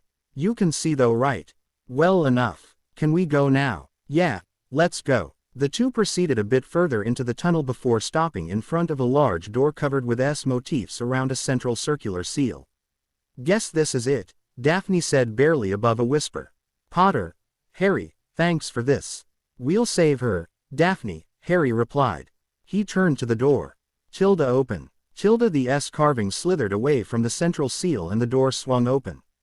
Be careful, Harry said, stepping through the door, wand and rune held high in each hand. Harry and Daphne padded cautiously into the chamber of secrets covering both sides as they walked forward. When they were halfway through the cavernous room, the torches along the walls lit up, illuminating the rest of the space. Blinking from the sudden light, Daphne's eyes widened when she centered on the figures near the base of a statue of the front of the room. Tracy. Daphne ran forwards with Harry cursing and following after her. Tracy, she yelled, skidding to a halt next to her friend. Daphne grabbed her sweaty, pale hand and checked for a pulse. Harry meanwhile had pulled up and held his wand on the transparent figure standing nearby on top of a vaguely familiar ratty old book. So, Harry said with forced calm, you're the one who's been doing all this. Technically, Tracy Davis has been. But yes, I've been whispering to her and forcing her hand, the spirit said with a small nod. She's alive. Daphne carefully let her friend's hand drop back to her, then stood and pointed her wand and the figure with a snarl. What the hell have you done to her, arsehole? She did it to herself, the figure shrugged. She poured her heart and soul out into me. Quite literally at that, he chuckled. Being in love with one's own best friend is apparently enough to upset one quite dearly. Times certainly have changed since I first prowled these halls. Daphne visibly flinched at that comment and her wand hand shook. Harry grimaced but resolved to deal with the issue later after everyone was still breathing. I'm going to kill you, you bastard, Daphne whispered to the spirit. Who the hell are you? And how do we save her? Harry asked. You must be Harry Potter, the spirit said, raising its eyebrows. I have to say I'm a little disappointed that you're not more intimidating. However, you did reach this place, so I suppose you're not a total disappointment. Tell me, how did you kill me? I am ever so curious. What? Harry and Daphne both exclaimed. How did you kill me? Do you remember? Tracy said you were just a baby at the time, so I doubt it was intentional, but still you never really know with things like this. A growing horror seeped through Harry at the figure's words. That's not possible. Oh, you it is. I took great steps to ensure my longevity after all. Daphne looked between Harry and the spirit. What the hell is going on, Potter? Can you kill it? Will that help Tracy? Oh, he can't kill me, the spirit laughed again. I am not the physical. Not yet. You look a lot different than you did last year, Harry said. Stall. Worked last time. Maybe I can keep him talking long enough for Shiva and Neville to get here. Maybe they'll know how to kill a ghost thing. Ah, so that was true. Tracy wasn't certain if those rumors had substance. Well, it's good to know my later efforts weren't entirely wasted. Even if he has been rather pathetic overall. Really, 10 years to make a play. I will do far better once I regain form. Who the bloody hell are you? Daphne whispered. You haven't figured it out yet. Shame. I thought you were supposed to be intelligent. I was actually planning to give you a high place in my society. Well, perhaps a bit of help, I suppose. He took a wand out from behind his back. Daphne's eyes narrowed and her lips curled into a snarl. That's Tracy's. Yes, I am draining her after all. It's not like she can use it at the moment. He drew a series of glowing letters in the air. Tom Marvolo Riddle. Now watch closely here. I thought this a rather ingenious anagram myself. The words rearranged themselves into I am Lord Voldemort. Daphne's face emptied of color. That's impossible. Why did you think that was a smart anagram, Riddle? Harry asked, swallowing a lump of dread. Doesn't seem all that hard. Well, Harry, Volume de Mort means flight of death in French. I have become immortal. Well, parts of me have anyway. It is quite appropriate. All I saw last year was a pathetic ghost parasite that could barely exist on its own, Harry taunted. And all I see now is another little pathetic leech. Harry heard Daphne's mouth snap closed and her face take on a slight grin at his words. Good, stand up to him. It's just a shadow or something. Keep focused, Daph. Little pathetic leech, Riddle snarled. Fine, you want to play games, Harry Potter. Let's play. His sneer broke into a wide, predatory smile. Tilda Bessie. Kill these two. Tilda. Harry saw movement in the mouth of the statue behind Riddle and his eyes widened. Oh, shite. Come on, Daphne, he's called the basilisk. Harry grabbed her arm and pulled, running towards the closest pillar and ducking behind it as a large weight crashed to floor behind them. Plan? Daphne asked, holding her wand and rune stone tight enough for her knuckles to turn white. Well, I've got a plan A, Harry said, peeking around the side of the pillar.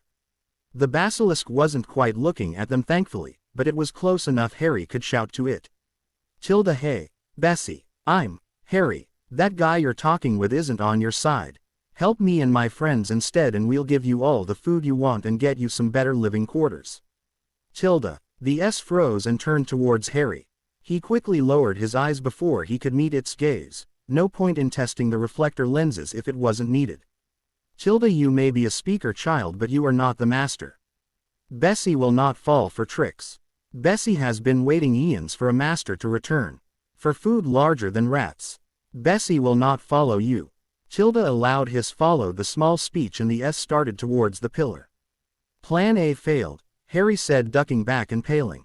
Plan B? Daphne asked. Shoot it until it dies. Harry said with a slight hesitation. Works for me. Daphne jumped out and started tossing Defendos, Reductos, and Confrigos at the S from her wand while letting loose with the Reductor from her offhand. Harry jumped out of the other side of the pillar, also tossing spells and rune-powered shots. He tried adding a few disarming and stunning shots into his volley. Bessie just hissed in what Harry dimly realized was laughter. Their spells weren't even making a scratch on the hide of the beast. The giant tail of the serpent came around aiming at Harry's head. He ducked and rolled. As he regained his feet he made the critical mistake of looking up. Harry met the basilisk's eyes and time seemed to stop. Riddle laughed in the distance. Harry almost laughed in return as he could still feel his muscles twitching in fear. He wasn't petrified, but, then, neither was the basilisk. It shook its head after a few seconds and opened its hissing mouth wide, doing an extremely good impression of a pissed-off lion's roar.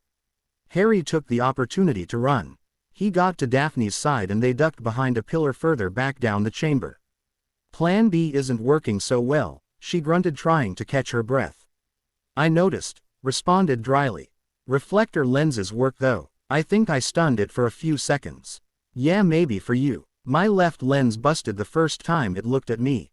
It seems only one eye reflection doesn't affect it. And I'm half blind now. Harry flinched and quickly looked her face over. Breathing out a quick breath of relief, Harry saw her eye wasn't actually injured. She just had it screwed shut since the left rune cluster hadn't held up under the strain of the magic. Okay, I have a plan C, but I'm going to need a minute to get it ready. Can you distract it? Harry asked, holding the Blastor against the pillar and palming his etching tool. Maybe. What are you doing? Setting a feedback loop into the Blastor. Basically a somewhat controlled explosive failure. You're making a magical bomb. More like magical grenade. Also, it might blow me up once I charge it. Harry grimaced. There's a reason I've been staying away from volatile clusters, you know. Daphne stared at him with wide eyes.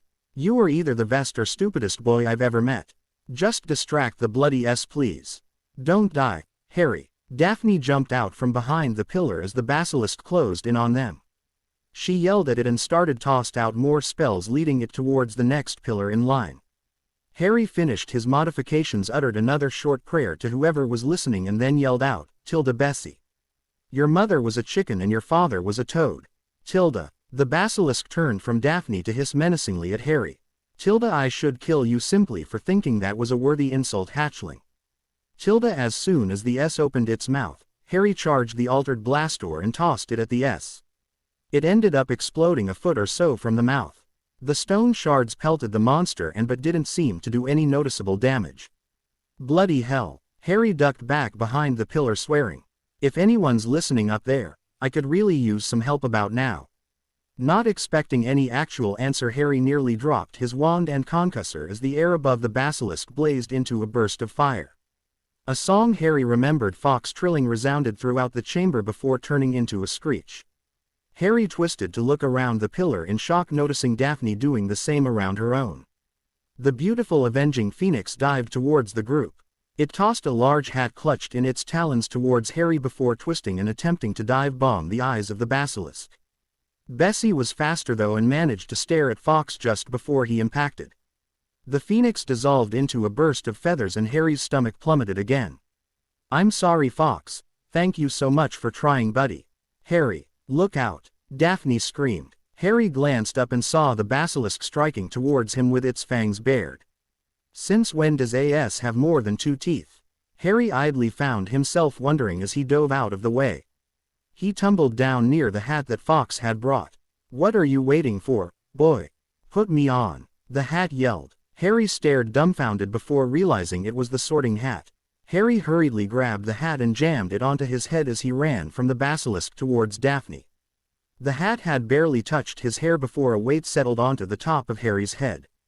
Dashing behind the pillar, Harry pulled the hat off and handed it to Daphne. A sword fell out of the top and clattered to the ground at Harry's feet. That's the sword of Godric Gryffindor, Daphne said, her mouth gaping. I would have preferred powerful staff or energy lance rune cluster myself. Or anything long range, Harry said, picking the sword up. Beggars can't be choosers, Harry Potter. The hat said before falling silent. Okay, new plan, Harry said, glaring at the hat. Your other plans have ed. Yeah, and this one s more. Not instilling a lot of confidence here. Daphne said, I'm going to stun it with the reflector lenses, then I'm going to stab it with the sword. That's a horrible plan. Do you have a better one? Harry asked, glaring at her. Daphne ground her teeth. The basilisk was almost on them again. Don't die, Harry. I'm just starting to like you. Likewise, Daphne. Harry took a deep breath and leapt out. This time instead of running away he ran towards the giant S. Bessie opened her mouth baring her fangs at him and pulled back readying a strike. Harry came closer hoping his horrible ND of luck would hold long enough to finish this. Bessie struck forward. Harry finally managed to catch a glimpse of the basilisk's eyes and it froze in place as he jumped forward.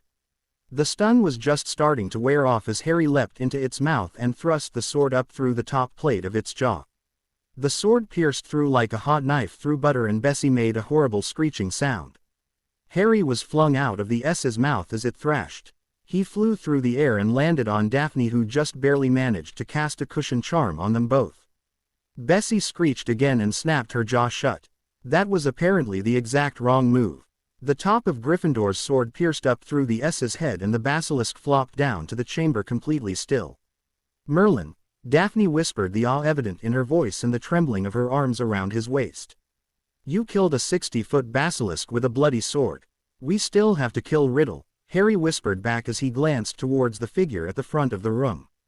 The spirit of young Voldemort was much more solid now and Tracy seemed far paler. He said she was pouring out herself out to him, right? She's been writing in a diary since the year started. He was standing over a small book. Was that the diary? Yeah. Daphne nodded, letting her arms go and shifting Harry so that they could both get up. Look exhausted and beaten. Not going to have to fake that, Harry muttered. I'll grab the sword and we try stabbing the book. Hell, it worked on the monster S. Why shouldn't we be able to kill a book with a sword? Daphne paused and giggled. That sounds so stupid. Harry's eyes widened at the manic sounds coming from his friend. Hold it together another minute, Daph, then you can break down. Help me open its mouth. Together the two students managed to pry the mouth of the dead basilisk open enough for Harry to reach in and grasp the sword. Careful, don't touch the fangs. Basilisk venom is some of the deadliest stuff there is, Daphne said. Really? I didn't know that. Thanks, Daph, Harry replied dryly. No need to be a jerk about it, Harry. Harry got the sword free finally, though it was accompanied by a small amount of black liquid dripping from the wound in the mouth. Holding onto the sword in one hand, Harry and Daphne supported each other as they stumbled back over towards Tracy and Riddle. You two are far more impressive than I initially assumed, Riddle said with narrowed eyes as they drew close. You would do well under me. I could lead you both to greatness. Harry spied the diary still lying under Riddle's foot. He walked a bit closer. You know what I have to say to that, Riddle. What we both have to say to that, Daphne chimed in. Riddle cocked his head. Go to hell, arsehole. Harry yelled. He raised the sword and stabbed it forward, spearing the diary. No, what have you done? Riddle screamed, first in astonishment and angry. The scream quickly shifted to pain as ink began to spurt out of the diary. As the ink drained, the spirit lost its substance. Tracy's wand clattered to the ground from insubstantial fingers. Tom Riddle gave one final roar of pain and defiance before fading completely, the diary falling completely dormant under Harry's sword. Tracy! Daphne exclaimed, falling to the ground beside her friend. Tracy, please wake up. Please don't let us have been too late. Please wake up, Tracy. Tracy Ed and a bit of color started to return to her cheeks. Her eyes fluttered open and locked onto Daphne. Daph. She glanced around the room. Potter. Wah, what? Oh goddess, Tracy. Daphne flung her arms around the girl and pulled her into a bone-crushing hug. I thought you were going to die. I thought.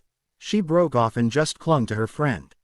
You all right, Tracy? Harry asked, leaning on the sword for support. It probably wasn't the most respectful way to treat a priceless artifact from one of the founders, but then he had just killed the pet of one of the other founders and casually tossed aside their enchanted hat. Leaning on the sword was probably the least disrespectful thing he had done that day. No, not really, but I'm better. I think, Daph, Potter, I think I'm the one who was opening the chamber. She leaned her head against Daphne and started to sob. Shish, it's okay, Trace, Daphne whispered, running her hands in circles along the other girl's back. It wasn't you. That diary was a trap that Volume Voldemort left. It possessed you. You didn't do anything, Trace. You know who. What? No, I was writing to Tom. I knew something was wrong but I couldn't stop. It was Voldemort, Tracy, Harry said. A memory or spirit or something from when he was teenager. He showed us his name and it's an anagram for, I am Lord Voldemort. You got tricked. It's not your fault. You aren't like Quirrell. You didn't invite the arsehole in. It was really him. The other two nodded. I can't believe it. I don't even know where I got that stupid diary from. It was in my stuff when I got back from the bookstore before school started. I must have picked it up but I don't remember it. Wait. She pulled back from Daphne's grip and stared between the two. If that was you-know-who and if he was possessing me to control the monster, then where are we and how are we going to kill it? Trace, Daphne said, clearing her throat.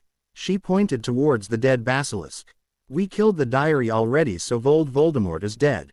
And Harry killed the basilisk. Tracy's eyes followed Daphne's arm and widened before turning back to the other two and gaping. With a sword. Tracy's eyes flowed down to rest on the sword in Harry's grip. She looked back at his face and Harry just nodded. Tracy slumped into Daphne's arms again and groaned. Can this day get any weirder? Trust me, you don't want to ask that, Harry sighed. It's better not to tempt the universe. Can you walk? We should get back to Shiva and Neville. Who the bloody hell is Shiva? Tracy asked as she accepted their arms to pull her to her somewhat shaky feet. Harry winced. Professor babbling. I'd appreciate it if you both kept it quiet until next year that I call her by her nickname. Well, considering you both saved my life, I think I can do that. Tracy looked at him like he was crazy.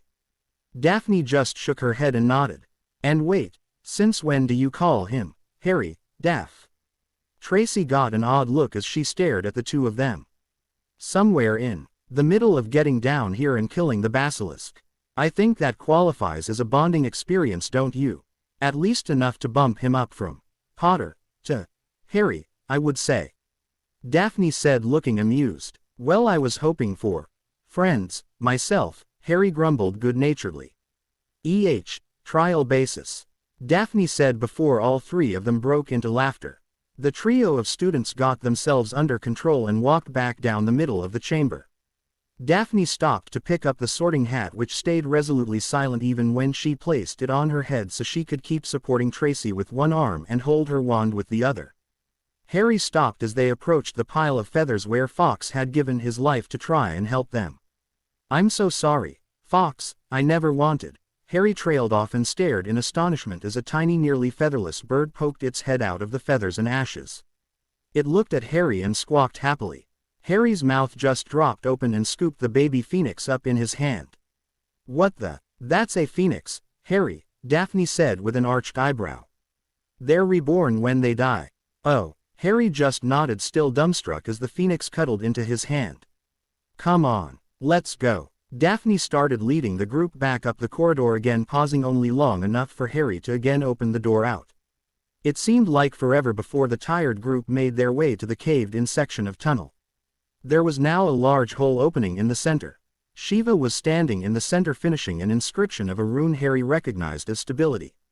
It flashed as she finished it and she turned back. Neville, come on, I'm done. Let's go. Good timing, Harry said with a soft chuckle. Shiva twisted so fast he thought she would fall over. Her mouth dropped and Harry just lifted his arm from under Tracy's side and waved tiredly at his friend. We won, Harry. Shiva lunged forward and wrapped him in a hug that rivaled one of Hermione's. He hugged her back, laughing as Fox chortled from his shoulder. Shiva heard that and pulled back in astonishment. Is that a baby phoenix? Daphne, Tracy, are you two all right? What are you three covered in? Is that the sorting hat? Is that a sword? In order, Professor babbling, Daphne said, yes, it is a baby phoenix. Fox, to be precise. I am okay though, bruised over quite a lot of my body with several small cuts in addition. Tracy is physically more okay than me but spiritually, emotionally less okay. Her life force was being ed out but we stopped it, so now she's just weak, but she should get a full examination as soon as possible. We are covered in an absolutely horrendous mix of sludge, dirt, grime, blood and ink. Yes, it is the sorting hat.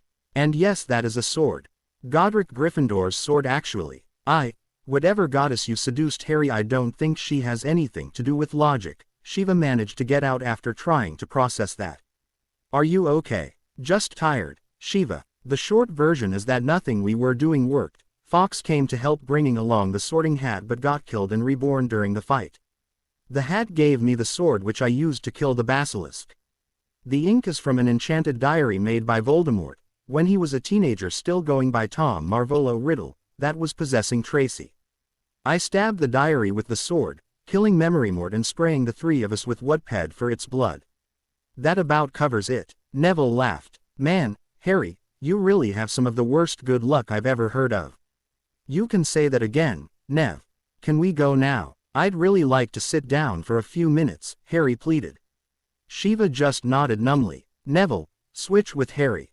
Harry, let me help you. Harry handed Tracy's left side over to Neville, who supported the girl while Harry leaned against Shiva for support as the group slowly started to trudge back towards the slide up to the castle. So where's Lockhart? Harry asked, as they left the makeshift tunnel under the cave-in, though Harry's question was answered. The professor was bound in ropes with a bandage around his groin and staring off into space with a happy grin on his face. Lockhart's quite out of it. His spell was powerful enough to hit all of us at once, and that full force blasted right into him. Shiva flicked her wand and the man floated ahead of them. He doesn't even remember his own name. I'm actually not entirely sure he remembers how to speak at all. We only bound him up because he kept wandering off down the tunnel and I got rather annoyed with him. Ah, well, if it makes you feel better, I cursed out Memorymort while I was annoyed with him. And you called him a pathetic leech. Don't forget that. That was funny, Daphne chimed in. Man, I miss all the fun, Neville complained. You can kill the next iteration of Voldemort, okay, Nev. Okay, now you can't complain when I get him before you do, Harry. Tracy looked between the three of them, shaking her head. You people are all insane.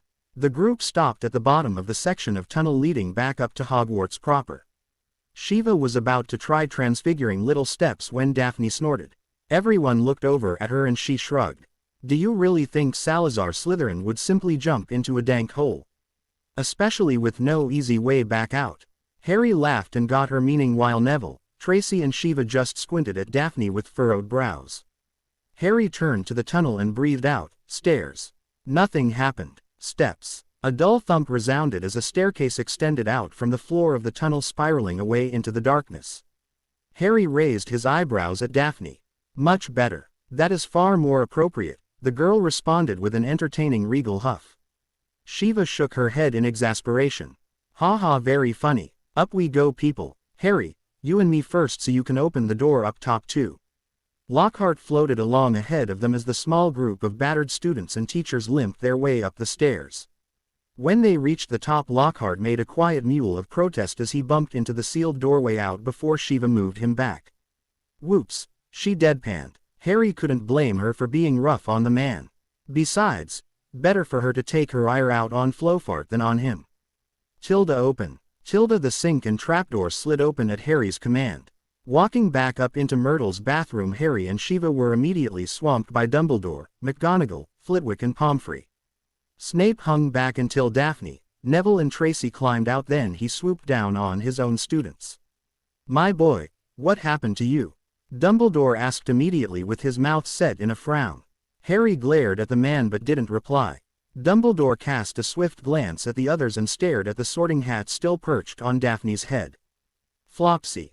Give them room, Albus, McGonagall said, pushing her superior back slightly and waving Pomfrey forward. Babbling. Injuries? The healer asked, cutting straight to the point.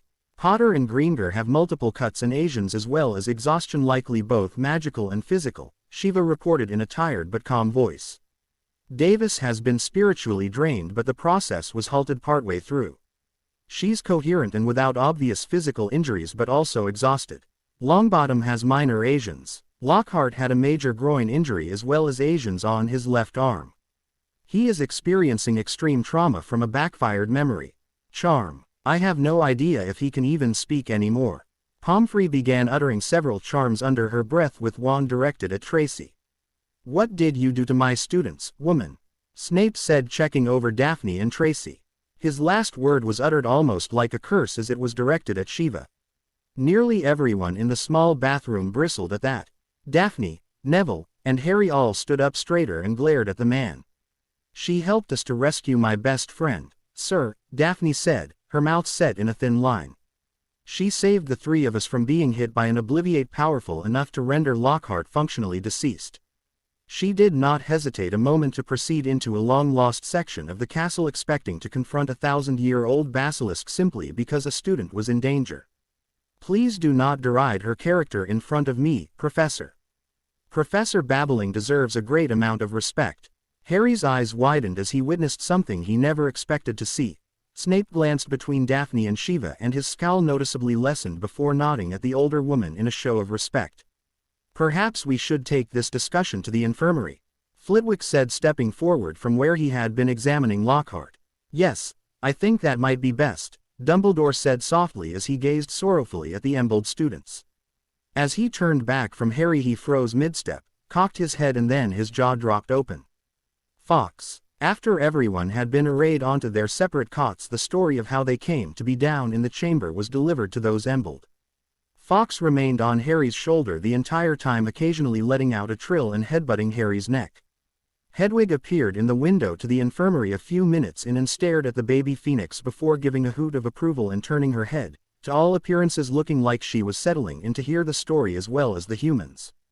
Harry could only chuckle at his familiar. And so we ended up stabbing the diary with the sword, he finished with a shrug. I find this all very hard to believe, Potter, Snape said with narrowed eyes. Surely you exaggerate. There is certainly no way a mere child such as yourself could destroy a creature such as a basilisk. Before Harry, Shiva, Neville or Tracy could say anything, a low growl floated through the room. Daphne stood from her bed and walked over to stand in front of Snape with her fists clenched.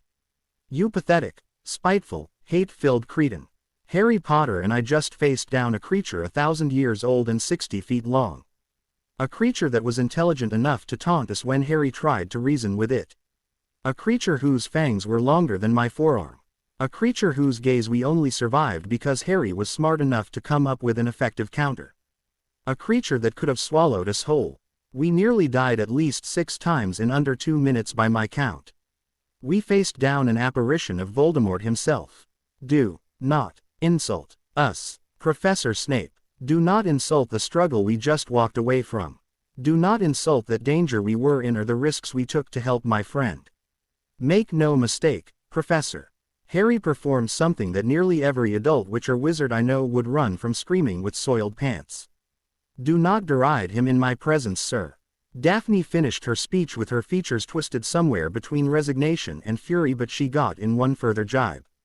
It is common knowledge that you praise Slytherins and disparage Gryffindors, as it is common knowledge that you bear some sort of grudge against Harry Potter. Do not let your hatred blind you to facts, Professor. Snape looked completely dumbstruck. His hand was clenched hard enough to turn the knuckles white, eyes were wide and his mouth was hanging open. Daff, Tracy said quietly. Daphne sighed and turned to pad back to her bed, giving Tracy's hand a short squeeze on the way. Be that as it may, Dumbledore said, filling the sudden silence, I am still uncertain how Fawkes was able to come and east you, Harry. Harry shrugged. Search me. The feedback blastor didn't do squat. I asked for help and then, boom, he waved his arms wide, he showed up in a burst of flame with the sorting hat. Thanks again, buddy. Fawkes headbutted him again and gave a short trill of approval. Hedwig bobbed her head and hooted in reply. Most curious. Headmaster, Shiva asked, sitting on the edge of her own bed, do you have any idea what that diary thing that Riddle created was? I know Voldemort is stupid powerful, but I've never even heard of binding a spirit memory to an object before. At least not one that could both think for itself and attempt to full possession. I'm unsure, Dumbledore replied slowly. Both Harry and Shiva narrowed their eyes at the old man. Harry couldn't help but think back to Dumbledore's responses to his questions from last year with Quirrell. The headmaster knew far more than he was letting on. Voldemort was certainly familiar with arcane NCHES of magic. I will have to do research on this subject to ascertain the extent of what was done. Dumbledore turned and met Harry's gaze with his twinkling eyes. A moment later the man held a hand to his forehead with a groan and slumped down in his chair. Pomfrey rushed to the headmaster while Snape turned on Harry. What did you do, boy? As Harry glared at Snape intending to tell him off, the potions master also yelled out in pain and fell backwards. His hands clutched his head and he twisted towards Harry, though he kept his eyes clenched shut. Potter, the man roared. I didn't do anything, Harry yelled back. Most of the residents of the infirmary just stared between the three, completely lost. Only McGonagall and Shiva seemed to figure out what had just happened. The deputy headmistress scowled and stalked towards Dumbledore while Shiva wore a furious expression and put herself in between Harry and Snape. As Pomfrey moved from Dumbledore to Snape, McGonagall hauled the older man to his feet. "What has the boy done to warrant that attempted intrusion, Albus? Save the life of a CL mate. Slay a danger to the entire student body. Gain the favor of a founder. Question one too many things. Never attempt to read a student or any minor without cause in front of me again, Albus, or I will see you run out of here before you can say, drop. I would expect such foolhardy behavior from Severus but not from you. And you, Severus." McGonagall turned to the potions master who simply glared back at her. "You are a fool. If Albus Dumbledore was summarily rebuffed, what makes you think you could get through? Go do something productive and make a healing draft. Get out. I have every right to. Get out," McGonagall screamed, pointing at the door. Snape snarled but stalked out of the room. McGonagall turned back to Dumbledore, rubbing the bridge of her nose. "Perhaps you should leave as well, Headmaster. Minerva, Whatever Dumbledore was going to protest was interrupted as the doors to the infirmary swung open again with Lucius Malfoy waltzing in, cane in hand. Harry's eyes widened as he saw Dobby trailing behind. Of course it'd be Malfoy. Tracy said she had the diary when she got back from the bookstore. Malfoy was there at the same time I first saw Tracy and Daphne. He planned all of this, Harry thought, his surprise fading away and being replaced by fiery anger. "Ah, Dumbledore," Malfoy said, his voice like silk. "I was informed you were here. As the head of the Board of Governors, it is my duty to inform you that the death of Tracy Davis has led us to remove you from." I'm not dead," Tracy said, waving her hand from the nearby bed. Malfoy's head snapped to Tracy so fast his silvery hair whipped his face. "What? You are?" Harry's world dissolved into red. Head of the Board of Governors, the man had said. The board that had prevented Harry from getting the Mandrake potion. This man had set Tracy up to let loose a basilisk. He had prevented the healing of the victims. He had nearly gotten Shiva and his friends killed. He had hurt Hermione. Where's the reductor? Harry thought, searching the table for his rune stone. From his shoulder Fawkes started to quietly trill and a feeling of calm settled over Harry. Breathing deeply, he left the table alone and turned to Fawkes. "Thanks," Harry whispered to the bird quietly. Fawkes' song stopped and Harry breathed deep. New plan. I'm not the only one who wants to beat Malfoy. While Harry had been wrestling with his control, Malfoy had been carrying on a short conversation with Dumbledore and McGonagall. "Well, I suppose that concludes my business here. Good day." As Malfoy swept out of the room, Harry leapt out of his bed and jumped past Shiva to Daphne's side. "Daph, I need a glove." "What?" The girl stared up at him like he'd gone crazy.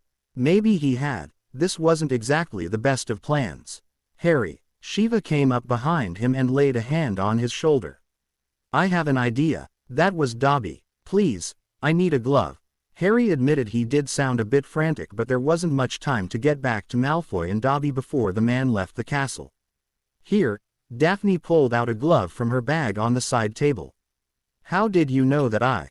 "Tell you later." "Thanks, Shiva, I'll be right back."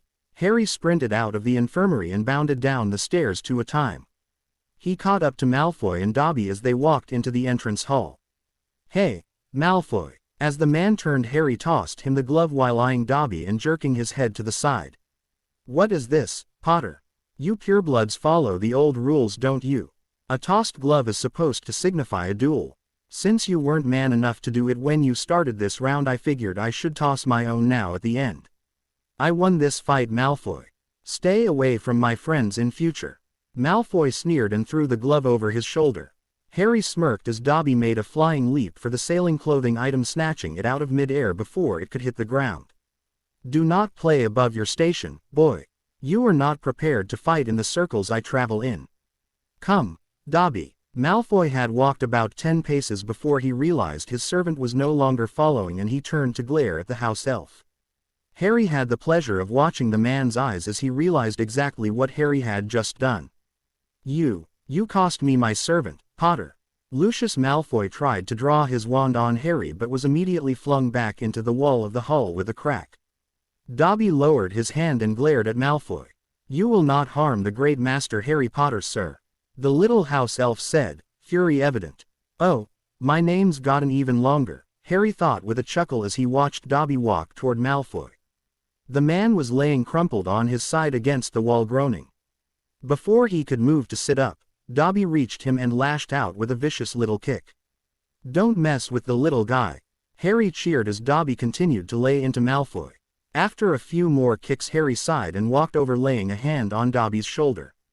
"As fun and justified as this is, Dobby, you really should stop. No need to get into trouble over this guy. Let's head back to the infirmary, yeah." Dobby cast one last vicious glare at Malfoy before nodding at Harry and following along. The two walked back into the room, greeted by stares of confusion. Dumbledore seemed to have left with the Sorting Hat and Fawkes before Harry had returned, though all the other teachers and Hedwig were still present. "Harry, care to explain?" Shiva said, the anger in her voice barely controlled. "Had to free Dobby," Harry said, cocking a thumb at the little elf, who nodded enthusiastically. "The great Master Harry Potter, sir, has freed Dobby from Bad Master." The great Master Harry Potter, sir, declared a completed duel and tricked Bad Master into setting Dobby free. Then Dobby protected him from Bad Master. The great Master Harry Potter, sir, is the greatest wizard to ever live. Harry groaned as the rest of the room just turned to him. "Hey, I've tried to get him to stop with names. Dobby, how about you head off to enjoy your freedom for a bit, and you can come back to chat sometime later after you get settled, yeah?" Dobby nodded, hugged his leg and then popped away. Harry trudged back to his bed and hopped up. "Do I even want to know?" Shiva asked, letting out an explosive sigh. Harry just shrugged. "Honestly, probably not. I'll tell you later though." "How did you know I carried gloves?" Daphne asked. "You're a pureblood heiress. I've picked up a few things from Neville." Neville blushed but didn't respond.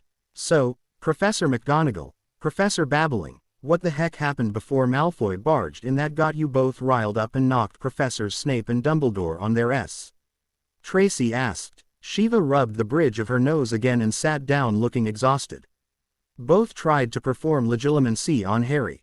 It's basically mind reading. Very few people can do it well, but they're one of the group. It's not supposed to be done except with very good reason or consent. Their reasons weren't very good, and neither asked Harry, hence why we were angry. Dumbledore probably wanted to know what Harry was thinking about the diary, while Snape likely just wanted to see how Harry had ejected Dumbledore. And both were fools." McGonagall spat. Harry's eyebrows rose at that. His head of house was continuing to impress him this year. "Honestly, you all just finished a tale where Harry's glees were used to effectively reflect a basilisk stare. What idiot would think a simple legilimency spell would break through that sort of protection?" The students looked at each other. Every one of them started to laugh hysterically, while McGonagall, Flitwick, Shiva and Pomfrey just shook their heads in exasperation. 2 days later, Harry was sitting in the chair beside Hermione as Madame Pomfrey dripped the mandrake draught into his friend's throat. The ones that Neville and himself had ordered finally came in a few hours ago, and Hermione was the last one to be revived. Pomfrey moved off, giving them some privacy as the potion began to take effect. Hermione blinked a few times, lowered her arm and glanced about the room. Her eyes settled on Harry, and barely a half-second later, Hermione had surged off the bed and wrapped him in a hug. Harry chuckled. "It's good to see you too, Hermione." "Harry, it's a basilisk. The monster, it's a basilisk," she said, pulling back and frantically starting to move away to find a teacher. Harry pulled her back and hugged her again. "We know it was a basilisk." Hermione's mind froze solid as she realized Harry had hugged her instead of the other way around. She hurriedly pushed that revelation aside to be examined later, though, in order to focus on the more immediate concern. "Oh, so you found the scrap." "We did. Great job there figuring that out," Harry said, nodding as he let her go and Hermione settled on his lap. Her gaze widened again. "But wait, it's likely moving through in large pipes or conduits running behind the walls. It's quite possible the chamber's entrance has been hidden somewhere in one of the bathrooms." "Yup, it was Myrtles, ironically enough," Harry said, smiling at her. His friend had figured out the second half of the centuries-old mystery in moments. She truly was amazing. "Myrtles." Hermione gaped at him. She shut her mouth and continued slowly, How long have I been petrified, Harry? About 5 days, he said, shrugging. 5 days. Yeah, 5 days. We killed the basilisk 2 days after you were attacked, and it took another 3 for the mandrakes to arrive. There was a bit of an import problem, but between the senior abbots, Bones and Greenvers, we got the new law repealed and the mature mandrakes in pretty fast. You killed the... Hermione was feeling her in lockup again. Harry's complete nonchalance was certainly not helping her blood pressure. Don't be modest, Harry, Tracy chimed in from across the room. She was sitting up in her bed and grinning at the two. Granger, he killed the basilisk all on his own. With a sword. Daphne was there too, Harry protested. Yeah, but you're the one who ran straight at it, screaming and stabbing it through the roof of its mouth. Tracy's grin widened as she saw Hermione's features twist from shock to frustration. Harry, Hermione drawled, looking at her friend. Warning bells were going off in Harry's mind, but it was too late. Hermione was already sitting on his lap. He was trapped, though it was a rather pleasant trap. Yes, Hermione, explain. Professor babbling. Do you have a moment? Hermione asked, peeking around the door into Shiva's office. Come on in, Hermione, Shiva said, waving the younger girl inside and smiling warmly at her. It's good to see you up and about. Thank you. It's good to be about. Hermione sat in one of the chairs. She didn't look nearly as uncomfortable as she had the first time they had done this. So what can I help you with? Can I assume that you yelled at him enough? It's rather pointless and counterproductive for me to do so as well. Hermione asked, getting right to the point. Well, that depends, I suppose, Shiva grinned. What would you be yelling at him for? His stupid recklessness and his frustratingly annoying nobility mostly, Hermione huffed. In that case, yeah, I already yelled at him enough for the both of us. You could probably get away with a bit though, Shiva said, laughing. Well, Hermione shifted a bit in her seat. I may have hit him a bit already when he told me the story. Shiva kept laughing, imagining Hermione slapping Harry's for nearly getting himself killed multiple times over. He'd tell you about afterwards, with freeing that crazy little house elf and the poor thing breaking Malfoy's ribs. Yes, he did. He also mentioned Dobby's penchant for overly long names, and to not be too surprised should he show up and start spouting off how Harry is the greatest thing since sliced bread. Muggle expression. Hermione nodded. On a related note, the girl adopted a stern, mildly frightening look as she leaned forward and fixed a stare on Shiva. He also mentioned that you were finishing up the paperwork to become his legal guardian. Ah, Shiva leaned back into her chair. She met the young witch's gaze and nodded. He told you that, huh? It came up when I tried to convince him to come to my parents instead of the Dursleys. Yeah, that would do it, Shiva said thoughtfully. Thank you for offering, by the way. Hermione nodded, never once letting go of Shiva's eyes. Of course, I will protect that boy in every way I can. Bathsheba babbling, aka Shiva, allow me to make myself perfectly clear. Hermione paused long enough for Shiva to nod. I believe we care deeply about Harry in our own ways. I also know that Harry looks to you as the sister he never had. You have been good to Anne for him. Hermione took a moment to breathe in deep and intensify her glare, calmly folding her hands into her lap. I am not in the habit of threatening authority figures. But if you hurt him, if you dangle this in front of him and then rip it away, I will make your life a living hell. Professor Snape is an ass, Ronald Weasley is an idiot, and Headmaster Dumbledore is foolish to an extreme, but you can hurt Harry in a way none of them can. You can cut him through the heart, and that is not something I will allow.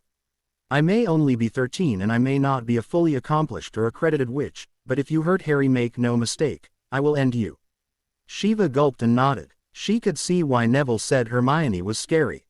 Hermione Granger would be fearsome when she had received her full education, of that Shiva had zero doubt. I'm getting him away from those people, Hermione. And short of dying on him, I'm going to try my best, for as long he'll have me, to keep him from getting hurt like that again. I doubt Harry can ever have a normal childhood, but I can certainly try to at least make it more loving than it has been until now. Good. Hermione leaned back and let out a breath. Her demeanor instantly lightened and a smile spread across her face. You know, you two can both be scary as hell when you get all protective, Shiva mused. What, Harry? Harry's not any more protective of me than anyone else, Hermione said with a laugh. Shiva just shook her head and grinned at the younger girl. Hermione asked Neville sometime about how Harry went ballistic on nearly the entire senior staff when you were attacked, then tell me he's not protective of you. And of course then there was the time when we were waltzing through the bones of the basilisk's victims and Harry calmly stated, in no uncertain terms, that he was going to kill the basilisk because it had the audacity to harm you.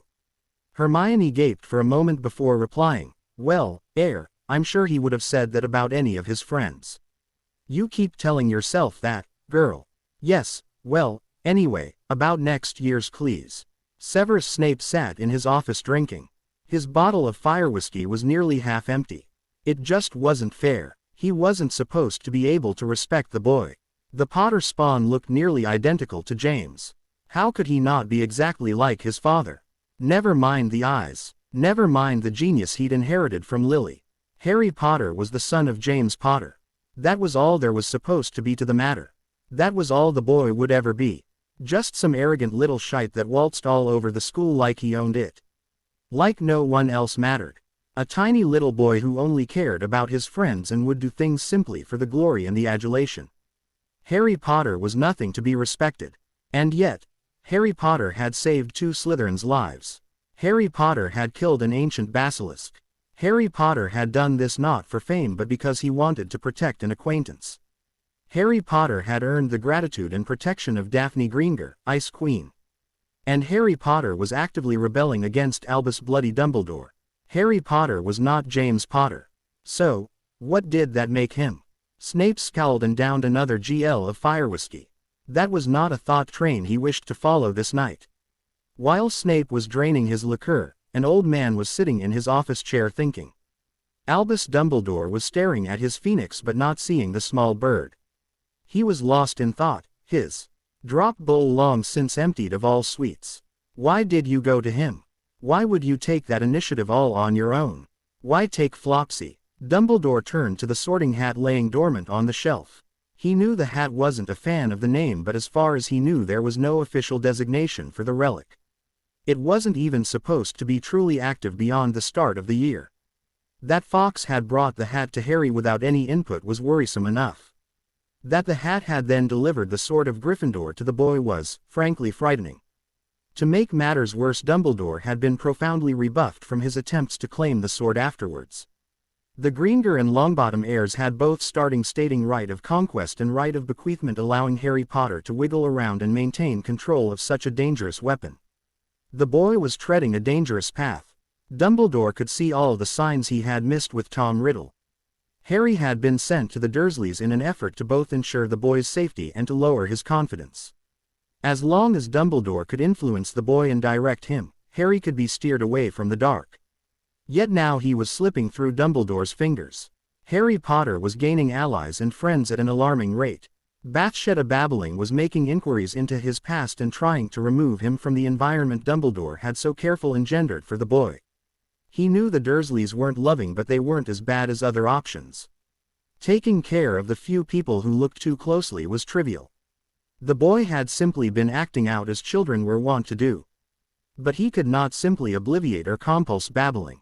As frustrating as she was extremely skilled and resourceful. Somehow Harry had managed to win over Dumbledore's oldest supporter as well. Minerva had been berating him in public. In public. Why could she not see that he needed to be the one to show the boy the correct path? The Longbottom scion had been a good choice of friends. Even the Granger girl appeared to quite useful if frustratingly superior and resourceful. The Bones heiress could have been a problem if young Susan was closer, though on the periphery it left Amelia still removed from the boy, so the situation was not untenable. Dumbledore still lamented that young Ronald Weasley continued to destroy any hope of befriending the boy. The Weasleys were a firm light side family, and he had promised Molly long ago that Harry would be Ginevra's intended. At least the girl and the older members of the family were not pushing Harry away as Ronald was determined to do. Saving the Davis girl was unforeseen. Dumbledore had known, of course, about the basilisk. It was rather hard to truly hide information about the goings-on in the castle when many of the portraits reported to him. A 60-foot S, even one that primarily stayed in the walls, was not particularly stealthy. He hadn't known for certain just who had been controlling the serpent, but it hadn't managed to take out anyone of importance prior to Granger. And even when it had, that had certainly worked as sufficient motivation for Harry. Dumbledore was a little disappointed he had run straight to babbling with his discovery rather than someone like Minerva or Severus or himself, but the boy had figured it out and still showed the determination to east. That was a good sign. Greenger was a problem. Dumbledore was not fooled by the gray veneer. The neutral family. There was no such thing as neutral or gray. There was only light and dark. The good and the bad. That Harry was now closely associating with the dark was problematic. Worrisome. Harry was already being corrupted. He had killed with no true remorse shown. Quirrell had been understandable. That poor man had been utterly corrupted by Voldemort's shade. But the basilisk was intelligent and desperate. Surely Harry could have reasoned with it. Surely he could have taken the time to make the creature see. Even after the stress of the situation was diminishing, Harry had allowed the house elf to alt Lucius. That the elf likely had legitimate grievances was irrelevant. Such violence was evidence that Harry was starting to slip. And the diary, the Horcrux, the indisputable proof that he had been correct. That Voldemort had survived utilizing these items. And that Harry Potter would have to die. The residual scans of the diary were clear. They matched those Dumbledore had taken long ago of Harry's scar. The boy was a Horcrux. Of that there was no doubt. Greenger involvement may have jump-started the corruption of the horrid remnant, or it may have become more active on its own. Either way, it was clear that Harry was being influenced by the spirit sheltering within him. If Dumbledore could not pull Harry back to the light and convince him of the rightness of the path he must tread, then Albus Dumbledore would make certain that Harry Potter did not walk the easier route. When Gellert fell to the dark, Dumbledore had lost his lover. He had lost his friend. He had lost his sister. When Riddle fell, he had lost his remaining faith and hope.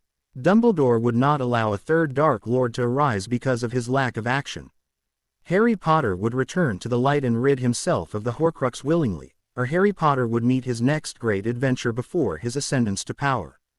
Tonks, whose first name is not to be spoken. Hi, Tonks. You had said I could write if I wanted, so I figured I'd send you a short letter.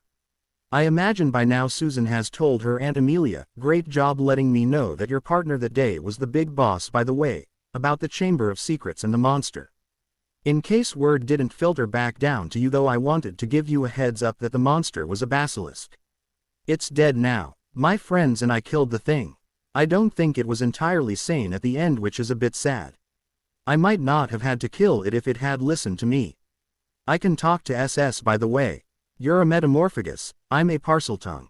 We each have rare gifts. Anyway, you were right. Hagrid couldn't have done anything either this time or the last time when Myrtle was killed. It actually turned out to be the same person both times, ironically enough, though that's a bit of a long story to put in a letter. For the moment, let's just say that it was a very scary memory that was at fault, along with a Ponce who horribly mistreats his house elves. I know that Hagrid's not in Azkaban anymore, but if you wanted to clear Hagrid's name from his first conviction too, then feel free to use this memory of my talk with Myrtle about how she died. Shiva told me how to extract the thing and that you'd have a court pensieve able to play it. I still think this is weird, but then again I think a lot about the wizarding world as weird. I can't believe nobody ever actually asked her. This should be more than enough to clear Hagrid. And yeah, in case you're wondering, I did see you when he was arrested. I know you seemed pretty happy about the Aurors when we met, and Amelia seemed somewhat reasonable, but if being an Auror is going to beat you up inside like it did that day, maybe you should reconsider. It was fun seeing you with your hair spiked and colored and bouncing around like the devil couldn't care. But watching you in Hagrid's hut didn't feel right. You should do what makes you happy and keeps your hair lively, Tonks. So this letter is getting longer than I had planned. Hope you're good, Harry. P.S. Just to make sure you get some color today, Nymphadora. Harry finished off his letter with a smirk and tied it to Hedwig's leg. He gave his owl a pet and fed her a few slices of bacon. She hooted at him in thanks. Remember, Hedwig, after you drop this off with Tonks, hang around Shiva. She'll take care of you until things are done. No point in annoying the Dursleys more than we have to. Hedwig nipped at his fingers and bobbed her head. Good girl. One more slice of bacon for the road. The owl eagerly gobbled the proffered treat, hooted a quick goodbye and took to the air. Who were you writing to, Harry? Neville asked. Tonks, Harry said. I wasn't sure how much Susan told her aunt, and I rather doubt Dumbledore will do anything to help Hagrid, so I figured I'd let Tonks know at least. That was a good idea, Harry. Hermione flashed a smile at her friend. I suppose we should get on the train. Probably, yeah. Well, this summer should be better than the last one at least, right?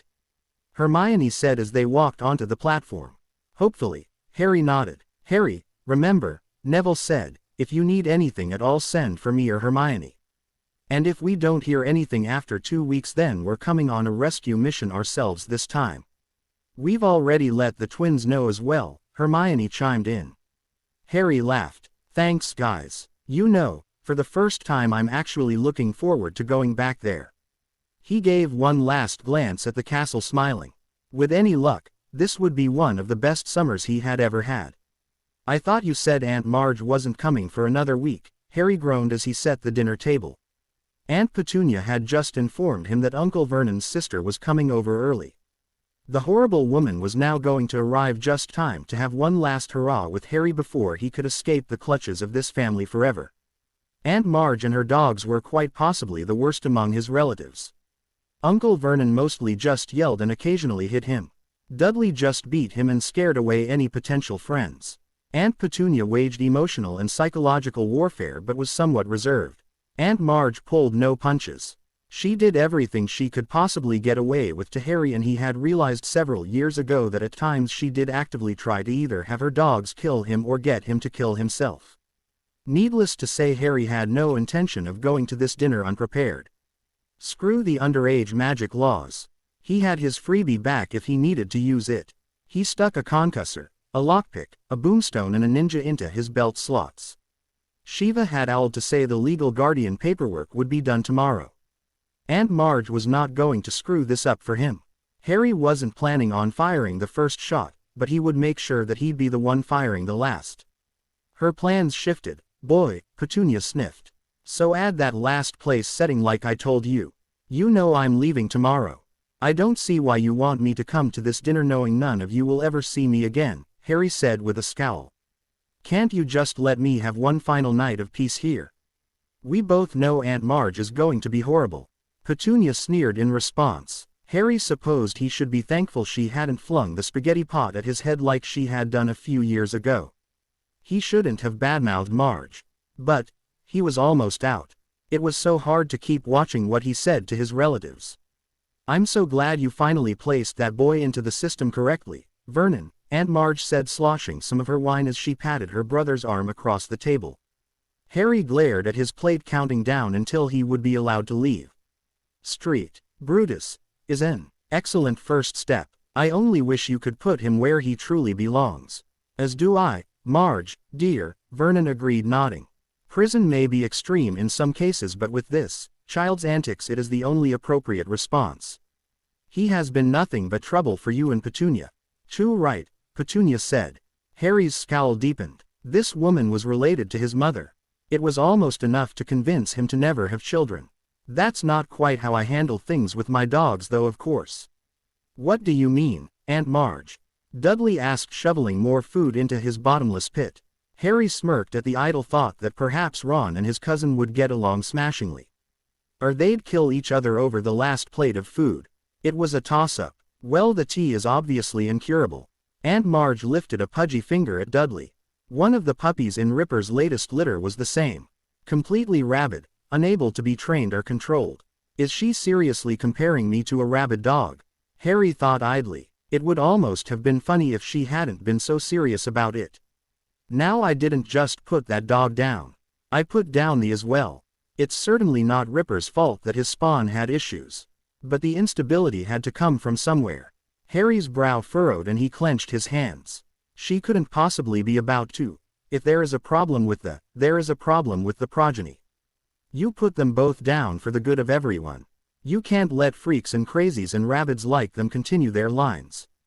Any who would shelter them should be put down as well. Because only those who have no morals would possibly defend such an obviously broken and awful existence. Marge slammed her GL back and leered proudly at Harry. His teeth were clenched and his muscles locked. It was all he could do to hold the table and push the magic that was threatening to flood out back down. So, Dutters, Marge continued with a smile. I'm simply saying that if the boy was one of my dogs he wouldn't have seen his first year. And his mother would have shortly followed behind him. Harry lifted his gaze to scan the table. Dudley surprisingly was looking rather uncomfortable at the direction things had turned. Vernon however was happily nodding along and Petunia simply gave a little noncommittal shrug. Harry desperately tried to remember why he needed to remain controlled. That letting go would only confirm what Marge was saying about him. I hear that you managed to find some foolish woman to take him off your hands, Vernon. It would be only appropriate for her to perish along with him as they leave in the same manner as the T's parents. It would serve them all. Shut up, Harry screamed. Insulting him was one thing. He was used to it. Insulting his parents was completely different. Insulting Shiva for rescuing him was the last straw. I've had enough, Harry continued in a voice barely above a whisper. All I've ever done to you people was be born. I gave up trying to get you to care a long time ago and I understand that you hate me. I don't even really care anymore. But you will not insult my parents. My parents who died to save me. And you will not insult the one person in my life who is getting me away from you and your poison. Harry was standing with his fists on the table. He left the rune stones in his belt so that he wasn't tempted to use them. If he could get out of this without resorting to them it'd be a bonus. The way that both Vernon and Marge's faces were purpling though, it didn't seem likely. How dare you, you little freak! Vernon shouted. We put a roof over your head for years. We feed you. We clothe you. You throw rags at me that I have to staple to fit into. Harry yelled back. You stuck me in a cupboard. You leave me scraps. It is more than you or your precious parents ever deserved. Marge sneered. You should have died with those fools that night. I don't know for sure what you are doing for this woman claiming you, but it is certain to be unnatural. She should be ashamed of herself to allow her body to be defiled by you. Harry lost all control at that. The windows in the kitchen blew out and the table flipped. Marge flew into the wall leaving a whale-sized dent. Her dog, Ripper, flew towards Harry for daring to attack his mistress. Harry just ripped off the boomstone and activated it. The localized silencing charm snapped into place around him while a piercing screech was let off just beyond his bubble. It was strong enough in the enclosed space that Harry felt the sound reverberate in his bones. The boomstone cut off after a second but the damage was done. Ripper had fled to the backyard. Dudley was cowering in the corner behind the overturned table, Petunia was leaning against the counter for support and Marge was still stuck half in the wall. Only Vernon was up. His ears were bleeding as he reached for Harry but Harry grabbed for his concussor and held it aloft pointed towards the man. Go ahead, Uncle, Harry whispered. He didn't know if the whale could hear him or not but either way, Vernon proved to be mildly more intelligent than Harry had initially assumed. He stopped. I'm leaving. I hope Voldemort finds you and your family. Harry twisted and stalked out of the room. He pressed the lockpick to the door of the cupboard and it popped open. Grabbing his trunk Harry stormed out of the house, all his belongings held in one little container. Harry practically ran down several blocks before coming to a halt. He turned back in the direction of number 4 Privet Drive and scowled. A low whine from behind him had Harry twisting back around in an instant with concussor held up. Whatever was making the noise was hidden in the bushes. Harry carefully put down his trunk and popped it open, pulling out his wand before shutting it again. The concussor was useful, but not very versatile after all. Hello? Harry asked into the dark. Now that he was starting to calm down again, he was starting to get worried at the amount of magic he had just performed at his former house. If he could get away with not using his wand, that would be preferable at this point. A thin, mangy-looking, giant, black dog crawled out of the bushes. The animal was huge, but it looked so sad and, well, pathetic, that Harry dropped the concussor back onto his belt. It's okay, boy, I'm not going to hurt you. You seem nicer than Ripper at least. The dog cocked its head at Harry and gave a soft woof before picking itself up and padding over to him. Harry petted the dog's head and it panted its enjoyment. Squirming away from his hand, the dog reached up to lick his face and Harry laughed. The dog then reached out to his hand still holding his wand and nosed it up. I'd prefer to keep a hold of this for the moment, buddy, Harry chuckled as the dog lifted his arm up towards the street with its persistence. Barely a moment passed before there was a soft bang and a large purple, Double-decker bus sprang into existence out of nowhere and came to a crashing halt on the sidewalk next to Harry. The boy jumped back, landing on his, and the dog gave a woof that sounded practically like a laugh. Shaking his head, Harry stared at the obnoxious vehicle. The doors opened and a pimply head poked out. "Night bus at your service, sir. Last respite for the stranded Witcher Wizard 2 pissed to apparate home. I'm Stan Shunpike. How may I help you today?" Harry just gaped at the man. He shook his head before muttering, "Well, I guess that's one way to get to Shiva's." Harry picked himself up and grabbed his trunk, thanking his lucky stars that Shiva had mentioned her address in her last letter. "How much to go to Kohler?" "Say 73 Northgate Street." Harry saw the dog cock its head at that and let out a small woof. Kohler Bout a galleon. That would include a hot chocolate too." "Deal." Harry grabbed his trunk and turned to the dog, but it had already disappeared back into the night. "Good luck, buddy. Hope your night ends better than mine started." Harry left the night bus behind and stumbled up the steps of Shiva's apartment complex, working hard to ignore his still flip-flopping stomach. Leaning against the wall outside her door for a moment to regain his equilibrium, Harry eventually tamed his body enough to knock. A muffled curse sounded from the other side after Harry knocked twice more. "Do you bloody know what time it is?" Shiva's voice grouched from within. She opened the door with murder written in her features until her eyes lit upon Harry standing in front of the portal to the apartment. Shiva's anger melted into concern and she wrapped Harry into a hug. "Geez kid, what the hell are you doing here at this time of night? What happened?" She pulled him into the apartment and kicked his trunk to the side as she shut the door again. Hedwig hooted amicably from her perch in the corner of the living room and Harry waved at his familiar. Shiva sat him down at the kitchen table and moved to the side. "So, how bad is it and how awake do I need to be for this conversation?" Harry said, looking down at his rune belt, "somewhere between a 6 and 9. How much trouble I get in will probably end up depending on just how much Mafalda Hopkirk hates me and how much Amelia Bones likes me. In terms of wakefulness, probably about a first CL of the day level." Shiva sighed and set a teakettle of water on to boil. "Great. So tea for you and 1 cup of coffee for me." She plopped down into a chair across from him and Harry finally got a good look at his friend. It was blatantly obvious she had been sleeping before he knocked on her door. Her shoulder-length brown hair was arrayed around her face, not unlike Hermione's first-year Norm, and her eyes were tired slits. The t-shirt she was wearing was large, hanging down to a few inches above her thighs. Harry realized with slightly burning cheeks that she was wearing a pair of tight boy shorts and was suddenly very thankful that at least she hadn't answered the door in. "Why are you green?" Shiva asked, squinting at him. "I took the night bus here," Harry grimaced. "I swear, literally every form of wizarding transit I've experienced so far hates me." Shiva laughed in commiseration with him. "If it helps, everyone hates the night bus. My aunt was convinced that it's deliberately horrible to make people less inclined to drink enough that they can't apparate anymore. Considering it's mostly used by minors these days, though, it seems counterproductive to me." The pot whistled and Shiva poured Harry the tea and got the coffee set up for herself. "All right, tell me what happened." "Uncle Vernon's sister, Aunt Marge, came over tonight.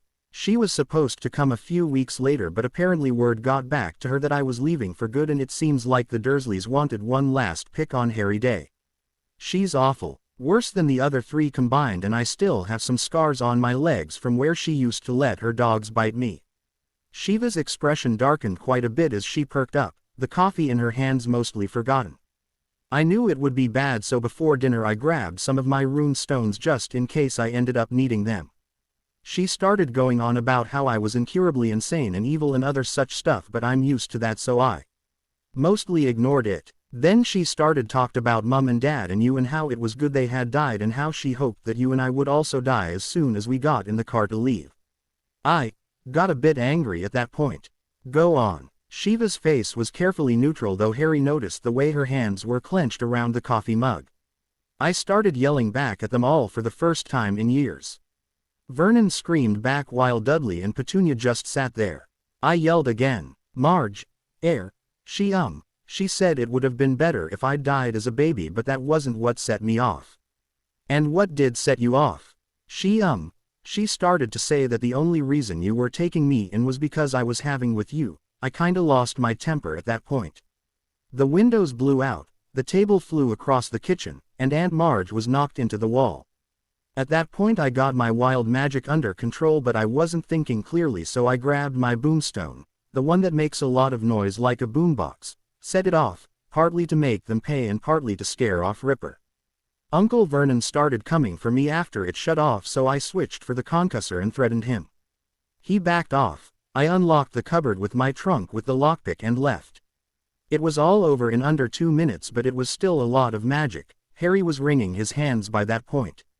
He hadn't even noticed Shiva had gotten up until he was pulled into another hug. You don't have to defend my honor, Harry, but thank you for doing so. Everything for the guardianship is done, signed and ready. I'm just picking up the official document first thing, but it was all already legal by the time I went to bed last night, she whispered to him. You are never going back to them, Harry. Nobody deserves to be raised by people like that. I can't get them locked up, but we will spend some time thinking about how to make them pay. Harry nodded and Shiva pulled back.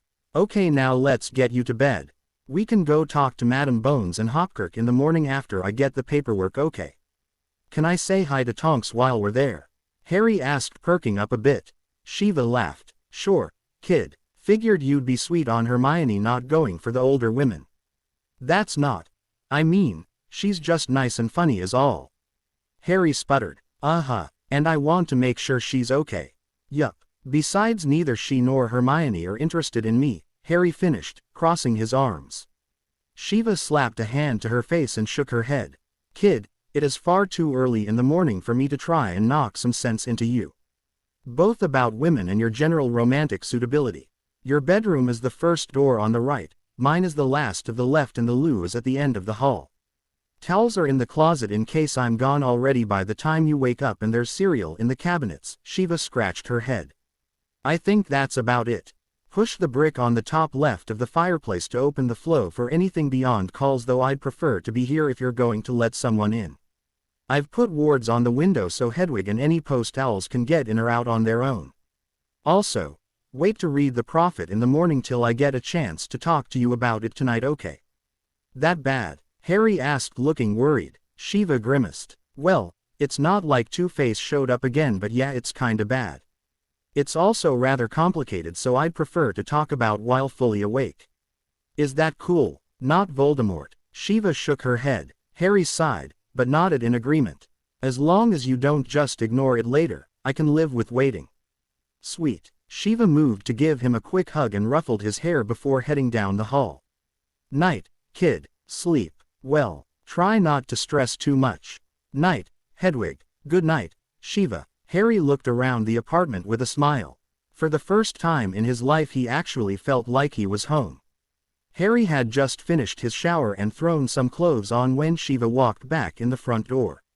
A manila envelope was held in one hand while her other was balancing a large apple pie. Brought food, she called out. Harry jumped up to grab the pie, his mouth already watering. You are amazing. Why thank you, Shiva mock-creamed. Tarts are harder to find and I can't bake to save my life. So you get pie instead. I got the paperwork and spoke to Amelia Bones. We have an appointment for 10, which gives us some time to get you clothes that fit. Do you want to go in Muggle or wizard stuff? The only wizard robes I have are Hogwarts. I just said I was taking you shopping, kid, Shiva chuckled. We only have time to hit up one store first though, so, Muggle or wizard? Would it be okay if we went in Muggle stuff? Sure. I need a new set of jeans anyway, Shiva shrugged. I thought you were a pureblood. Sorta, Shiva said, waving her hand. My paternal grandpa was Muggle-born, so I'm technically considered a three-quarter blood, but nobody uses that term. I know most of the basics about Muggle stuff, but my dad always preferred the wizarding world, so I'm not as well versed as I could be. I can get around though without standing out, and I can pronounce most of their terms correctly. Which is honestly a heck of a lot better than some of the so-called experts. Like Arthur Weasley, for example, Harry said with a small cringe. For someone obsessed with Muggles, you'd think he could say electricity right.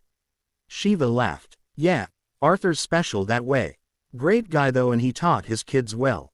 Harry raised an eyebrow as he munched on his pie. Well, okay, he taught his kids besides Ron well. Harry nodded and went back to breakfast. Don't get used to this, by the way, Harry. You're not getting pie for breakfast all the time. Stop pouting. Pie is dessert, not breakfast. Just because I can't cook doesn't mean I can't feed you right. And I should probably get you some nutrient potions as well so we can get rid of some of the problems your relatives left. Actually, now that I think about it, have you had your inoculations? Like for TB and measles? Harry asked. He paused and tapped the table in thought. I don't think I've had those actually. No, those are important, but I meant inoculations for things like for dragonpox and spattergroit, Shiva said. At Harry's blank look she sighed. Why am I not surprised? Okay, after Bones, we'll hit Gringotts, then get you your shots and potions. I'm going to have to talk to Min about forgetting to get you those. McGonagall. Harry furrowed his brow. Why would Professor McGonagall have handled that? Well, all Muggle-born or raised are supposed to be brought to St. Mungo's for a full screening and inoculation set during their Diagon Alley trip. Oh, McGonagall didn't take me to Diagon. Hagrid did, Harry said, hoping he wasn't about to get his friend into trouble. Hagrid. Shiva's mouth dropped open. Then she muttered, Dumbledore. She fumed for a moment before calming down and looking back to Harry. Hagrid is nice, Harry, but he is not qualified to explain the important parts of our world to someone raised with Muggles. I can agree with that, Harry sighed. He didn't even tell me how to get on platform 9 3/4. I was lucky I read about it in Hogwarts, a history beforehand. Shiva just groaned and banged her head on the table. Neville was right, kid. You seriously have the worst good luck possible. Good morning, Madam Bones. It's nice to see you. Again, Harry said as he and Shiva met Amelia Bones in front of her office at 10. They shook hands and Amelia nodded down to him.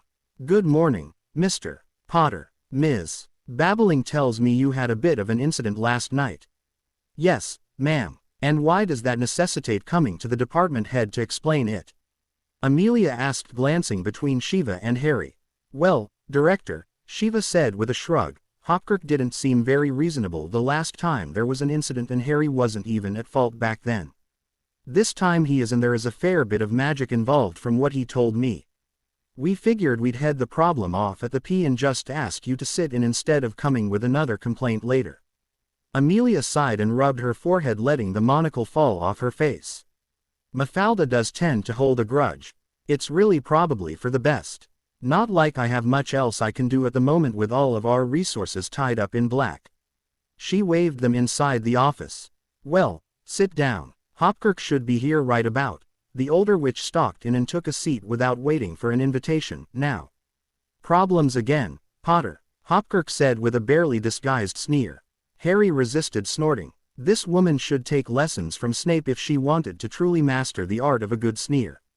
Well, ma'am, considering this was my first underage magic event after starting Hogwarts, I don't believe it would be correct to say, again. Play nice, Harry, Shiva muttered. Please tell us what happened, Mr. Potter, Amelia said, taking out a quill and parchment. Yes, Madam Bones, Harry said. He took a calming breath and sat up straighter. My relatives were having Aunt Marge over for dinner. She hates me even more than the rest of my relatives. Harry stopped for a moment at Hopkirk's snort. Is there an issue, Ms. Hopkirk? Amelia asked, glaring at the woman. I simply find it hard to believe that the boy who lives family dislikes him. They are not my family, Harry snarled. They are my relatives. Bathsheba babbling is far more family than they ever were. Shiva sniffled a bit at that, but Harry barged on. And just because reality isn't what you find believable doesn't make it untrue, ma'am. Please continue with your explanation, Mr. Potter, Amelia said before Hopkirk could say anything else. I spent most of the dinner being berated and insulted. Eventually Aunt Marge got around to saying that it was good my parents were dead and that with any luck me and Ms. Babbling would be joining them soon. I started yelling back at that point, and then Aunt Marge insinuated that I was intimate with Ms. Babbling. Amelia's eyebrows rose at that statement while Hopkirk just snorted again. I had a burst of accidental magic after that which destroyed many of the windows in the room and knocked the table over, in addition to sending my aunt careening into the wall. Her dog moved to attack me and I defended myself by using a rune stone which creates a very loud noise. After it cut out I had to retrieve my things with the use of an unlocking rune and left the house. And that's when you went to Ms. Babbling's home. Amelia clarified. Yes, ma'am. Ms. Babbling, can you corroborate any aspects? Amelia's quill was scratching along as she turned to look at Shiva. Harry showed up at my door last night around 1 a.m. He had just gotten off the night bus but was still visibly upset and some clothes were half sticking out of his trunk. It looked like he had left in a hurry. When I asked what happened he told me the same thing you just heard. Shiva sighed. I was coming to pick him up today anyway. His relatives have a history of this sort of thing, ma'am. Really? Amelia's quill stopped moving and she turned her full gaze upon Shiva. And why am I just hearing about this now? Simple, Madam Bones, Harry said. Nobody cared before Ms. Babbling found out. He shrugged. Very few people care now. Mr. Potter, it is not normal for relatives to behave in such a manner. Again, that doesn't change the fact that nobody cared before, ma'am. I'm done with them now. I don't plan on ever seeing them again. You don't actually believe this, madam? Hopkirk asked, sounding incredulous. He's the boy who lived. No one in their right mind would say such things to him. He's obviously making the entire thing up to get away with breaking the law like a spoiled little child. Shiva glared at the woman and Harry's eyes narrowed. Amelia just rubbed her forehead and picked up the quill. Mafalda, I placed you on probation last year because you refused to listen or investigate. You are doing the exact same thing right now. I advise you to stop speaking before I fire you. Madam Umbridge would never. I don't care what the senior undersecretary thinks or threatens, Mafalda. I run this department, and I don't take being given ultimatums well. Pack your things and get out. You can't do this to me. I already have. Out, now. Amelia pointed towards the door with a scowl on her features. Hopkirk glared at the director but stiffly stood and walked out of the room. Damn, now I need to find yet another clerk. Mr. Potter, Amelia said, switching gears and turning back to the others in the room. I believe your story and cannot fault the accidental magic. It's termed accidental for a reason. I can also understand the use of the noise and lockpicking spells, though I feel at that point the situation could have been handled better. You are however still only 12 years old, so that must be taken into account. Consider this an official warning. No charges or fines will be levied, but it will be entered into your record. If there is another incident, then you will be likely find yourself fined. She paused and set the quill down. On a more personal note, I apologize for the conditions leading to this. Am I safe in umming that Ms. Babbling is looking after you from this point forward? Both nodded at that. Okay then. Do you have the paperwork to make that official? Yes, ma'am. Shiva handed over the papers she'd picked up that morning. Amelia quickly scanned the documents. This looks to be in order for the Muggle side of things. What about the magical side? I'm not sure what you're talking about, Madam Bones, Shiva said, trailing off with a confused look. The Muggle paperwork handles official guardianship. The magical side deals with the magical guardian. Doesn't that just implicitly follow if the legal guardian is a magical as well? Shiva asked. Harry could feel his stomach nodding. Of course, it was too good to be true. Honestly, I'm not sure. That's not my field. I never had any issues with my ward, my niece Susan, but it's always better to be sure. Ask Gringotts. They'd be able to tell you faster than dealing with the bureaucracy here. We were headed there next anyway, Shiva scowled. Thanks for the heads up. Of course, Amelia sighed. If you do run into problems with it, know this, Ms. Babbling, Mr. Potter. Your place of residence and physical guardian is resolved in this paperwork right here. She pointed to the documents Shiva was holding. Even should you not be his magical guardian, these make the boy your ward. Wizarding world decisions might be more difficult, but he can't be taken away while those exist. Harry's stomach unclenched slightly. Worst case scenario of being forced back to the Dursleys was apparently off the table. Thank you, ma'am. Amelia nodded. Of course. Now if there's nothing else, I really do need to get back to dealing with this task force.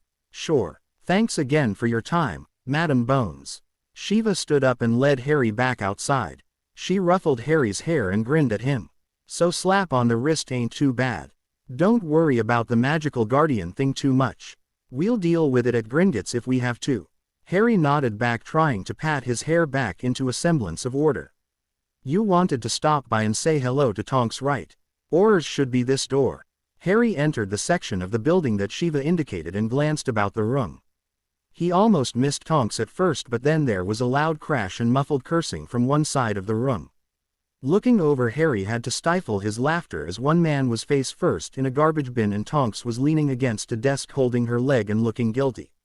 Sorry, Dawlish, she said, speaking up to be heard around the laughter in the room. I swear that desk was few feet to the right before. Thanks for breaking my fall though.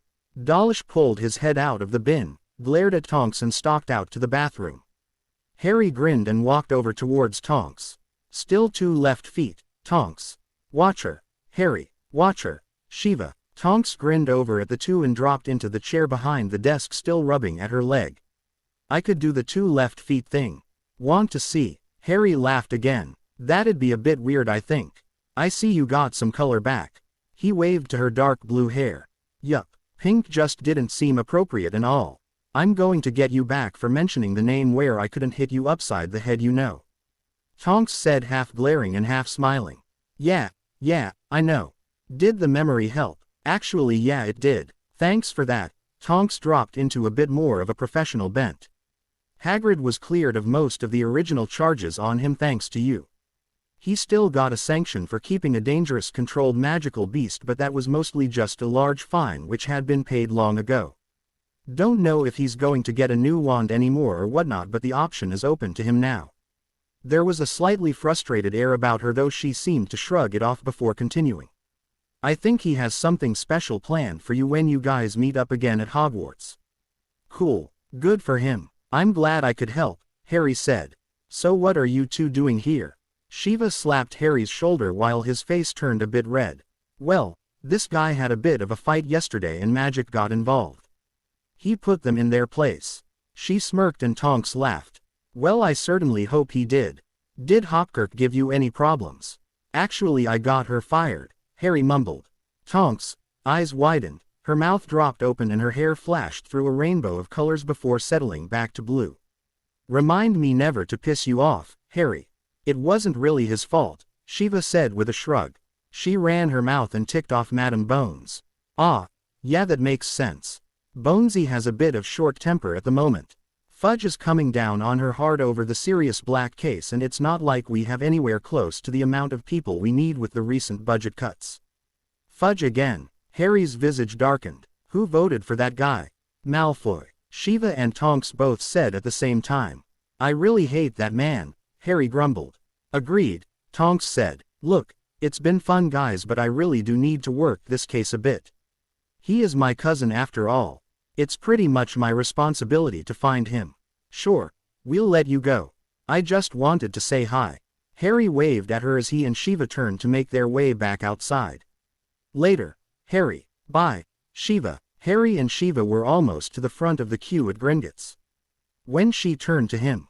Remember, goblins take smiles with teeth showing as a sign of aggression. Be polite and direct because they don't like to waste time. I know, Shiva. I talked to Flitwick about proper conduct regarding goblins before I left for the summer.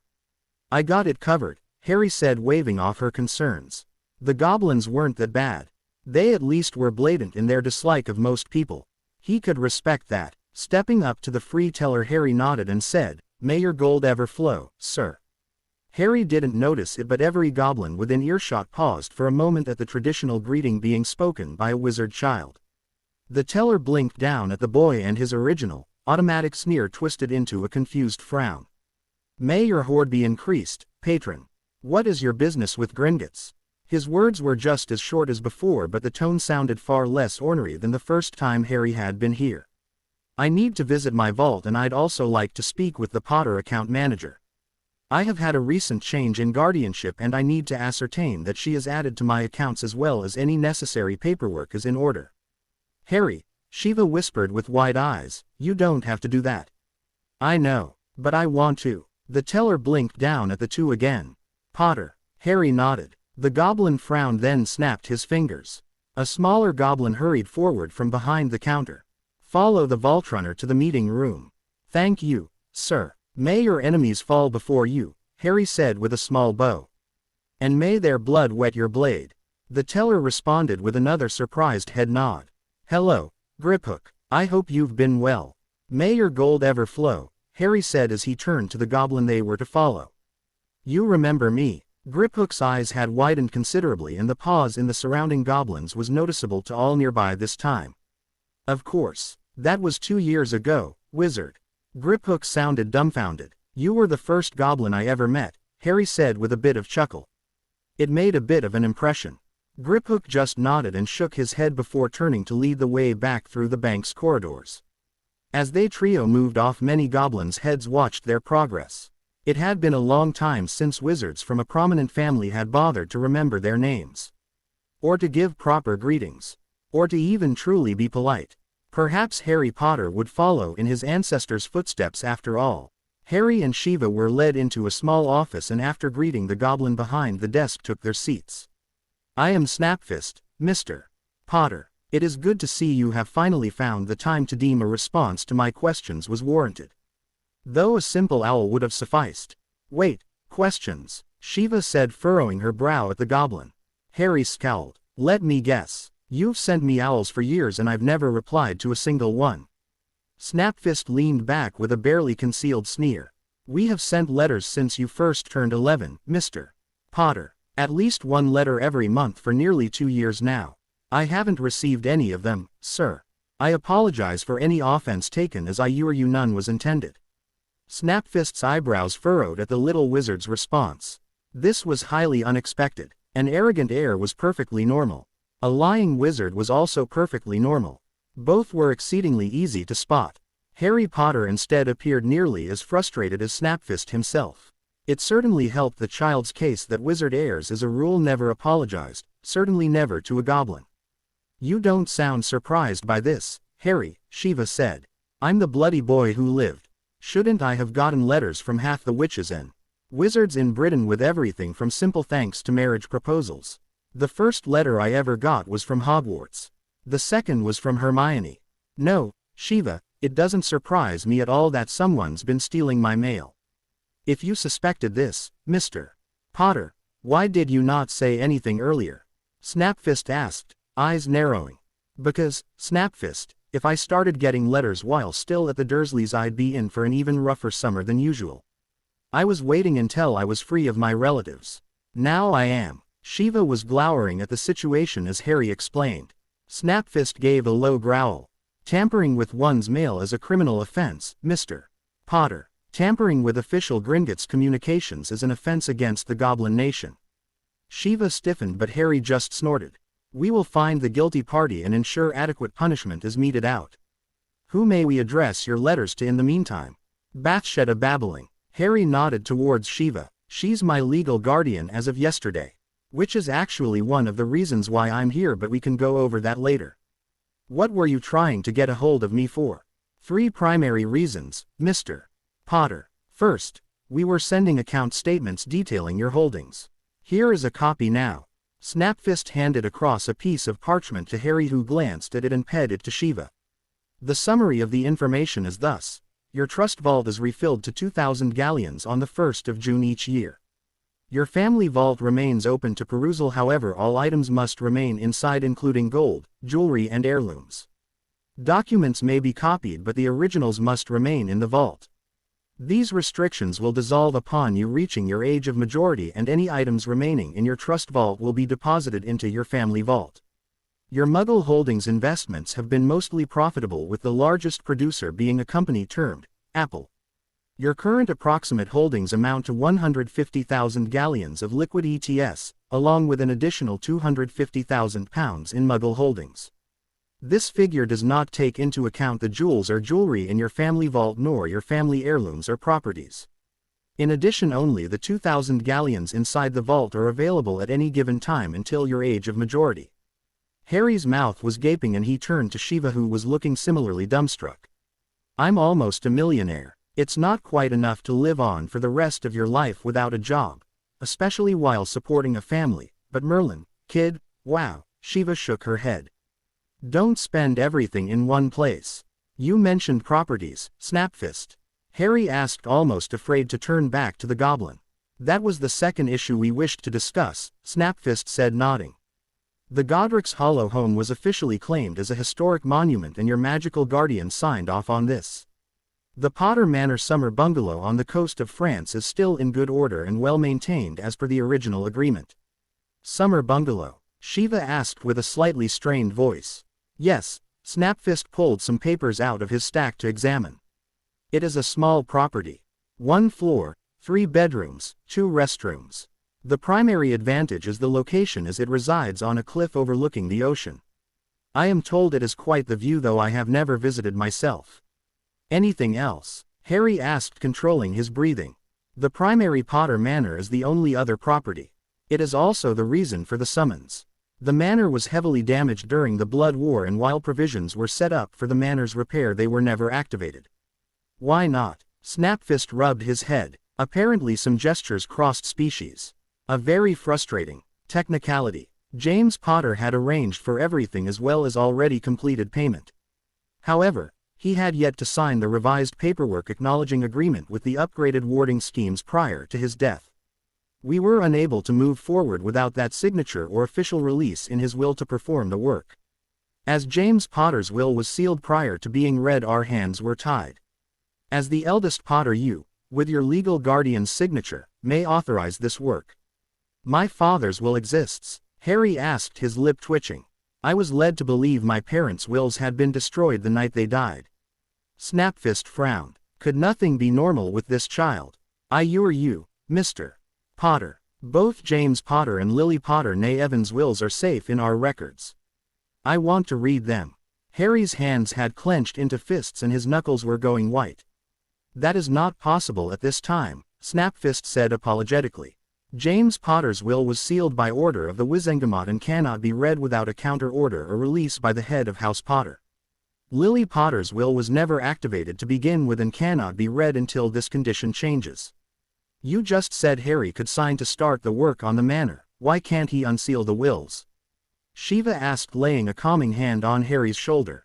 The paperwork to repair Potter Manor was completed and signed by the head of house.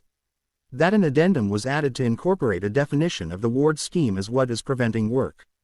It is a technicality that allows for any Potter to complete the work by accepting the addendum as sufficient. The wills would need to be released by the head of house. Harry Potter is not considered the head of house until he reaches the age of majority and assumes the title Lord Potter. Well, can't I unseal them? I have the paperwork proving I'm his legal guardian. Shiva got out the documents and handed them over. Snapfist, however, shook his head after a quick scan. These are Muggle forms. Mr. Potter's magical guardian remains unchanged and only he may authorize the release. As it was he who initially sealed the will, I rather doubt you will gain cooperation from that direction. Dumbledore, right? He's my magical guardian, isn't he? Harry growled. That would be correct, Mr. Potter. Snapfist snarled. The old wizard had trampled over many Gringotts policies through the years and did not engender warm feelings. How do I change it? Shiva frowned as Harry spoke. This was a problem. She had initially assumed Dumbledore simply had in loco parentis guardianship while Harry attended Hogwarts, not that he was an official magical guardian. It would need to be a Wizengamot decision to strip his magical guardianship rights and grant them to another, Snapfist explained. Harry just growled in response. Snapfist found himself growing to genuinely like this little wizard. It was rare enough to meet a magical that could be polite. It was even rarer to find one capable of a respectable growl. Snapfist, Shiva asked slowly, just what kind of power does Dumbledore have as Harry's magical guardian? Primarily, financial control over any transactions more than 50 galleons, though he cannot perform any transactions regarding the family vault or your investments, Snapfist said, tapping his fingers on the desk. A magical guardian also has the right to accept or deny any magical contracts, including marriage contracts. That's still a thing, Harry said, scowling even deeper. What the hell is wrong with this world? Snapfist had to hold in laughter at that question. Many goblins had asked the same thing regarding wizards. They're really rare, Harry, Shiva said, but then frowned. Snapfist, has Dumbledore signed any magical contracts or marriage contracts in Harry's name? Snapfist shifted a few more papers before shaking his head. No, There is a draft marriage document for one Ginevra Weasley with Molly Pruitt's signature already stamped, however Albus Dumbledore has yet to sign. Thank God. Shiva leaned back with a sigh. Harry's face was starting to turn colors that only Vernon had ever reached. What was the date on that one? November 5, 1981. Both humans gaped at that and looked at each other. Harry unfroze first. I am going to strangle that old man with his own beard. At least he didn't sign the bloody thing. Snapfist, is there any way to block that from ever getting signed? Well, the goblin tapped the desk again, thinking. A scary grin split his features as he recognized an auction perfectly in line with bank policies. We could place it into the family vault. As a draft document, it would be required to be either destroyed or signed before any other marriage contracts could be formed. And Dumbledore isn't allowed in the family vault despite being a magical guardian, Harry said. Snapfist nodded, noting with approval that the predatory grin spreading across Harry's features mirrored the goblin's own. Can I give access to that vault to Shiva? No, not until you reach your age of majority. Currently you are the only one allowed access to the Potter family vault. Oh, well, it was worth a shot. Wait, Harry frowned. By locking away this contract I'm screwing Ginny, aren't I? She seems nice enough and I don't want to stop her from dating anyone until I turn 17 or something. In one manner you are limiting her options, Mr. Potter. Miss Weasley would be unable to enter into another marriage contract the same as you. However, that does not mean neither of you can form relationships. It simply means neither of your hands can be bought or sold, Snapfist said. Shiva, do it. She nodded to him and gave a thumbs up. This is definitely the best option until we can get you out from under him. I just wish I knew why Dumbledore seems dead set on managing your life. Maybe he's just senile, Harry muttered. Was there a third thing, Snapfist? Yes, a Wizengamot proxy. A what? Shite, Shiva said softly. I didn't even think about you having a seat on the Wizengamot. It's a hereditary one, It is, Snapfist agreed.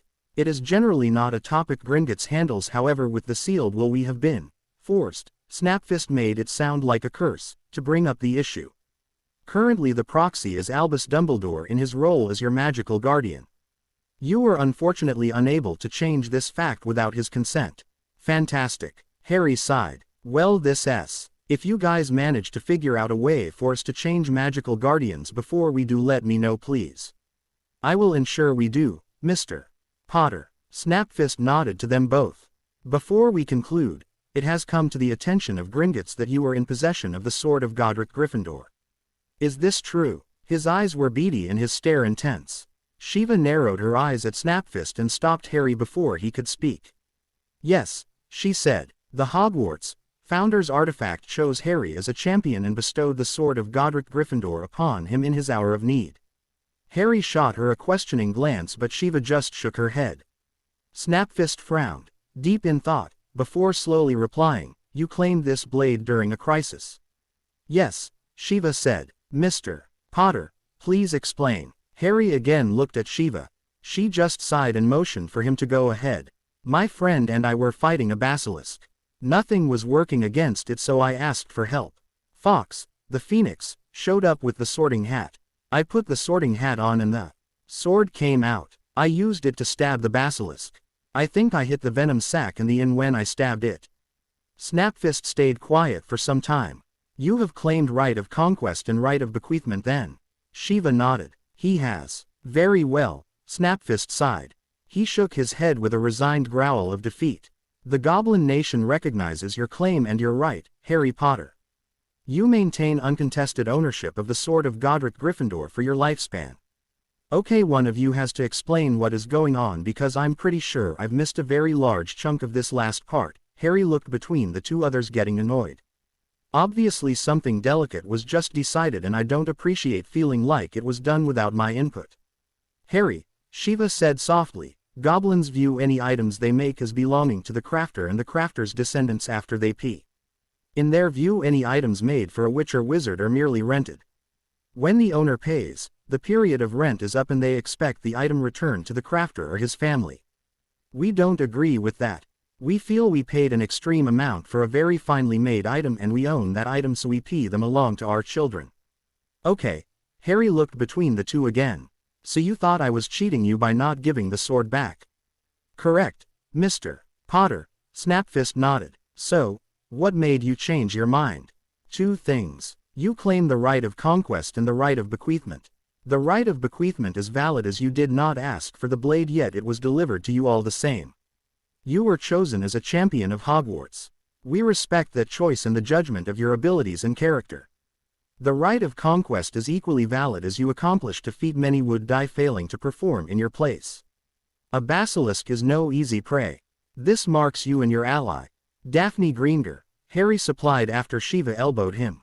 Quote. Daphne Greenger is warriors in our eyes. A warrior is entitled to the spoils of his kill as well as the instruments used to perform said kill. We recognize and respect your claims, Harry Potter. Snapfist leaned forward. But be wary, Warrior Potter. Goblin steel will imbibe that which will make it stronger. You say you punctured the venom of the basilisk. There are very few substances stronger or deadlier than that venom. The blade is likely infused with its properties. Take care not to cut yourself, the goblin finished with a sly grin. Harry's eyes widened at the implication that he had wrapped up a blade that could kill with a nick in an old sweater and then tossed it into his trunk. A scabbard was immediately required. Above any other errand today. Shiva gulped besides him. Oh good, I'm not the only one mildly freaked out by this. That concludes the business I had. Snapfist nodded at the two and then held out a piece of parchment to Shiva. Ms. Babbling, if you will please place a drop of blood on this parchment. Gringotts will recognize Warrior Potter as your ward as well as give you access to his trust vault. Do you have anything else you require? Harry turned to Shiva, who shook her head. Nope. Thanks for your time and help, Snapfist. May your enemies fall before you. May their blood wet your blade. Harry and Shiva left the office, leaving an exhausted goblin behind. After composing himself, Snapfist left to meet with Director Ragnarok. His liege had to be informed of the events surrounding the Potter heir. Snapfist, Ragnarok rumbled as he walked into the chamber. So are the whispers true? Does the Potter child have honor? My lord, Harry Potter is, to all appearances, as honorable as his mother before him. Snapfist's declaration was met with raised eyebrows. He knew the appropriate greetings and dismissals and did not blame Gringotts for failings beyond our control. He treated the Goblin Nation as knowledgeable and fair. He has performed a feat justifying the label of warrior but does not lord this fact as wizards are wont to do. Ragnarok considered before asking another question, and how does the boy explain his lack of communication? He claims his mail has been tampered with and that he has received no letters, my lord. Snapfist saw the expression on his liege's face darkening, so he hurriedly continued. I believe him, my lord. He seems to be operating under the assumption that Albus Dumbledore is the one who prevented his mail. It is possible this was not a malicious act, however, if true. Yes, he would still have intercepted Gringotts' business, Ragnarok growled. Investigate. Is Albus Dumbledore still the Potter magical guardian? He is, my lord. We have been asked to inform Warrior Potter of any means of changing this situation if we determine one. Ragnarok laughed. Oh, so the child chafes at the bit. Did his companion seem capable? She is his new guardian in the Muggle world, my lord. While not at the same standard as Warrior Potter, she was more courteous than most. Ragnarok nodded. That had been expected from the reports received. And the sword? He has claimed right of conquest and right of bequeathment, my lord. Snapfist bowed and nodded his head. His claims are valid. The blade was gifted to him by Hogwarts herself and he used it in the slaying of a basilisk. I recognized Harry Potter and his ally during the battle, Daphne Greenger, as warriors for this feat.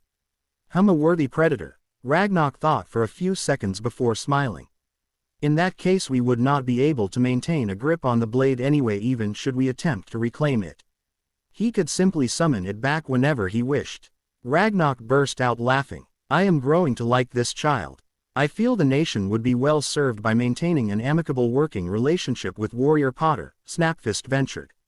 Yes, Ragnarok nodded, I believe so as well. Snapfist, put out feelers for the magical guardian issue. Let us make this a race, shall we? Goblin versus wizard. Who will find the loophole first, I wonder? Harry and Shiva made a stop at St. Mungo's after leaving Gringotts. He received vaccinations for everything Muggle and magical, as well as a prescription for nutrient potions to reverse some of the malnutrition left over from his years at the Dursleys. Shiva had received several dirty looks as the results of Harry's deep scan were revealed, though the two quickly corrected the healers that Shiva was actually the one responsible for removing him from that environment. After that, the healers were far nicer and agreed to their request to keep the visit quiet for the time being. It wouldn't do for the majority of the wizarding community to start hating Muggles just because Harry's relatives were the worst of the lot. After the medical appointment was a shopping trip through Diagon Alley and the nearby Muggle shopping center. It had been an experience for both of them. Harry had never been to one before, as the Dursleys always left him at the house when they went shopping. Shiva, on the other hand, had a relatively willing young man to play dress-up with. After a few hours, Harry had stopped being amused and requested to return home. "Let's go for a walk, kid," Shiva said, tossing the bags they had accumulated on the couch and waving towards the door. "We've been out all day," Harry grumbled. "Can't we just sit down for a few minutes?" Shiva sighed and shook her head. "Come on, Harry, we need to talk about that thing in the Prophet I didn't want you to read. And we can't do that on the couch." "Why?" "Because it's a beautiful evening for once and there is a nice park a block away." "Stop complaining, we can sit down a bench in 5 minutes." "You will be the death of me, woman," Harry said, standing back up and following her out. True to her word, Shiva had them on a bench in the park near the house before 5 minutes had passed, and with snacks to boot. She handed Harry an ice cream cone as she took a seat next to him. Harry raised his eyebrows but attacked the dessert. "This is definitely going to be bad if you are bribing me with ice cream before even starting." "You know about Azkaban, right?" Shiva said, wincing at his comment. "Yeah, the prison. Horrible guards that literally out all good feelings." "Yeah, that's the one. It's also supposed to be impossible to escape from." Shiva paused as a large black dog poked its head out from the nearby bushes. "Hey, boy," Harry said, holding out the remainder of his ice cream to the dog. The dog seemed to consider it for a moment before slowly patting out and licking the cone. "You're a long way from home, buddy. You know this monster?" Shiva asked, squinting at the dog. It was huge but very underweight. The poor thing's fur was somewhat matted as well. At least it seemed friendly enough. "He was there when I took the night bus to your place. I figured he'd just ran away, but I guess he jumped on the back or something." "That seems odd, Harry.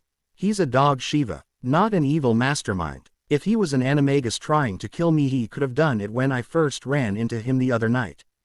The dog's tongue lolled out and he sat down promptly next to Harry. "He's obviously smartly than a regular dog though, probably as smart as Hedwig if he managed to follow me here. He was probably some wizard's familiar or something and the guy died leaving the poor guy alone." "Can we keep him?" Shiva sighed. "I don't think so, Harry. You already have a familiar and I'm more of a cat person. We're not really supposed to have dogs at Hogwarts and we can't exactly just leave him here while we're gone for months." Harry's face fell. "Tell you what, I'll ask around a bit. Maybe one of my friends in Hogsmeade will want to take him in. Then you can visit him during the school year." Harry smiled at that and the dog yipped. "Okay, that works. Thanks, Shiva." "No problem, kid." Shiva gave the animal a scratch. "You should probably name him. How about Blackie?" The dog growled at that, making Harry laugh. "Guess not. Thunder. Snuffles. Oh, you like that one. Okay, Snuffles it is." The newly minted Snuffles licked Harry's hand. "All right, enough stalling I suppose. What were you saying about Azkaban?" "A prisoner broke out a few days ago." Shiva leaned back on the bench and stared off into the distance. "His name was Sirius Black." "You say that like I should recognize the name," Harry said while scratching Snuffles, who had fallen silent. "You were just a baby when he was locked away. Sirius Black was one of your father's best friends, Harry. He was also your godfather." Harry's eyes narrowed and the dog whined a bit as his scratching got more intensive. "When your parents went into hiding with you, they were under a charm called Fidelius. It works to hide the existence of a secret, generally a location, but it could be anything, from the world at large. Only someone called the Secret Keeper can show or tell others the secret. And Black was the secret keeper for where Mum and Dad were." Harry asked quietly. Snuffles whined beneath him, but Harry gently shushed the dog. "Not a lot is known for sure about that night, Harry." All we know for sure is that Sirius Black was the most likely candidate for Secret Keeper.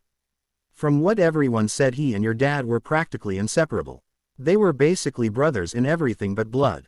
Neither your mum nor your dad could be the Secret Keeper since they lived in the house. Black was the next person they'd trust most. And Voldemort walked right up to our door. Harry said, nodding. So he knew the secret. Yes. Even more damning. Their other friend, Peter Pettigrew, apparently hunted Black down after that night. Pettigrew caught up to Black on a street in Muggle London. There was a battle. Pettigrew yelled out about how Black had betrayed your family, and then Black cast a curse that caused an explosion, blowing up a large section of the street. 12 Muggles died, and the only thing recovered from Pettigrew was his finger. Snuffles put his 2 front paws over his head. Shiva slung an arm around Harry and pulled him close to her before continuing. The Aurors caught up to Black almost immediately and found him laughing in the destroyed street. He didn't even put up a fight. They stunned him, snapped his wand and tossed him in Azkaban. Nobody ever looked back. A few days ago, somehow, he managed to escape. According to the guards, he had been whispering for several days beforehand that he's at Hogwarts. The Ministry is umming that he's coming after you, to finish the job that he and his master started over a decade ago. Harry was quiet for a few minutes, just scratching Snuffles and leaning against Shiva. So, he finally said softly, I have a second madman after me. Fantastic. He chuckled and shook his head. Want to put a bet on whether he'll be our teacher this year? The first one was possessed and tried to kill me, and the second tried to obliviate us all. It'd be par for the course for Sirius Black to wrangle the job. Snuffles started a low growl, and a nearby squirrel jumped away before he quieted down. Shiva snorted. You do seem to inspire murderous thoughts in our defense teachers, kid. Harry shrugged as best he could while leaning against her. It's a talent. Shiva, I think I'm going to start working on more offensive runes this year. The older woman sighed but nodded. I can understand that. Promise me you'll consult with me before going for anything too dangerous. Promise. Harry nodded. I think the most volatile design would be more feedback stones. They'd be like the one I used against the basilisk. Directed failures. Magical grenades. I've been a bit scared to work on them before after the whole troll incident thing, but I think I have enough of a foundation now that I can do them safely. And I can always go to my legal guardian for advice both in and out of CL now, he finished, grinning up at her. Damn right you can, kid, Shiva said, laughing. Any other ideas I should be watching out for? Well, I'm going to have calm stones finished before we get back to school. Harry frowned and said, Muggles have mobiles now. They can contact almost anyone in moments, and it's not a one-way channel. It's stupid that we don't have something like that in the magical world. Snuffles cocked his head at Harry, and Shiva found herself nodding along. I worked out how to make a cluster that could function the same while at the Dursleys. It's restricted to audio and has to be tied to specific people at the moment, but each stone can be tied to multiple others. I can work on making a completely open, untethered cluster later. Can you pierce one of my ears? What? Shiva asked, blinking at the non sequitur. Like for an earring. I'm going to miniaturize the calm stone. You know, make earrings out of them. The magic flowing through them should be small so the stone can be tiny without worrying about failure or breakage. I was going to make one for me, Hermione, Neville, Daphne, Tracy and you. I'm thinking I might make one for Tonks too, so that we could call the Aurors fast when we need them. Maybe one for Susan and Hannah too, but I want to talk to them first, so those will probably come later. Shiva shook her head, laughing. You really don't do things halfway, Harry. I'll take you to get a piercing in a few days. Wait till I tell Bill you got an earring.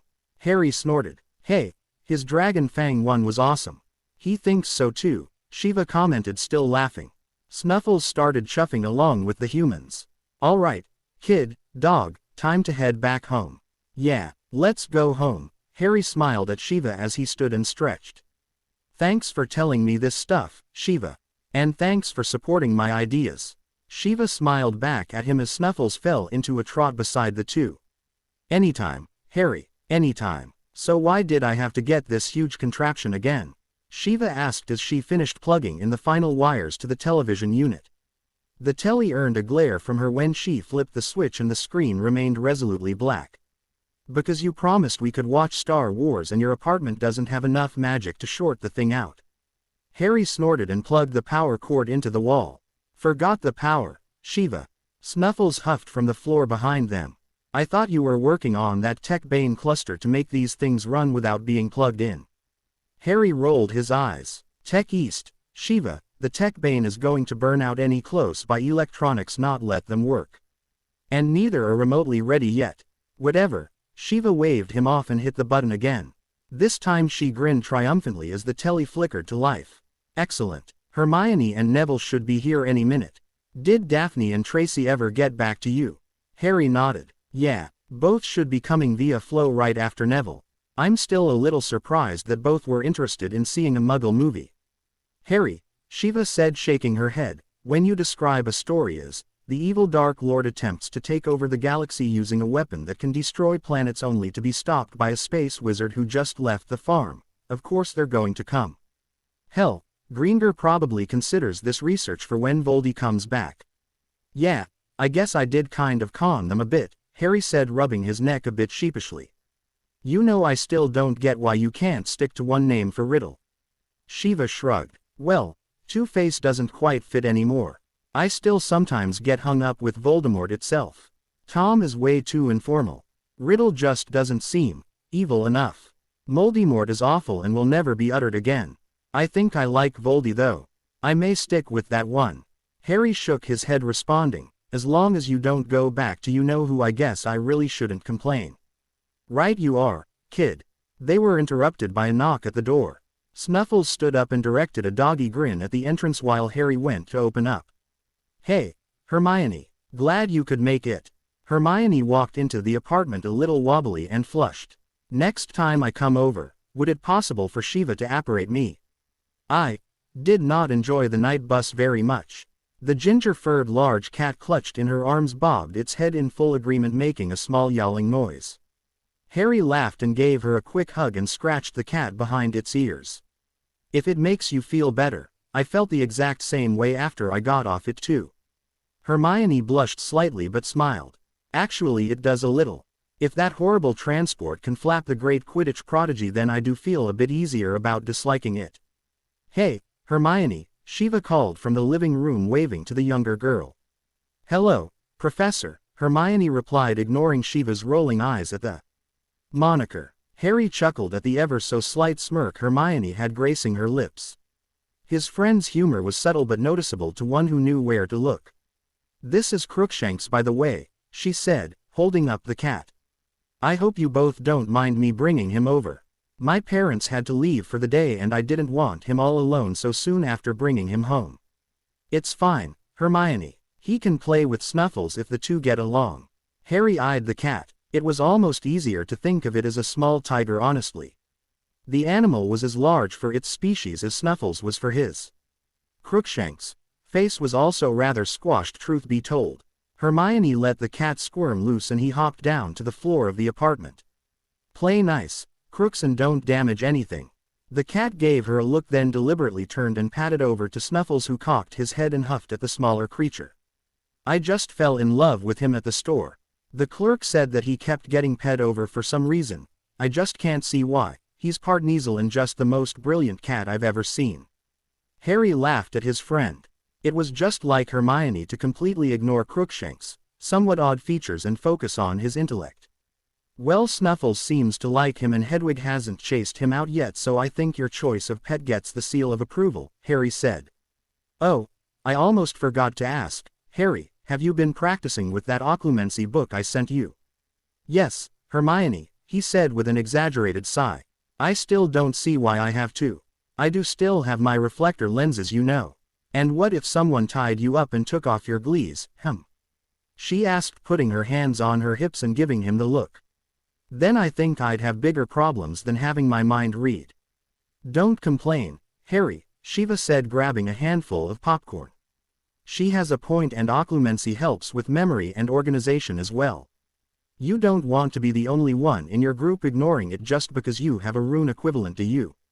All right, he held up his hands, laughing. It was just a question, you two. So what does your mind palace look like? Hermione asked. A castle, Why?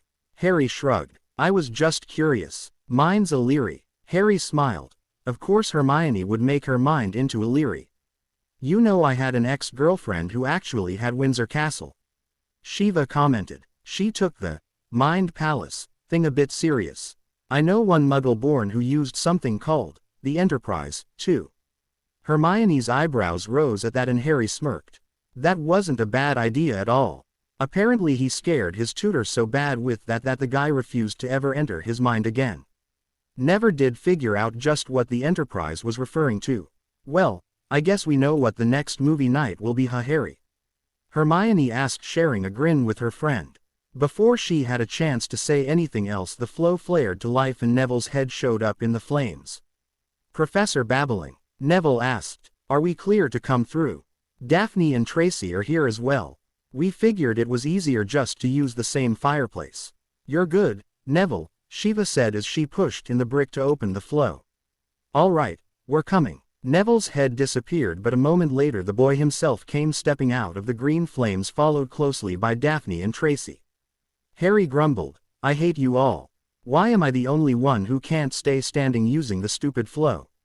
Because you are horribly uncoordinated, Daphne said with raised eyebrows. The grin on her face showed she was only teasing with the barb. Tracy smirked. Nah, it's 'cause of karma biting your ass. I'd put money on you forever failing at the flow just so that you keep being awesome at other stuff. You can't keep winning everything without losing some after all. Ha ha, very funny. Harry shook his head before turning, giving Tracy a serious glance. How are you doing, Tracy? The girl shrugged and Daphne gave her shoulder a squeeze. Been better. The mind healer has helped a lot and I still feel like a complete idiot. I really should have known better than to keep talking to something that talked back. At least when I couldn't see where it kept its in. It's not your fault, Trace, Daphne said softly. I didn't say it was my fault, Tracy smirked at them all. I said I was an idiot. Really though, I'm fine. Thanks for asking, Harry. How about you, Daph? We haven't really had a chance to talk much. Harry ran a hand through his hair. Daphne rolled her eyes and plopped down on the couch. You worry too much, Harry. Hermione nodded and sat down next to the Slytherin. I agree. Good luck getting him to believe that though. Tracy sat down on Daphne's other side, smiling at the two. It is a little cute though how noble he is. If I liked guys I might develop a crush on him. Snuffles perked up at that, looking between Tracy and Harry before chuffing softly and laying his head back down. Shiva snorted and claimed the armchair before replying, it's cute until he gives you heart attack. I am right here, people, Harry said, throwing his hands in the air. Neville, a little help please. Neville laughed. Sorry, mate, I'm with them on this one. He sat down in the other armchair, leaving Harry to collapse into the spot next to Hermione. I hate you guys, Harry sighed as he relaxed down. Nah, you love us. Why else would you give us presents on your birthday? Tracy smirked at him. They're not presents, Harry grumbled. They're useful. And here, take it before I change my mind. Harry handed out his completed comm stones to the embled group. Each are keyed to all the others at the moment, as well as one for Tonks so that we can contact the Aurors if something crazy happens again. Just say, "Comm on, contact," and then the name of the person you want to talk to. To shut it off, just tap it and say, "Disconnect." You don't have to use them as an earring if you don't want to, but the volume is adjusted to you. It's hanging by the ear, so if you use it as a cellet or necklace or something, you'll have to hold it to your ear. Harry, Hermione said slowly, looking at the tiny rune stone and turning it over in her hand, this is amazing. You should really try to market these. He's going to, Shiva said, nodding at the girl. After he gets the clusters so that they don't have to be keyed to other stones at least. Harry was saying something about affiliating with potential business partners after he got back to school. Harry glared at Shiva but rolled his eyes after a minute. Neville looked over at Harry in confusion. Really? Who? Harry. The twins, Harry sighed. The rest of the group raised their eyebrows at him. What? They're brilliant. Have you seen some of the stuff they've invented? Shiva frowned. They're grades though. Then they either don't care or they're like me when I started Hogwarts, Harry said, shrugging. Intentionally doing poorly? Hermione asked with a frown. Yeah, seriously, Fred and George are amazing at what they do and they have some really good ideas. I heard them mention last year that they were hoping to open a joke shop at some point in the future. I figure if I help them market their shop when they get it running, then I can sell some rune stones through them before I get my own place set up in a few years. Snuffles had come over and licked Harry's hand by the end of his little speech, and Harry scratched the dog behind the ears. That's a very ambitious plan, Harry. I'm impressed. Hermione smiled at him and bumped his shoulder with her own. Okay, well, now that I feel inadequate for being beaten in ambitions by a Gryffindor, Daphne huffed, can we start this movie thing? Neville laughed and shook his head at Daphne. That's what you get for slacking, Slytherin. Shiva just chuckled at their antics and hit the play button, the group twisting to watch the opening scroll of the video. I thought you said we were watching the first one. Why does it say episode 4? Tracy asked. Harry shrugged. The creator envisioned this as the middle part of 9. He's only made 4 through 6 so far. Weird. That is a very big ship, Daphne said with wide eyes staring at the Star Destroyer panning across the display. Well, at least we know it's fake. It's not like we can make spaceships, Neville said. Nev, Hermione said with a snort, you do realize Muggles landed on the moon in the 60s, right? Daphne, Tracy and Neville gaped at Hermione before turning to Harry, who just nodded at them. All three immediately twisted to Shiva, who also nodded. Neville whistled and Tracy snuggled closer to Daphne. Daphne just shook her head and mumbled, no wonder my mother says Muggles should be respected. I have to say this is very impressive, Shiva said, grabbing more popcorn. Far more so than I had expected. I may know about movies, but I've never actually watched one before. I love how they have the sound going with the pictures. Those white-suited guys could really do with improved target practice though. Shish, Hermione said, waving her hand at the group. One of the most iconic villains of our time is coming. She means one of the 2 evil Dark Lords, Harry helpfully supplied as Darth Vader made his entrance. Neville nodded approvingly. Wow, now we know where Snape learned his swishing cloak trick. The room erupted into laughter, and after a minute or so they finally all quieted and settled into experience entertainment the Muggle way. Harry stopped before the barrier to platform 9 3/4, giving Shiva a short hug.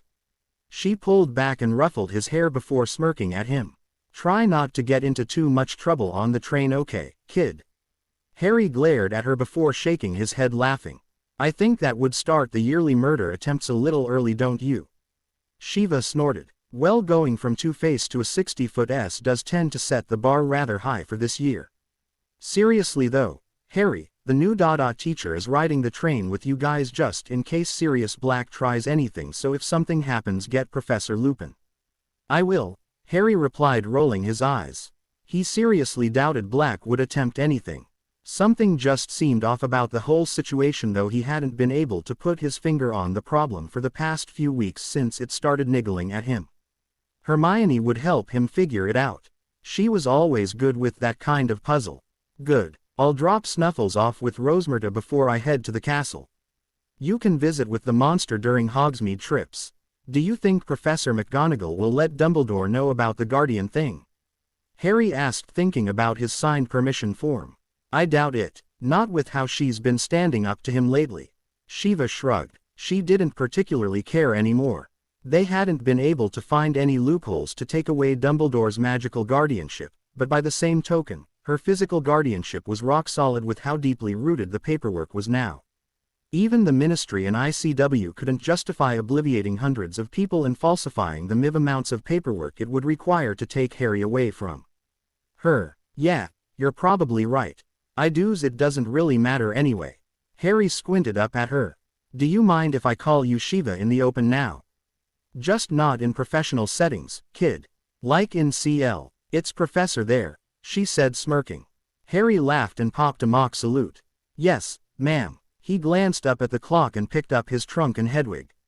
All right, I'll meet you there. See you soon, Harry. Shiva waved and Harry stepped through the barrier. He hopped onto the train, searching for the compartment with his friends. Daphne waved him over towards one near the end. Hey, Harry, she said. A lot of the compartments were full already, so we had to share this one. I think the sleeping man is the new teacher.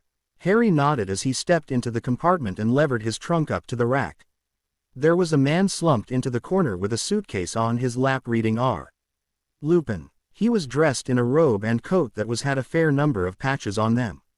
The Raxpert girl from the previous year, Luna Lovegood, was also inside the compartment sitting next to the professor and reading a magazine upside down. Hermione, Neville and Tracy had already taken up seats with Neville sitting next to the younger girl. Harry sat down beside Hermione and twisted his head so he could see the name of the magazine. The Quibbler. I haven't heard of that one. My father edits and publishes it. When I've finished the Rune puzzle for this week, would you like to borrow it to read about the Rotfang conspiracy? What's the Rotfang conspiracy? And did you say Rune puzzle? Harry asked, perking up. I did, Luna said in a soft voice. Tracy snorted and Daphne rolled her eyes while Hermione just sighed. It's not very nice to mock him, you know. Harry smiled. They're just teasing me, Luna. I tend to have a one-track mind when it comes to Rune stuff. I have heard that, yes. She paused before lowering the magazine and smiling. I think you would find this far too easy, however, Harry Potter. And to answer your earlier question, the Rotfang conspiracy details how the Aurors are attempting to bring down the Ministry of Magic using dark magic and gum disease. Huh, Harry tapped his chin. I'm not really a huge fan of the Ministry. Too bad they're using such awful methods though, because otherwise I might have been interested to hear more. Beside him, Hermione laid her head back against the headrest, muttering, while Daphne, Tracy and Neville all just rolled their eyes. Yes, I am not a fan of the use of gum disease either. I rather like my teeth, Luna said, nodding sagely. So how was your summer, Luna? Harry asked. Pleasant enough. Daddy and I attempted to find the crumple-horned snurkak but were again unsuccessful. That was the one that had the twisted horn, right? Harry asked, trying to think back to the few times he had talked to her before. Yes, we think so. You don't know what it looks like? Hermione asked, frowning at the girl. Well, we've heard reports but they are conflicted, Luna said, shrugging. I am sure Daddy will find one eventually. If not, well, at least the hunts are interesting and afford time for us to spend together. Harry nodded, laying a hand on Hermione's arm and squeezing softly to stop the reply he knew was coming. Well, I can certainly understand wanting to spend time with your parents, Luna. She smiled sadly in reply. Just my father, Harry Pot. My mother passed away when I was 9. Harry closed his eyes, feeling like he had just inadvertently punched the girl in the gut. Oh, I didn't know that. I'm sorry, Luna. How could you know? She shrugged and picked her magazine back up. I am almost done with the puzzle. Let me know if you would like to read the article, Harry. Harry nodded and the compartment fell quiet. Shortly before they reached Hogsmeade Station, the sky outside the compartment began to darken and grow stormy. Professor Lupin had remained sleeping the entire ride and the students had stayed mostly quiet after the initial burst of conversation with Luna. Are we stopping? Neville asked, perking up and rousing the others. We still have a ways to go. Why is there frost on the window? Daphne said, squinting at the spreading sheet of ice. The train lurched to a stop and the group's breath started to fog in the air. Harry was going to volunteer to find a prefect to see what was going on but froze before he could do more than open his mouth. Dim screaming started to sound in his head. Not, Harry, please not, Harry, kill me instead, I'll do anything, just don't hurt Harry. Harry was only vaguely aware of the door to their compartment sliding open and a tall, dark figure wrapped in a cloak standing outside. The others slid away from the imposing figure. Tracy whimpered and tried to burrow into the seat while Luna curled up into a ball across from him. Harry could only hear the screams of the woman in his mind. The creature in front of him raised its skeletal hand and stretched out to him. There was a rustle from behind him as something heavy clattered to the floor. A green flash filled Harry's vision and he crumpled to the ground. The last thing he heard as he lost consciousness was a firm shout of, "Expecto Patronum." Harry, Harry, a dim voice washed through Harry's in. He felt someone's hand on his shoulder and opened his eyes only to shut them again at the brightness surrounding him. Erg, Harry mumbled, raising a hand to his head. Did anyone get the number of that lorry? What's a lorry got to do with anything? Daphne asked from somewhere behind him. It's a Muggle expression, Daff. Means he feels awful, Tracy supplied with a slight shudder. About the same as me and Luna, I'd guess. Yeah, but neither of you two fainted, Neville said softly, helping Luna to sit back up. She was still pale and slightly shaking. Harry, Hermione said softly, leaning over him to peer into his eyes. Harry, are you okay? That was a Dementor. Professor Lupin chased it away, but it had a severe effect on you. You need to eat this. She held a bar of chocolate out to Harry and he numbly took it from her fingers, taking a bite. Chocolate, really? Harry asked, raising his eyebrows at his friend. It really works, Harry, Tracy mumbled, eating a bar of her own. Nobody is really sure why. Daddy says it's because the Snaggle Puffs make the chocolate as a natural defense against their nightmares. I don't think it works as good as pudding myself, Luna said after swallowing a mouthful of chocolate. Well, if you run across any Snaggle Puffs, Luna, thank them for me. Harry slowly levered himself back into the seat with Hermione's help. What the heck was a Dementor doing on the train? Probably looking for Black, Daphne said, wrapping an arm around Tracy and pulling the other girl closer to her side. We're lucky that the new professor could do the Patronus charm. Not too many people can do that one, and it's pretty much the only thing that works on Dementors. Oh shite, Harry said, slapping a hand to his head. Language, Harry, Hermione quickly replied before peeling his hand off his forehead. And what's the problem? I got into trouble on the train, Harry said dejectedly. The students just stared at him, waiting, so he continued in a quiet voice, Shiva is going to kill me. His friends all looked at each other, not sure how to respond. Until Luna started giggling softly, which quickly turned into a full-blown laugh. The rest soon followed suit, and the compartment had completely devolved into raucous laughter by the time a dumbfounded Professor Lupin returned. That was a very mature response, running away there, Harry, Hermione said, rolling her eyes. Harry, Neville and Hermione had dropped on the couch in the Gryffindor common room. Harry had practically ran up the stairs once the feast had ended, trying to avoid Shiva. I swear if looks could kill, that woman would have burnt me to a crisp, Harry said, shuddering. Neville was laughing hysterically, and even Hermione shook her head with a small grin on her face. It's not funny. This totally wasn't remotely my fault. If I'm going to get yelled at for being in danger again, then I am at least going to have done something to deserve it first. Harry crossed his arms and pouted. Hermione nudged his shoulder, full on smirking. Well, at least you know she cares. Hermione nodded her head towards a young redhead who had just walked into the common room. And there's Ginny. Did you want to talk to her tonight? Harry sighed. Yeah, you two can come if you want. Depending on how the twins take it, I may need backup anyway. Neville and Hermione nodded and stood to follow Harry as he walked over to Ginny, Fred and George. Hey, guys, can we talk for a few minutes? Ginny nodded fast enough to flip her hair and started to walk off before Harry called out, No, Ginny, you too. The girl stopped mid-step, blushed hard enough to turn her face red, but hurried back to the small group. Fred, George, do you guys know any strong privacy spells? The twins turned to each other, frowning before looking back at Harry. A few. How private do you want this to be?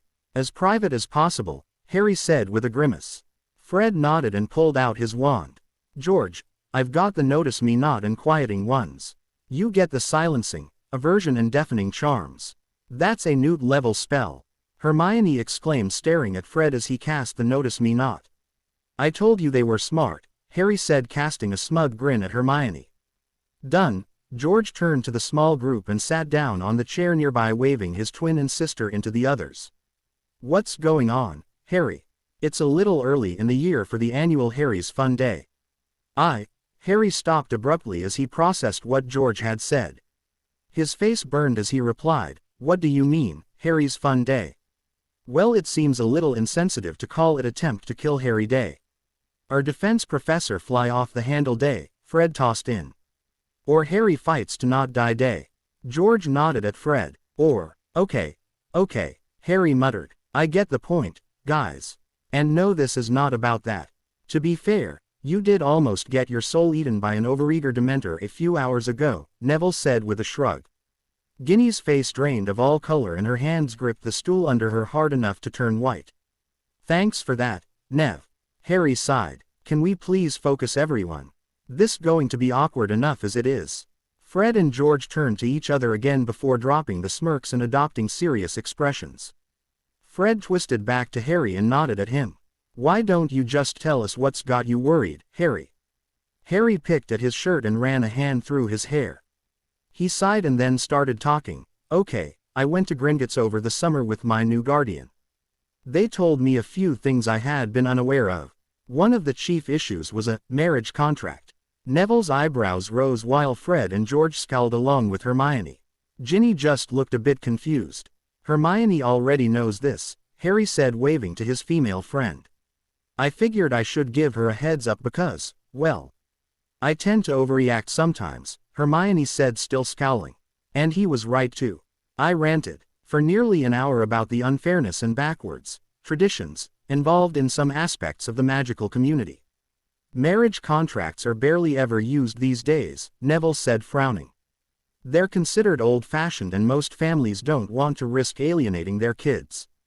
Fred took a deep breath and said, should we be getting Percy or Dad here? No, Harry said, shaking his head. I don't completely trust Percy, and there wasn't really a good excuse to contact your father yet. I would have told Bill or Charlie, to be honest, but they're hard to sit down with since both are out of the country. Wait, George said, holding up a hand. I get Bill, you two seemed friendly when he was around the other summer, but why Charlie and not Percy? Because Percy worships rules and authority, Harry said, shrugging. Charlie worships dragons. He broke up with my guardian over them and he helped us get Norbert out of the country. I trust Charlie because he is more interested in his dragons over anything else in the world. That's very odd reasoning, George said, frowning. Hermione huffed and rolled her eyes. You get used to it. Harry's mind works in strange ways sometimes.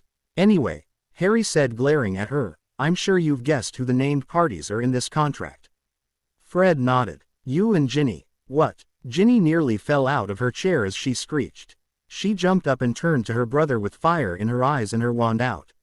What the bloody hell? Why would I have a marriage contract? I'm 12. She twisted to Harry with horror written all over her face.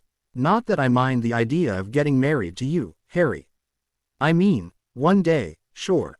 But not right now. This is not my idea. I swear I didn't know about this. Hermione's eyes narrowed next to Harry and she shifted forward in her seat, slightly covering Harry with her body. We know it wasn't your idea, Ginny. All the same, the point is currently moot. There will not be a wedding imminent. Ginny worked her mouth for a moment before slowly sitting back down and putting away her wand. What do you mean? Harry sighed. The contract only had one signature, not two. Dumbledore left his section unsigned, thank God. Your part, however, was filled in. It was signed by Molly Pruitt. Would I be correct as guessing that Pruitt is your mother's maiden name? Yeah. Fred shook his head. That's Mum, all right. Merlin's balls. When did she sign the thing? Please tell me this was somewhat recent at least. No. Harry shook his head. It was signed November 5, 1981. I was barely 3 months old. Ginny yelled out, horrified. The twins groaned and leaned back in their chairs, covering the faces. Yeah, and my parents were dead for 5 days, Ginny, so trust me, I understand. November 5th, Neville asked. He grimaced and sadly shook his head. My parents were attacked the day before. Hermione frowned. Really? November 4th. Neville nodded, frowning at Hermione. She shook her head. Never mind, we'll talk later. Continue, Harry. Okay. Harry stared at Hermione, who simply mouthed, later, at him. All right. Well, anyway, your mum signed the contract, but Dumbledore apparently had left his part blank. When we found out about it, we put it into my family vault. No one except me is allowed in there, and I can't take anything out until I'm of age. Fred and George both whistled. Impressive bit of pranking there, Harrykins. Fred nodded appreciatively at him. You've effectively prevented both that contract and any others from being enacted, either for yourself or Ginny. Well done. George continued. And you didn't even have to destroy the contract, so if you and Jin do end up getting together, then you can just sign it yourself later on. Ginny sat there, frowning before slowly looking up. Harry, does this stop me from dating at all? No, Jin, Neville answered, shaking his head. It just stops your mum or anyone else from making a new contract for your hand until the current one is either dissolved or fulfilled. You can still date anyone you want. You just can't get married until Harry decides what to do with the contract later. Okay, she nodded. I suppose I'm okay with that. Why would Mum do this? She looked torn between hexing something and crying. Mum has always thought she knew best for all of us, Jin. Fred sighed, pulling his sister into a hug. She's the reason Bill and Charlie left as soon as they graduated. She's the reason Percy is all set to move out the moment he finishes off this year. She's the reason George and I are planning to open shop once we're done here. Mum means well enough, but she's not exactly the best of role models, nor does she always consider her actions. Dad probably didn't even know about this, George piped in. If he had, the name would be Molly Weasley, not Pruitt. He scowled. This is going to be a fun conversation when we get home. I'm going to make sure Bill is there. He can be the one to tell Dad. We've pulled one too many pranks at home for him to take this as seriously as it requires. We haven't pulled pranks like this, brother, Fred said. He'd believe us. Yes, brother, but do you really want to be the one bringing this to him when we have beloved older brothers to do it for us? George raised his eyebrow at his twin. Fred laughed. Too true, George, too true. Ginny, let's go draft a letter to Bill, shall we? Should we tell Ron? She asked before they stood. The twins just raised their eyebrows at her. Yeah, you're right, that's probably a bad idea. She looked over at Harry and smiled at him. I'm really sorry about this, Harry. It's probably not a secret that I like you, but I don't want you to be forced into anything. Can we talk about this in a few years and decide what to do about the stupid thing then? Sure, Ginny. Thanks for not freaking out too bad. I just figured you should know, Harry said. And we appreciate the heads up, Harry. Fred nodded to him. We'll take care of the family side over the holidays. You may get an invitation to speak to our dad afterwards. Have a nice night, you three. The Weasleys walked out of the privacy barriers, but Hermione motioned for Harry and Neville to stay put for the moment. Hermione, what's up? Neville asked. Why was the date my parents were attacked important? Neville, your family and Harry's were close, correct? He nodded in response to Hermione's question. Do you know who your godparents were? Neville shrugged. My godfather was an uncle. He was killed soon after I was born. My godmother was Harry's mum. Why? Do you know if your mother was Harry's godmother? Hermione continued. I think she was, though I'd have to ask Gran to be sure. Where are you going with this, Hermione? Harry asked. I'm not certain, she admitted. It's just quite a bit seemed to happen within a few days of October 31st, 1981. Your parents were killed. Then you were left with the Dursleys the next night. 2 days later, Sirius Black, your godfather, was arrested and sent to Azkaban. The next night Neville's parents, your godmother, were attacked. A day later you were entered into a marriage contract, albeit an incomplete one. Harry gaped at her and Neville's face was so red he looked ready to explode. Look, Hermione, Harry said quietly, you both know I am no fan of Dumbledore and I hate how he seems to have been manipulating my life, but you don't think he actually framed Sirius Black and then arranged for Neville's parents to be hurt, do you? I don't like the old man, but that seems like it's going a little too far. I'm just saying that this is an awful lot of coincidences, Harry. There's a famous quote, once as happenstance, twice as coincidence, 3 times as enemy action. Hermione sighed. I think we need to look into the Sirius Black case ourselves. That might be a good linchpin. Neville took a few deep breaths and slowly got his color and temper back under control. If the headmaster had something to do with Mum and Dad, let's not accuse anyone of anything until we know more, Neville. Hermione said, placing a calming hand on his arm. Harry nodded agreement. Yeah, remember we were wrong last year about Lockhart being the one to open the chamber. The Git still tried to kill us, Neville pointed out. True, but not because we were right about our guess. I'll admit this all looks bad, but let's poke around a bit. I've been building a list of grievances against Dumbledore, and while there's a lot, nearly all of it is technically legal even if it is an abuse of authority. The man may be manipulative, but this sounds almost evil and I don't think he's evil. Just an arsehole, Hermione muttered. Harry and Neville both gaped at her, mouths hanging practically to the floor.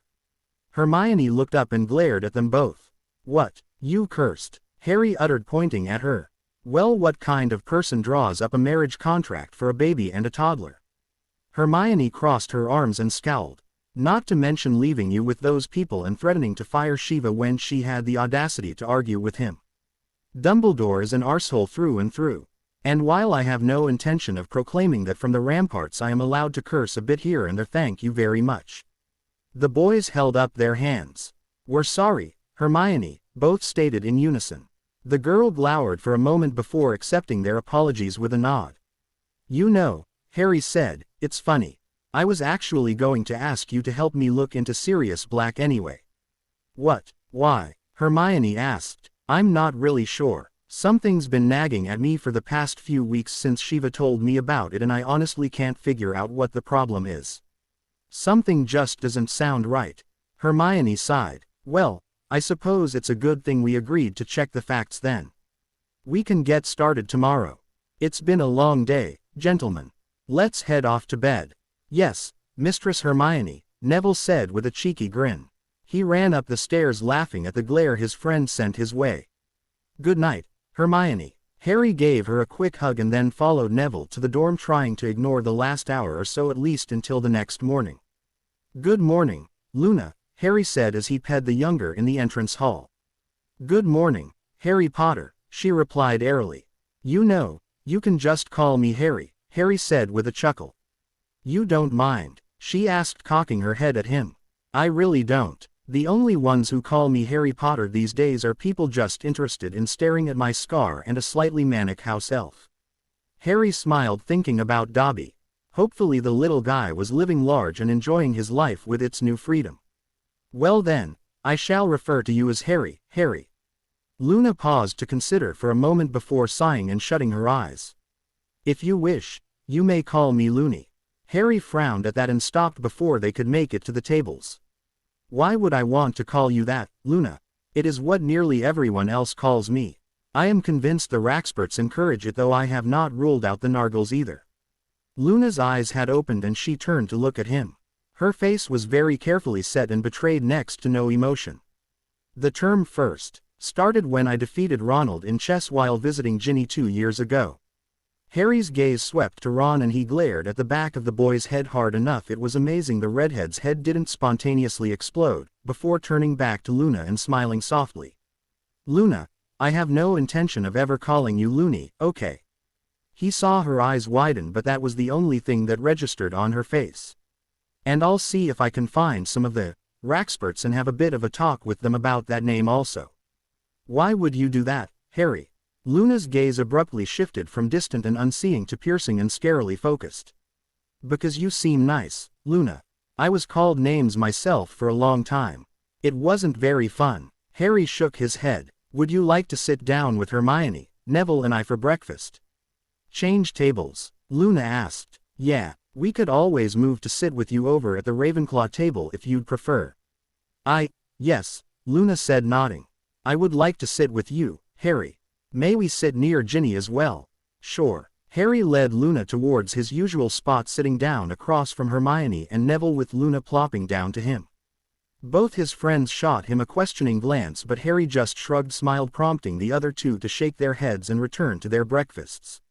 When Ginny walked into the hall a few minutes later, Harry waved her over next to Luna. Morning, Luna, Ginny said with a yawn. How come you're over here today?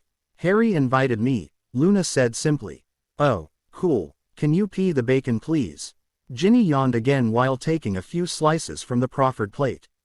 Luna, Hermione said after they were all looking a bit more awake. Harry, Neville and I were going to start looking into a rather old case shortly. You said your father was the editor for the Quibbler, yes? Luna nodded. Have you helped him write any articles by chance? I have written a few, Luna said, fingering her radish earrings. I used to have a column on things the blibbering humdingers said. Hermione shut her eyes and visibly took a breath before shaking her head and continuing with her query. Would you be interested in helping us with our investigation?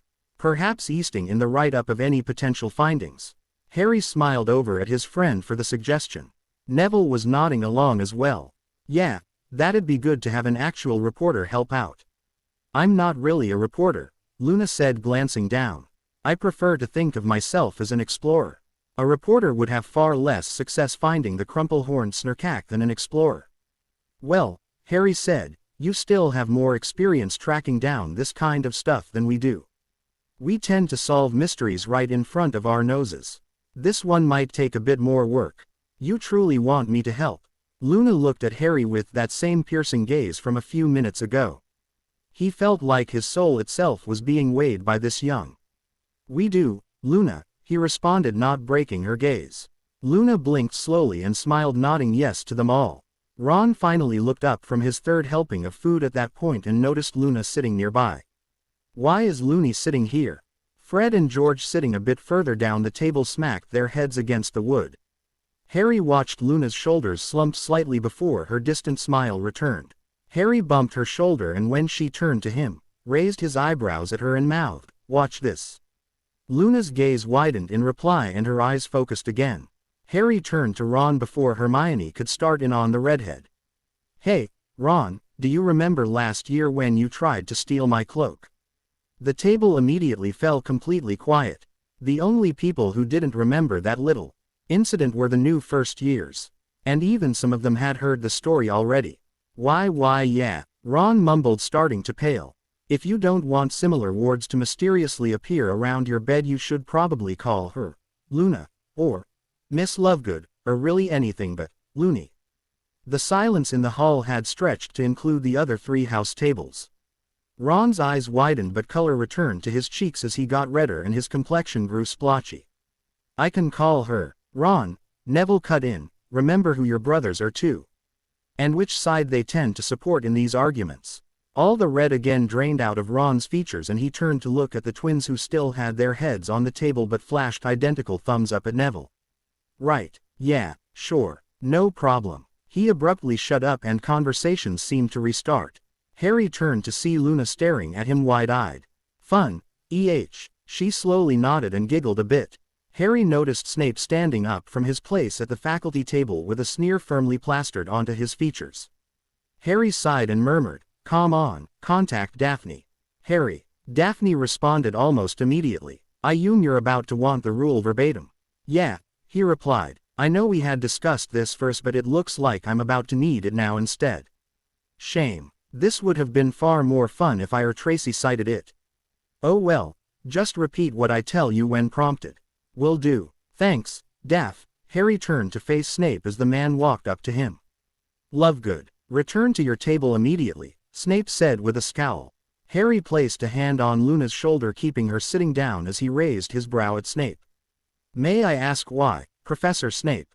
Again conversation in the hall quieted down. Harry caught a glimpse of Shiva at the faculty table, leaning over to whisper to McGonagall and Flitwick. All 3 quickly covered their mouths, obviously stifling potential laughter. "Students are to sit at their house tables, Potter. This does not concern you. Now, Miss Lovegood." "Actually, Professor, that's not true," Harry said with a lopsided grin. "What are you blabbering about?" Harry said. "Your statement was untrue, Professor," Luna stated with a dreamy smile. "Perhaps the Raxperts have been hovering around you too much.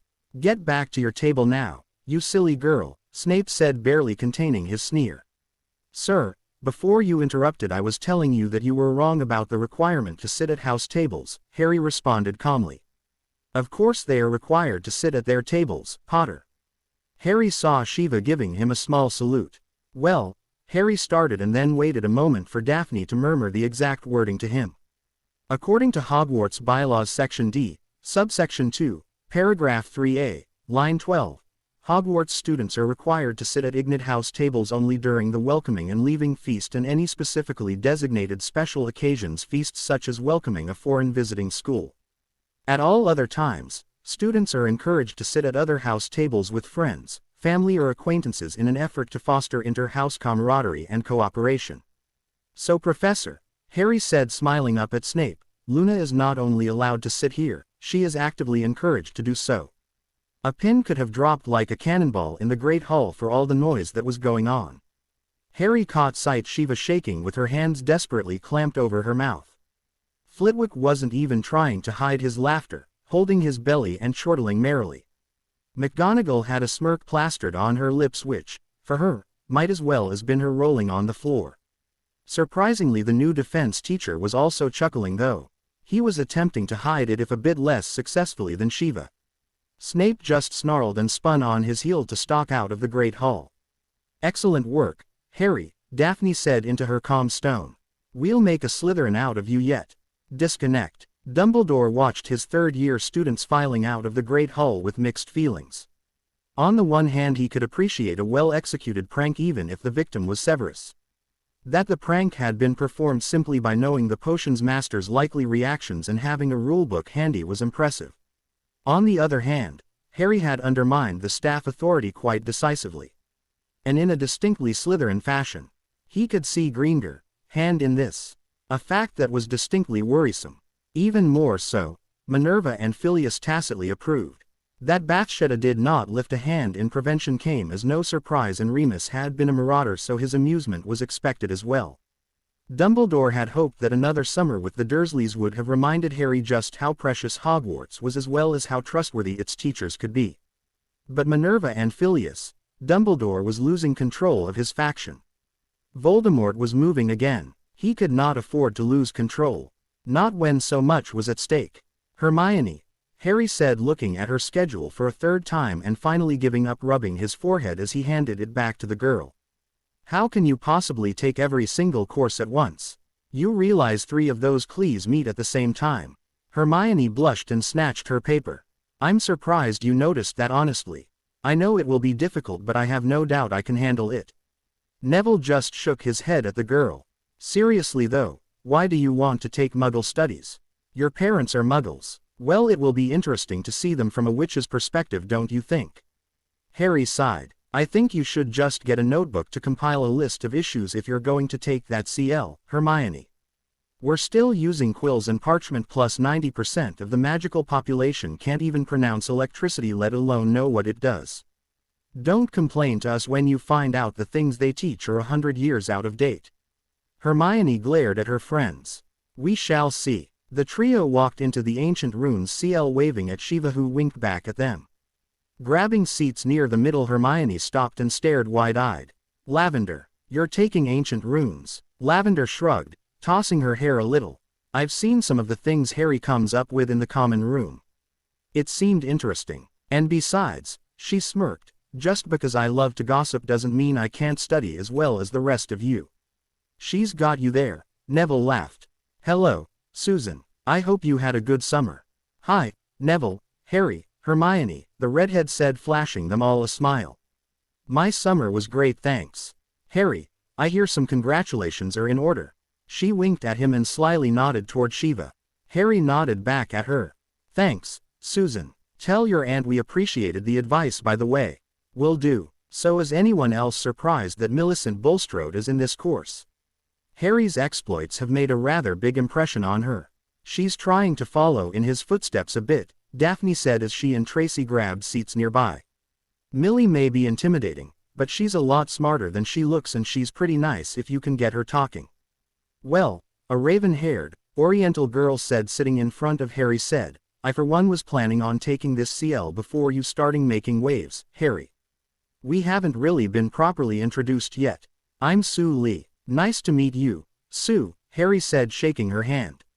All right, people, Shiva said, rubbing her hands together and getting the CL attention. Welcome to Ancient Runes. Let's get started, shall we? I can't believe Hagrid is teaching hippogriffs for the first CL. Hermione muttered besides Harry and Neville. Harry had just gotten off of the hippogriff named Buckbeak after a short flight around the campus. The animal was beautiful, sure, but give me a broom any day.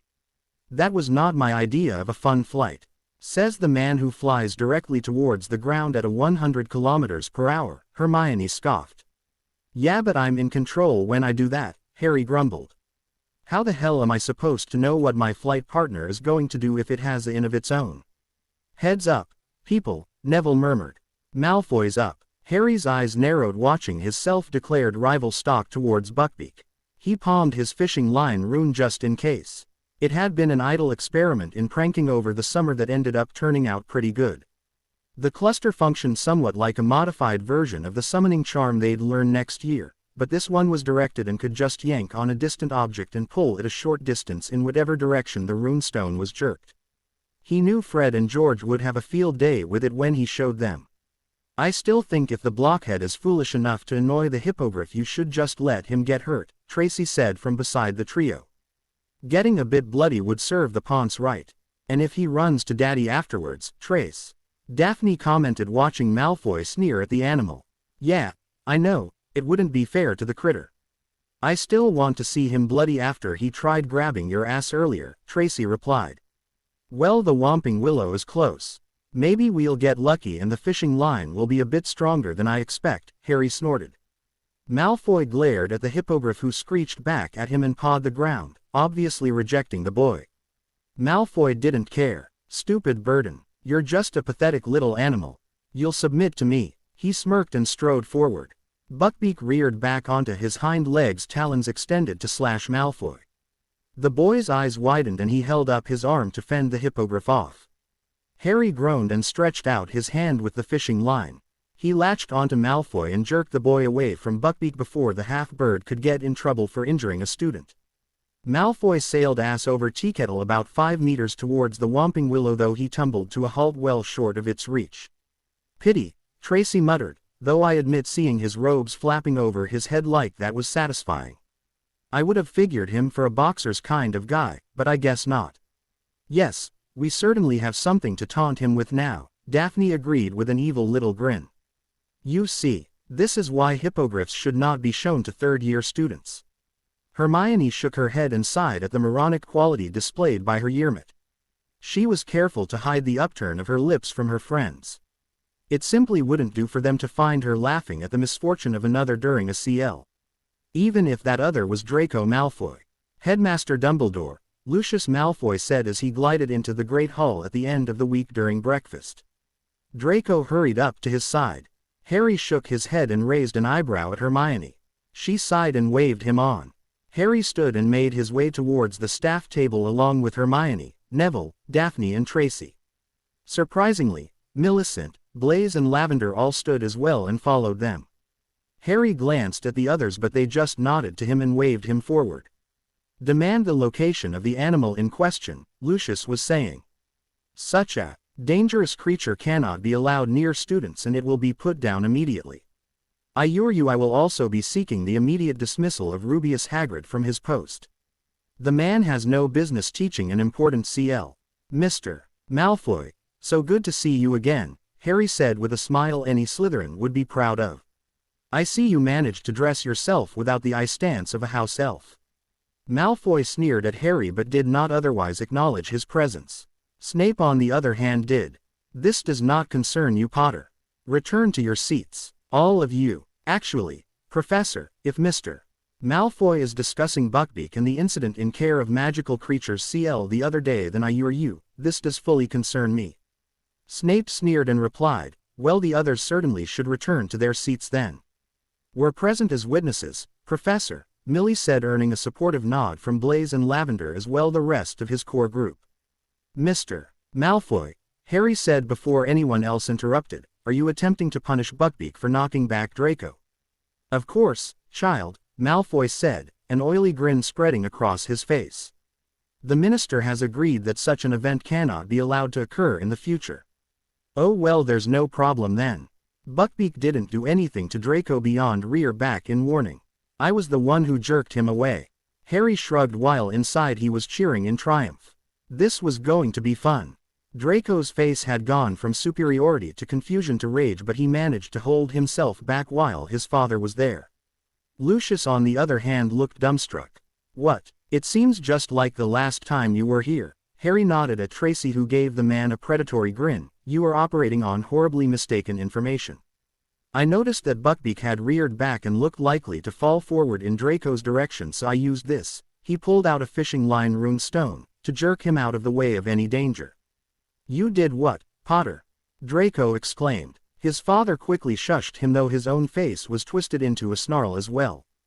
Be that as it may, boy, the animal is still dangerous, and technically a flobberworm is dangerous too, Mr. Malfoy. You could choke on one at least if you tried to eat it. Tracy snorted at that and Lavender looked slightly ill. Harry just smiled and continued. All students were warned extensively not to approach a hippogriff without receiving a bow. All these people behind me will testify that Draco ignored this warning and proceeded towards Buckbeak, not only without receiving a bow, but also while insulting the animal. Daphne raised her eyebrows and said, the equivalent behavior in Potions CL would be throwing in several ingredients at once and then tossing spells at the hissing concoction. Neither Buckbeak nor Hagrid did anything wrong. Draco did. Harry Potter saved him from his own stupidity. You should be thanking him. Lucius' expression settled into one of acquiescence, though the corner of his mouth kept twitching as it tried to scowl. It appears I did not have the full story. Very well then. Good day, Headmaster. He started to turn back towards the doors, but Harry got in one last call. Should I toss out another glove, Mr. Malfoy? His only response was the slapping of shoes on the stone. Potter, Snape snarled, detention tonight for assaulting a fellow student. Harry looked to Dumbledore with raised eyebrows, but the old man didn't make any expression. Actually, Professor Snape, seeing as Harry was protecting young Draco, I think he deserves to be rewarded, not punished. 10 points to Gryffindor.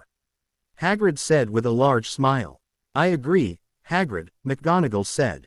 You will not be serving detention, Mr. Potter. Hey, don't forget the others, Shiva threw in, grinning. All of you guys who came forward as witnesses take 5 points each. Good show of support and doing the right thing. As Harry turned to head back to his seat with the others, he could practically hear the grinding of Snape's teeth behind him.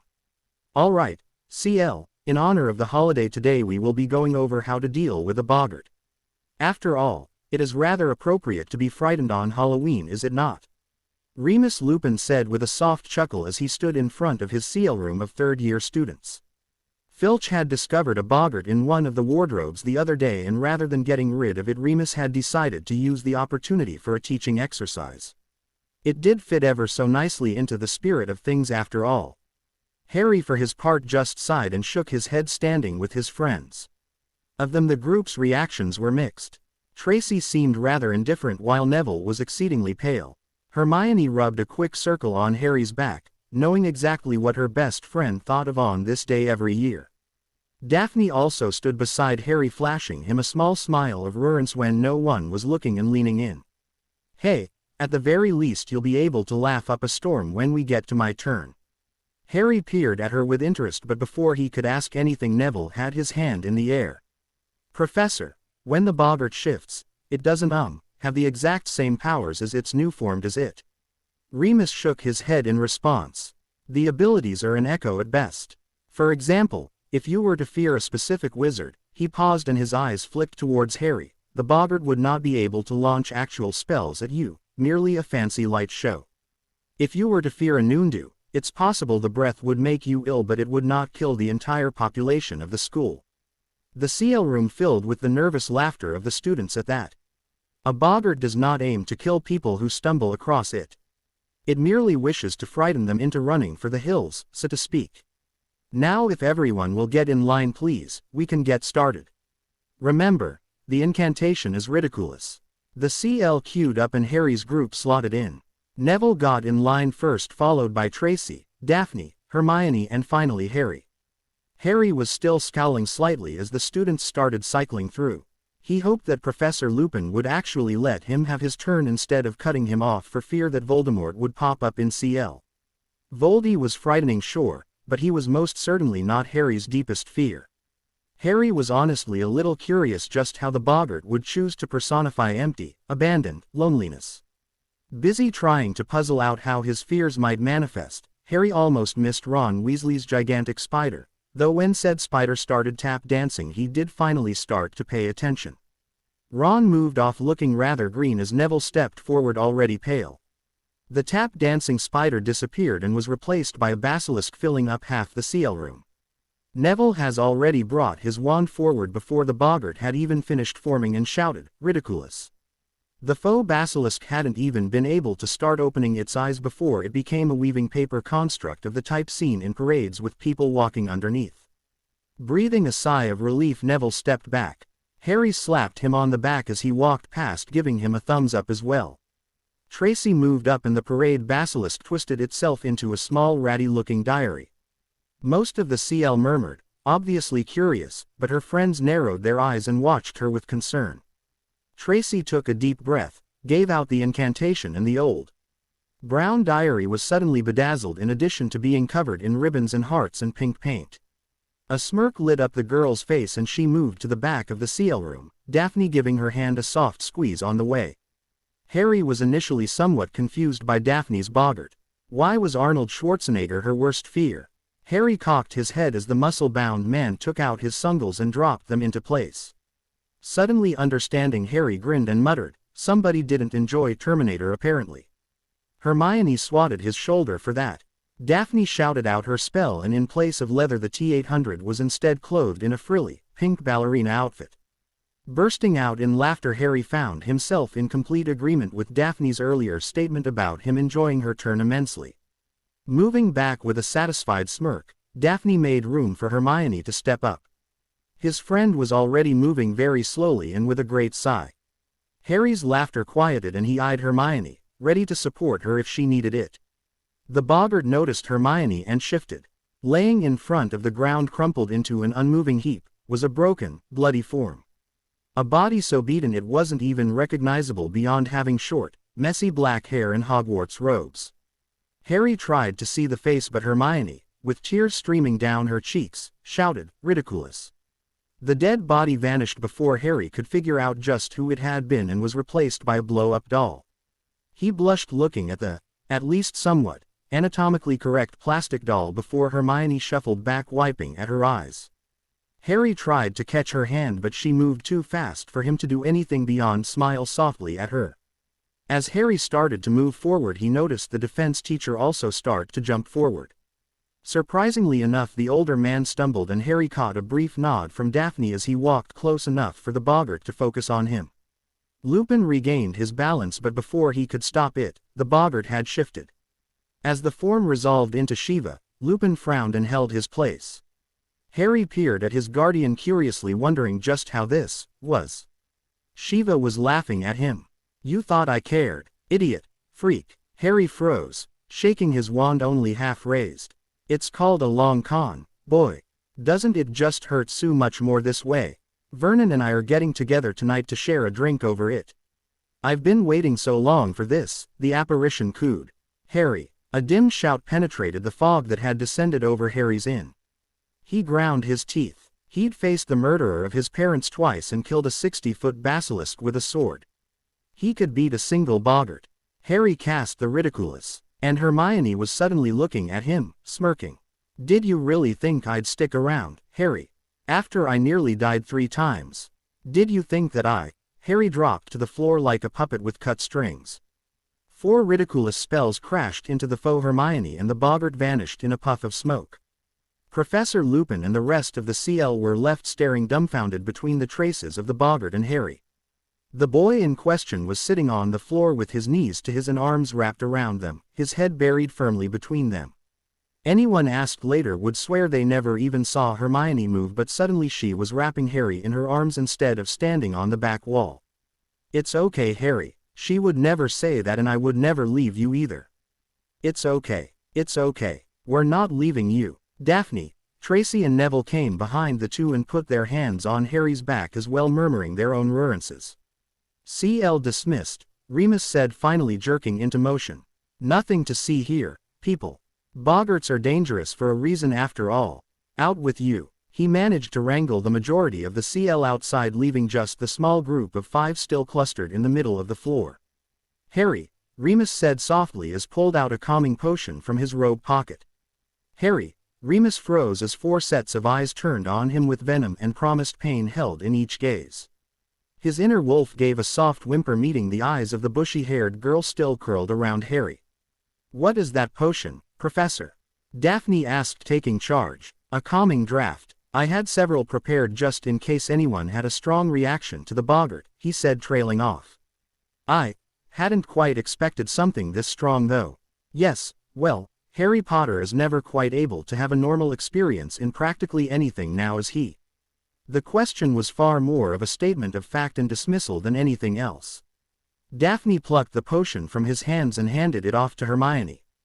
The brunette subtly coaxed Harry to lift his head and poured the potion into his throat. A few moments later, Harry gave a shuddering gasp and his eyes cleared somewhat.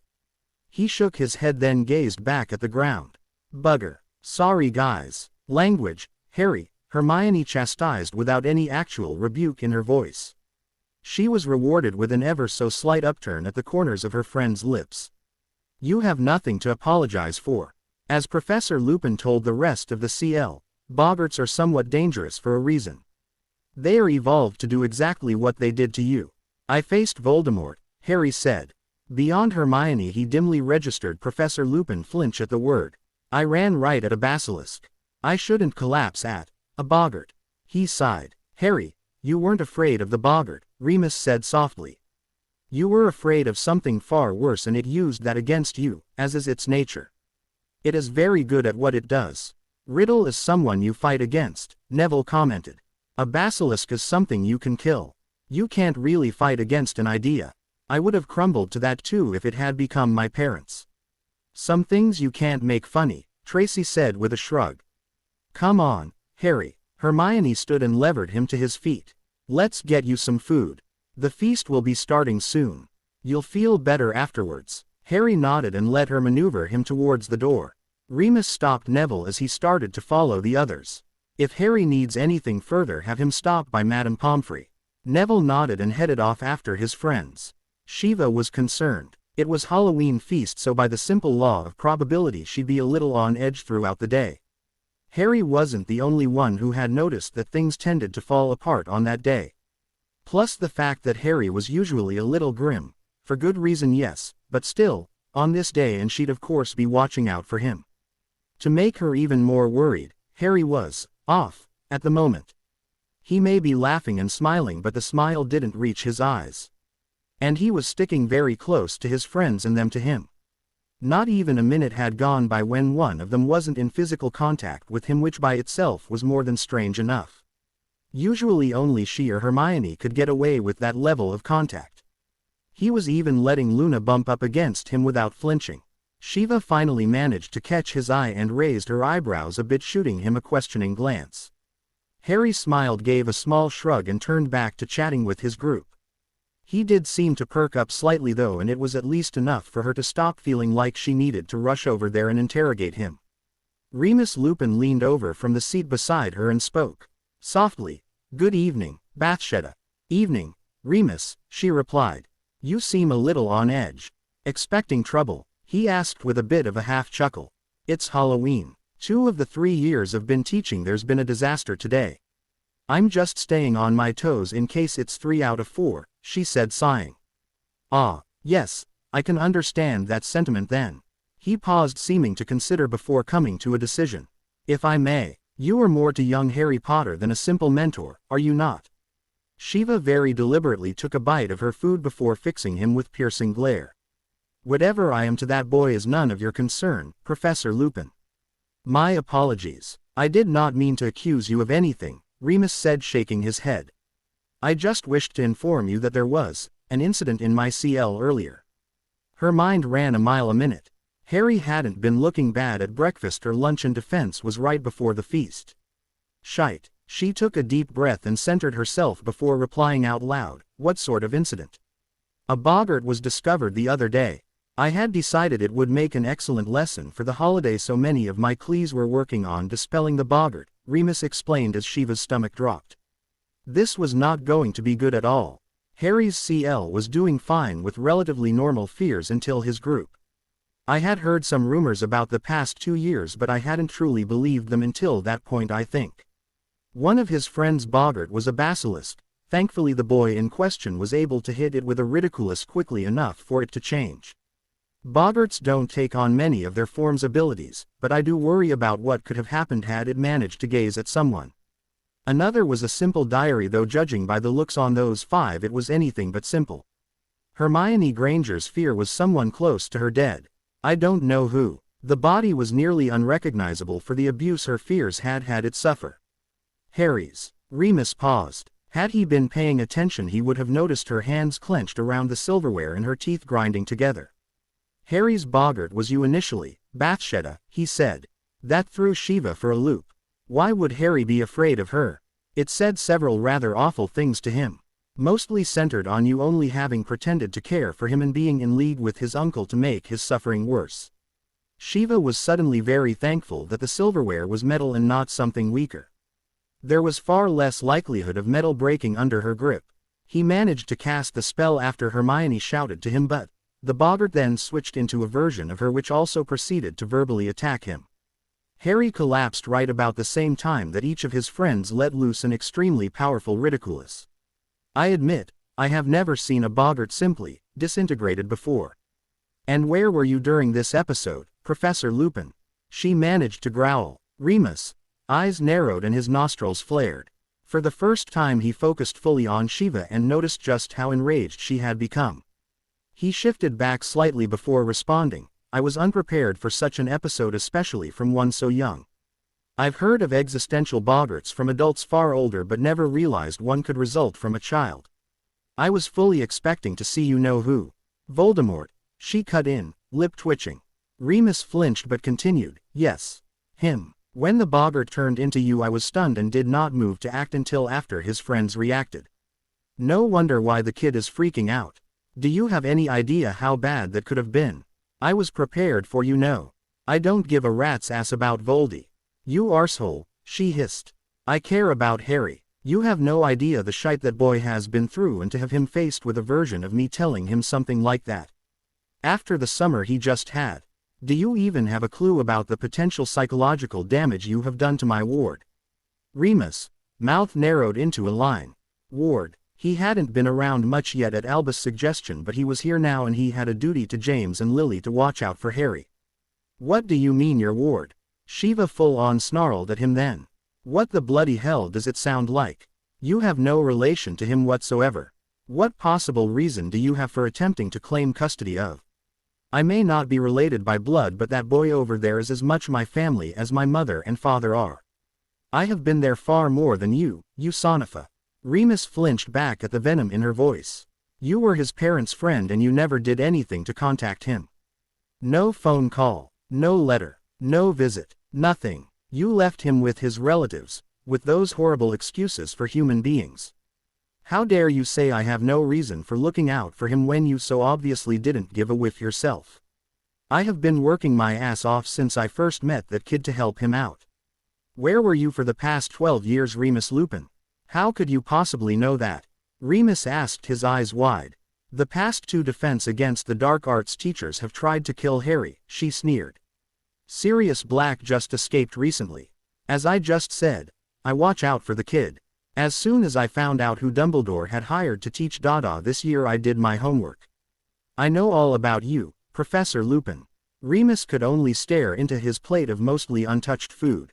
Why did you not say anything earlier in that case? I was curious to see how long it would take you before you approached him on your own. Obviously that isn't going to happen anytime soon. She took a deep breath and let it out slowly. If you want to talk about Harry more, then do it in my office later, where I can scream at you as loud as I want first. Shiva turned back to her plate and speared the little potato, resolving to ignore Remus Lupin for the rest of meal. Remus for his part closed his eyes and sighed. He had a lot of apologizing to do, it seemed. By the time the Gryffindors made their way back up to the tower, Harry was feeling much better. He would talk to Shiva in the morning after this day was over and done with, but his friends had perked him quite a lot. He was mostly just frustrated with himself at this point, and annoyed that yet again, the universe had decided to call his bluff for tempting fate. Harry really had to start watching how he thought, since fate apparently liked to have a bit of fun with him. No sooner had he finished that thought, he turned the corner to see a gaggle of his fellow housemates staring in shock up at the portrait of the fat lady. Groaning and slapping a hand over his face, Harry started muttering about fate being an evil little prankster. Who would do this? Lavender quietly asked. The fat lady's portrait had 3 large slashes down the center and the frame behind her canvas had marks of spellfire. Someone who wanted in, Neville said, glaring at the portrait. Sirius Black. It was Sirius Black. Sirius Black tried to kill me. The fat lady gave a keening wail from one of the portraits a ways down the corridor. With a hitched sob, the painted woman took off, leaping from portrait to portrait, retreating from the slashed canvas. Ginny said, looking around in confusion. How do we get into the common room now? This Quidditch game was miserable. The rain was awful. His reflector lenses had the unfortunate side effect of repelling water wicking charms, so he could barely see. It was cold, and the stupid Dementors were making things even worse as they got closer. Wait, Dementors, closer. Harry's broom careened to a halt as his conscious thoughts finally caught up to his unconscious grumblings. The storm had blanketed the grounds and masked the fog and cold of the Dementors. Harry had only seen them ming thanks to his height and continued circling for the snitch. Flipping around, Harry peered into the darkness a short ways away only to see it moving. The horrible creatures were emboldened and pushing towards the pitch in the middle of the game. Harry's eyes widened and he turned his nimbus seeking out the box with McGonagall. He had to tell. Not Harry. Please, not Harry. Well, bugger, Harry muttered as the screams filled his head and he slid off the broom's side. As the wind whipped past his ears, Harry heard a dim roar of panic rise from the crowd. Harry slipped into unconsciousness thanking God that at least the people had noticed the Dementors. Harry woke to a bland white ceiling hanging over him. A very familiar bland white ceiling. And a weight pressed against his side, trapping his arm. Turning, Harry squinted and could make out brown hair splayed over the bed next to him. He smiled slightly and said, "Hey, Hermione. Any idea where my glees are?" The head leaning beside him shifted slightly. A dull murmur of protest rose before she twisted towards him. Hermione's blurry face centered on Harry's and suddenly she was a lot clearer as she jerked upright and leaned over him. "Harry, you're awake. Hang on, I have your glees right here." Reaching off to the side, Hermione grabbed his glees from the table and slipped them onto his face. "Geez, Harry, can't you even play a game like normal people?" Daphne snarked from the other side of his bed. "I don't think normal really means the same thing in Harry's personal dictionary, Daph," Tracy commented with a smirk. "Perhaps normal is another synonym for danger or risking death for Harry?" Luna asked in an airy voice, a faint smile on her lips. "Hey, I've said it before and I'll say it again. Worst good luck ever," Neville pronounced with a laugh from near Hermione. "Nobody got hurt from the Dementors, did they?" Harry asked, looking between his 5 friends. He saw Shiva slumped across a bed across the way. "And is Shiva okay?" Hermione smiled. "You're the one waking up in the hospital wing. Again. And the first thing you ask is if everyone else is okay." She shook her head. "What are we going to do with you, Harry?" Technically, Hermione, the first thing he asked was where his glees were. "The nobility actually came second this time," Daphne said. "I think we're making progress even if it is incremental." "Nah," Neville waved of her judgment. "He's got to be able to see to run off and save everyone." "Doesn't really count. Is anyone going to answer my question?" Harry grumbled. "No, no one was hurt besides you, Harry," Tracy said, shaking her head. "Shiva is over there sleeping because she and a lot of the other professors were busy casting Patroni to get the Dementors to back off. Hers was a little more powerful than most of the others. Madame Pomfrey told her to rest to recover some of her stamina." "Why was hers?" Hermione shook her head. "We all saw you fall, Harry. You were very lucky. Professor Flitwick was close to you as you slipped off the broom and his quick relaxes let him hit you with an arresto momentum before you had picked up enough speed to receive more than bruises." Harry nodded and she continued. "Shiva was quite perturbed at the Dementors for nearly causing your death. Again, she was very enthusiastic with pushing them back. Professor Dumbledore told us all afterwards that they were likely drawn by the large crowd at the game." "Oh," Harry said, "so is it rescheduled then?" The group sadly shook their heads. "Sorry, Harry," Neville said mournfully. "Just before you fell, Cedric caught the snitch. He didn't even realize something was wrong until the professor started jumping over the stands to get at the Dementors. He's been apologizing to everyone he could find about it. Even Oliver told him to shut up and that he doesn't blame him. You might want to talk to him later." "Yeah, guess I should," Harry sighed. While it had losing, he really couldn't complain considering how miserable the game had been anyway. "Harry," Hermione said. Harry turned back to her and saw her expression pinched and she was wringing her hands.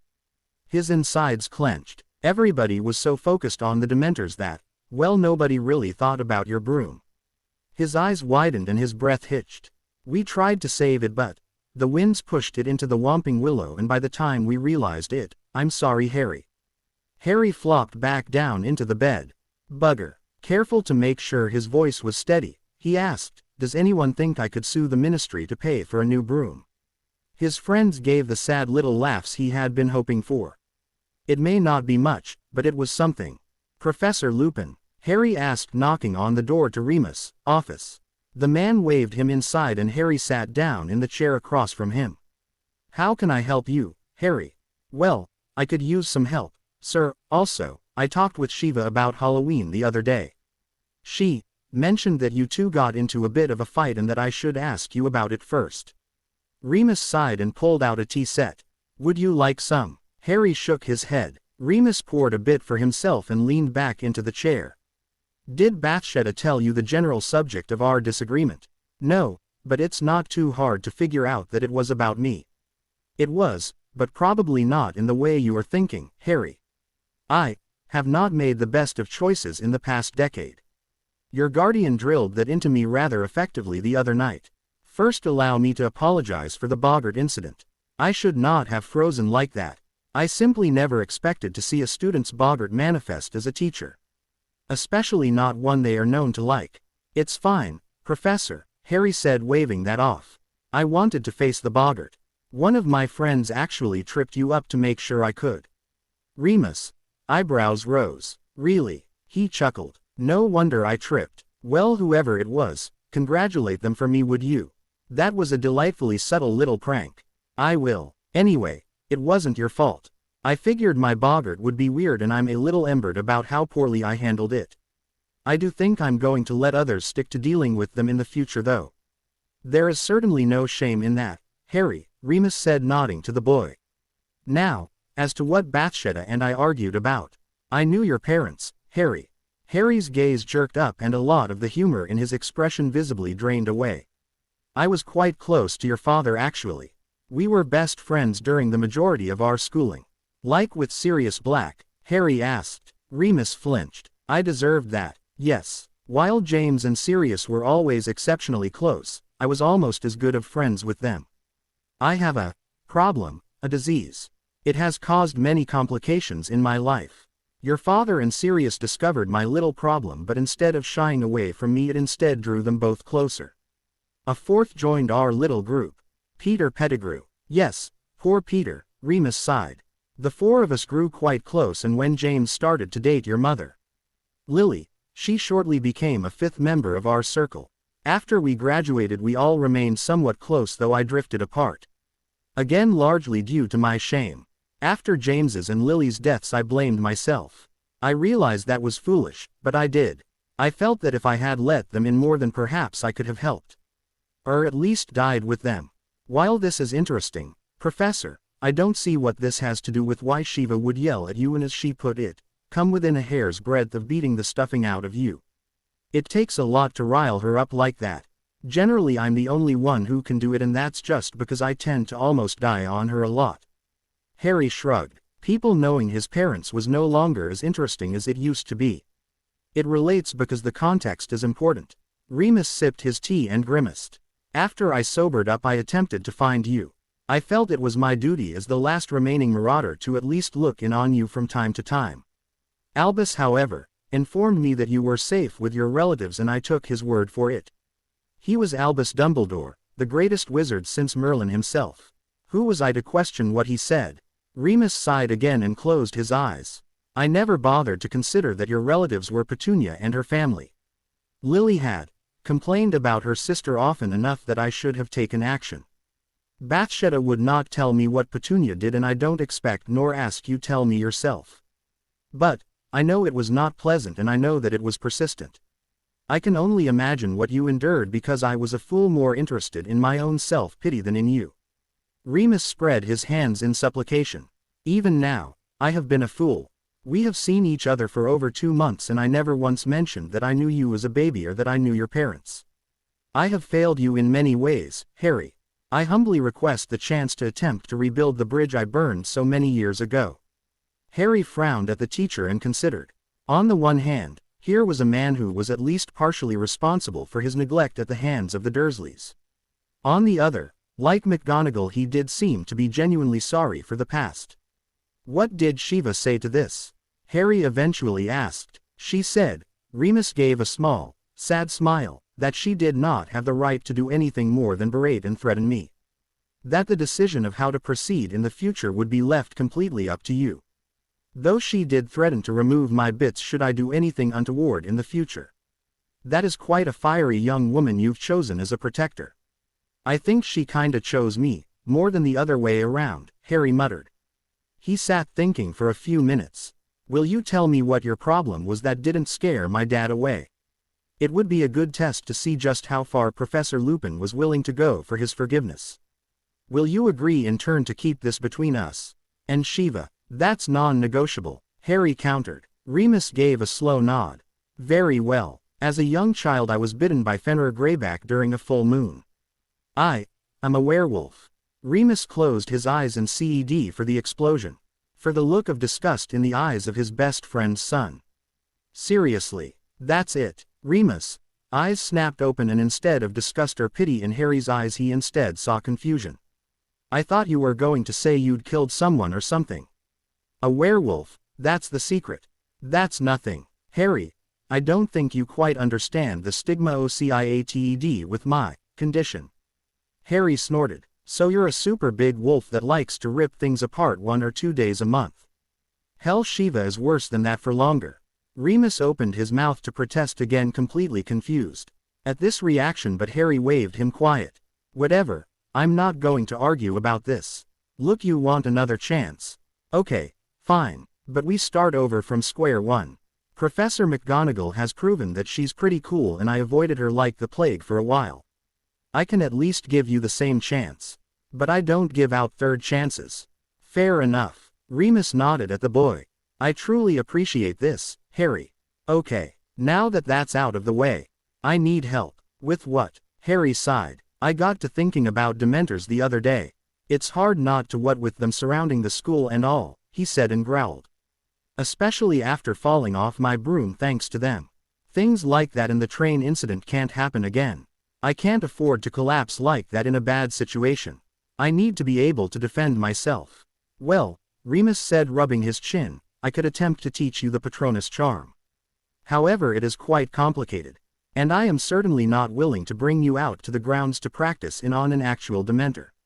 There is quite a large difference between performing it in the middle of a CL room and against the creatures themselves.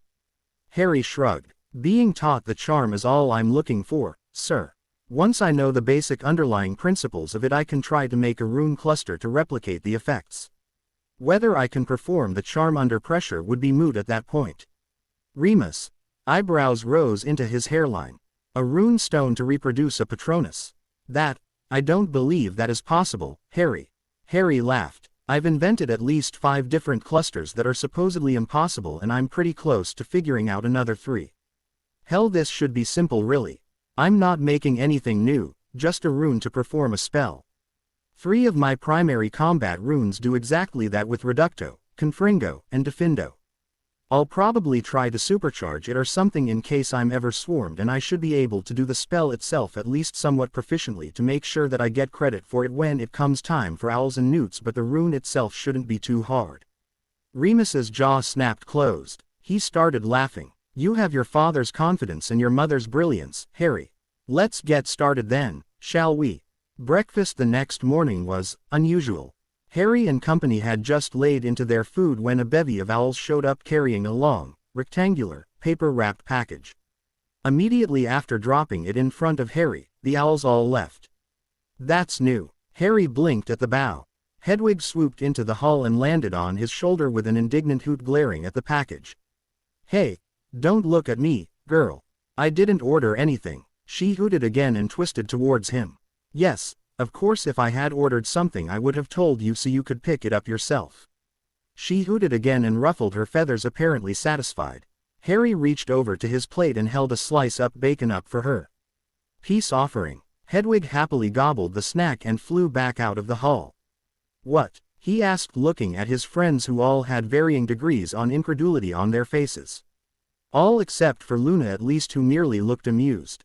I think they are surprised that you were told off by your owl, Harry.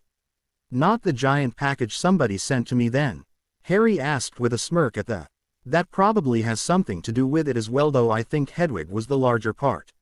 She tapped her finger on her chin and asked nonchalantly, you don't suppose she might actually be a Mayan wind chatterer, do you?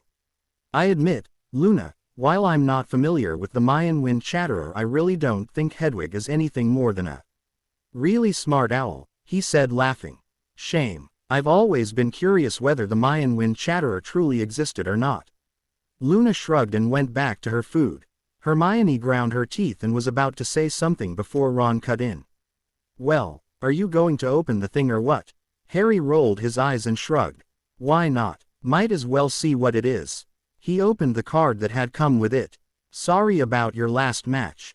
Consider this a repayment for missing so many birthdays and Christmases.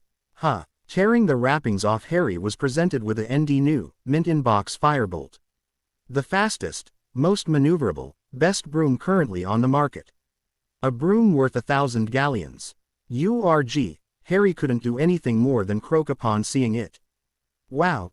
The sentiment was expressed by many of the surrounding people. Ron looked like he was going to faint and Oliver Wood looked torn between joining the redhead and drooling.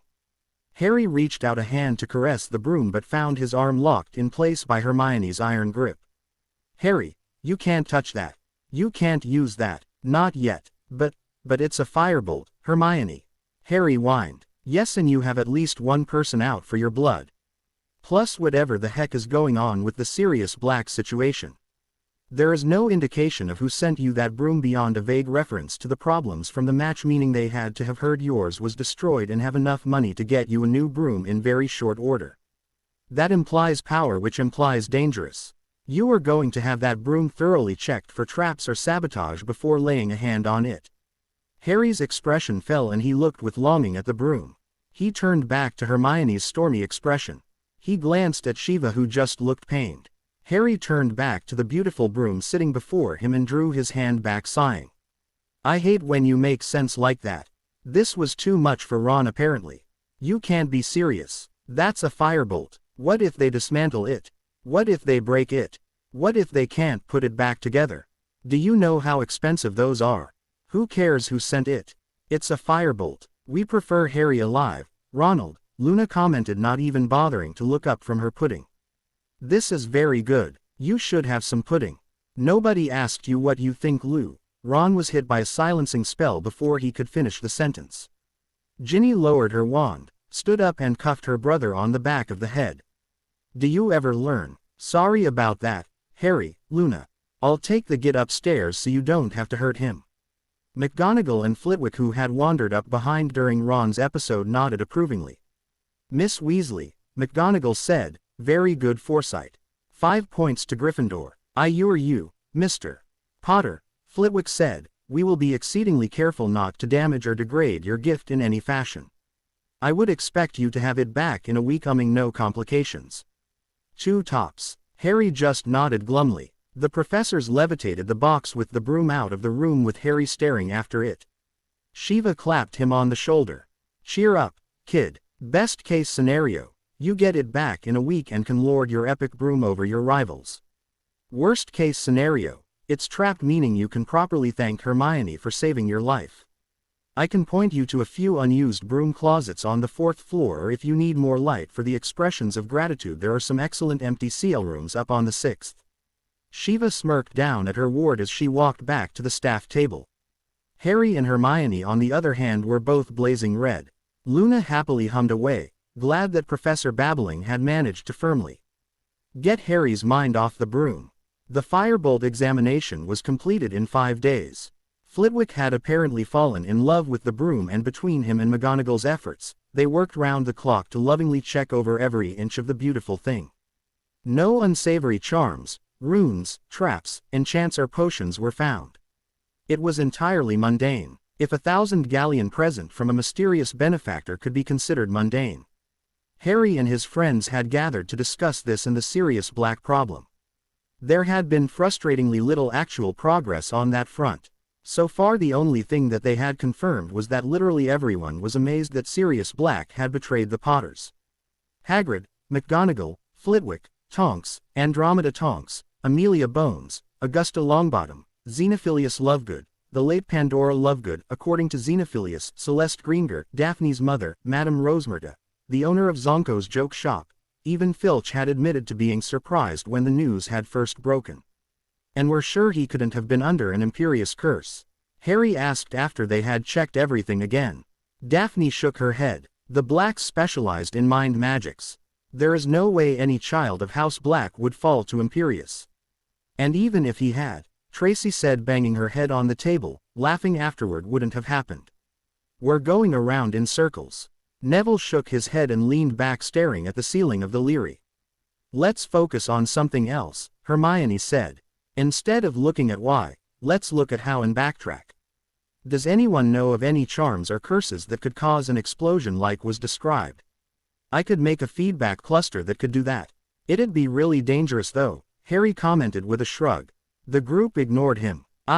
Daphne tapped the table for a bit before shaking her head. Father has knowledge of many borderline spells, but as far as I know there is nothing that could do quite the amount of damage all at once as was discovered. At least, nothing that would still leave Black and the rest of the street alive and somewhat intact. Why was Peter Pettigrew's finger recovered? Luna asked, her eyes narrowing in what Harry was quickly coming to find meant the girl was following an idea down the rabbit hole. She might reach different conclusions than the rest of them, but she was startlingly insightful when her threads panned out. Well, obviously if the street exploded centered on him there wouldn't be much left, Tracy said with a snort. But there should be something. Luna twisted her gaze from Tracy onto Hermione. There was a finger, Tracy replied. Hermione's eyes though had narrowed in thought and she nodded at Luna. The little continued, was the finger mangled? Bloody? Was the base clean or ragged? Harry perked up, starting to see where his friend was going with this line and not at all liking the conclusions that were starting to form in his head. He shuffled through their notes until he found the initial report from one of the first Auror responders. According to this, Peter Pettigrew's finger was nearly entirely unmarred with a clean cut at the base. Hermione slowly nodded, which shouldn't be possible, not in an explosion, and even if by some miraculous coincidence it had happened, where were more pieces of his body? I think you're right, Luna. God, do you know what this means? You guys have lost me. Neville glanced over at Tracy and Daphne, who were looking just as confused. Help a friend out. One moment, Neville, Hermione said, waving him off. Daphne, Tracy, you two conducted many of the interviews. Did anyone mention anything about Peter Pettigrew's character? Specifically their reactions to finding out he had gone after Sirius? Yeah. To a man they were incredibly surprised by it, Daphne said. Everyone said he was generally the squirrely one. The first to run or cower if things got tough. The first to look for help. The last to agree to the insane schemes of his friends. They were extraordinarily impressed that he had gone after. Oh Merlin, you don't think?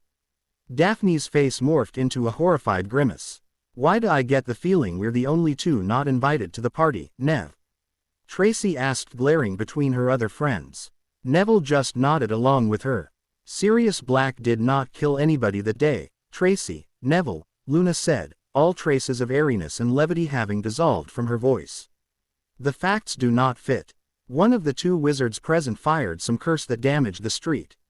Probably a blasting or incendiary curse that hit a gas main, Hermione cut in. Luna nodded and continued, then in the confusion, Peter Pettigrew used a severing charm on his finger and escaped. Sirius Black was likely surprised at the deviousness of his former friend or the resulting carnage and was not fully lucid when the Aurors arrived so shortly after the event. By the time he would have been coherent he was already in custody. Neville frowned. Okay, but why would Pettigrew keep hiding then? If he was alive and Black had been caught, then shouldn't he have come forward? Harry shook his head. Not if he had been the traitor. Neville and Tracy fixed him with a wide-eyed stare, but Hermione, Daphne and Luna just nodded in agreement. Everyone says that Black was basically my father's brother and a good friend to my mother. On the other hand, everyone also says that Pettigrew was more or less an outsider hanging out on the fringes of the group. Harry looked from face to face. Of the two, who would you put money on betraying my parents, and who would you guess would hunt that traitor down for revenge? Merlin's balls, Neville whispered. Why wouldn't anyone else have thought of this though? It was right as the war ended, Daphne said sadly. Don't underestimate people's desire to just want horrible things to be over and done with. They probably just accepted the easiest explanation and didn't bother to look too closely. There was a lot of secrecy at that point too, and secrets are double-edged swords. So then why would Sirius Black be hunting you, Harry?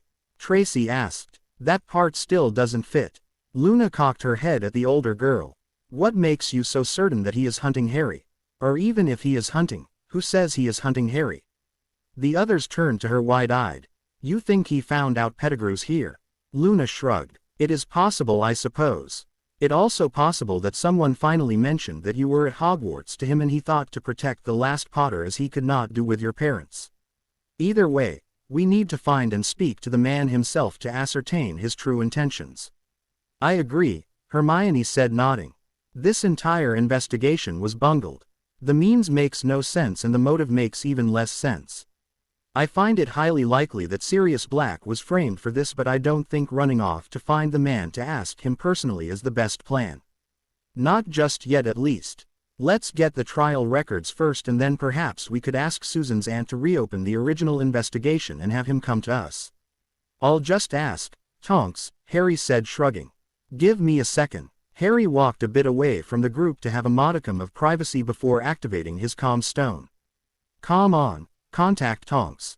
Tonks, are you busy? Do you have a minute to talk?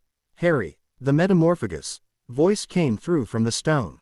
Is there an emergency? Are you all right? Is anyone hurt? We're fine, Tonks. If this isn't a good time I can call back later. No, it's fine, I'm on break.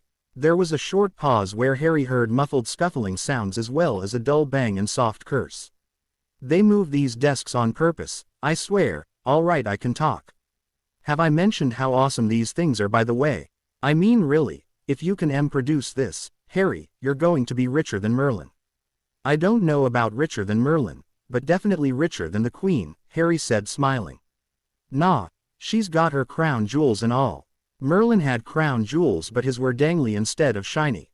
Harry gagged as he caught the pun. Before he could say anything, Tonks kept going, just making it worse, though I suppose his crown jewels were shiny at times. I mean, it's only natural and you've got to keep things fun and…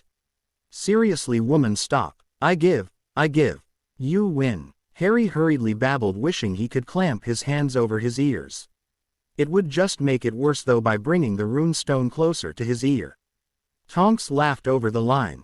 And that's what you get for using my name, Harry. Don't forget it. Next time I won't be so sneaky, she taunted. Now, seriously, what's going on?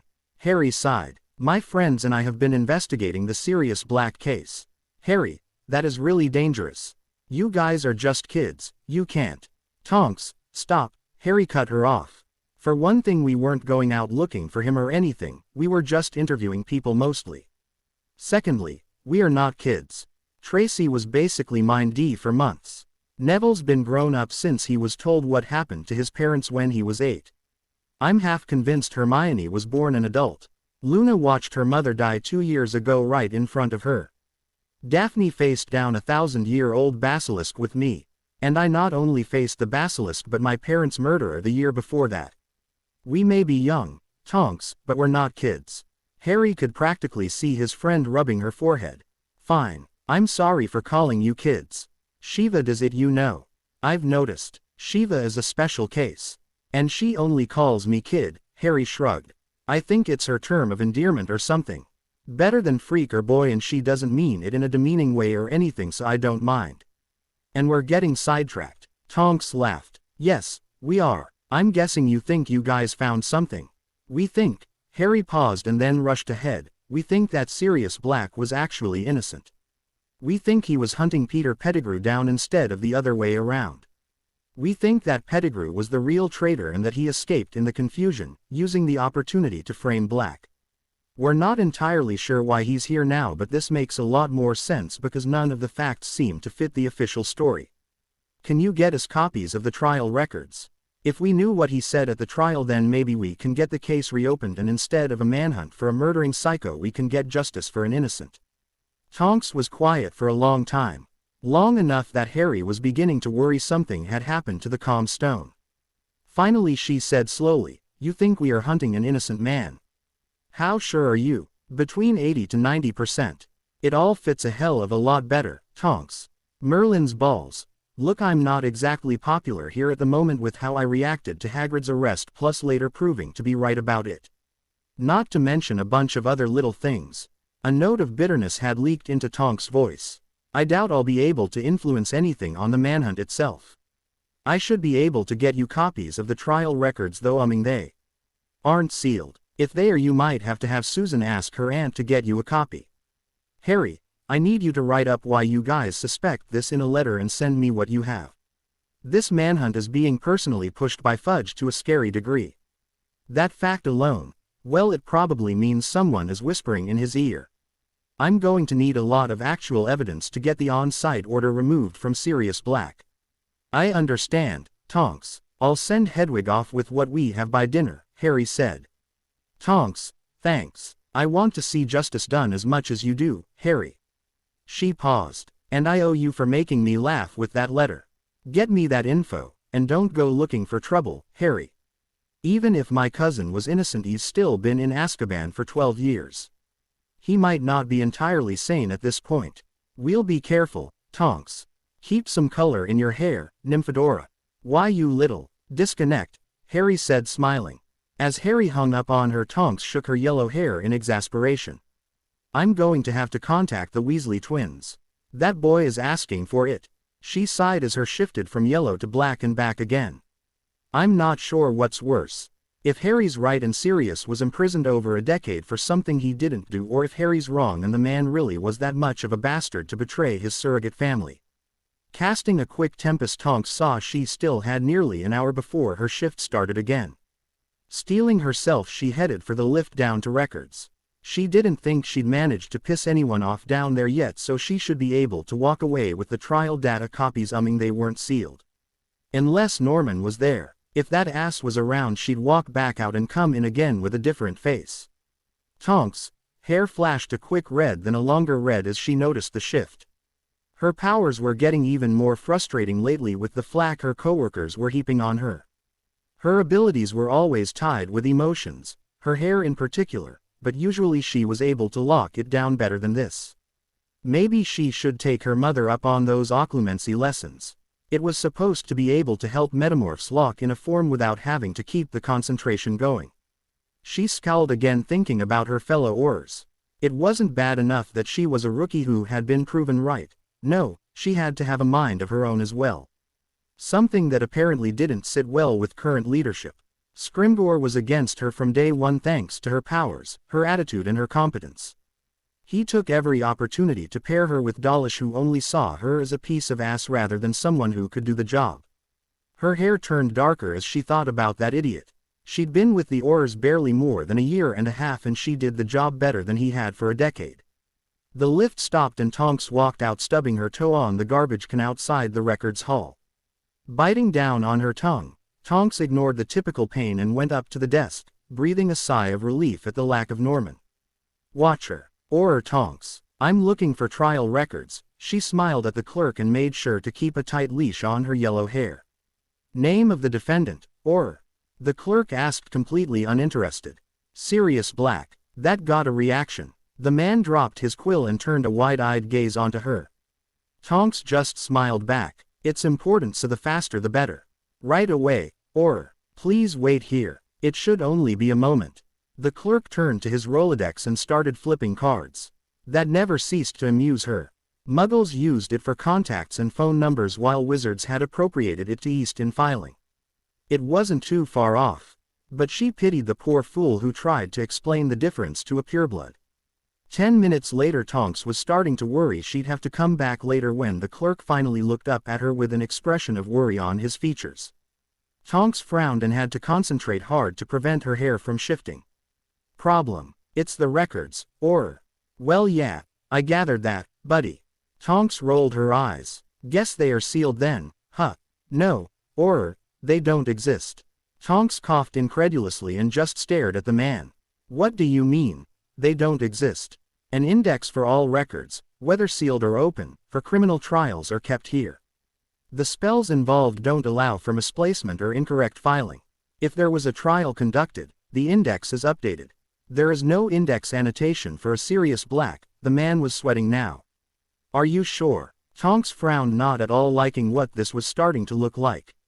A lack of trial records coupled with Harry's suspicions. She really needed his information as soon as possible. It would have been 12 years ago. November 1981. I know when Sirius Black was caught, ma'am. I'm telling you there is no record of a criminal trial. What about a special Wizengamot session or something? Or a tribunal? Or, the clerk just kept shaking his head. They are all considered criminal proceedings and so they'd all be recorded here. There is nothing for Sirius Black at all beyond the arrest record. There isn't even a transfer order. Merlin. Tonks clamped down on her roiling emotions and used her powers to put on a stone-cold, iron-hard face. All right, I'll handle this. Keep this quiet for the moment, understand? The clerk nodded. Good. You're not in trouble by the way. Thanks for your eye stance. Turning, Tonks strode from the room, her mind running a mile a minute. If her cousin had been delivered straight to Azkaban without a trial or sentencing of any kind, this case just got a whole lot more complicated. Now the real question was whether to tell Rufus Scrimgeour or jump over him to Amelia Bones. To be continued. I hope you enjoyed this story. Also remember to subscribe and like this video. See you in the next video.